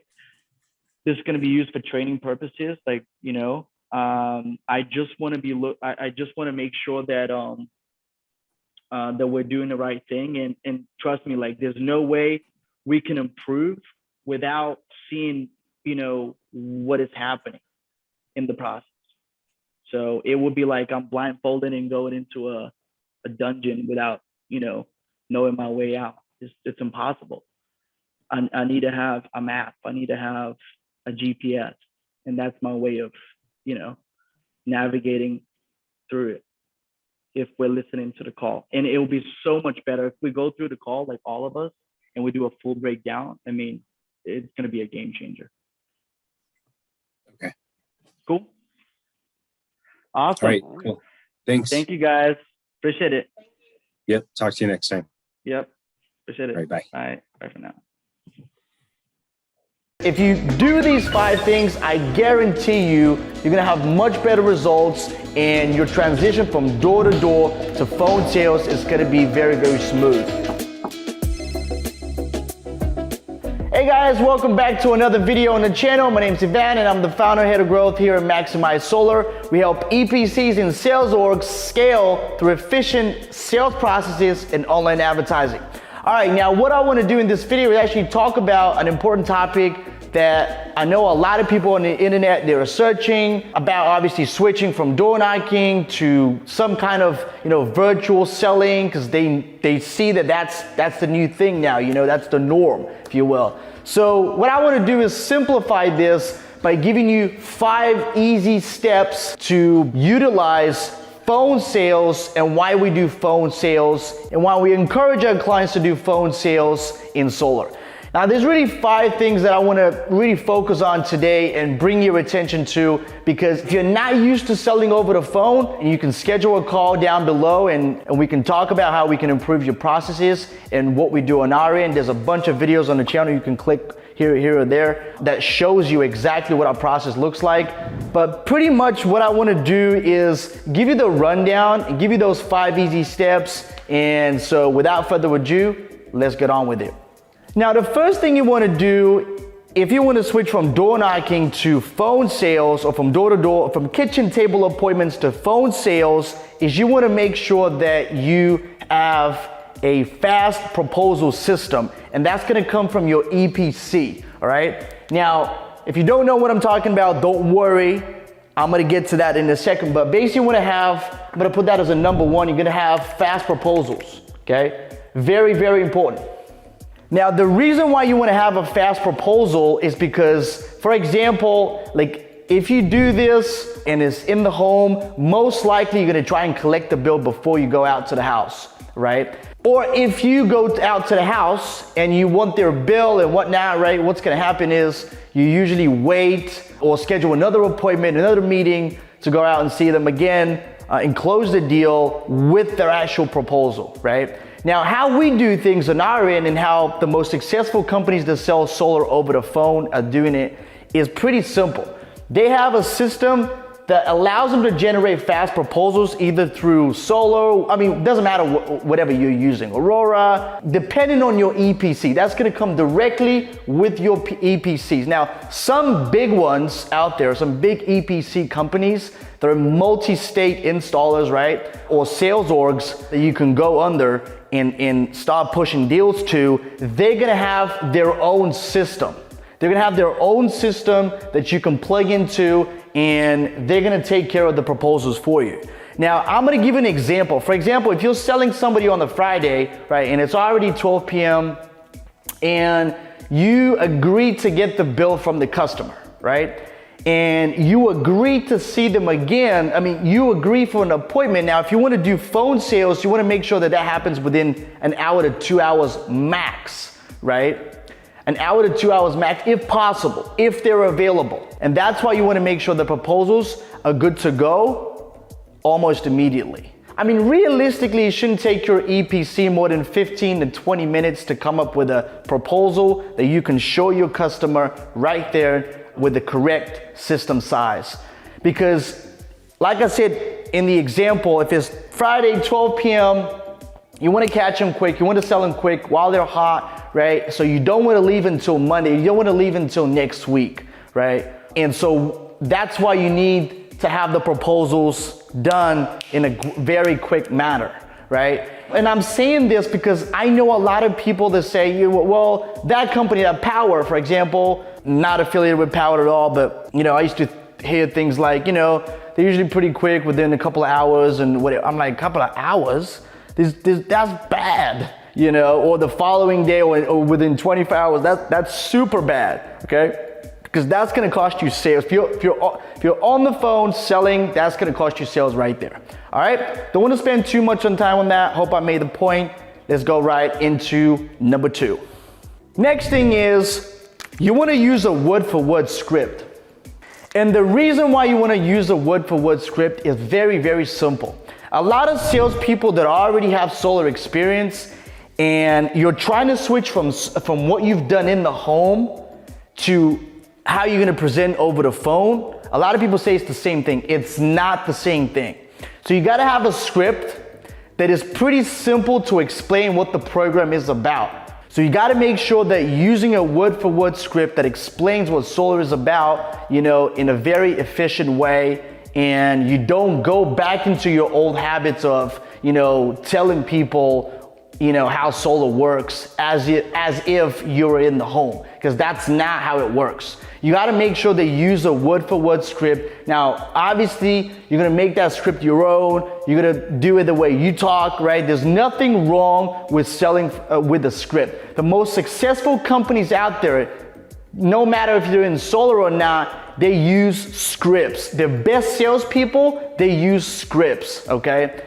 The best salespeople, what they do is they take a script that is already written and they make it their own. So you gotta make sure they use a word-for-word script, because most likely that a lot of people, the natural tendency is to go back into, you know, their regular way of selling as if they're in front of the homeowner. And you gotta understand that you're not in front of the homeowner anymore. There's very little that you can't see you, they can see your facial expressions, they can't see if you're smiling, they can't see if you're like, nothing, right? All you have is just your ability to communicate through the phone, through the telephone, right? So you gotta make sure that you use a word-for-word script and you don't deviate too much from that. Number 3, what you wanna do is you wanna actually make sure that you simplify. Now, we already covered the script. Now you wanna make sure that it's simplified enough to where they can understand exactly what you're talking about, right? A lot of people go into, you know, a sales mode to a point where they're explaining what the program is about just the way they would talk to their solar buddy that's been in the industry for 3 years and understand what's an inverter and what's this and what the panel make is and whatnot, right? And how electricity is being generated. And do not do that, because that confuses people. And a confused customer is not a buyer. And I want to bring your attention to that. You want to have a script, use a script that is word for word, but also simplify the script enough to where they can understand what the program is about and you don't confuse them. I always say this, I have a rule of thumb. If you can't explain it to a 5-year-old to a point that they can get exactly what you're talking about, they don't feel confused about what you just said, then you're doing a good job, right? So script and then simplify it. Number 4, you want to make sure that you have a rebuttal sheet. There you go, rebuttals. And the reason why rebuttals are important is because you're gonna have objections. I mean, it's a part of it. Every sales call. Now, the best way to obviously handle objections is not to have a long sheet of rebuttals that you can go through, you know, at the end of the call, is actually to prevent them from ever occurring, okay? But sometimes, obviously, we will be in a sales situation where we will have to handle an objection. And you do not want to be unprepared. Everything about phone sales, guys, that you should be prepared for war, okay? And the reason why is because, again, it's a it's not that difficult, but it's very, very specific, right? And so the best way to handle objections to prevent it, but if it comes up, you need to have a rebuttal sheet that is sitting in front of you right there with the script that you can look at so that you don't lose the sale because of your inability to handle a specific objection. like need to talk to the wife. I don't think I can afford it right now, right? And yada, yada, right? All the objections that could come up. You don't want to fight the objections at the end of the sale, right? At the end of the presentation. But if that's what it is, then that's what it is. And you got to do it, right? So make sure you have rebuttals and they're sitting right in front of you, right? Number 5, the last thing I want to go over is something that more has to do with your own protection, okay? So if you're going to do phone sales in solar, you're most likely going to have to run their credit at some point just for you to see if they qualify for the loan, right? And so I've heard of horrendous stories of people, just being put in a situation that, the customers, they get a disgruntled customer that, for example, says, hey, that person did my credit and without my permission, and so I want to do something about it, and then all of a sudden they find themselves in a lawsuit, being prosecuted. Like you don't want to get yourself in that situation is all I'm saying. So number 5 will be to record your calls. Now I've said record your calls for another purpose in a different video that I did, and that's more for sales training. This specifically is for your own protection. You want to make sure the calls are being recorded. And what you want to do is before you run their credit, you got to say that they're on a recorded line, okay? Because other than that, if they're not on a recorded line and if you don't record your calls, you can actually get yourself in a very, very sticky situation that you don't want to be in. And the simple solution to that is to make sure that all calls are being recorded. If you don't record your calls, guys, I'm telling you, I'm not saying it's going to happen to you, but it could happen to you. All right. So again, apart from the sales aspect, the sales training aspect of it, that you can listen and hear yourself talk and hear yourself pitch and, improve your sales ability in the way you present solar, it can actually save your butt, right, from being prosecuted. So you gotta make sure you record your calls. All right, so let's do a quick summary of all the points so far. Number 1, you gotta make sure you have quick proposals. Make sure your EPC is fast enough. They can do it in 15 to 20 minutes time, so you can get to the customer within an hour, 2 hours time maximum, right?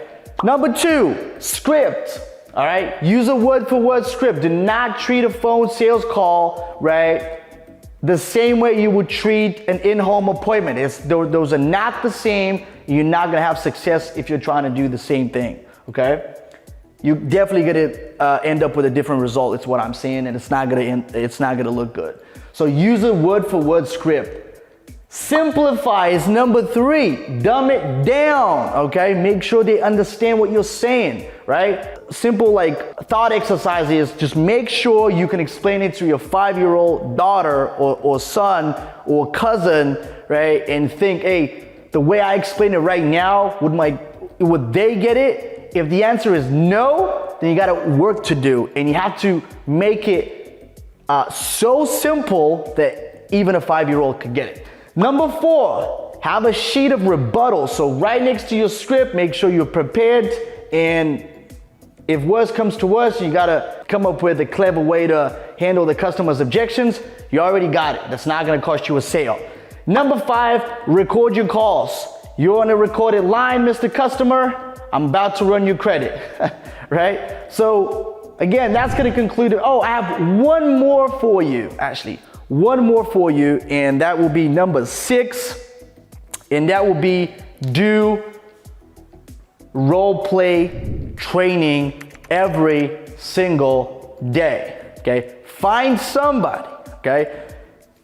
If you're a part of a team, make sure you have one person individually that you can do role playing with on a daily basis. I'm telling you, it's gonna do wonders for you. The fact that you can role play and you guys can be tough on each other, because you don't want to be rusty as you're getting to your first appointment out of the day. You want to shake the rust off, right? And the best way to do that at the start of your day is include some role playing.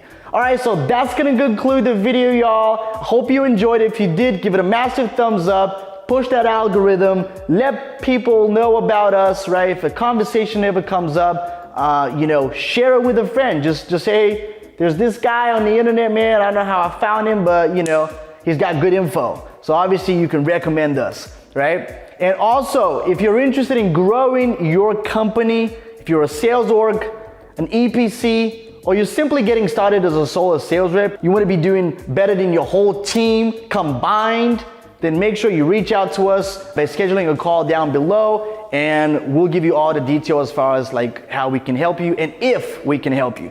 All right, till next time, sell more solar, and I'll see you again on the next one. What I want to do is give you 3 easy steps that you can implement today to make it look like you're $100 million solar company. All right guys, welcome back to another video on the channel. My name is Ivan and I'm the founder and head of growth here at Maximize Solar. We help EPCs and sales orgs scale through online advertising and improving their sales process. Why would you want to look like a $100 million company? Because the reason why people buy from you is because they like you, they trust the company, and they trust that you're gonna be around. So the biggest obstacle from them not being a customer to turning them into a customer is trust. And making you look like a $100 million company or a big company is gonna take care of that trust factor for you. Now, first one is you gotta make sure that you have a good name. Even if you're a solar sales org, you gotta make it sound big. You gotta make it sound like you do business in a lot of states, so that's not your only state right there. You have a lot of employees, right? So you gotta pay attention to what the name can actually do for you and utilize it well. What do I mean by that? If you're a sales org, you're most likely gonna have an EPC, so you can use their name too, but if you don't want to use their name, what you can do is just create your own name, and it's not that complicated, all right? Just choose a name and go with it. Something like American Energy Group or Green Energy United American or Clean Energy Association, or something that looks and sounds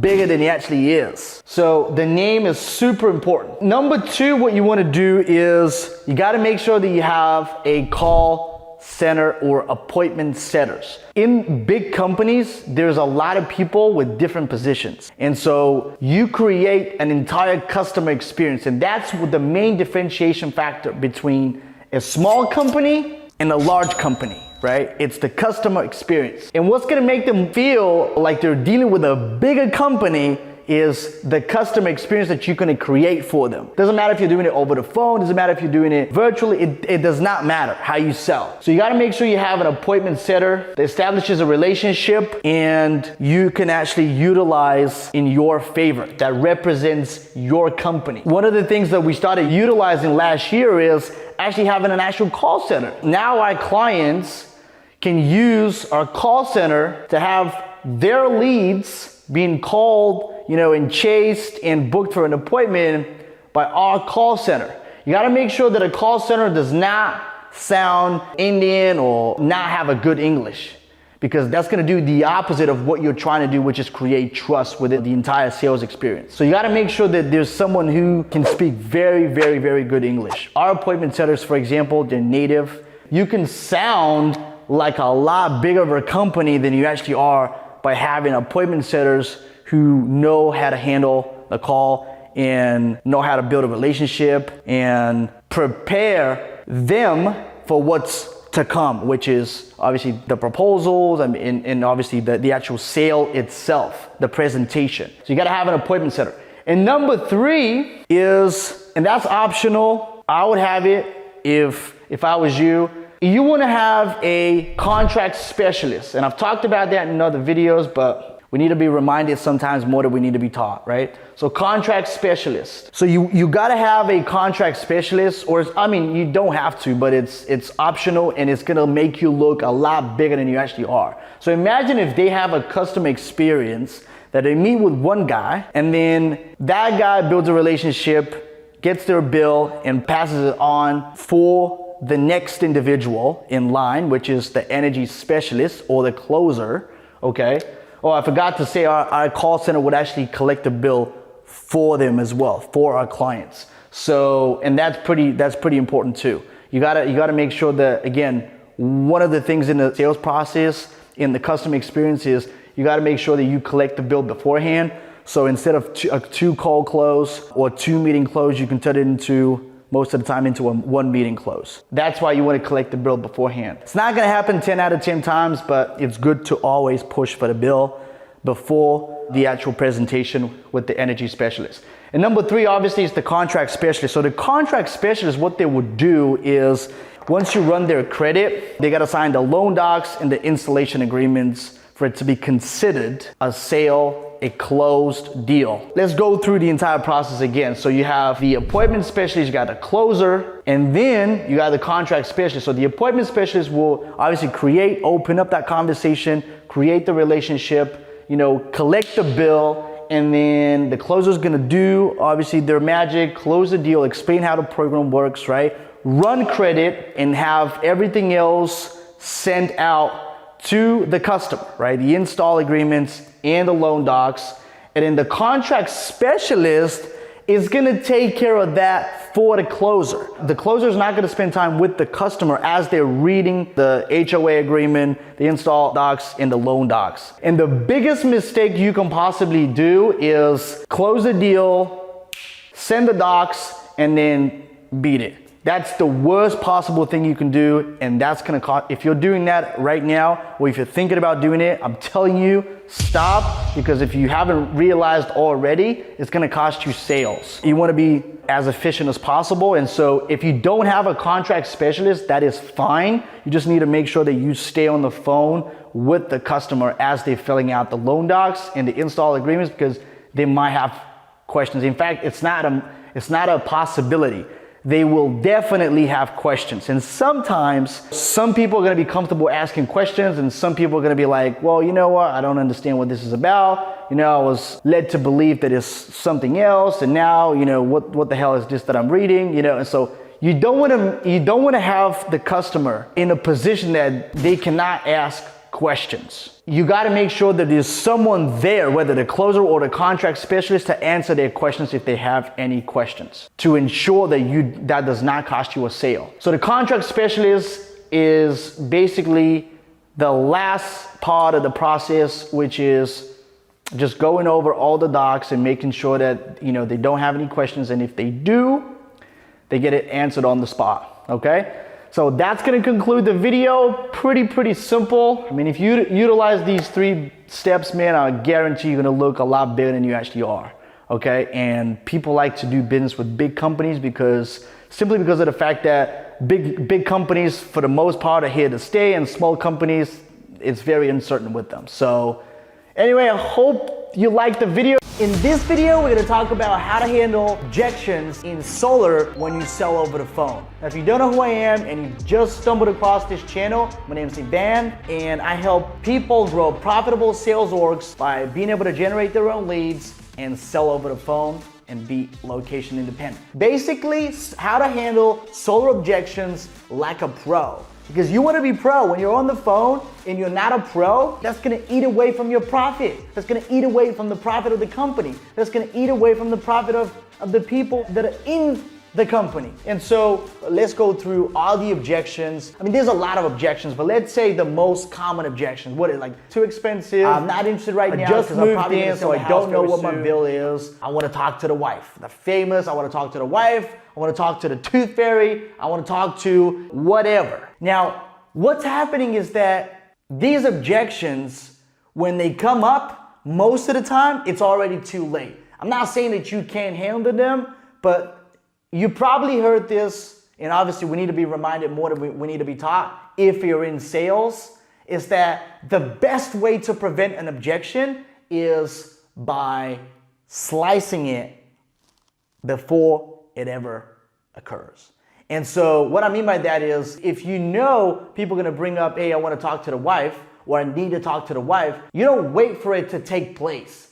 You cover it before it takes place, because it most likely will. And even if it doesn't, you're gonna wanna assume that it will happen, and that they are gonna wanna talk to their wife, they are gonna wanna talk to their husband, and they are gonna wanna talk to the tooth fairy, and you're just gonna wanna assume that. Why? Because that will serve you the most dividends. Being able to assume that they're gonna have objections along the way is the surest way to ensure yourself that you're gonna get a sale. I'm not saying getting an objection is bad. You can always obviously get that, but I'd rather have question, and a question is different from an objection. If they have an objection, then that means you haven't done a great job, or your script, if you're following the script word for word, which is what we teach in our trainings. Again, if you're following a script word for word, right, and the script's not going through, you know, hey, I need to talk to my wife, or, you know, going over how to tackle that, how to handle that, then it's probably not a great script, to be honest with you. In our trainings, we always have, you know, word for word script, especially when people are starting out. Always follow a word for word script to ensure that they're staying on track and they're not just talking out of their butt, pretty much. So now another thing I wanted to say is that, okay, let's say you've missed that part, and they actually do come up with an objection, which is, hey, I need to talk to my wife. I think it's too expensive. I'm gonna sell the house. You know, what you wanna do is you wanna have the script on one side, and then you wanna have the rebuttals on the other side. Like, don't wait for it to happen for you to be like, oh, I'm not sure how to do that. I'm not sure, like, don't freak out. You want to be prepared. And so you want to make sure that you are prepared for when it happens. You can imagine a perfect sale, but don't assume that it's gonna be a perfect sale all the way throughout. Always need to, you know, hope for the best, but prepare for the worst, if that makes sense. So anyway, I hope you enjoyed this video. If you did, give it a massive thumbs up so we can boost the YouTube algorithm, and also share with a friend. If the conversation ever comes up, bring it up. Hey, I know a guy that talks about solar, you know, and send them the link to my channel. Now, I'm super excited to announce that we're coming out with a course. It's gonna be absolutely mind-blowing. We're gonna go through like every single little detail. Like, we're gonna talk about how to generate your own leads, how to not rely on marketing agencies, how to be able to literally like generate your own leads using social media and other methods. I'm gonna show you how to sell over the phone. Like, we're gonna show you our scripts. We're gonna show you exactly how our sales guys close over the phone. Like, we're gonna go through such in-depth training that it's actually applicable, and you can take and you can apply it in real life immediately. It's not gonna be one of those courses where you just watch video after video after video after video to the point where you fall asleep, you know, and you get nothing out of it. Like, this is gonna be something where you literally, you take the information and apply it immediately. In this video, we're gonna discuss whether or not you should have an LLC if you're about to get into solar sales. Thank you so much for tuning in on another video on the channel. My name's Ivan, and I help people grow and start profitable sales orgs in solar in a matter of days, showing them how to sell over the phone and be location independent. So what I want to focus on in this video is I want to talk about, obviously, whether or not you should have an LLC if you're about to get into solar, or if you already are in solar. So the reason why I wanted to do this video is because recently I had a conversation with somebody, and they had an interesting, it wasn't really a question, they had an interesting situation going on, and I don't want that to be you once again, and so that's why I'm sharing that information with you. Once again, if you haven't subscribed to the channel and you're brand new, I appreciate you, but please give me a sub, and if you like the content of this video, also boost it up by giving me a like. So I was talking to this individual, and he was selling in the state, literally pushing deals through someone else, not directly through the installer. And so we had a massive override to pay on top of the installer's red line. That was ridiculous. I think it was something around, you know, 40 or 50 cents a watt, which if you're new to solar, on a 10 kW system, for example, that's about $400 to $500. And that's a lot, because as you can imagine, that $400 or $500 could have well gone towards his commission, but it didn't. And that's the reason why it made me want to do this video. The number one reason why he wasn't able to get directly with an installer is because he did not have an LLC. He did not have a corporation. And most installers or EPCs out there, they will require you to have an LLC, which is basically a limited liability company, in order to be able to accept deals from your side, because that's your way of protecting yourself, basically.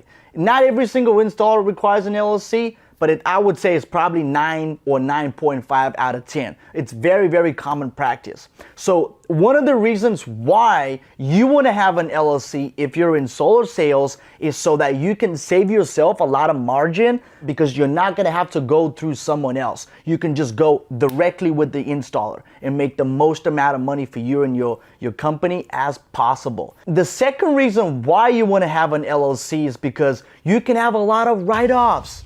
And it's so much easier. Your accountant, if you have an accountant, right, they will love you for it if you have an LLC that's not directly in your name, because technically with the sole proprietorship, it's still manageable, but having an LLC that's not in your name is so much easier to differentiate expenses between, your personal expenses and then your company expenses.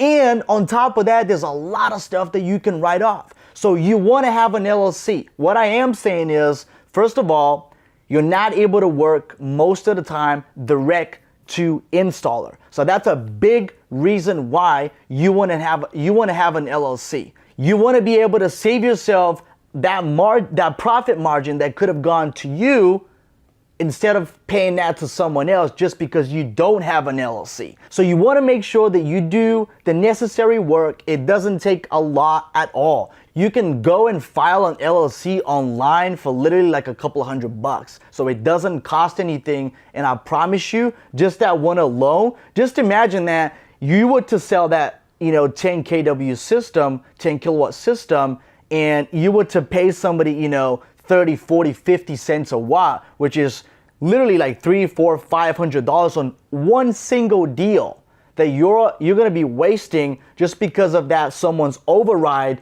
on top of the red line of the installer. And the second reason is obviously the tax purposes. That's very, very huge, because you can have a lot of write-offs that you don't even realize right now if you don't have an LLC. So that's going to conclude this video. I hope you got some value from it if you're just starting out in solar.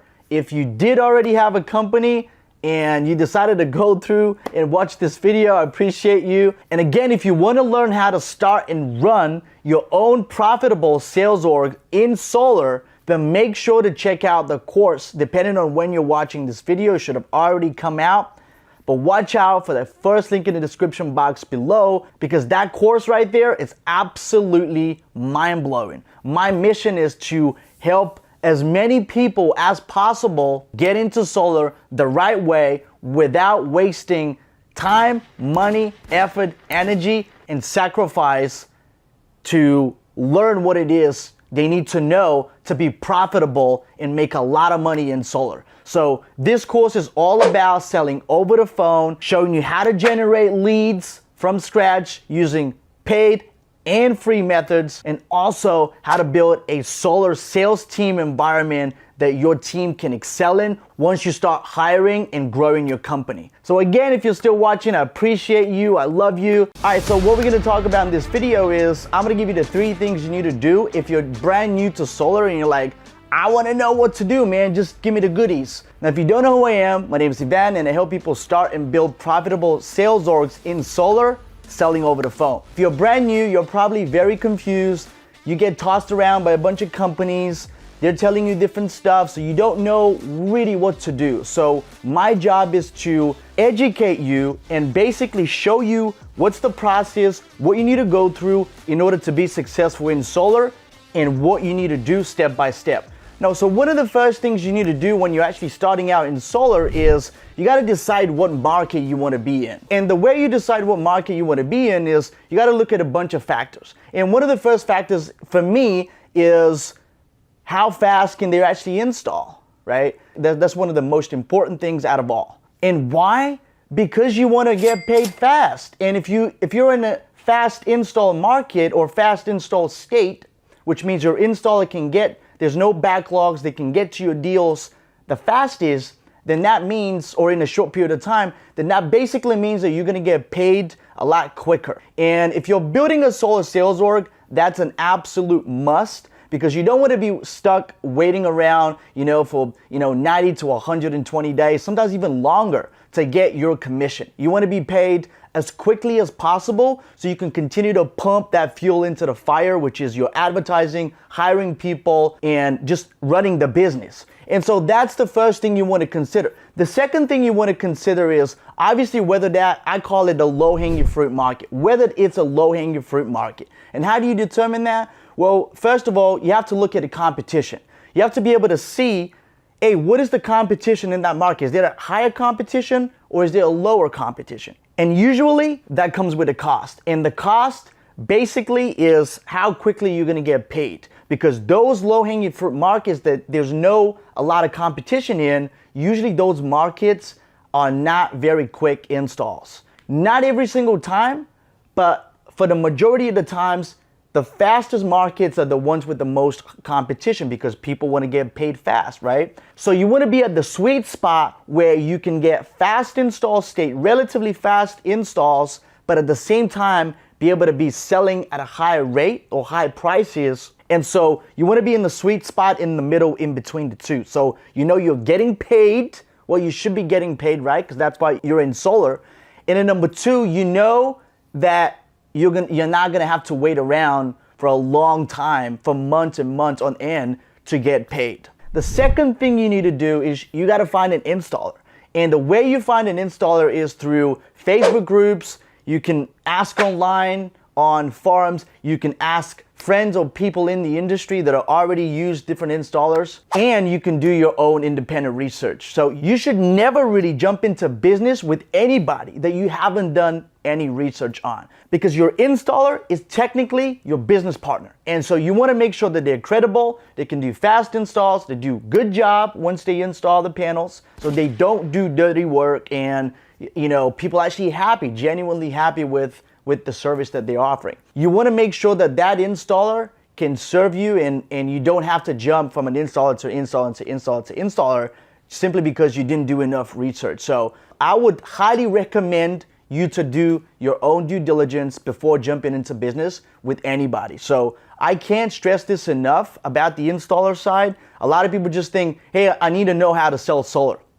Selling solar is easy, man. Like, you don't have to have any special skill or ability to be able to sell solar. Why? Because the solar system sells itself. The concept of solar is undeniable, and it's a no-brainer to most people. If you can show somebody that they can save anywhere between 30 to 60% on their monthly electricity bill, and they're gonna lock in their rates so there's no up and down, it's a no-brainer. So that's taken care of, but you gotta also look at it from a standpoint of, okay, I can push the systems, I can sell the systems, but I need somebody that can install those systems. And so that's why I'm so big on finding the right installer and making sure that you're not just, pulling your hair out once you get into a partnership with someone and they literally screw you over on every aspect. So you want to protect yourself, do your due diligence, ask around, make sure that you're informed about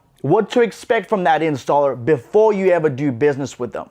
And last but not least, you want to make sure that you have a proven lead generation process in place so your business doesn't starve when it comes to leads. Because leads, that's the oxygen, that's the blood flow of the business. And you want to make sure that your business doesn't starve when it comes to leads. Because if there's no leads, there's no sales, and there's no business after all. So you want to make sure that you have a proven lead generation process. And how do you do that? There's a lot of different ways you can do that. It really depends on your finances, your financial situation, how much money you can devote technically to that process. Because if you don't have money, that's fine. You probably have a lot of time on your hands. And so you can actually devote sweat equity. That's something that I always like to say. If you don't have equity, which is the money, you have the sweat equity, which is your time, effort, and energy. So depending on what part of the process you're in, whether you're transitioning from another business,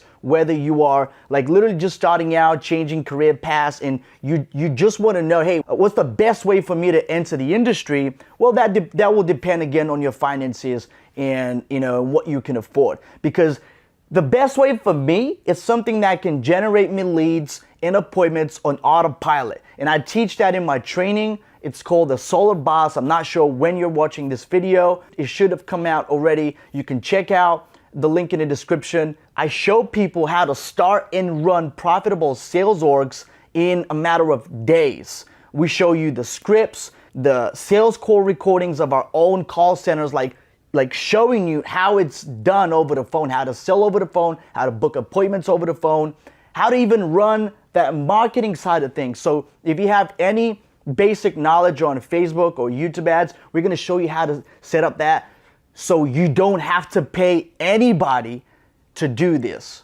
So everything from A to Z from scratch. You can check it out in the description. So again, you want to make sure that you have a proven lead generation process in place, and that's going to depend entirely upon whether you have any finances available to invest in lead gen. If you don't have that, again, you probably have some time on your hands that you can immediately start to deploy towards lead generation. And there's a lot of free methods that are going to allow you to do that. So that's not a problem at all. So once again, let's sum it up. The 3 things you need if you're just starting out in solar and you're brand new, you're a baby in the industry. What you need to do is, number 1, you got to decide what market you want to run.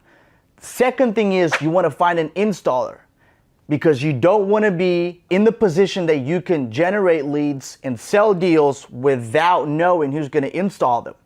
In order for you to get paid, you need to have an installer. And number 3, you want to make sure that you have a proven lead generation process in place that you can deploy literally from day 1. And that's what you need to focus on. Those 3 things, if you focus on, I guarantee you, you get to making money in no time. A lot of people get into this industry and they think it's very, very hard to do what we do. So again, if you're just starting out in solar, all you need to do is just go through the steps that I listed in this video, and I promise you, you're gonna be a lot better off than if you don't know what steps to follow. Those 3 things, if you have them locked in, I guarantee you get to making money in no time. So I appreciate you staying all the way throughout. If you're still watching this video, I love you. And then if you haven't subscribed to the channel, make sure you give me a sub. And also, if you just want to ask a question, man, just put it down in the comment. Maybe you have a burning question that you want to ask, just put it down below. I'll always read my comments and I'll be happy to respond. In this video, we're going to talk about why recording your sales call, whether you do Zoom or over the phone, is absolutely mandatory for success. And welcome back to another video on the channel. My name is Sivan, and I help people grow profitable sales orgs in solar, selling over the phone and being location independent. And what I want to do in this video though is I want to give you some quick reasons as to why you want to do this. Why do you want to record your calls, right? Why does that even matter? But first of all, I've seen this time and time again. Companies do not take their sales process seriously or their sales training seriously, and they don't record their calls. And so that way they're not able to, learn from their mistakes or even from the calls that they've done better at. And so the first reason why you want to make sure that you record your calls is so that you and your team, if you have a team, can improve a lot faster, because you can watch, you can see, you can learn from other people's mistakes, you can learn from your own mistakes, as opposed to if the call's already gone, 2 days ago, 2 weeks ago, 2 months ago, you probably wouldn't even remember what you've said during that call. It's impossible to remember a 30 to 45 minute call and everything you've said. And the fact of the matter is that there might not be just one single thing that lost you the sale. It could be a sequence of things that you did wrong, but you wouldn't know that unless you have that recording. And so if you want to improve faster, you want to increase your close rate, you want to record your calls. Second thing is you want to have it for protection. I've said this time and time again, when you run credit, I've heard of horrendous stories of people literally saying, hey, that guy just run my credit without my understanding, and I just had a hard pull on my account, and that's not gonna look great in my report, and I'm gonna be, getting a mortgage soon. So whatever it might have been, they call the cops or they do this, they investigate, and you don't have anything to show for it, just to show that it was actually that they gave you the consent to run their credit. You didn't just take their social security number and you just did a hard pull in their account, because that makes no sense, right? So you don't want to end up in jail, because that's exactly what can happen. So a good reason why you want to record your calls so that you don't end up in a sticky situation where you're having to explain yourself and have no evidence of the fact that, hey, that individual actually gave you their consent. And so that's why I went ahead and ran credit. And the third reason for recording your calls is accountability. If you have a team of people, if you're looking to build a team of people in solar, which is, probably why you're watching this video, you want to make sure that you can hold people accountable by, going through the calls, listening to the reps calls, listening to your own phone calls, breaking down the deals, and doing it in a group setting where you do a sales training with a breakdown of the calls. That's a great way to conduct sales training, and so it makes people learn from other people's mistakes and also can hold them accountable. And the fourth reason for recording your calls is you want to be able to show your team perfect wins. What does it even look like to be able to have a perfect sale? What does it look like to be able to handle somebody's objections in the best way possible? Show them. Don't just give them, a mere strategy. Show them how it's done in real life. Show them real life examples, because maybe they've seen a course, maybe they've seen someone else talk about it, but it's way different when they're actually able to see a recording of someone doing it in a real life situation. And that real life experience is honestly invaluable. In this video, we're going to talk about how to negotiate your red line with your EPC before you've even pushed a single deal through them yet. Hey guys, welcome back to another video on the channel. My name is Ivan, and I help people grow profitable sales orgs in solar while selling over the phone and being location independent. And what I want to do in this video is just lay out a simple process that you can follow to negotiate your red line like a pro with your EPC or your installer before you've even done any business with them yet. So the first thing you need to do when striking a deal with an installer is you got to ask them for volume incentives and red lines. You got to be very diligent of the way you talk to the installer, because the moment they sense that you're a newbie and you're just getting started now, they might treat you a lot differently than if you already have experience in the solar industry. And so being able to show them that you're experienced and you understand how solar works and get to negotiate your red lines, it already shows that you know what you're talking about.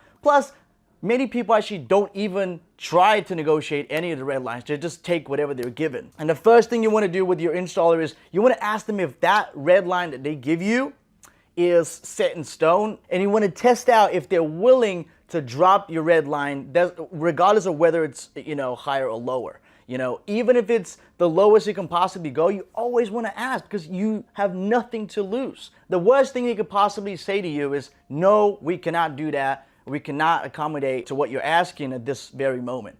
And a good rule of thumb is to just, try and lower it by 5 cents. I have 2 rules for the 5 cents, by the way. And the second thing you want to do is, once you've determined what your red line is going to be, you want to ask them if they have any volume incentives. If you start to push a little bit more volume through them and you start sending them a lot more business, let's say they have a volume incentive for, 15 deals or 20 deals or whatever. The way of incentivizing, sales orgs and reps to push even more deals through them is by lowering their red line once they hit a certain milestone. Like for example, if, for some people it might be, 15 jobs a month or 20 jobs a month or, 50 jobs a quarter, it could vary. So it doesn't matter, but you need to know what this is so you have your eyes on the prize. The next rule that I have, which I also like to call the 5 cent rule, is first of all, if you're building a solar sales org, you want to make sure that you're getting the most out of your N1 payments, which is your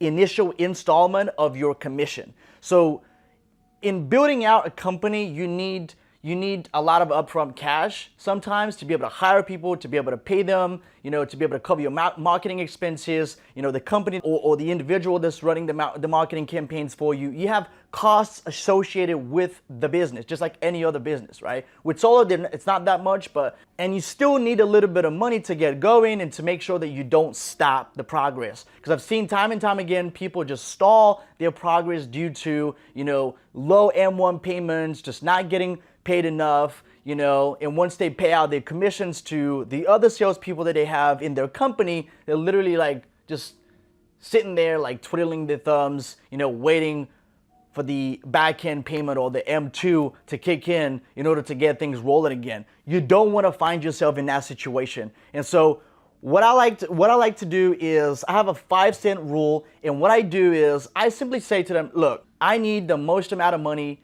as possible to be able to run this business and to be able to grow it, in order to have exponential growth, which is what we're both interested in, right? So would you be okay? Would you be open to, for example, charging me 5 cents on the back end, so increasing their adder by 5 cents just to release a larger portion of your commission on your M1 or your front end payments? That way, instead of, let's say, getting 20 or 30% of your entire commission of the solar sale, you're gonna get 50% with no cap, right? And that's what you gotta make sure, because a lot of companies will tell you, yeah, we do 50%, and then you realize it's not, realistically, it's not 50%, it's just 50%, but the commission is actually capped at $2,000. So obviously you're gonna be making more than $4,000. Otherwise, what's the point of being in this business in general? So what you wanna do is you wanna negotiate with your installer, with your EPC. You wanna tell them, hey, I can give you that 5 cents on the back end, but would you be able to release 50% with no cap at for my M1 payments so that I can continue to grow and I could continue to send you more business? And you'd be surprised, a lot of people will be able to tell you yes at this point. And the reason why some people may not want to entertain that idea is because, first of all, they don't know you, okay? And the installer has concerns just the way you do. Their concern is that if they're a clawback, hey, is that guy gonna run away and leave me with having to pay all this money that I've paid up front to them, as opposed to, is that guy gonna be stick around and is it here to stay? Because the way it works is the installer will actually pull money out of your next deal when there's a canceled deal, which is obviously what a clawback is. And so another way you can do this is you could tell them, hey, you can get creative and say, hey, I will give you 10% of my entire commission that you can keep in a separate pool of, let's say, safety or whatever you want to call it. And that money is just there. So it's technically almost the same thing. So instead of getting paid out 100% of your commission overall, right, with combining M1 and M2 payments, you're gonna get paid 90%. Technically speaking, you're gonna get paid 50% on M1 and then 40% on M2. So that's the way it works. So you can reverse those. So instead of getting paid, the larger portion of your commission on the back end, you're getting that paid on the front end, which will allow your company to scale and even further and a lot faster too. And obviously, if they're not able to accommodate with your ask right out of the gate, just say, hey, are you open to negotiations? And let's say a month or 2 or 3, once we've already sent you some business and you've we've been able to establish some trust with you. And if the answer is no, and they're very, very stiff in the way they do business, then I might reconsider working with them in the first place. And another thing you can do as well is I would highly recommend to share your goals with your installer. If you want to become big, if you want to have like a 50 or 30 or 40 or 50 guy sales team, working from home all over the country and selling solar over the phone, like share that with them. Just say, hey, I'm about to blow this thing up. Because you're not lying. If that's your goal, just share it with them. Because a lot of people don't do that. And although installers hear that every single day, sometimes that could really, really make a difference, because they might even start treating you differently, because you're not just somebody who's just, looking to send them, 5 or 6, 7 deals a month. Like, you're someone serious that could help them grow, in the process. And so they will appreciate that. So your level of conviction when sharing your goals would make all the difference. So that's gonna conclude this video, guys. In this video, we're gonna talk about whether or not you should have a business partner if you're trying to build a solar sales org. Hey, welcome back to another solar video on the channel. My name is Ivan, and I help people grow profitable solar sales orgs, selling over the phone and being location independent. On this video, we're talking about whether or not you should get a business partner. If you already have one, good. Treat them well. And obviously, if they don't treat you well, you know what you gotta do. But at the same time, look, man, that topic goes a little bit deeper than that. Like a lot of people are like, I'm thinking about building a sales org. I'm thinking about building this massive, I have this vision. I want to build this company. And should I get a business partner? To be honest with you, like I've been asked that question a couple of times, not a ton. But I know that people are sometimes on the crossroad because you know someone in your immediate existence that you believe can help you get to your destination faster. But what you don't consider is the pitfalls. And we're going to talk about the pitfalls. Some of the things, obviously, that when you're looking to get into business with someone, it don't matter if you're trying to build a sales org in solar, or you're trying to build an e-commerce company, or you're trying to do something completely different. What you have to ask yourself is, what am I good at? What are my strengths? What are my weaknesses? And then if you're deciding to have a business partner, or if you're thinking about having a business partner, what can they help with? Are my strengths their weaknesses and vice versa? Because that's when you should get someone in business. For example, I'm not good at accounting. If, for example, they're good at accounting, they're good at operations, but you're good with people and you're good with sales, then there's the two sides right there. You need operations, you need accounting. And on the other hand, you need sales and you need people skills in order to build a business, especially a sales org business. You're going to hire, different people from all walks of life. So you need all those skills that I just mentioned. Now, you can hire, if you don't want to get a business partner that's going to be responsible for these things, you could hire someone to do it for you, but obviously that's going to cost you money. And the business partner is obviously not, initially, you don't have to pay anything because you both have skin in the game, pretty much. You have to be very careful because at the beginning, when the business is not making money, you might be like, everything's going well, they're dedicated to the business, they're committed, I'm dedicated, committed, and so everything's good. But when money starts to roll in, which it very soon will, if you're doing things right, then all those little disagreements start to pop in. And so the way I like to call it is not just about the skills. I like to look at, hey, and I'm very self-aware. I know the kind of person that I am, and I could see, if I'm talking to someone, I could see, the kind of individual that they are, and I'll be able to work with that individual. So apart from what am I good at, what they're good at, does my personality fit well with that person's personality? And if the answer is no, then it don't matter what they're good at, because I'm probably they're not gonna make a very good business partner for you. And so you need to consider all these things, because when money starts to roll in, man, there's gonna be tough decisions, and you might want to pull in one direction, and they might start to pull in the other. And so in order to get into business is like marriage, and so I've seen time and time again, the reason why there's so many divorces out there is because people marry prematurely. That's number one. And number two, they marry literally for no reason. They're not on the same page. They don't share the same goals or values and aspirations, but they still decide to get married because of one reason. Maybe they're sexually attractive, or maybe, he's good looking or she's good looking, and that's that. But that's not enough to get married, right? And it's the same thing with, with the business partner. That's what I like to, give you the analogy of marriage, because it is true.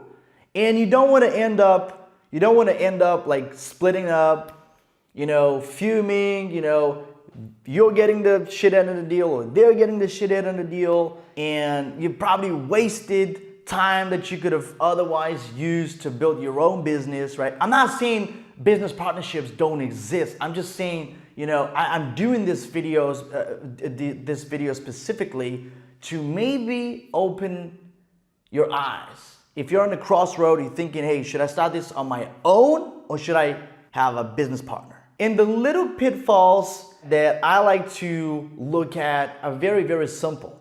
The pitfalls are literally, the tiniest little details about like how is this person when it comes to growth, because are we sharing the same values? Are we sharing the same aspirations? And usually for me to sit on the table with someone and talk business, especially if they're gonna be a business partner of mine, we need to be on the same page. Otherwise, what's the point? And so the point of this video is don't go trying to look for a business partner just because you're not good at something. You don't have to. First of all, every skill out there is learned. Second of all, there's people that you can hire. You can give them, you can give them equity of the company, or you can incentivize them in different ways without being a business partner of in your company. Partnership can actually ruin the potential of a business. And I've seen it time and time again. And again, I'm making these videos because I don't want you to be one of those people that ruins it all because of a simple, miscalculation. So anyway, I hope you enjoyed this video. If you did, give it a massive thumbs up. If you're not subscribed to the channel, I still love you, but I would appreciate if you give me a sub. We're very close to 1,000. I think we might have crossed 1,000. If we have, hooray! On this video, we're talking about whether it's better to build a ground team or a virtual sales team in solar. Hey, welcome back to another solar video on the channel. My name is Ivan and I help people grow profitable sales orgs selling over the phone and being location independent, generate leads on their own, and the whole 9 yards. All right, so today what I want to do is I want to talk about a topic that is like really dear to my heart because a lot of people are just confused. They're like, should I start a ground team? Should I should I build a sales team, like a virtual sales team? Or if they have experience, in selling door to door or in the home, they're like, there's no way I can build a sales team selling over the phone. I mean, I don't know any of that stuff. And it's just very foreign to me. So I'm gonna break it down and I'm gonna give you some of the good things and some of the bad things. And obviously most of those things are obvious, but a lot of people don't know what they don't know. And so without further ado, let's get right into it. Building a ground team, obviously, as the name suggests, is building a team of door knockers. People that are self-motivated, supposedly. People that are gonna go out there, right? Doesn't matter if it's raining, doesn't matter if it's sunny, doesn't matter if it's 40 degrees, doesn't matter if it's 120 degrees, in some instances.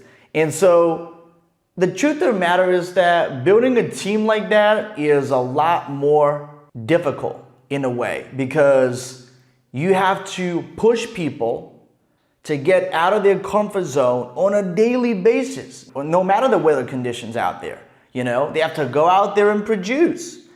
And so building a ground team, if you have experience in it, you probably know what I'm talking about. You have to do all the usual stuff. You have to pump them up, go out there with them, show them. A lot of people will fall out. And that's the whole problem with building a ground team. In my opinion, yes, it is good because you can supposedly build a culture a lot faster, which a lot of people don't even take the time to build any type of culture. And first of all, it might seem like a, dream come true. And it's so easy to do, right? Because all you got to do is just be able to sell good, have a good pitch or whatever, have a good tactic, strategy. When you go out there and, knock doors, everything's mathematics, right? You knock on 100 doors, you get, for example, 4 appointments. Out of the 4 appointments, you end up closing 2 deals or whatever it might be, right? It's mathematical. And some people are going to be excited to work in that type of environment. And the thing is, a lot of people won't be because they see what's possible.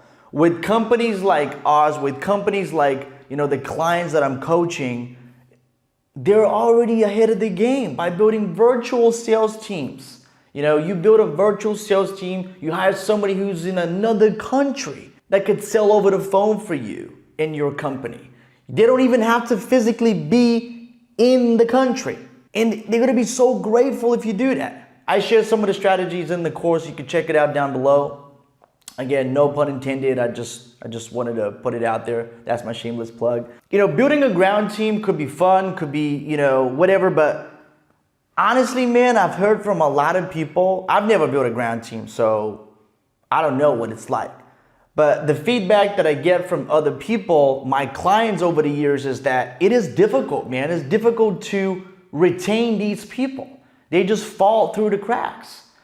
And the reason for it is because of what I just said. You know, they have to be very self-motivated, you know, because no matter how much you pump them up in the morning, like some people just like after 2 weeks, they're like, oh, I'm done doing this. I can't imagine, you know, doing another day on going out to the doors. Like I can't imagine doing that. And so that's exactly what I'm referring to.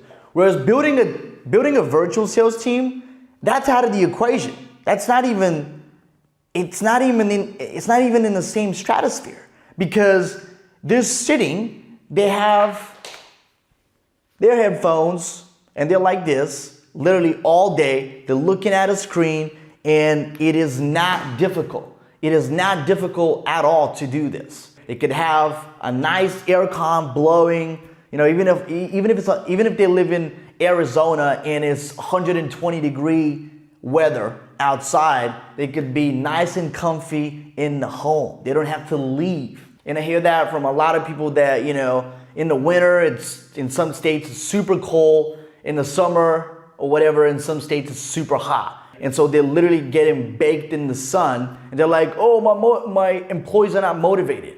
How do you want them to be motivated, man? You know, obviously some of them are gonna be motivated, but you can't expect most people to be motivated. And so that's for a ground team, you know, building a ground team.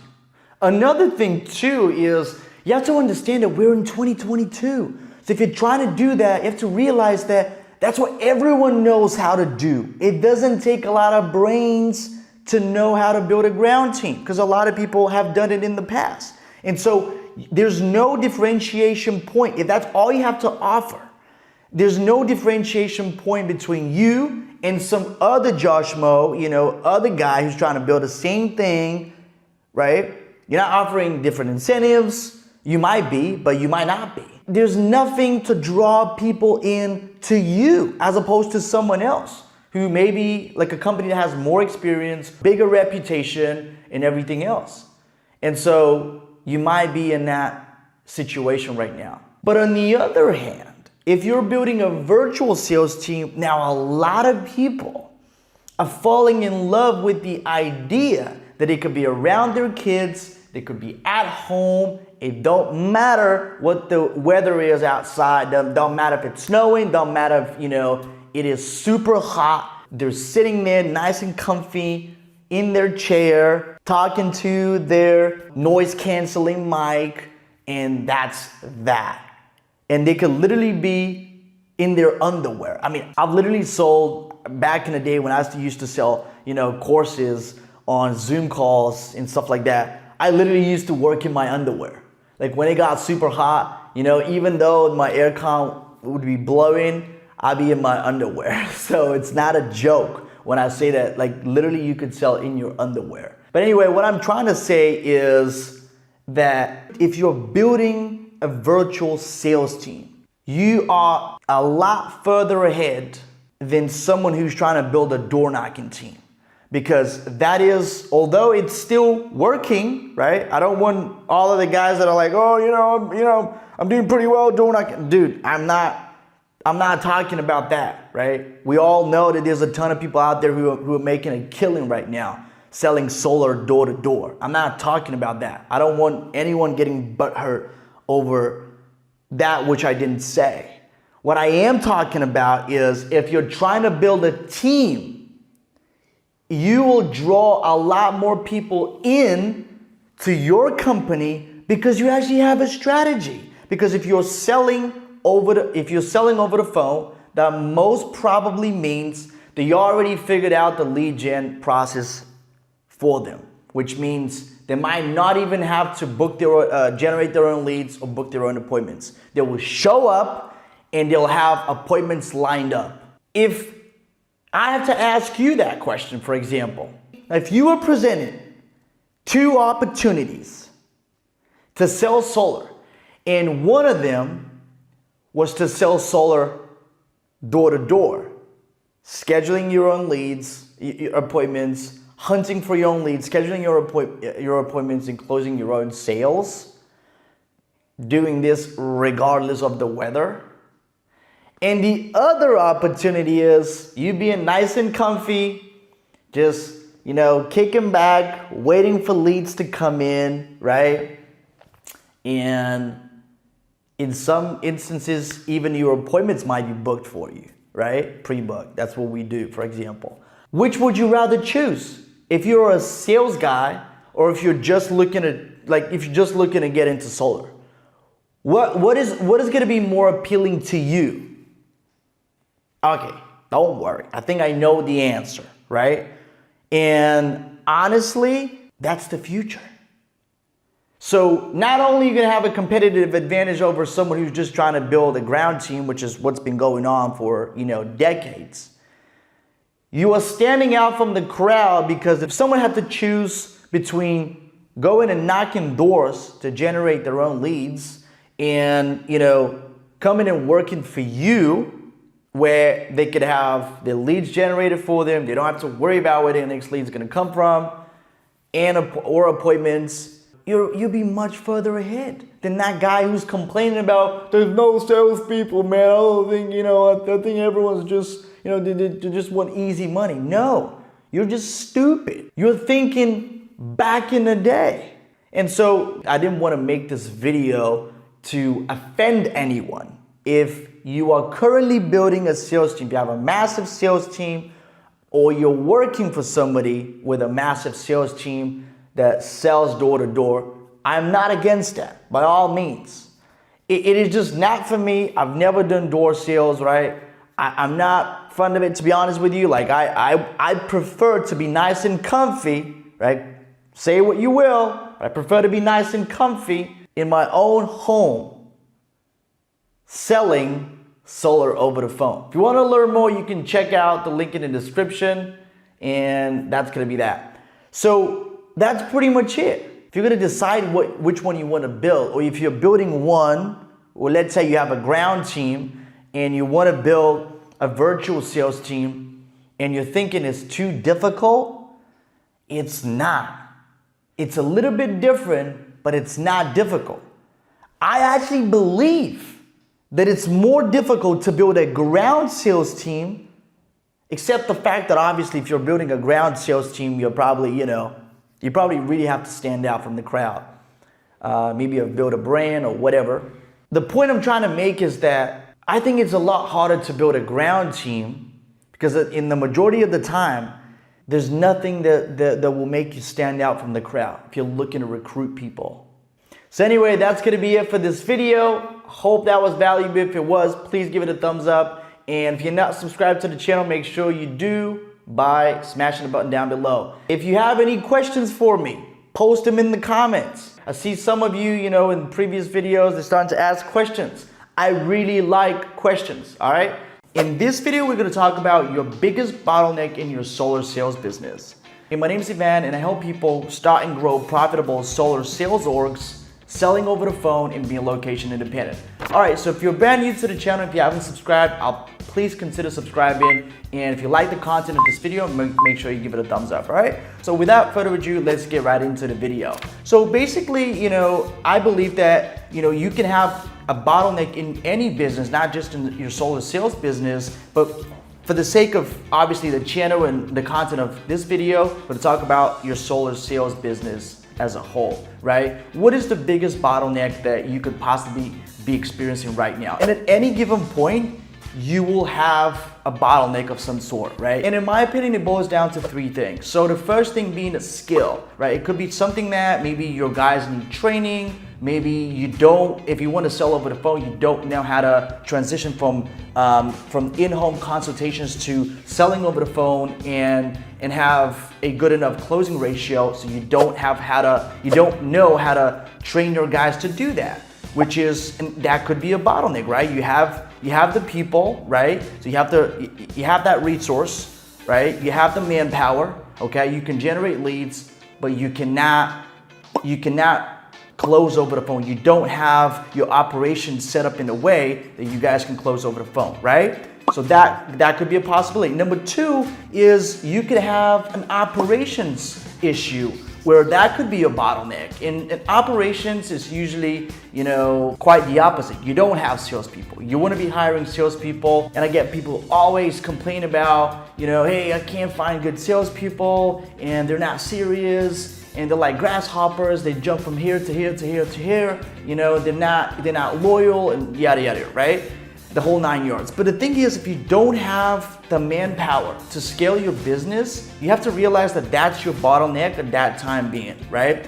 When you decide to make the transition and start selling over the phone, which is what I teach, you can check out some of the stuff down in the description. And if you decide that this is what you want to do from now on, and that's your biggest bottleneck right now at this spot, meaning if you get the right people in place, you'll be able to grow much quicker, which is usually what happens when you fix your bottleneck. What needs to happen is, once you make the switch to selling over the phone, then what happens is you differentiate yourself much more than everyone else in the marketplace. And when salespeople compare apples to apples, like you have a blue ocean strategy. You're in the category of one instead of competing in blood waters where everyone else is there competing for the same stuff. And that's what it seems from the side to somebody who wants to hire salespeople but doesn't see them as loyal, doesn't see them as, they're gonna stick around, doesn't seem like, they care about the values of the company or whatnot, right?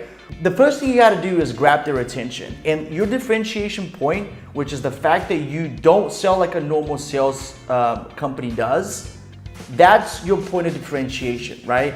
Everything else outside of that is how you keep people, right? But if you talk about hiring people and making sure that, you attract them first of all to your company, then that's what you need to do. You just need to differentiate yourself in a way that when they compare apples to apples, you definitely stand out.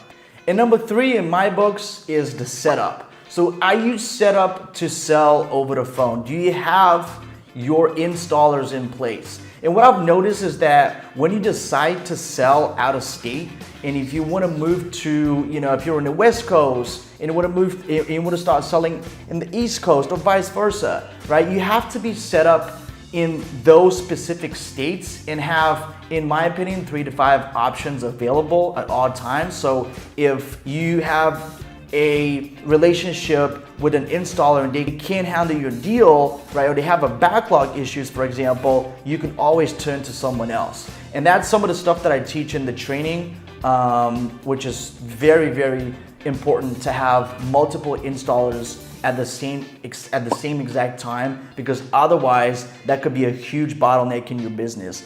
You can literally have the entire system, the entire machine working for you, but the fact that you don't have an installer, an adequate installer that can serve you at that specific time that you need them, like it would ruin the whole experience, and obviously you're not going to end up making a lot of sales, and you're going to lose a lot of money, along the way. Ask me how I know. But basically, it's very simple, man. Like when you go to a different state, you have to make sure that you have different options available, right? It doesn't matter what the issues of the installers might be. Different installers move differently, but to be on the safe side, you always need to have more than one installer. You don't want that to be your bottleneck, right? And it's easily achievable. All you have to do is just find other installers, like do your research, find other installers, and then reach out to them, get on their dealer program, and start using their services. And then as you move along, like obviously we have like a preferred networks of installers that anyone in the training can use, but you can always do your research. I mean, you can find out different groups on Facebook. You can ask your buddies like who they've used in the past. You can ask in Facebook groups. You can see online reviews and stuff like that. So there's a lot of people to take into account. Maybe that's a different video that I want to point out on that. I just had the idea literally. But those are the 3 things that could be your biggest bottleneck in your solar business. I believe there's one more, and that's the ability to drive traffic or drive leads to your business, and which is obviously one of the things that you want to focus on if you want to grow your business fast. You want to have a lead generation machine that constantly pumps out leads 24/7 and it never stops, because the moment it stops, then the top producers in your company are eventually gonna leave. So you need to have your machine set up in the way that it never ceases to produce leads and appointments, right?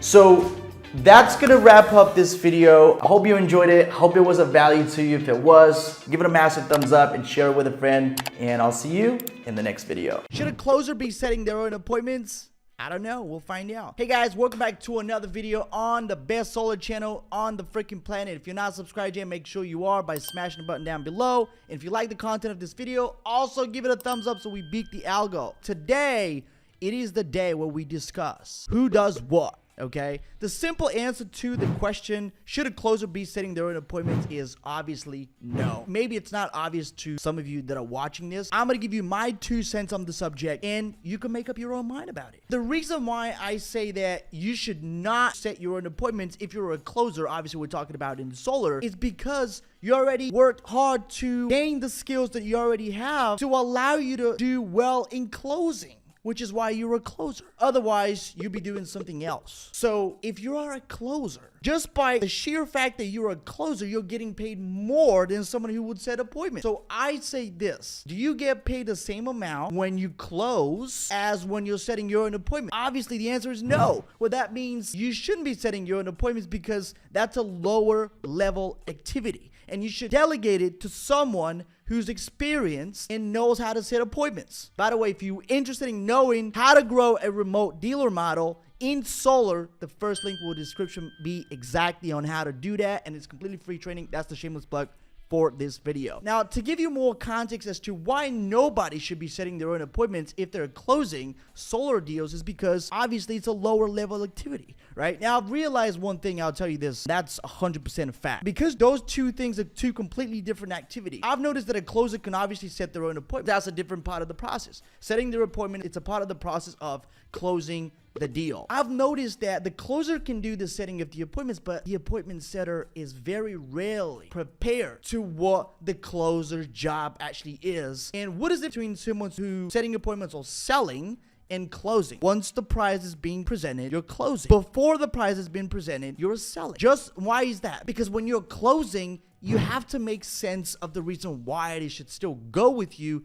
even though they want to talk to the tooth fairy, they don't have the money, or they don't want to put it on a credit card, or maybe now's not the right time. It is your responsibility. You've worked very, very hard to gain the skill set required to be able to convince people in that situation to go from a no to a yes. So that's a higher level activity. So don't you worry about, oh, I could be saving money if I'm doing everything myself. And in that beginning, you're not closing any deal. But once you get started with closing a couple of deals, a few deals a week, it is absolutely dumb of you to be doing everything yourself. That's just the same as like Elon Musk should be building all the cars, building all the freaking buildings, the warehouses, and all the machinery. And he should be doing everything, leading the teams and whatnot. No.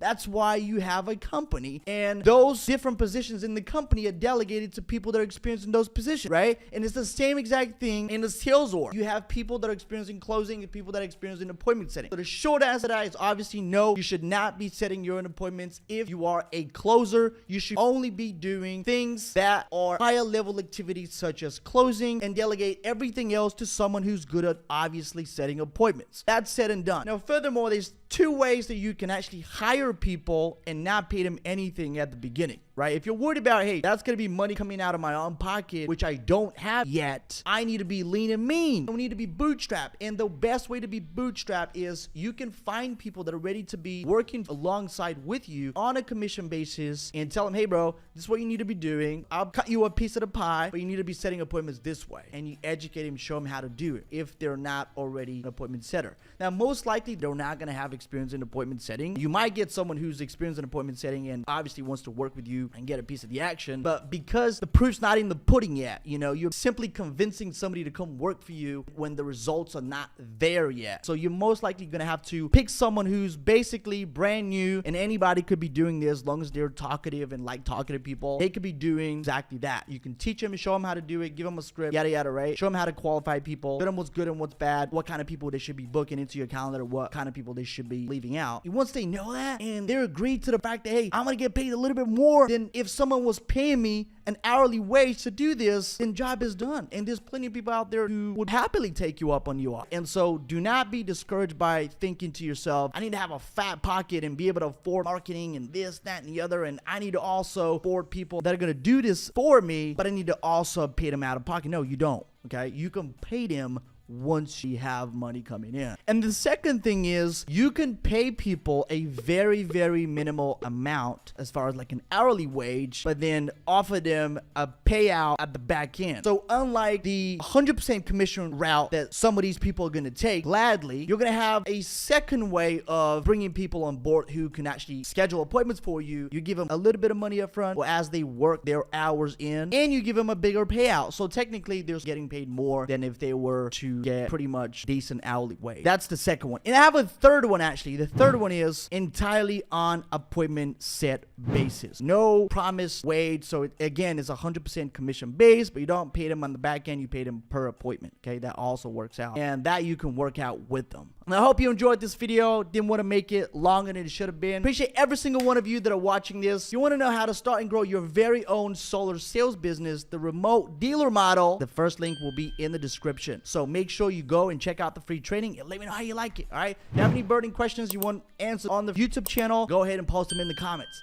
Appreciate you, and I'll see you on the next one. Training solar reps to sell remotely, and what is the 80-20 rule? Hey guys, welcome back to another video on the channel. My name is Ivan, and I help people start and grow a profitable solar business, selling over the phone and being location independent. If you want to know how this works, first link will be in the description. Now, if you are brand new to the channel, consider subscribing. The button's down below. Please subscribe so we gain force. There's no one doing this, okay? Let's be honest. There's no one else putting out content the same way that I am putting out content. I'm doing it all for you because I don't want you to be clueless. I don't want that to take you years to understand like what it took me years to understand. So the best thing is follow the channel and also the training below, which would be the first link. In this video, I wanted to discuss with you something that I have going on that works really well for us and our clients that we've helped build massive solar dealer model businesses, which is the 80-20 rule in training and how to train solar reps effectively, how to train people effectively. Doesn't matter if you're in solar, doesn't matter if you're in insurance, doesn't matter if you're doing anything else. First of all, if you want to train people effectively, you got to do it daily. Just like taking a shower every day, you have to also be doing training every day. And a lot of people are like, well, we've already gone through the training and there's nothing that needs to be learned. Listen, you get rusty after a while. And so in order for you not to get rusty and get the rust out, sometimes you need to be doing calls. And on the call, it doesn't just have to be training. You could literally be pitching each other. So you get the rust out and you're not rusty on your initial calls because you might have 5, 6, 7, 8 opportunities a day, maybe less than that. I don't know. Depending on what your schedule is, you can have less opportunities. So would you like to be your very best at those calls so you have bigger opportunity actually closing the deal and making money? Or would you rather waste the opportunity because you're rusty? You don't want to be wasting leads and opportunities. So you have to obviously train every single day. Every single one of those days is going to be different, okay? Depending on what's needed. Some days you got to pitch each other. So ideally you want to be talking to at least 2 salespeople because salespeople are obviously very competitive and they like to push each other by looking at the stat, who's doing what, you know? And so you always want to have at least 2 people on your team. What I mean by this is when you're doing the training call, some days you're going to be pitching each other just to get the ring rust out. Some days maybe people on the team will have questions and maybe you need to answer those questions for them, or the sales trainer needs to answer those questions for them. Doesn't matter, but the point of the matter is that every single day could be different in terms of training. But what you need to have for sure when you're training people is you need to have recorded calls. So I've said this a gadillion times before, but I want to keep iterating that because it is that important.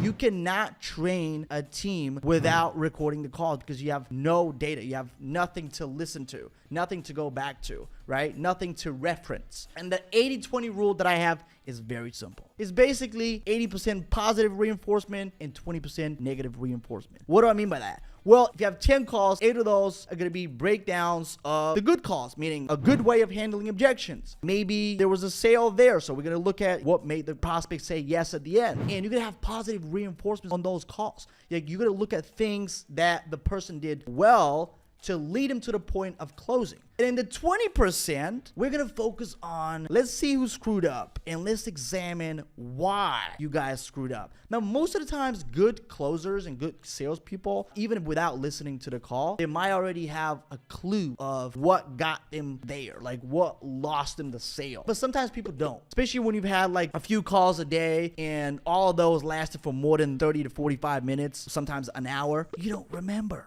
You know, sometimes at the end of the day, we're like, did I talk to this guy?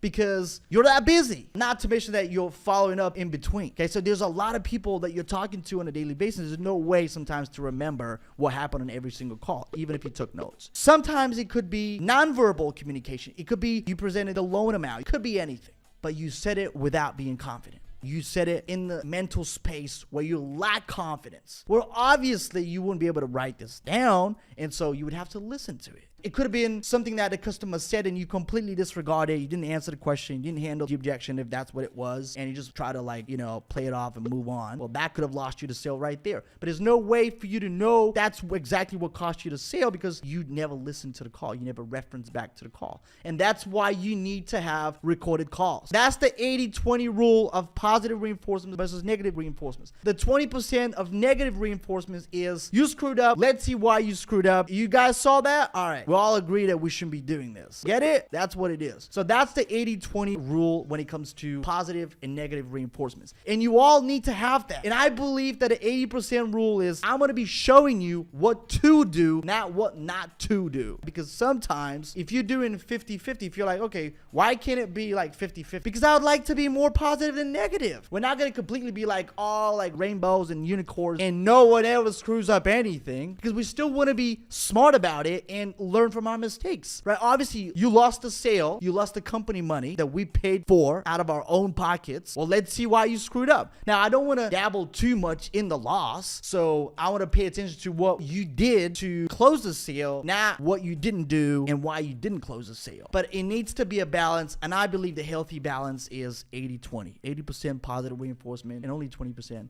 negative reinforcement. If you have any questions about working with us when it comes to generate lead and appointment, second link in the description below, you will be able to schedule a call with my team where they answer all your questions. If you want to know how to build a remote solar dealer model, selling over the phone, being location independent, the whole 9 yards, and how to do it from your freaking bedroom and make millions of dollars in solar, first link will be in the description. Go check out free training. Let me know how you like it. If you have any burning questions you want answered on the channel, make sure you post them down below. Don't be shy.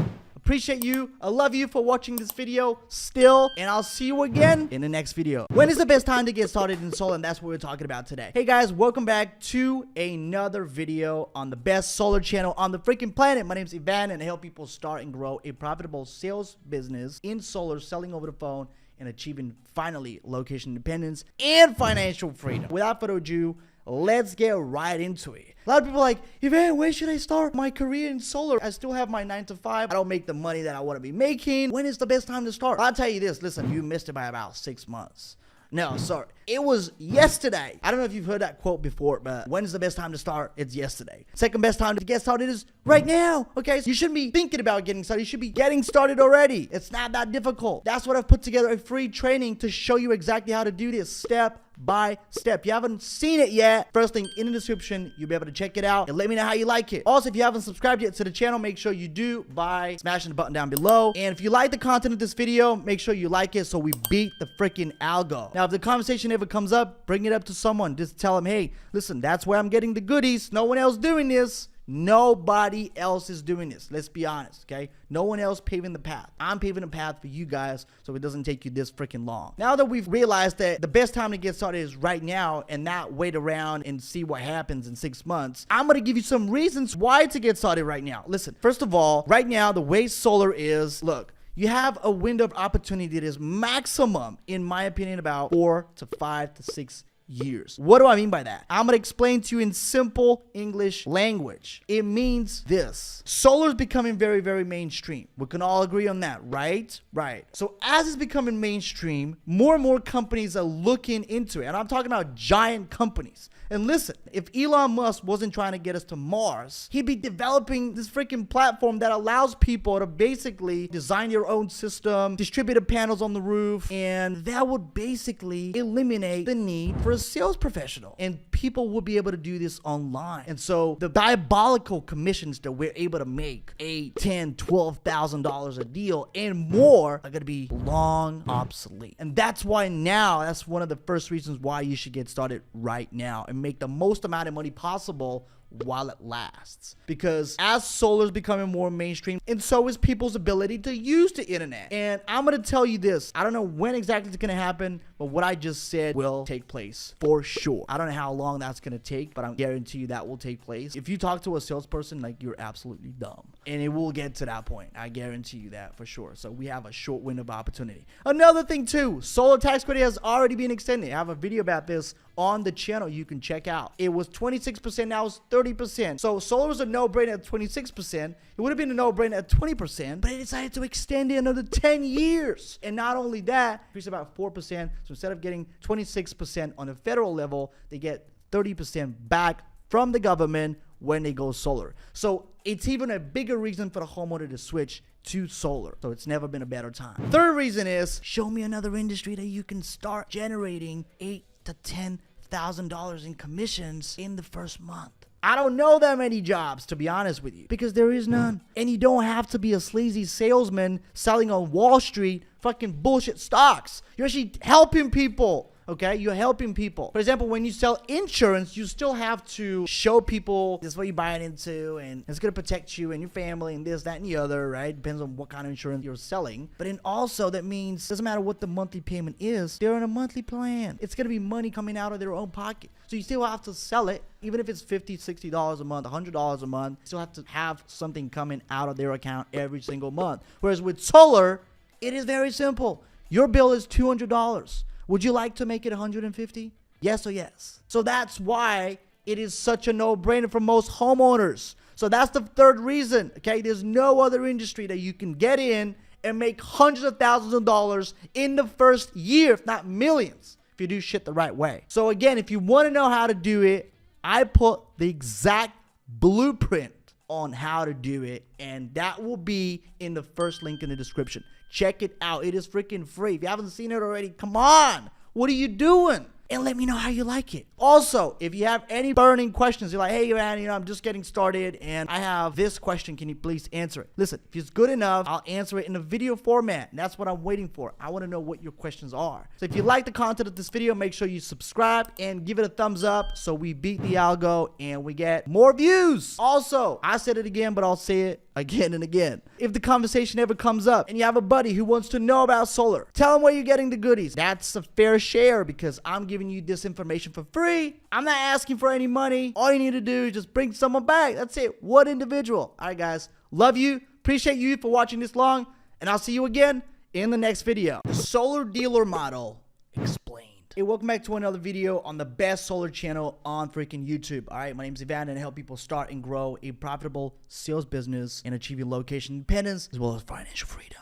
All right, this video is going to be geared towards people that are looking to start in solar or who are already in solar but are not on the dealer model yet. And if you're already a dealer, we're going to talk about how to get better at it. All right, so without further ado, let's get right into the meat and bones. The first thing is, what is a solar dealer? For any of you who don't know who a solar dealer is, you are brokering the deals and you have nothing to do with the installation process. So what is the entire process? Well, it's somebody who's interested in going solar, explaining and educating the homeowner who wants to save on the utility bill, explaining how everything works, getting them approved, and selling them a deal. Now, you have nothing to do with the installation side of things, okay? You're just a sales company. In a sense, you're selling, okay? Okay, so being a solar dealer is you're basically selling, but you have nothing to do with the installation process. But the installation process is also as important because you cannot sell and then have nothing happen afterwards. Okay, you have to have someone install on the customer's roof. So in order for the process to be complete, you need a dealer and you need an installer. But for the sake of this video, I'm explaining to you what the solar dealer model is. So technically is finding a way, building an organization where you're finding people who are interested in solar, educating them on solar, selling them the deal, and then also finding a credible installer who can install the job on site. So that's what the dealer model is in a sense. The install company will give you a red line, and you're gonna work with that red line. And anything on top of that, it is your profit minus the dealer fees. If you wanna know exactly how this works, I have a free training. The first link in the description will show you exactly how this works. Again, for the sake of this video, we're just talking about the solar dealer model. The reason why I believe the solar dealer model is the best model you can possibly start, it is because solar's a no-brainer. Everybody knows this, right? We could all agree. Second thing is solar's not going anywhere. Solar's here to stay, and it's becoming more and more mainstream. And the third thing is homeowners need to be educated on solar. A lot of people still believe solar's a scam. Even today, there's still a negative connotation attached to solar and the concept of solar. So you have to debunk that when you're talking to homeowners and explain and talk to them why solar's good, how it can benefit them, how they can save money, and the whole 9 yards. So that is your value proposition of you explaining better than the previous company on exactly why they should go solar and why they should go solar with you. Solar sells itself. It is a no-brainer product. You only have to sell yourself and your personality. And as long as you're able to do that, you win.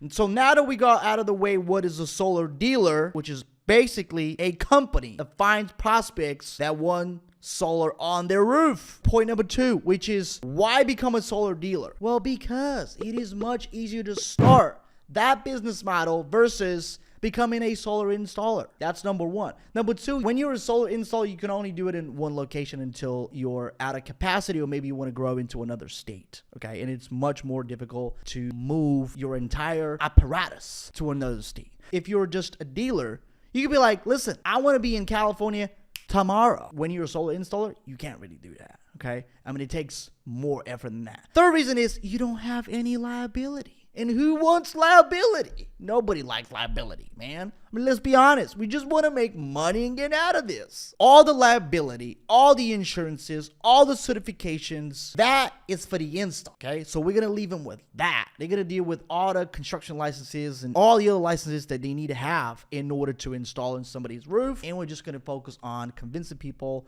why we're the best and why they should make the switch now. So that is why you should become a dealer. It is much easier to grow, okay? It is much easier to grow. You can grow into multiple states at the same exact time. You can hire people a lot easier to do the job for you and with you. And the possibility to grow, it is much bigger. There you go. All the reasons as to why you should be a dealer. Now, point number 3, how to get started. Well, you can start by clicking the first link in the description box where I show you exactly how this works in a step-by-step manner. Go watch it. I mean, come on. If you haven't seen the webinar, what the hell are you doing? Go sign up and watch it. And it's going to change your entire reality and the way you see the world. You're going to be able to escape the matrix, okay? But beyond that, like how to get started, all you need to do is just, you need to know what to say on the phone, because let's be honest, who wants to be out there getting baked in the sun during the summer when you could be making money from your bedroom in your dirty underwear? But seriously, if you want to get started, beyond the fact that you don't need any licenses to start, all you need to do is just know what to say to people and convince them that that's the right opportunity for them to go with and why they should go solar. Educate them. All you need to do is just have an installer and a few backups to be able to know that, hey, if I was to sell somebody here, I have somebody that can install all my deals so I can get paid and the job could be done. Because you can't sell someone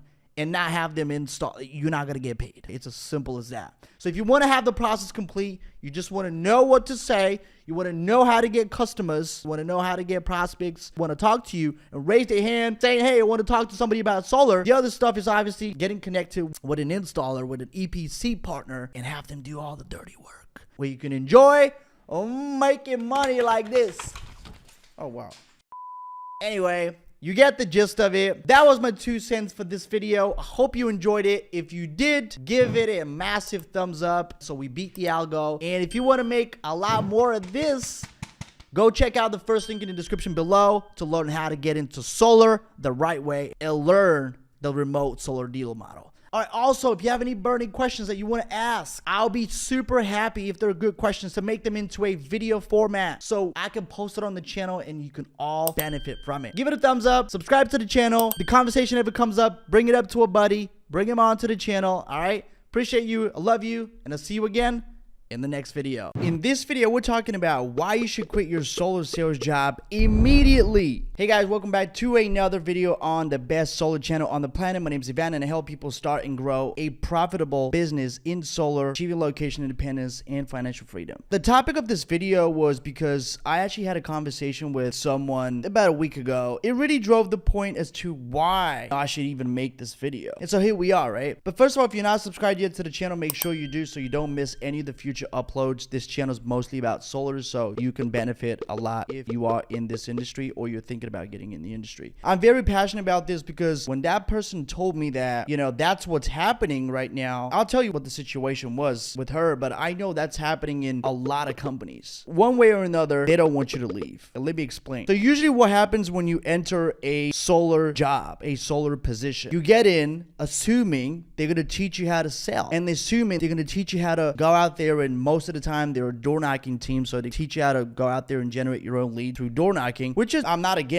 But the fact that you're gonna get in, you're gonna learn something that they're gonna teach you, and then you're gonna get peanuts for it when you put in all the time, all the effort, all the energy, it's kind of a little bit of a ripoff when you think that if you did the same thing on your own, you would have made at least twice as much as you would make working for that company. And there's so many companies out there, right? I'm not going to name any names right now, but so many companies that are trying to recruit people. Hey, start with us, do this and do that. Listen, we recruit people to sell solar and we're doing tremendously well, but we're very transparent with what the people working for us are going to get. Hey, we're going to pay you X amount of percentage, and this is why you're getting paid this much, because it cost us this much to acquire a lead and then turn that lead into an appointment, because you're not going to work the leads, right? You're going to have someone else work the leads so you can have appointments on your calendar. It makes a lot of sense. And then obviously it's not a ripoff. They know they're going to wake up to, you know, 6, 7, 8, 10, 12 appointments that day, and then they don't have to go out there and do any of the bullshit, driving hundreds of miles a day or door knocking, getting baked in the sun and sweating and just being uncomfortable. A lot of people say, well, you know, if you're not willing to do that, then you're not cut out from the same cloth and you shouldn't be doing this, you should be doing something else. Listen, I've never door knocked in my life and I've worked freaking hard, right? That's the same as someone who's digging ditches. I know they're working a lot harder than I am. They're making way less money because the amount of work that you put in is not in proportion to what you get paid. You get paid for the value that you give to the marketplace, that you're able to provide. And so it has nothing to do with how hard you actually work or what the type of work in. Warren Buffett says the boat you're in is more important than how hard you row. And so in this scenario, if you're in a sales company and they're doing everything they can to keep you, not letting you know what's possible out there, and you obviously being blindfolded and not understanding what this industry is actually about, then listen, you have no one to blame. That's why I'm here making this video, because I don't want you to be one of those people. I want you to be fully confident that this is the decision you've made and this is what you want to do. By the end of this video, you still decided you want to continue to work with the company that you're with, by all means. I'm not saying quit your sales job because that's what you need to do. I'm saying, look, you can weigh your options and then decide what you want to do. You don't have to quit, but at least be presented the facts. And the facts are such that, listen, any company that you work with, they're not going to want to let you go. And the situation with that lady was that her sales manager did not want to let her go. She was told that she needs to do a minimum of at least 20 jobs in order for an installer, right? Because obviously if you're a dealer, which is what we teach, the first link you can find in the description is a full training, completely free. Check it out on how to build a remote solar business. But she was told by her sales manager that no other installer is going to take her because she needs to do a minimum of 20 jobs a month. And I was like, whoa. That sounds like unbiased at all. But I asked her this. I was like, okay, so that's what he said to you. I understand that. Of course, that was a rhetorical question, but I asked her, look, does he make any money off of you by you being in the company and you closing deals for them and not you leaving? She was like, yeah. Well, then there you go, right? So a lot of people would tell you the wrong stuff because they don't want you to go. They just want to keep you around because they know what's out there. And to me, if someone's not going to provide you with leads, because that's what's happening. When you start with a company, you're not getting leads. And if you do get leads, you get paid peanuts. And it just doesn't make sense because you can do the same exact thing, but you can do it with someone else. And it's piss easy to do that. You can go online, and maybe I'll make a video about this very soon, but like I said, you can check out the link in the description below. But I'll make a separate video on the subject of how to actually get with an installer. You can get onboarded with an installer and you become your own boss. You don't have to get paid peanuts because you're gonna go out there and produce and do all the work, and then at the end of the day, you don't get paid nearly as much as what you should be getting paid because you're working for them. And again, I'm only making this video because I don't want you to be one of those people who are uninformed. I want to make sure that you're fully informed, you know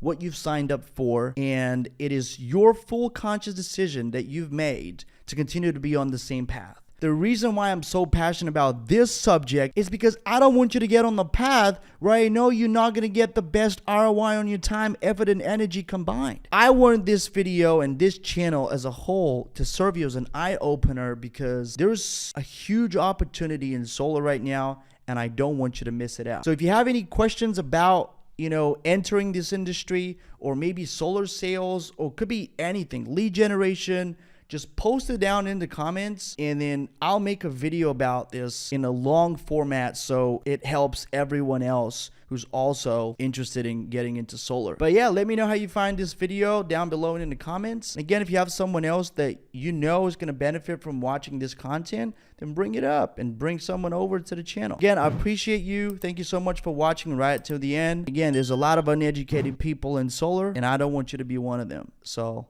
we'll see you in the next video. In this video, we're going to go over why females can absolutely crush it in solar. Hey guys, welcome back to another video on the best solar channel on the freaking planet. My name's Ivan, and I help people start and grow a profitable solar business, running everything remotely, achieving location independence and financial freedom. In this video, it was very dear to me because, again, I had a situation with someone. What it was that she told me she started a door knocking job, and what she didn't like about it is that she had to be on her own. Basically, they would train her, they would show her the path of how she needs to do things, but then she would need to go out there and be on her own, which is quite scary, to be honest with you. I wouldn't feel comfortable, like my fiance, going out there and doing that same stuff on her own. Like, I don't know what nut jobs are out there. I don't know if she'd be scared, but I'd be afraid of letting her go out there. And I could totally relate why she was feeling that way, because it is freaking scary. A lot of people think that, hey, you're starting in solar, so you automatically need to go out there and door knock. That's not how it is. You can work from home and do a lot better than going out there. The reality is that we live in 2022. You can work from home. You don't have to go out there on your own and knock doors, drive thousands of miles, and have people not show up for their appointment, which is part of the deal. I get it, but you don't have to do that. And I'm making this video because I genuinely believe the females can absolutely crush it in solar. And the reason for it is because females are a lot more receptive initially to talk to. They're a lot less of a threat than a man is, even on the phone. And they're a lot more trustworthy for the most part. And so those three components combined, that makes it a killer. That makes for an absolute assassin on the phone when they're trying to do the same thing, which is sell solar. And a lot of the times when we sell solar, I always tell my guys, the product sells itself. You just have to sell your personality. And just the fact that someone can build rapport on the call, that is so crucial. And I believe that a female could be a lot better at building rapport at the initial stage of the call, a lot better than most men would. I feel like they're missing out big time. So if you're a female watching this video, I'm honestly making this for you, or I'm making this for a guy that's watching this, and maybe they're like, oh, okay, my lady has been wanting to do this, but she doesn't know how to do it. Well, listen, that's exactly what we do. I show people how to start in solar the right way without banging their head against a wall, without running around like a headless chicken, not knowing what to do. You skip all those steps. And all you need to do is just check out the first link in the description and sign up for the webinar. But that's neither here nor there. I wanted to specifically make this video because, again, I believe females can do extremely well in this industry, especially the way we teach it. And let's be honest, most of the solar industry is male dominated. And I don't believe that should be it. I believe females have a lot more they can bring to the table, and they can do extremely well if they were to do this the right way and the way we teach it. I don't recommend to anybody to sign up, go out there and door knock. Again, like I said, I honestly wouldn't feel comfortable letting my lady go out there and do this, simply because there's a lot of good people in the world, but it could be that one nut job, and no. It's not going to happen. Not on my watch. Again, this is a message, a simple message to all the ladies and dudes that are watching this and don't know how they're going to get their wives or girlfriends involved in this beautiful industry. Well, this is how. Just have them watch the training first. Okay, honestly, no pun intended, but I wanted to just make it extremely difficult for people not to be able to succeed. And that's one of the reasons why I made the training. That's one of the reasons why I'm making all of these videos. This was not really an educational video. Honestly, it was more so to do with the fact that I want to see more and more females in this industry. And I believe that they could do extremely well if they were to do things the right way. And I don't believe that just simply knocking doors is all there is to it. I believe that there's a lot more ways to skin a cat and a lot better ways. If you like this video, give it a thumbs up. If you're not subscribed yet to the channel, make sure you do, so you don't skip any of the solar content. And if you have someone that you know they'll benefit from the information on this channel, share it with them. Again, thank you for watching this video, and I'll see you again on the next one. The 5 biggest mistakes new solar pros make when they start in solar. Hey, welcome back to another video on the best solar channel on the planet. My name's Ivan, and I help people start and grow a remote solar business selling over the phone. Yes, you heard me right. Selling over the phone. No Zoom, no nothing. And achieving location independence.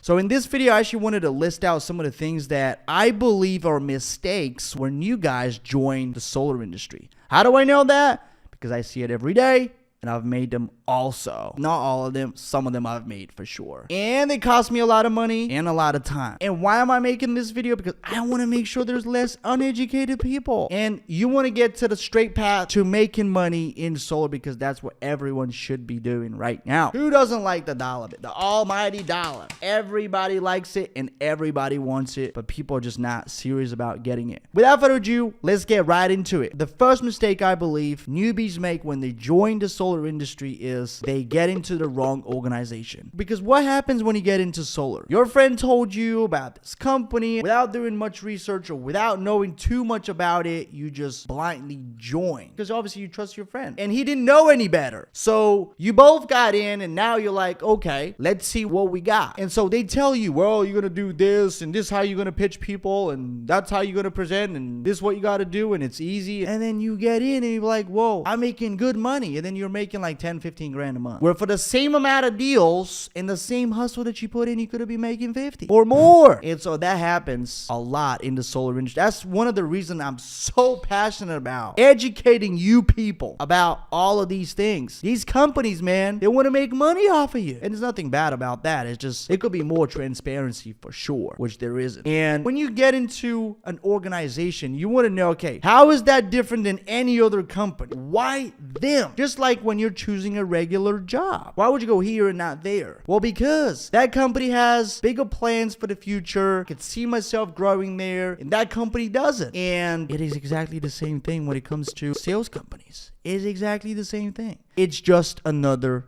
industry. And the second biggest mistake new people make is actually a follow-up on the first one, which is once they joined the organization, they trusted too much. They were like, okay, that's the truth now. That's the new Bible, and I'm gonna follow it to a T. And they don't realize what is out there, and they don't get educated. That's what I give so much props to you guys that are watching this video. Whoever you are right now, you might be in solar, you might be thinking about getting into solar, or you might be on the fence. It doesn't matter. You might be experienced, already in the industry, but most people that actually watch my videos are very, very new, or they're thinking about getting into solar. Actually, most of my viewers are from 0 to 6 months or thinking about getting into solar. That's what it is, basically. And there's nothing wrong with that. It's beautiful. But you got to educate yourself. That's why usually when people say, well, Van, how do I educate myself? I'm actually paving the path for everybody else that's going to come after me. There's going to be other people. I want there to be more people like me that teach you what I teach you, which is to be location independent and do things like we do things in 21st century. You don't have to do things the old school way, go and knocking doors. That's not the only way to generate leads. And so when you join that organization, don't blindly trust it and think that they have your best interest in mind. They might do, they might don't. But the reality is everyone's in the game to make the most amount of money possible and screw the rest up. I'm not saying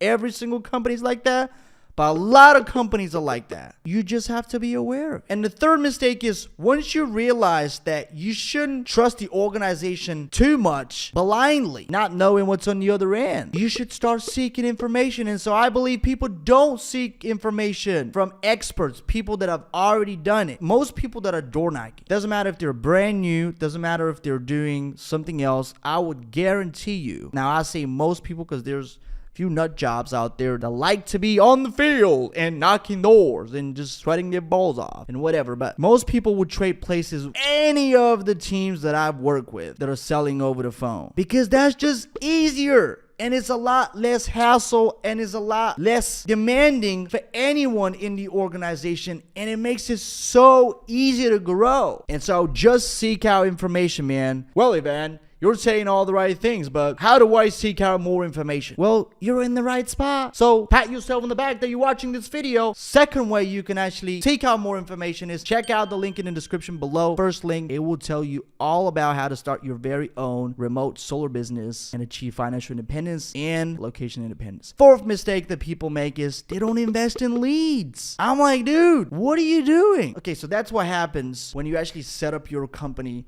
to be able to sell from anywhere. You start generating leads from the internet. And then what happens is, once you start investing some into the equation, you realize, hey, I've invested $1,000 and I've made 10. So how about if you know that you can put in $1 into the machine and get $10 back, how many times are you going to do it? As many as possible, right? Exactly. You want to invest in leads. Do not wait around. Do not think that, hey, this is not like getting a credit card to go and buy a Gucci belt or a Gucci bag. It's not like you're wasting the money. You're putting the money into somewhere where it's going to make you more money. And so that's one of the mistakes that I made as well. So that's what I'm here talking about. I don't want you to make the same mistake either. The quickest way to grow is to invest in the lifeblood of what would make your business. And that is the lead flow. If you don't have people to talk to, your business is dead. It don't matter if you're in solar, insurance, roofing, final expense, windows, it don't matter. Your business is sunk and you want to invest in leads. And the fifth mistake that I believe people make is, drum roll, please. People take way too much time to do something. They're like, I think I'm going to do that myself. I'm going to start my own business, but I'm going to do it later on this year, or I'm going to do it maybe in 2023 or maybe in 2024. Dude. Just do something. You don't have to be great to start, but you have to start to be great. So what do I mean by that? You have to make the move. If you know what you should be doing, and I give you the step-by-step instructions on what you should be doing in order to grow in the first link in the description below, you don't have to worry about if you're making the right move because I'm telling you that's the right move, right? And you're going to find out very quickly after that. The fact of the matter is most people, they don't decide. They're like, I've had too many calls with people that are like, well, you know, I want to be doing over 50 deals a month and over 100 deals a month. And I want a sales team of like 20 people. And the next thing you know, these guys are afraid of investing a couple of grand into leads. And I'm like, bro, are you sure those are your goals? Or you didn't steal them? Because you have small mind. Your thinking is so small that you cannot even comprehend that you're basically unlacing your own shoes in the race. I don't know if that even makes sense, but you get the the point. You're shooting yourself in the foot by not acting big. If you want to be big, you have to act big. And the worst thing you could possibly do is retract and think about, how do I make rent? And how do I do this? And how do I pay my bills? Aren't you wanting to grow? You're defensive and you should be on the offense. You should be making moves. You should be worried about spending $2,000 if you want to make 2 million. So anyway, you got the point. If you enjoyed this video, please give it a thumbs up and subscribe to the channel if you're not subscribed yet. If you are, I love you. Check out the first link in the description below. If you're thinking about, okay, you said a lot about leads and a lot about this, how do I get this all going? I'm like, listen, we got you. First link in the description is how to start in this business model. Second link in the description is how to work with us as an agency. I started off in this solar game doing lead generation. So that's my bread and butter. So you can talk to my guys. They'll tell you everything about it. Love you guys. See you in the next video. We're talking about the worst solar markets if you're selling over the phone. Hey, welcome guys back to another video on the best solar channel on the planet. My name is Ivan and I help people start and grow an extremely profitable solar business selling over the phone and achieving location independence. All right, so if you are new to the channel, consider subscribing. Now I want to point it out. This video is only for people that are looking to sell over the phone and from a distance. What do I mean by the worst markets to sell solar in? Aren't they all the same? Well, no. They're not all the same. And the reason why, guys, is because when you're selling over the phone, you have to generate leads, especially if you're feeding a team. You're not going to be able to do that organically. You're going to have to obviously invest money into advertising and stuff like that to get you leads, which is nothing wrong with that. Obviously, that's what we do. And that's the right way to grow a solar company. If you're relying on anything else, right, referrals are great. They're not consistent. And if there's 1 month left with no referrals, what do you think is going to happen to all your good salespeople? They're going to leave because they're like, dude, I got 6 kids at home. You know, I got to feed them. So what do? Well, you have to make sure you feed them with leads. And to be able to feed them with leads, you're going to have to fill their calendar with appointments that are basically cheap to acquire or relatively low cost to acquire. And so when I reference to the worst solar markets to sell solar in, I actually mean what are the most expensive markets to sell solar in. It doesn't mean that it doesn't work. Actually, you'll be surprised. I have 2 specific locations that I can give you right now that are basically off the top of my head. I don't have to think about it. I can just name them. They're just bad, okay? And it just doesn't work. Now, if you have a ground team and you're door knocking, absolutely, by all means, you can make a lot of money there, right? I don't want you to take this the wrong way. You can also make a lot of money if you're selling in that market and you're generating your leads online, but it won't be the best bang for your buck. Obviously, the reason why you're in business and the reason why you're doing remote selling is because you want to get the best bang for your buck and make the most amount of money. So, you want to make the most amount of Benjamins, you're going to have to be smart about the way you utilize the marketing spend of yours to fill up your guys' calendar. So without further ado, let's get right into the market. Now, the first market that I absolutely despise when it comes to generating leads and doing any type of selling over the phone is Florida. And the reason for that is because, yeah, I know a lot of people are sitting there thinking, well, actually, Ivan, isn't that the Sunshine State? Isn't Florida one of the best markets for solar? But not if you're doing what we're doing. First of all, if you do your research carefully, you realize that in Florida, that's the state with the most amount of elderly people that cannot even qualify for the tax credit. And so you get a lot of those and a lot of hillbillies with low credit score, and it just doesn't work. We've tried it multiple times on a few occasions. It doesn't work. Do not try to go to Florida, okay? Oh, maybe I'll make a video about what are the best markets to sell solar in, but for now, we're talking about where not to go. So Florida is definitely a no-no on the list. You should avoid it at absolutely any cost. And the simple reason is there's much better markets to put your money. The second market you want to avoid if you're selling over the phone is the state of Nevada, and more so Vegas. Like when somebody comes on board with us and like, I want to run a campaign in Vegas, can we try it out? And I'm like, here we go again. I said it so many freaking times. That's one of the worst markets you can go to. Why would you do that to yourself? Even if you're there, it doesn't actually make a difference, because if you're generating your leads online, The fact of the matter is that Vegas, it is very, very, very saturated. It's a great market for solar. So I know a lot of you out there, skeptics, will look at this video and be like, no, man, that's not true. Well, actually, Vegas is a great market for solar. Like, dude, listen, I understand. I know the market pretty damn well, right? So I know Vegas is pretty good. But when it comes to generating leads and filling up an actual team's calendar or even your own calendar, it could be pretty pricey. And so you're going to want to avoid that at all costs. Now, if you're there and have a ground team, I know plenty of people that make a lot of money that are on the ground. But I have nothing to do with door knocking, and so I'm not going to talk to you about door knocking at the end of the day. If you want to do things remotely, there's plenty of other markets, plenty of other states for you to focus on. You don't have to go to one of the most saturated markets and most expensive and try to do something there. Like, trust me when I tell you that. You want to avoid that at all costs. Lead cost is extremely expensive. Now, I understand why the competition is pretty high, because 7 to 14 day installs, I mean, come on, who doesn't like that? Of course, you get paid pretty quick. And that's why there's a lot of competition, right? And there's a lot of people are undercutting each other, and it's an ugly picture. I'm pretty sure you get the point by now. Avoid those two markets at all costs. Now, for the rest of the markets that aren't going to be suitable for what we do, there's nothing that's going to become close to those two markets right there. So you don't have to worry about missing an opportunity in these two markets, because the reality is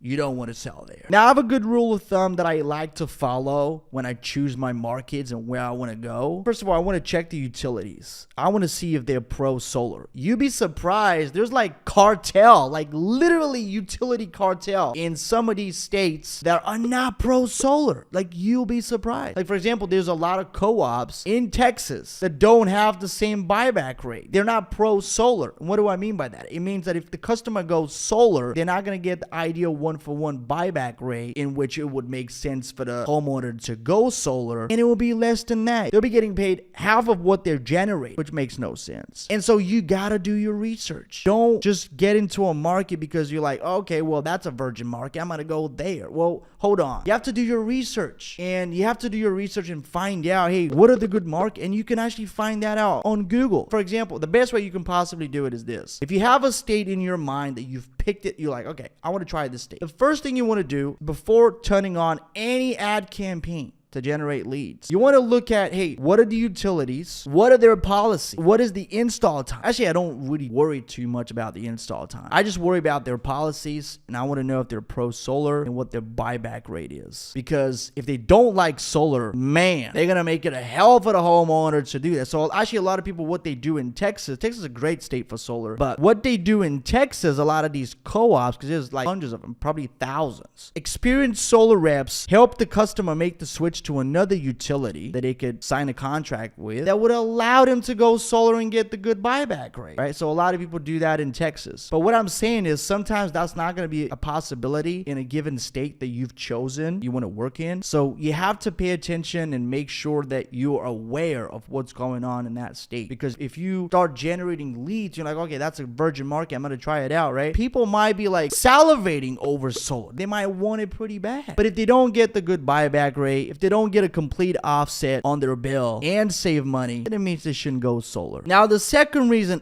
after the utility, once you've understood, okay, what's going on here, are these companies pro solar? Are there other companies that I can go with, like Texas, for example, where I could make the customer potentially switch and go with another utility company and basically have them go solar? That's a possibility. Yeah, sure, whatever. You can actually do that. After you figure that out, the second thing that you want to focus on is their electricity bill. What are their bills? Because if you get a bunch of people with like $50 bills, I mean, you're like, okay, you can't really help them there.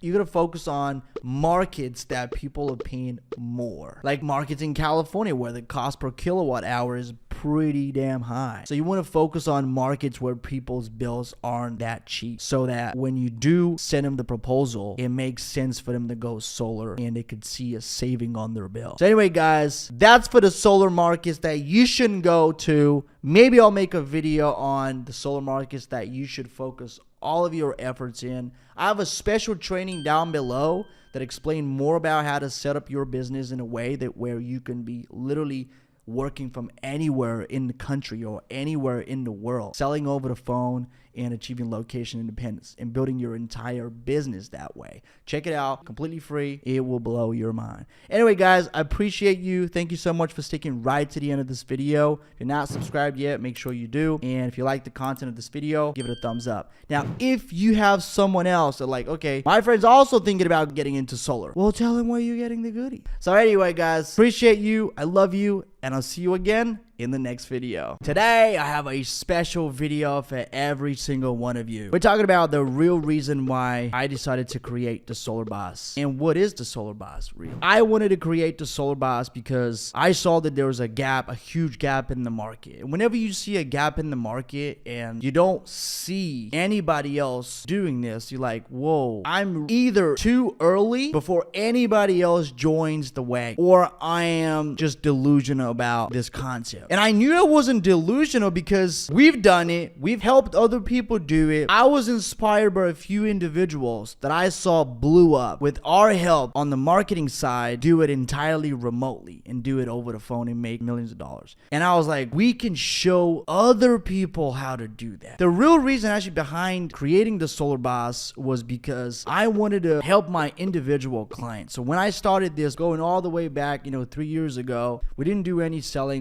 we just did lead generation. We didn't even have a call center for the appointment. So I just wanted to massively help my own clients because they would come to us and then they'll give us an area which is quite frankly shitty. We call it shitty for lead gen. And that means the cost per lead is just excruciating high. It wouldn't make sense for us to continue advertising in that area. We're not magicians at the end of the day. We're pretty good at what we do, but we wouldn't be able to help everybody out. And so I was like, man, like I wish people were more nimble. I wish people were willing to switch location. And then when I found those couple of individuals that showed me, hey, this is possible, I started looking in that direction a lot more. And that's the end of that. Now, the second reason why I wanted to create the Solar Boss, after I realized a lot of these people are just old school. I mean, a lot of the solar industry is still door knocking and still going face to face and driving thousands of miles a week away from your family, which I understand it's a job, but at the end of the day, I always look at the things that I could do to improve the process and what I can do to make it more efficient. And to me, going out there and doing a bunch of door knocking, when I knew I could help people generate leads in any market in the United States, it was dumb. I was like, why would you do that? You cannot sell, for example, in Vegas because the cost per lead is too damn high. And if you want to do this remotely, you might as well go somewhere else where you're going to get a better bang for your buck. Now, after that, what happened was I realized there was a lot of people that are still yet to join this industry. I realized that a lot of my audience that are watching these videos, they were basically brand new to solar. People that are just switching from another business. They've had a job and now they want to start their own business. They were thinking about, getting in industry that is like up and coming and growing. Solar's definitely that. And I knew there was a lack of education. And I didn't want people to join the wrong companies and spend a year, 2 years to realize that's not the path they want to be on. I wanted to create something where we can educate people and show people how to do things from scratch, even if you're brand new, and it doesn't have to take you years and it doesn't have to cost you hundreds of thousands of dollars of mistakes that you could have otherwise invested and basically make a lot more money. And when I thought about creating a product like this where we can educate people and show them, I thought that we had the perfect match because we were able to teach them now how to do it virtually and how to generate leads. Because the reality is, if somebody's teaching you how to do something, even if it's remotely and there's like coaches out there, they're not going to be able to show you a good enough way to generate your own leads. I wanted for you to get the whole package. I wanted for that individual to come in, join, and get the whole freaking package. They don't have to rely on other agencies. They can rely on themselves for generating all the leads, so they can hire someone else and show them how it's done, basically, because we've spent way too much money on solar ads. In the last 3 years alone, we spent over $22 million.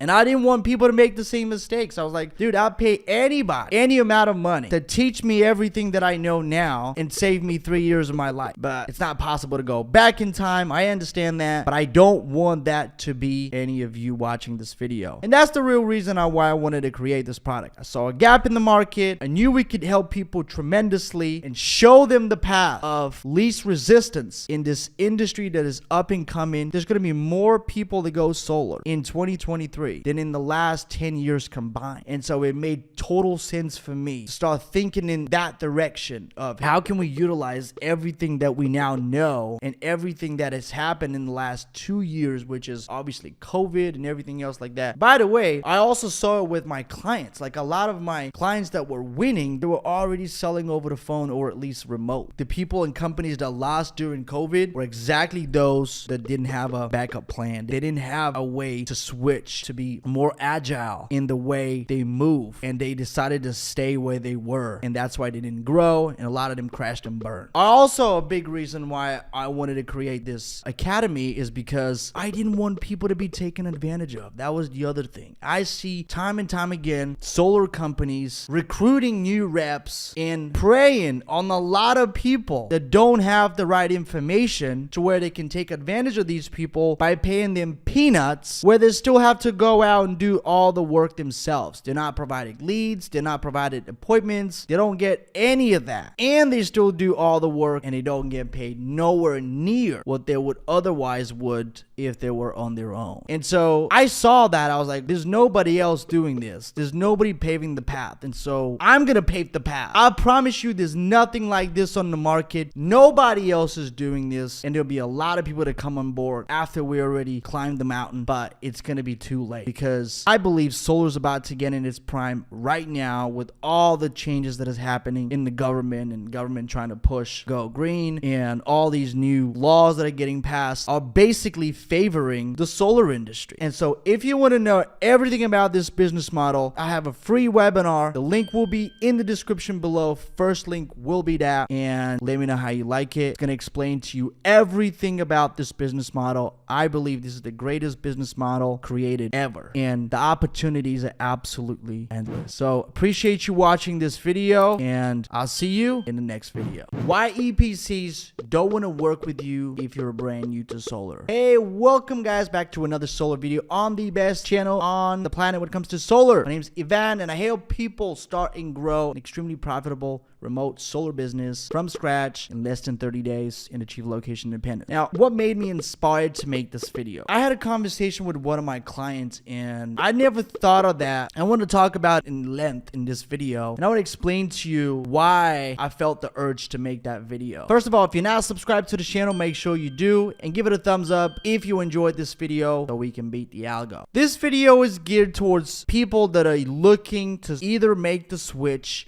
or get into solar and start their own business selling over the phone and achieving location independence, and build a team and a whole company around that. Now, my whole concept of this business model, I explained in the free webinar below that you can check out, first link in the description. But the entire business model is basically based around you going out there and getting a relationship with an installer or an EPC that can install all your deals, so you can just do the selling and you can just worry about pumping deal through that installer. Now, a lot of the new guys that come in, they want to get set up with new installers, and that's what we showed them how to do. They can either go through us or they can get set up with their own installer, which I encourage them to do, because a lot of people are like, well, Ivan, you teach people how to be their own boss. And we do that because I like 100% transparency in the process. So if you want to get set up quickly and you don't want to worry about getting set up, yeah, sure, they can go with us. But if you want to get set up and build a relationship with that installer right off the bat without having even sold one deal, you can also do that. And that's why I explain it in the training. Anyway, the premise of this business model is you going out there, getting a relationship with an EPC, with an installer, and having a backup of that installer. So multiple relationships, ideally. You don't want to be backed up with just one, and that could cost you deals like it did to us. We made that mistake in the past, and that's why we're never going to do that again. And so the real reason why EPCs don't want to work with new guys, because first of all, they don't understand the lingo, and even more than that, they don't understand a lot of how the process works. And so imagine they have appointed 3 guys to deal with all of the dealers that they're working with. And those are the points of contact, or even one person. Imagine that's one individual that is taking care of all their dealers. They're basically the point of contact for that installer. And imagine that individual is taking care of 20 dealers. And a new guy comes along, and all of these dealers are doing fine. Some of them are doing, 10 deals. Some of them are doing, 50 deals. It doesn't matter. Big or small, they're already set up. They know what they're doing. It's not really a deal breaker if a newbie comes in and they only do a deal or 2 a month, because the level of communication, if they have to talk to one extra person, is the same if the new guy understands the entire process. Now, what happens is installers want to focus on installing, growing their installation crews, growing into multiple areas. That's what they care about. Of course, communication is up there, but it's really secondary. And they understand that's important, but they also understand the sales companies can do that for them. And so they're like, okay, we already make our profit. We don't need to deal with newbies because that's a lot of headache on our end. You can just take care of those. So what I'm trying to say is there's a lot of sub installers that are underneath the installer. They're also a dealer, but they're a point of contact between the installer and the actual sales rep, because a lot of these people are going to be brand new. Everyone starts somewhere, right? And they have a lot more resources invested into communication and making sure that everything is good. And so the installer much rather talk to one individual and that individual talk to 50 other companies than the installer worrying about communicating with 50 guys. Every single one of these people is at a different stage of the game, and it just is a whole lot of mess. They just want to keep it simple, and they just want to focus on growing their install crews, growing their installs, and making sure everything runs smooth, and that's the end of that. Now, a lot of the times it could be better if you sign up with a company that is also a dealer. They're called master dealers, and so that master dealer is the point of contact between, obviously, a lot of reps and other small orgs and the installer. Because they're a master dealer, cumulatively, they're able to get a lower red line with that installer than you as a new individual in solar going direct with the installer, if that makes sense. Basically, in layman terms, what that means is you're going to be more profitable if you go with a master dealer than going direct to the install. A lot of the times, what I'm trying to say is that it's not more profitable to go direct to the installer. You could earn more by going to a master dealer. And that's the point of this video, guys. Just because you're not talking directly to the installer, that shouldn't scare you. A lot of these companies that you see online aren't the actual installers. There's a lot of companies that are master dealers and they're projecting themselves as an installer, which they're not. A lot of companies have other install company that basically deal with their installs, and it's not actually them doing the installs. So that shouldn't scare you. Getting with a master dealer could be positive, not a negative. So the good thing about this situation is that they'll be able to make money off of you a little bit, and you'll be able to save money on every single deal, especially at the beginning, if you go through that master dealer as opposed to going direct to the installer. So I hope all this makes sense and it's not all over the place, but I'm sure it does. Now, if you have any other questions about this specific business model or anything related to solar, please post them down below, and if it's a good question, I actually make a video for it. That is why EPCs don't want to work with newbies. Nothing wrong with being a newbie. You just have to understand that that's how the game works, and there's nothing to be mad about. That's just how it is, and you have to come to terms with that, and there's nothing wrong with that. I don't care who I send my deals to. We just want to get paid at the end of the day. Anyway, guys, if you enjoyed this video, give it a massive thumbs up so we beat the YouTube algo. If you want more videos like this, please subscribe to the channel and check out the rest of the videos on the channel. I have a lot of videos about different topics on solar I'm sure you're gonna love, so go check them out. If you want to know how to start and scale your very own remote solar business selling over the phone, check out the first link in the description below and let me know how you like it. Anyway, that's the end of that.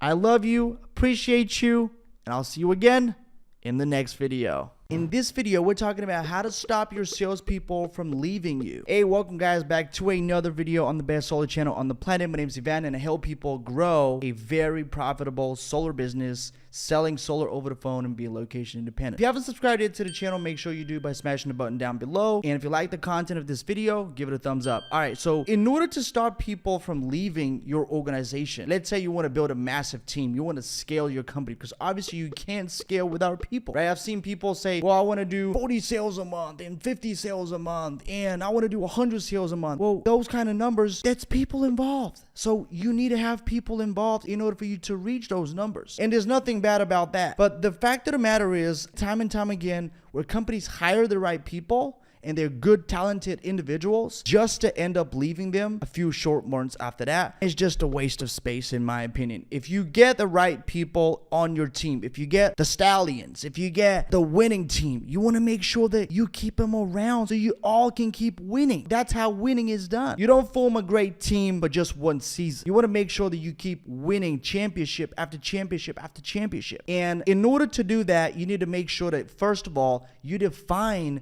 what are the main reasons why people leave? Well, one of those reasons is high achievers don't see the right opportunity at hand. And what does that mean? Well, people are not stupid. If they see that they can make more money selling the same amount of deals with another company, and you're not able to provide them with that kind of pay, they're eventually going to leave. That's one. And the second reason is because they don't have leads. I've seen it time and time again. People leave their company, good people, and these companies are willing to let them go because they can't fill their calendar. And the fact of the matter is, these people will end up producing more for the company and for themselves if they have a calendar full of appointments to run. But time and time again, these people will end up leaving the organization because their calendars are empty and they're twiddling their thumbs all day long. And that's just not productive. Nobody's making money. It's making people feel stupid, giving away their most precious asset, which is time, to a company that's not even able to fill up their calendar. And so if you want to make sure that your salespeople do not leave you, because obviously you want to grow, you have to make sure that you have the right opportunity at hand, which means they get paid enough. And number two, their calendars are full.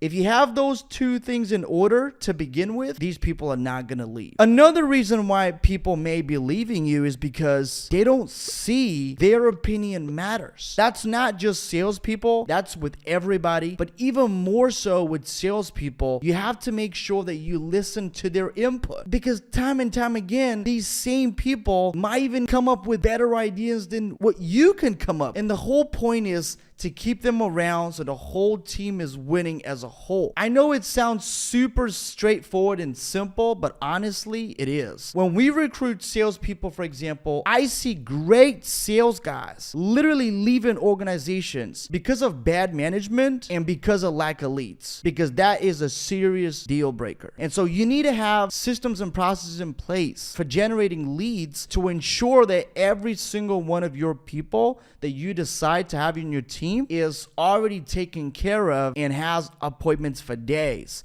Otherwise, they're not going to stay around. And you have to realize that it's not personal. These people have family. These people have rents to pay, mortgages to pay. They have bills, right? And so if they sit around not doing anything, they're wasting their time. They're wasting a time that could otherwise put into a more productive action that's going to yield them a better result. And so it comes down to all these things combined. And if only one of these areas is lacking, they're not going to be around for long. And so you have to make sure that you cover all of that. And last but not least, you want to make sure that you don't let chickens run with stallions. What do I mean by that? Well, if you have stallions on the team, and by stallions, I'm referring to cream of the crop salespeople that are always hungry, are always willing to put in more time than what they get paid in return, and are always willing to go the extra mile for the customer. Those are the kind of people that I'm talking about. And if you let these kind of people on your team and end up getting other people on the same team, they're going to be doing half-ass everything. That's going to be contagious. And so it's not going to work long term. And even the stallions can get demotivated, and it could be detrimental to the whole team. And And so you want to make sure that your team's in check, and you want to make sure you don't have any chickens running around with the stallions. So anyway, guys, that's it for today's video. If you enjoyed this video, give it a thumbs up so we beat the YouTube algo. And if the conversation ever comes up, please bring it up to a friend, bring him onto the channel. I'd appreciate it. Now, I'm doing these videos because there's a lot of uneducated people in solar, and I don't want you to be one of them. Take care, and I'll see you in the next video. We're talking about the real reason why you hate phone sales. Hey guys, welcome back to the best solar channel on the planet. My name is Ivan, and I help people start and grow an extremely profitable solar business selling over the phone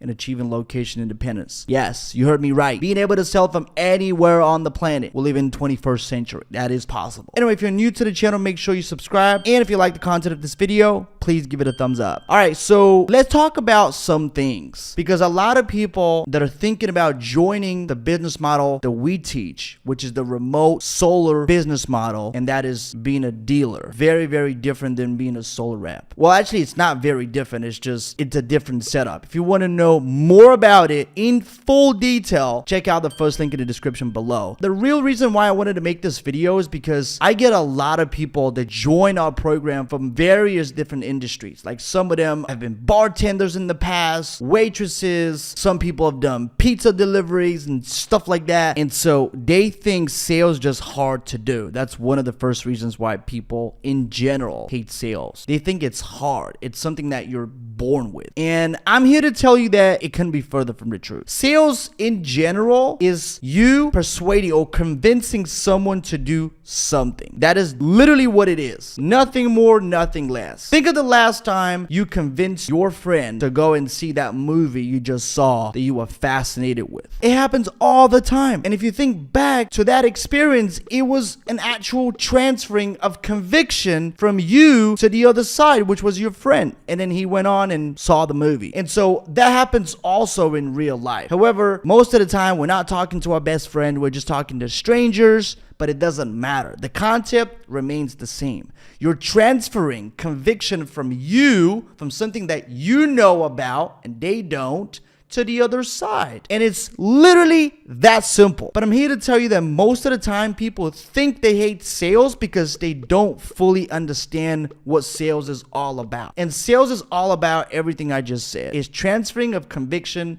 from you to the other side and conveying your point to the point where you can convince the other side to do something that you want them to do, which is supposedly good for them. Otherwise, why do it? Right? Which leads me to my next point. If you know that your product or service is going to make their life, whoever you're selling it to, better, why wouldn't you be convinced? Of course you would. Imagine you have the cure for cancer and the person that you're talking to is stage 4, like literally they have 6 months to live, and you genuinely convinced that you have the cure for cancer. How convincing do you think you would be in order to get them to buy into what you have to say? Not very difficult, because you would want to help them. That's what sales is all about. It's, again, transferring of conviction. And so I think most people honestly have the wrong idea when it comes to sales. And with solar, for example, which is what we teach, you can check out the first link in the description. The entire solar remote business model, which is what we teach, is explained in the first link in the description. Check it out. You won't regret it. But back to my point, the reason why people hate sales is because they think it's hard and they have the wrong beliefs about selling in general. And so if that's you right now and you're working another job and you've never done sales in your life, I'm here to tell you that selling is happening already in your life. You're selling something to someone on a daily basis, and it's happening over and over and over again. The only difference is you're not actually getting paid for it. Or you might be, but most of the time you're not getting paid. If you have kids, you have to convince your kids to do something that you want them to do. Maybe their chores around the house. Maybe you want to have them do their homework. Maybe you want to have them do their bed in the morning. Could be anything. You're already doing that, and you're convincing someone. It could be your spouse, right? You want them to go at that specific restaurant. You want them to see this specific movie. You're still selling. You're selling at all times. And so that's what sales is. And so get that out of your mind, that selling is difficult and that selling is just for the chosen ones, because that's not it. In fact, when people think of sales, they imagine the sleazy phone salesman that's trying to sell you a stock, like in the movie The Wolf of Wall Street. It's not it. That's not not a pump and dump scheme. I understand that there's obviously some things in the past that has given sales a negative connotation, but I'm here to tell you that sales is one of the most productive and important skills you would ever learn in your lifetime. And that's why I've put together this amazing training to show people how to do this, the same exact thing, but in the solar industry, because it's already done in so many other industries, and we wanted to bring it together and show you how to do it in solar, because I believe solar is one of the easiest products to sell. It is literally so good that the product sells itself. You just have to sell your personality. So anyway, guys, I hope you enjoyed this video. If you did, give it a massive thumbs up so we beat the YouTube algo. And if the conversation ever comes up, bring your buddy over to the channel and show him where you're getting the goodies. So I appreciate you,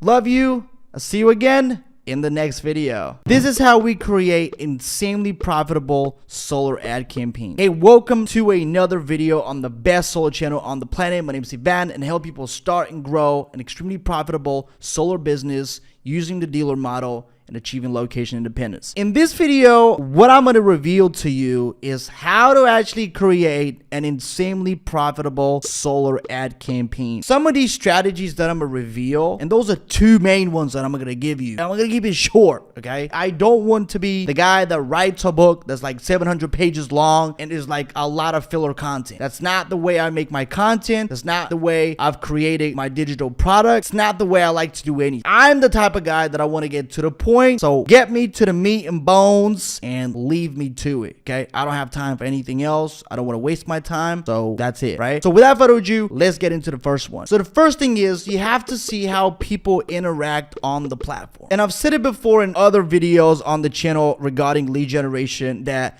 you have to examine how people behave on the specific platform. So if it's YouTube, you have to make sure you get their attention in the first 5 seconds. Otherwise, they can just skip and it's not worth it. And your cost per lead is going to go through the roof. Your cost per click and everything else is going to go through the roof. And it's not going to be a profitable campaign. What you want to make sure that you do is you catch someone's attention right away. It goes without saying that catching attention is at the core of advertising as a whole. Outside of the messaging that we're trying to convey, unless they watch the whole thing or unless they can read if it's a Facebook post or an Instagram ad with an image, unless we can stop them so they can read everything that it says on the ad, it's as good as dead. And so I want to tell you exactly what you need to do. Number one, it needs to be weird looking. And yes, I know you would say, but Ivan, wouldn't my post about giving people $500 to go solar work? Well, you can try it out at your own expense. But I'm here to tell you, don't waste your money. It's probably going to give you a super insane cost per lead and cost per appointment, and your cost per acquisition, which is the cost of you acquiring a sale, is going to be through the roof. It's probably not going to worth it for you to keep on advertising. And you want to keep it simple, right? You want to keep it simple. You want to keep it original. You want to keep it creative, because if it's some $500 of a cashback, it is not original. This is what every Josh Mo on the internet that has ever run a solar ad has taught us. I still get people that say, hey, can we just run a $500 voucher? I'm like, bro,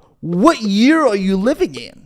We're in 2022. You can't do this, because if you do it in your head, it's good, but when you post it out there, it might get zero traction. And this one will probably get zero traction. And you don't want that. You want something that gets people's attention, and you want it to be weird looking. What do I mean by weird looking? I mean something that catches people's attention. Something that is literally like, as you're scrolling through the feed, you're like, oh, what is that? And so the image itself may not mean anything and could be weird enough to stop you from scrolling, and next thing you know, you're reading the headline and you're already hooked in. You're already reading the rest of the copy, and that's how advertising works on social media. On YouTube, it's pretty much the same thing in a video format. Now, we can post videos on Facebook and Instagram, stuff like that, but I'm talking about just creatives that are images, and it works exactly the same way. So it needs to be weird looking. It needs to be something that literally is like, what is that? Like, I don't know if you've seen these like solar trees. It looks like flour. That's freaking weird. Okay, it is weird. And what I mean by that is a lot of people are like, what is that? Right? It is weird. Okay, but the truth is it gets people to stop. And we've done these advertisements before. I'm not saying we're doing them right now. I'm saying we've done them in the past, and those have yielded us tremendous results. And it's very counterintuitive to what one may think would work on the internet and what actually works. Okay, and that's why I'm doing this video, because I don't want you to be one of those people that decides to spend a lot of money on testing without knowing what could potentially work. And the second thing you want to focus on is you want to have the script, the video script that you're going to use in the ad, still get people's attention all the way throughout the video and have them watch it to the very end. So if it's a video format, you can look at it in every single thing that you say from the beginning will buy you only 5 seconds or less. So it needs to be interesting and intriguing, and that only counts for the next 5 seconds. And then from that point on, you're gonna have to say something else that's gonna get them to watch another 5 seconds, and then that's how it goes for the length of the video. If it's not that, I promise you, you're gonna lose their attention. Even if you got their attention to begin with, you're gonna lose them maybe halfway through the video, and that's gone. So you want more and more people to watch. All right. And with Facebook and Instagram is exactly the same thing. If you're posting an image, you want to make sure the copy itself and the headline is targeted towards the person that you're looking for, the perfect avatar, that you know this person is what you're looking for, so they can recognize themselves in what it says in the ad. For example, we like to target utility companies, not just homeowners, right? Of course, you want to say homeowners so they know the call out is for people that own a home. But also what we like to do is if it's a specific area and, for example, we want to work with a specific utility, we want to target that specific utility. So instead of saying, hey, homeowners in San Diego County, what we want to do is we want to say, hey, PG&E customers, right? So you want to target that specific utility. And that's how you're going to get the most out of your ad, by targeting in the actual copy and headline. And so those two strategies alone will help you tremendously on your quest to lowering that cost per lead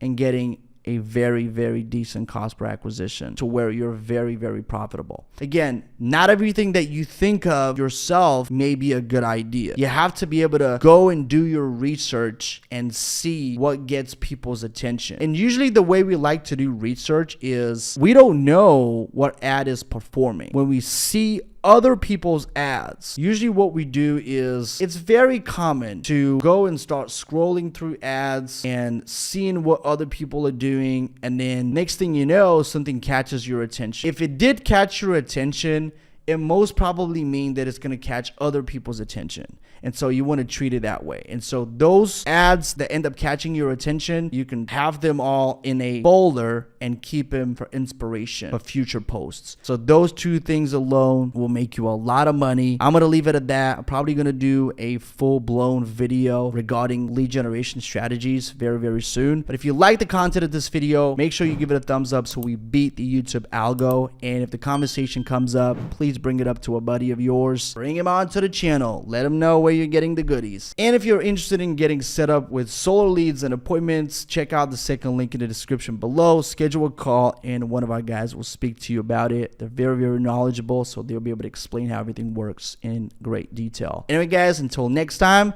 take care, and I'll see you again in the next video. Everything you need to know about selling solar in saturated markets. Hey, what's going on? Welcome back to another video on the best solar channel on the planet. My name is Ivan, and I help people start and grow an extremely profitable solar business using the dealer model and achieving location independence. In this video, I'm talking about something that people have been asking me since the end of time, and that is, hey man, what do you think about selling solar in saturated markets? Should we avoid them? Should we consider them? What should we do? The simple answer is it depends. And that's why I wanted to make this video, to give you all the reasons, everything that matters and everything that you need to know about selling in saturated markets. Let's start with that. So first of all, saturated markets means people are already making money. There's business going on. There's transactions going on, and that is beautiful. And so it means there's money to be made. However, when you're considering whether or not you should go and sell in that market is very, very different. And I'll explain. Competition to me means nothing. It's probably good. What I consider is whether we can get a good enough cost per acquisition. And it starts all the way down from the bottom, which is what our CPL is, or a cost per lead. And if we don't get good enough cost per lead, we're probably not going to sell in that market in the long run. For example, Nevada or Las Vegas is one of the toughest markets in the country. And that doesn't mean that Las Vegas is bad as a whole. No, it is insanely good for a lot of people that have ground teams. However, I know a lot of people that are making insane money in Vegas alone, in the surrounding areas, because they have ground teams that go out there and door knock. Now, I'm not against door knocking, but it's just not my thing, and that's not what we teach. So if you're looking to sell remote, which is what we teach, you can check out the first link in the description below as far as how the dealer model works in solar in great detail. You can check it out using the first link in the description. But if you're looking to do it our way, which is doing everything remotely, having your entire operation remotely, and just being from out of state and selling in Vegas, that will be a no-no, because usually Vegas is extremely competitive and extremely expensive when it comes to lead generation and online lead generation at that. That is because companies are pouring insane amount of money into lead generation, and there's people that are spending hundreds of thousands of dollars, millions of dollars in that same area targeting the same people, which is why there's only breadcrumbs left for other people that are wanting to do the same. And I didn't want to make this video about Vegas, but it's just such a good point to make that I wanted to focus on this market to begin with and then get on with the rest of the point for the video. Vegas is very, very good getting permits and install. And as you all know, that's when most of the money in solar gets paid out. And so a lot of installers and reps are focusing on that market. But what happens is, because of that, the competition is fierce, and there's a lot of people that are spending a lot of money in that specific area. And so I definitely stay out of that area. However, if you go to another state where cost per lead is low, I'm going to give it to you right now, like California, and people's utility bills high, which is usually a bonus. We don't look for it, but honestly, it's a bonus when we can get people like a 50% decrease in what they're currently paying and still making a nice chunk of change. When people have high utility bills, when utilities are pro solar and homeowners hate their guts, that's usually a good enough indication that the state will be pretty good to work with. And that's why California is one of our best states, even though it's one of the most competitive and fierce markets in the entire country. I wanted to give you those two comparisons because a lot of people talk about competition, and California is known for having already a lot of solar installed and still a lot to be installed, but a lot of competition, still one of the best markets out there. That is because people have high utility bills, utility companies are pro solar, and the install times relatively quickly. And I would tell you this, when you're considering a state, you want to make sure everything is in order, because if you go into a state where, for example, the buyback rate is not 1-for-1 and you're getting only 50% paid out on what you produce from your solar system, and then it's not going to be a good buy-in. For example, one of those utility companies that I can think of is RPS in Arizona. They have a shitty buyback rate, and so a lot of installers and reps don't even like to work in that area because of that fact alone, because people are not going to be getting the best bang for their buck. They're most likely are not going to get a full offset. Solar is all about offsetting your entire bill and swapping it, flip-flopping that bill to another cheaper and fixed solar payment, and that's what solar is all about. And so anyway, my verdict on selling in saturated markets is it's a good idea, it's a tremendous idea, because there's already business going on in that area, in that state, and there's money to be made. But you need to consider all those areas combined, which is cost per lead to begin with, utility companies being pro solar, and also utility bills being high enough. Now, that's a bonus. It's not a prerequisite to sell a lot of solar, but it definitely does help when the homeowner sees a tremendous amount of decrease on their monthly payment as opposed to what they're paying on a month-to-month basis with their utility company. So anyway, if you got anything out of this video, I want you to know that saturated markets are not bad. Don't avoid them. You just have to do your research. And if you actually check out the first link in the description below, I talk about that a lot and in great length at that as well. well. I talk about exactly how we set up our operation to be able to do this remotely from anywhere in the world. And I want to show you how to do it too. There's nobody else on the planet doing this currently, or if there is, they're not making videos about it. And that's why we're here. We're paving the path. There's going to be a lot of freaking coaches that come behind us, but we're going to be the OGs in the game. Anyway, hope you enjoyed this video. If you did, give it a massive thumbs up. Consider subscribing if you're not subscribed. If you are, freaking love you. And the conversation ever comes up, please bring it up to a buddy, bring him onto the channel. And I'm making these videos because there's a lot of uneducated people in solar, and I don't want you to be one of them. So take care, and I'll see you again in the next video. So basically, I believe that you can have a bottleneck in any business, not just in your solar sales business. For the sake of the content of this video, we're gonna talk about your solar sales business as a whole. What is the biggest bottleneck that you could possibly be experiencing right now? And at any given point, you will have a bottleneck of some sort. And in my opinion, it boils down to three things. So the first thing being a skill. It could be something that maybe your guys need training. If you want to sell over the phone, you don't know how to transition from in-home consultations to selling over the phone and have a good enough closing ratio. You don't know how to train your guys to do that. That could be a bottleneck, right?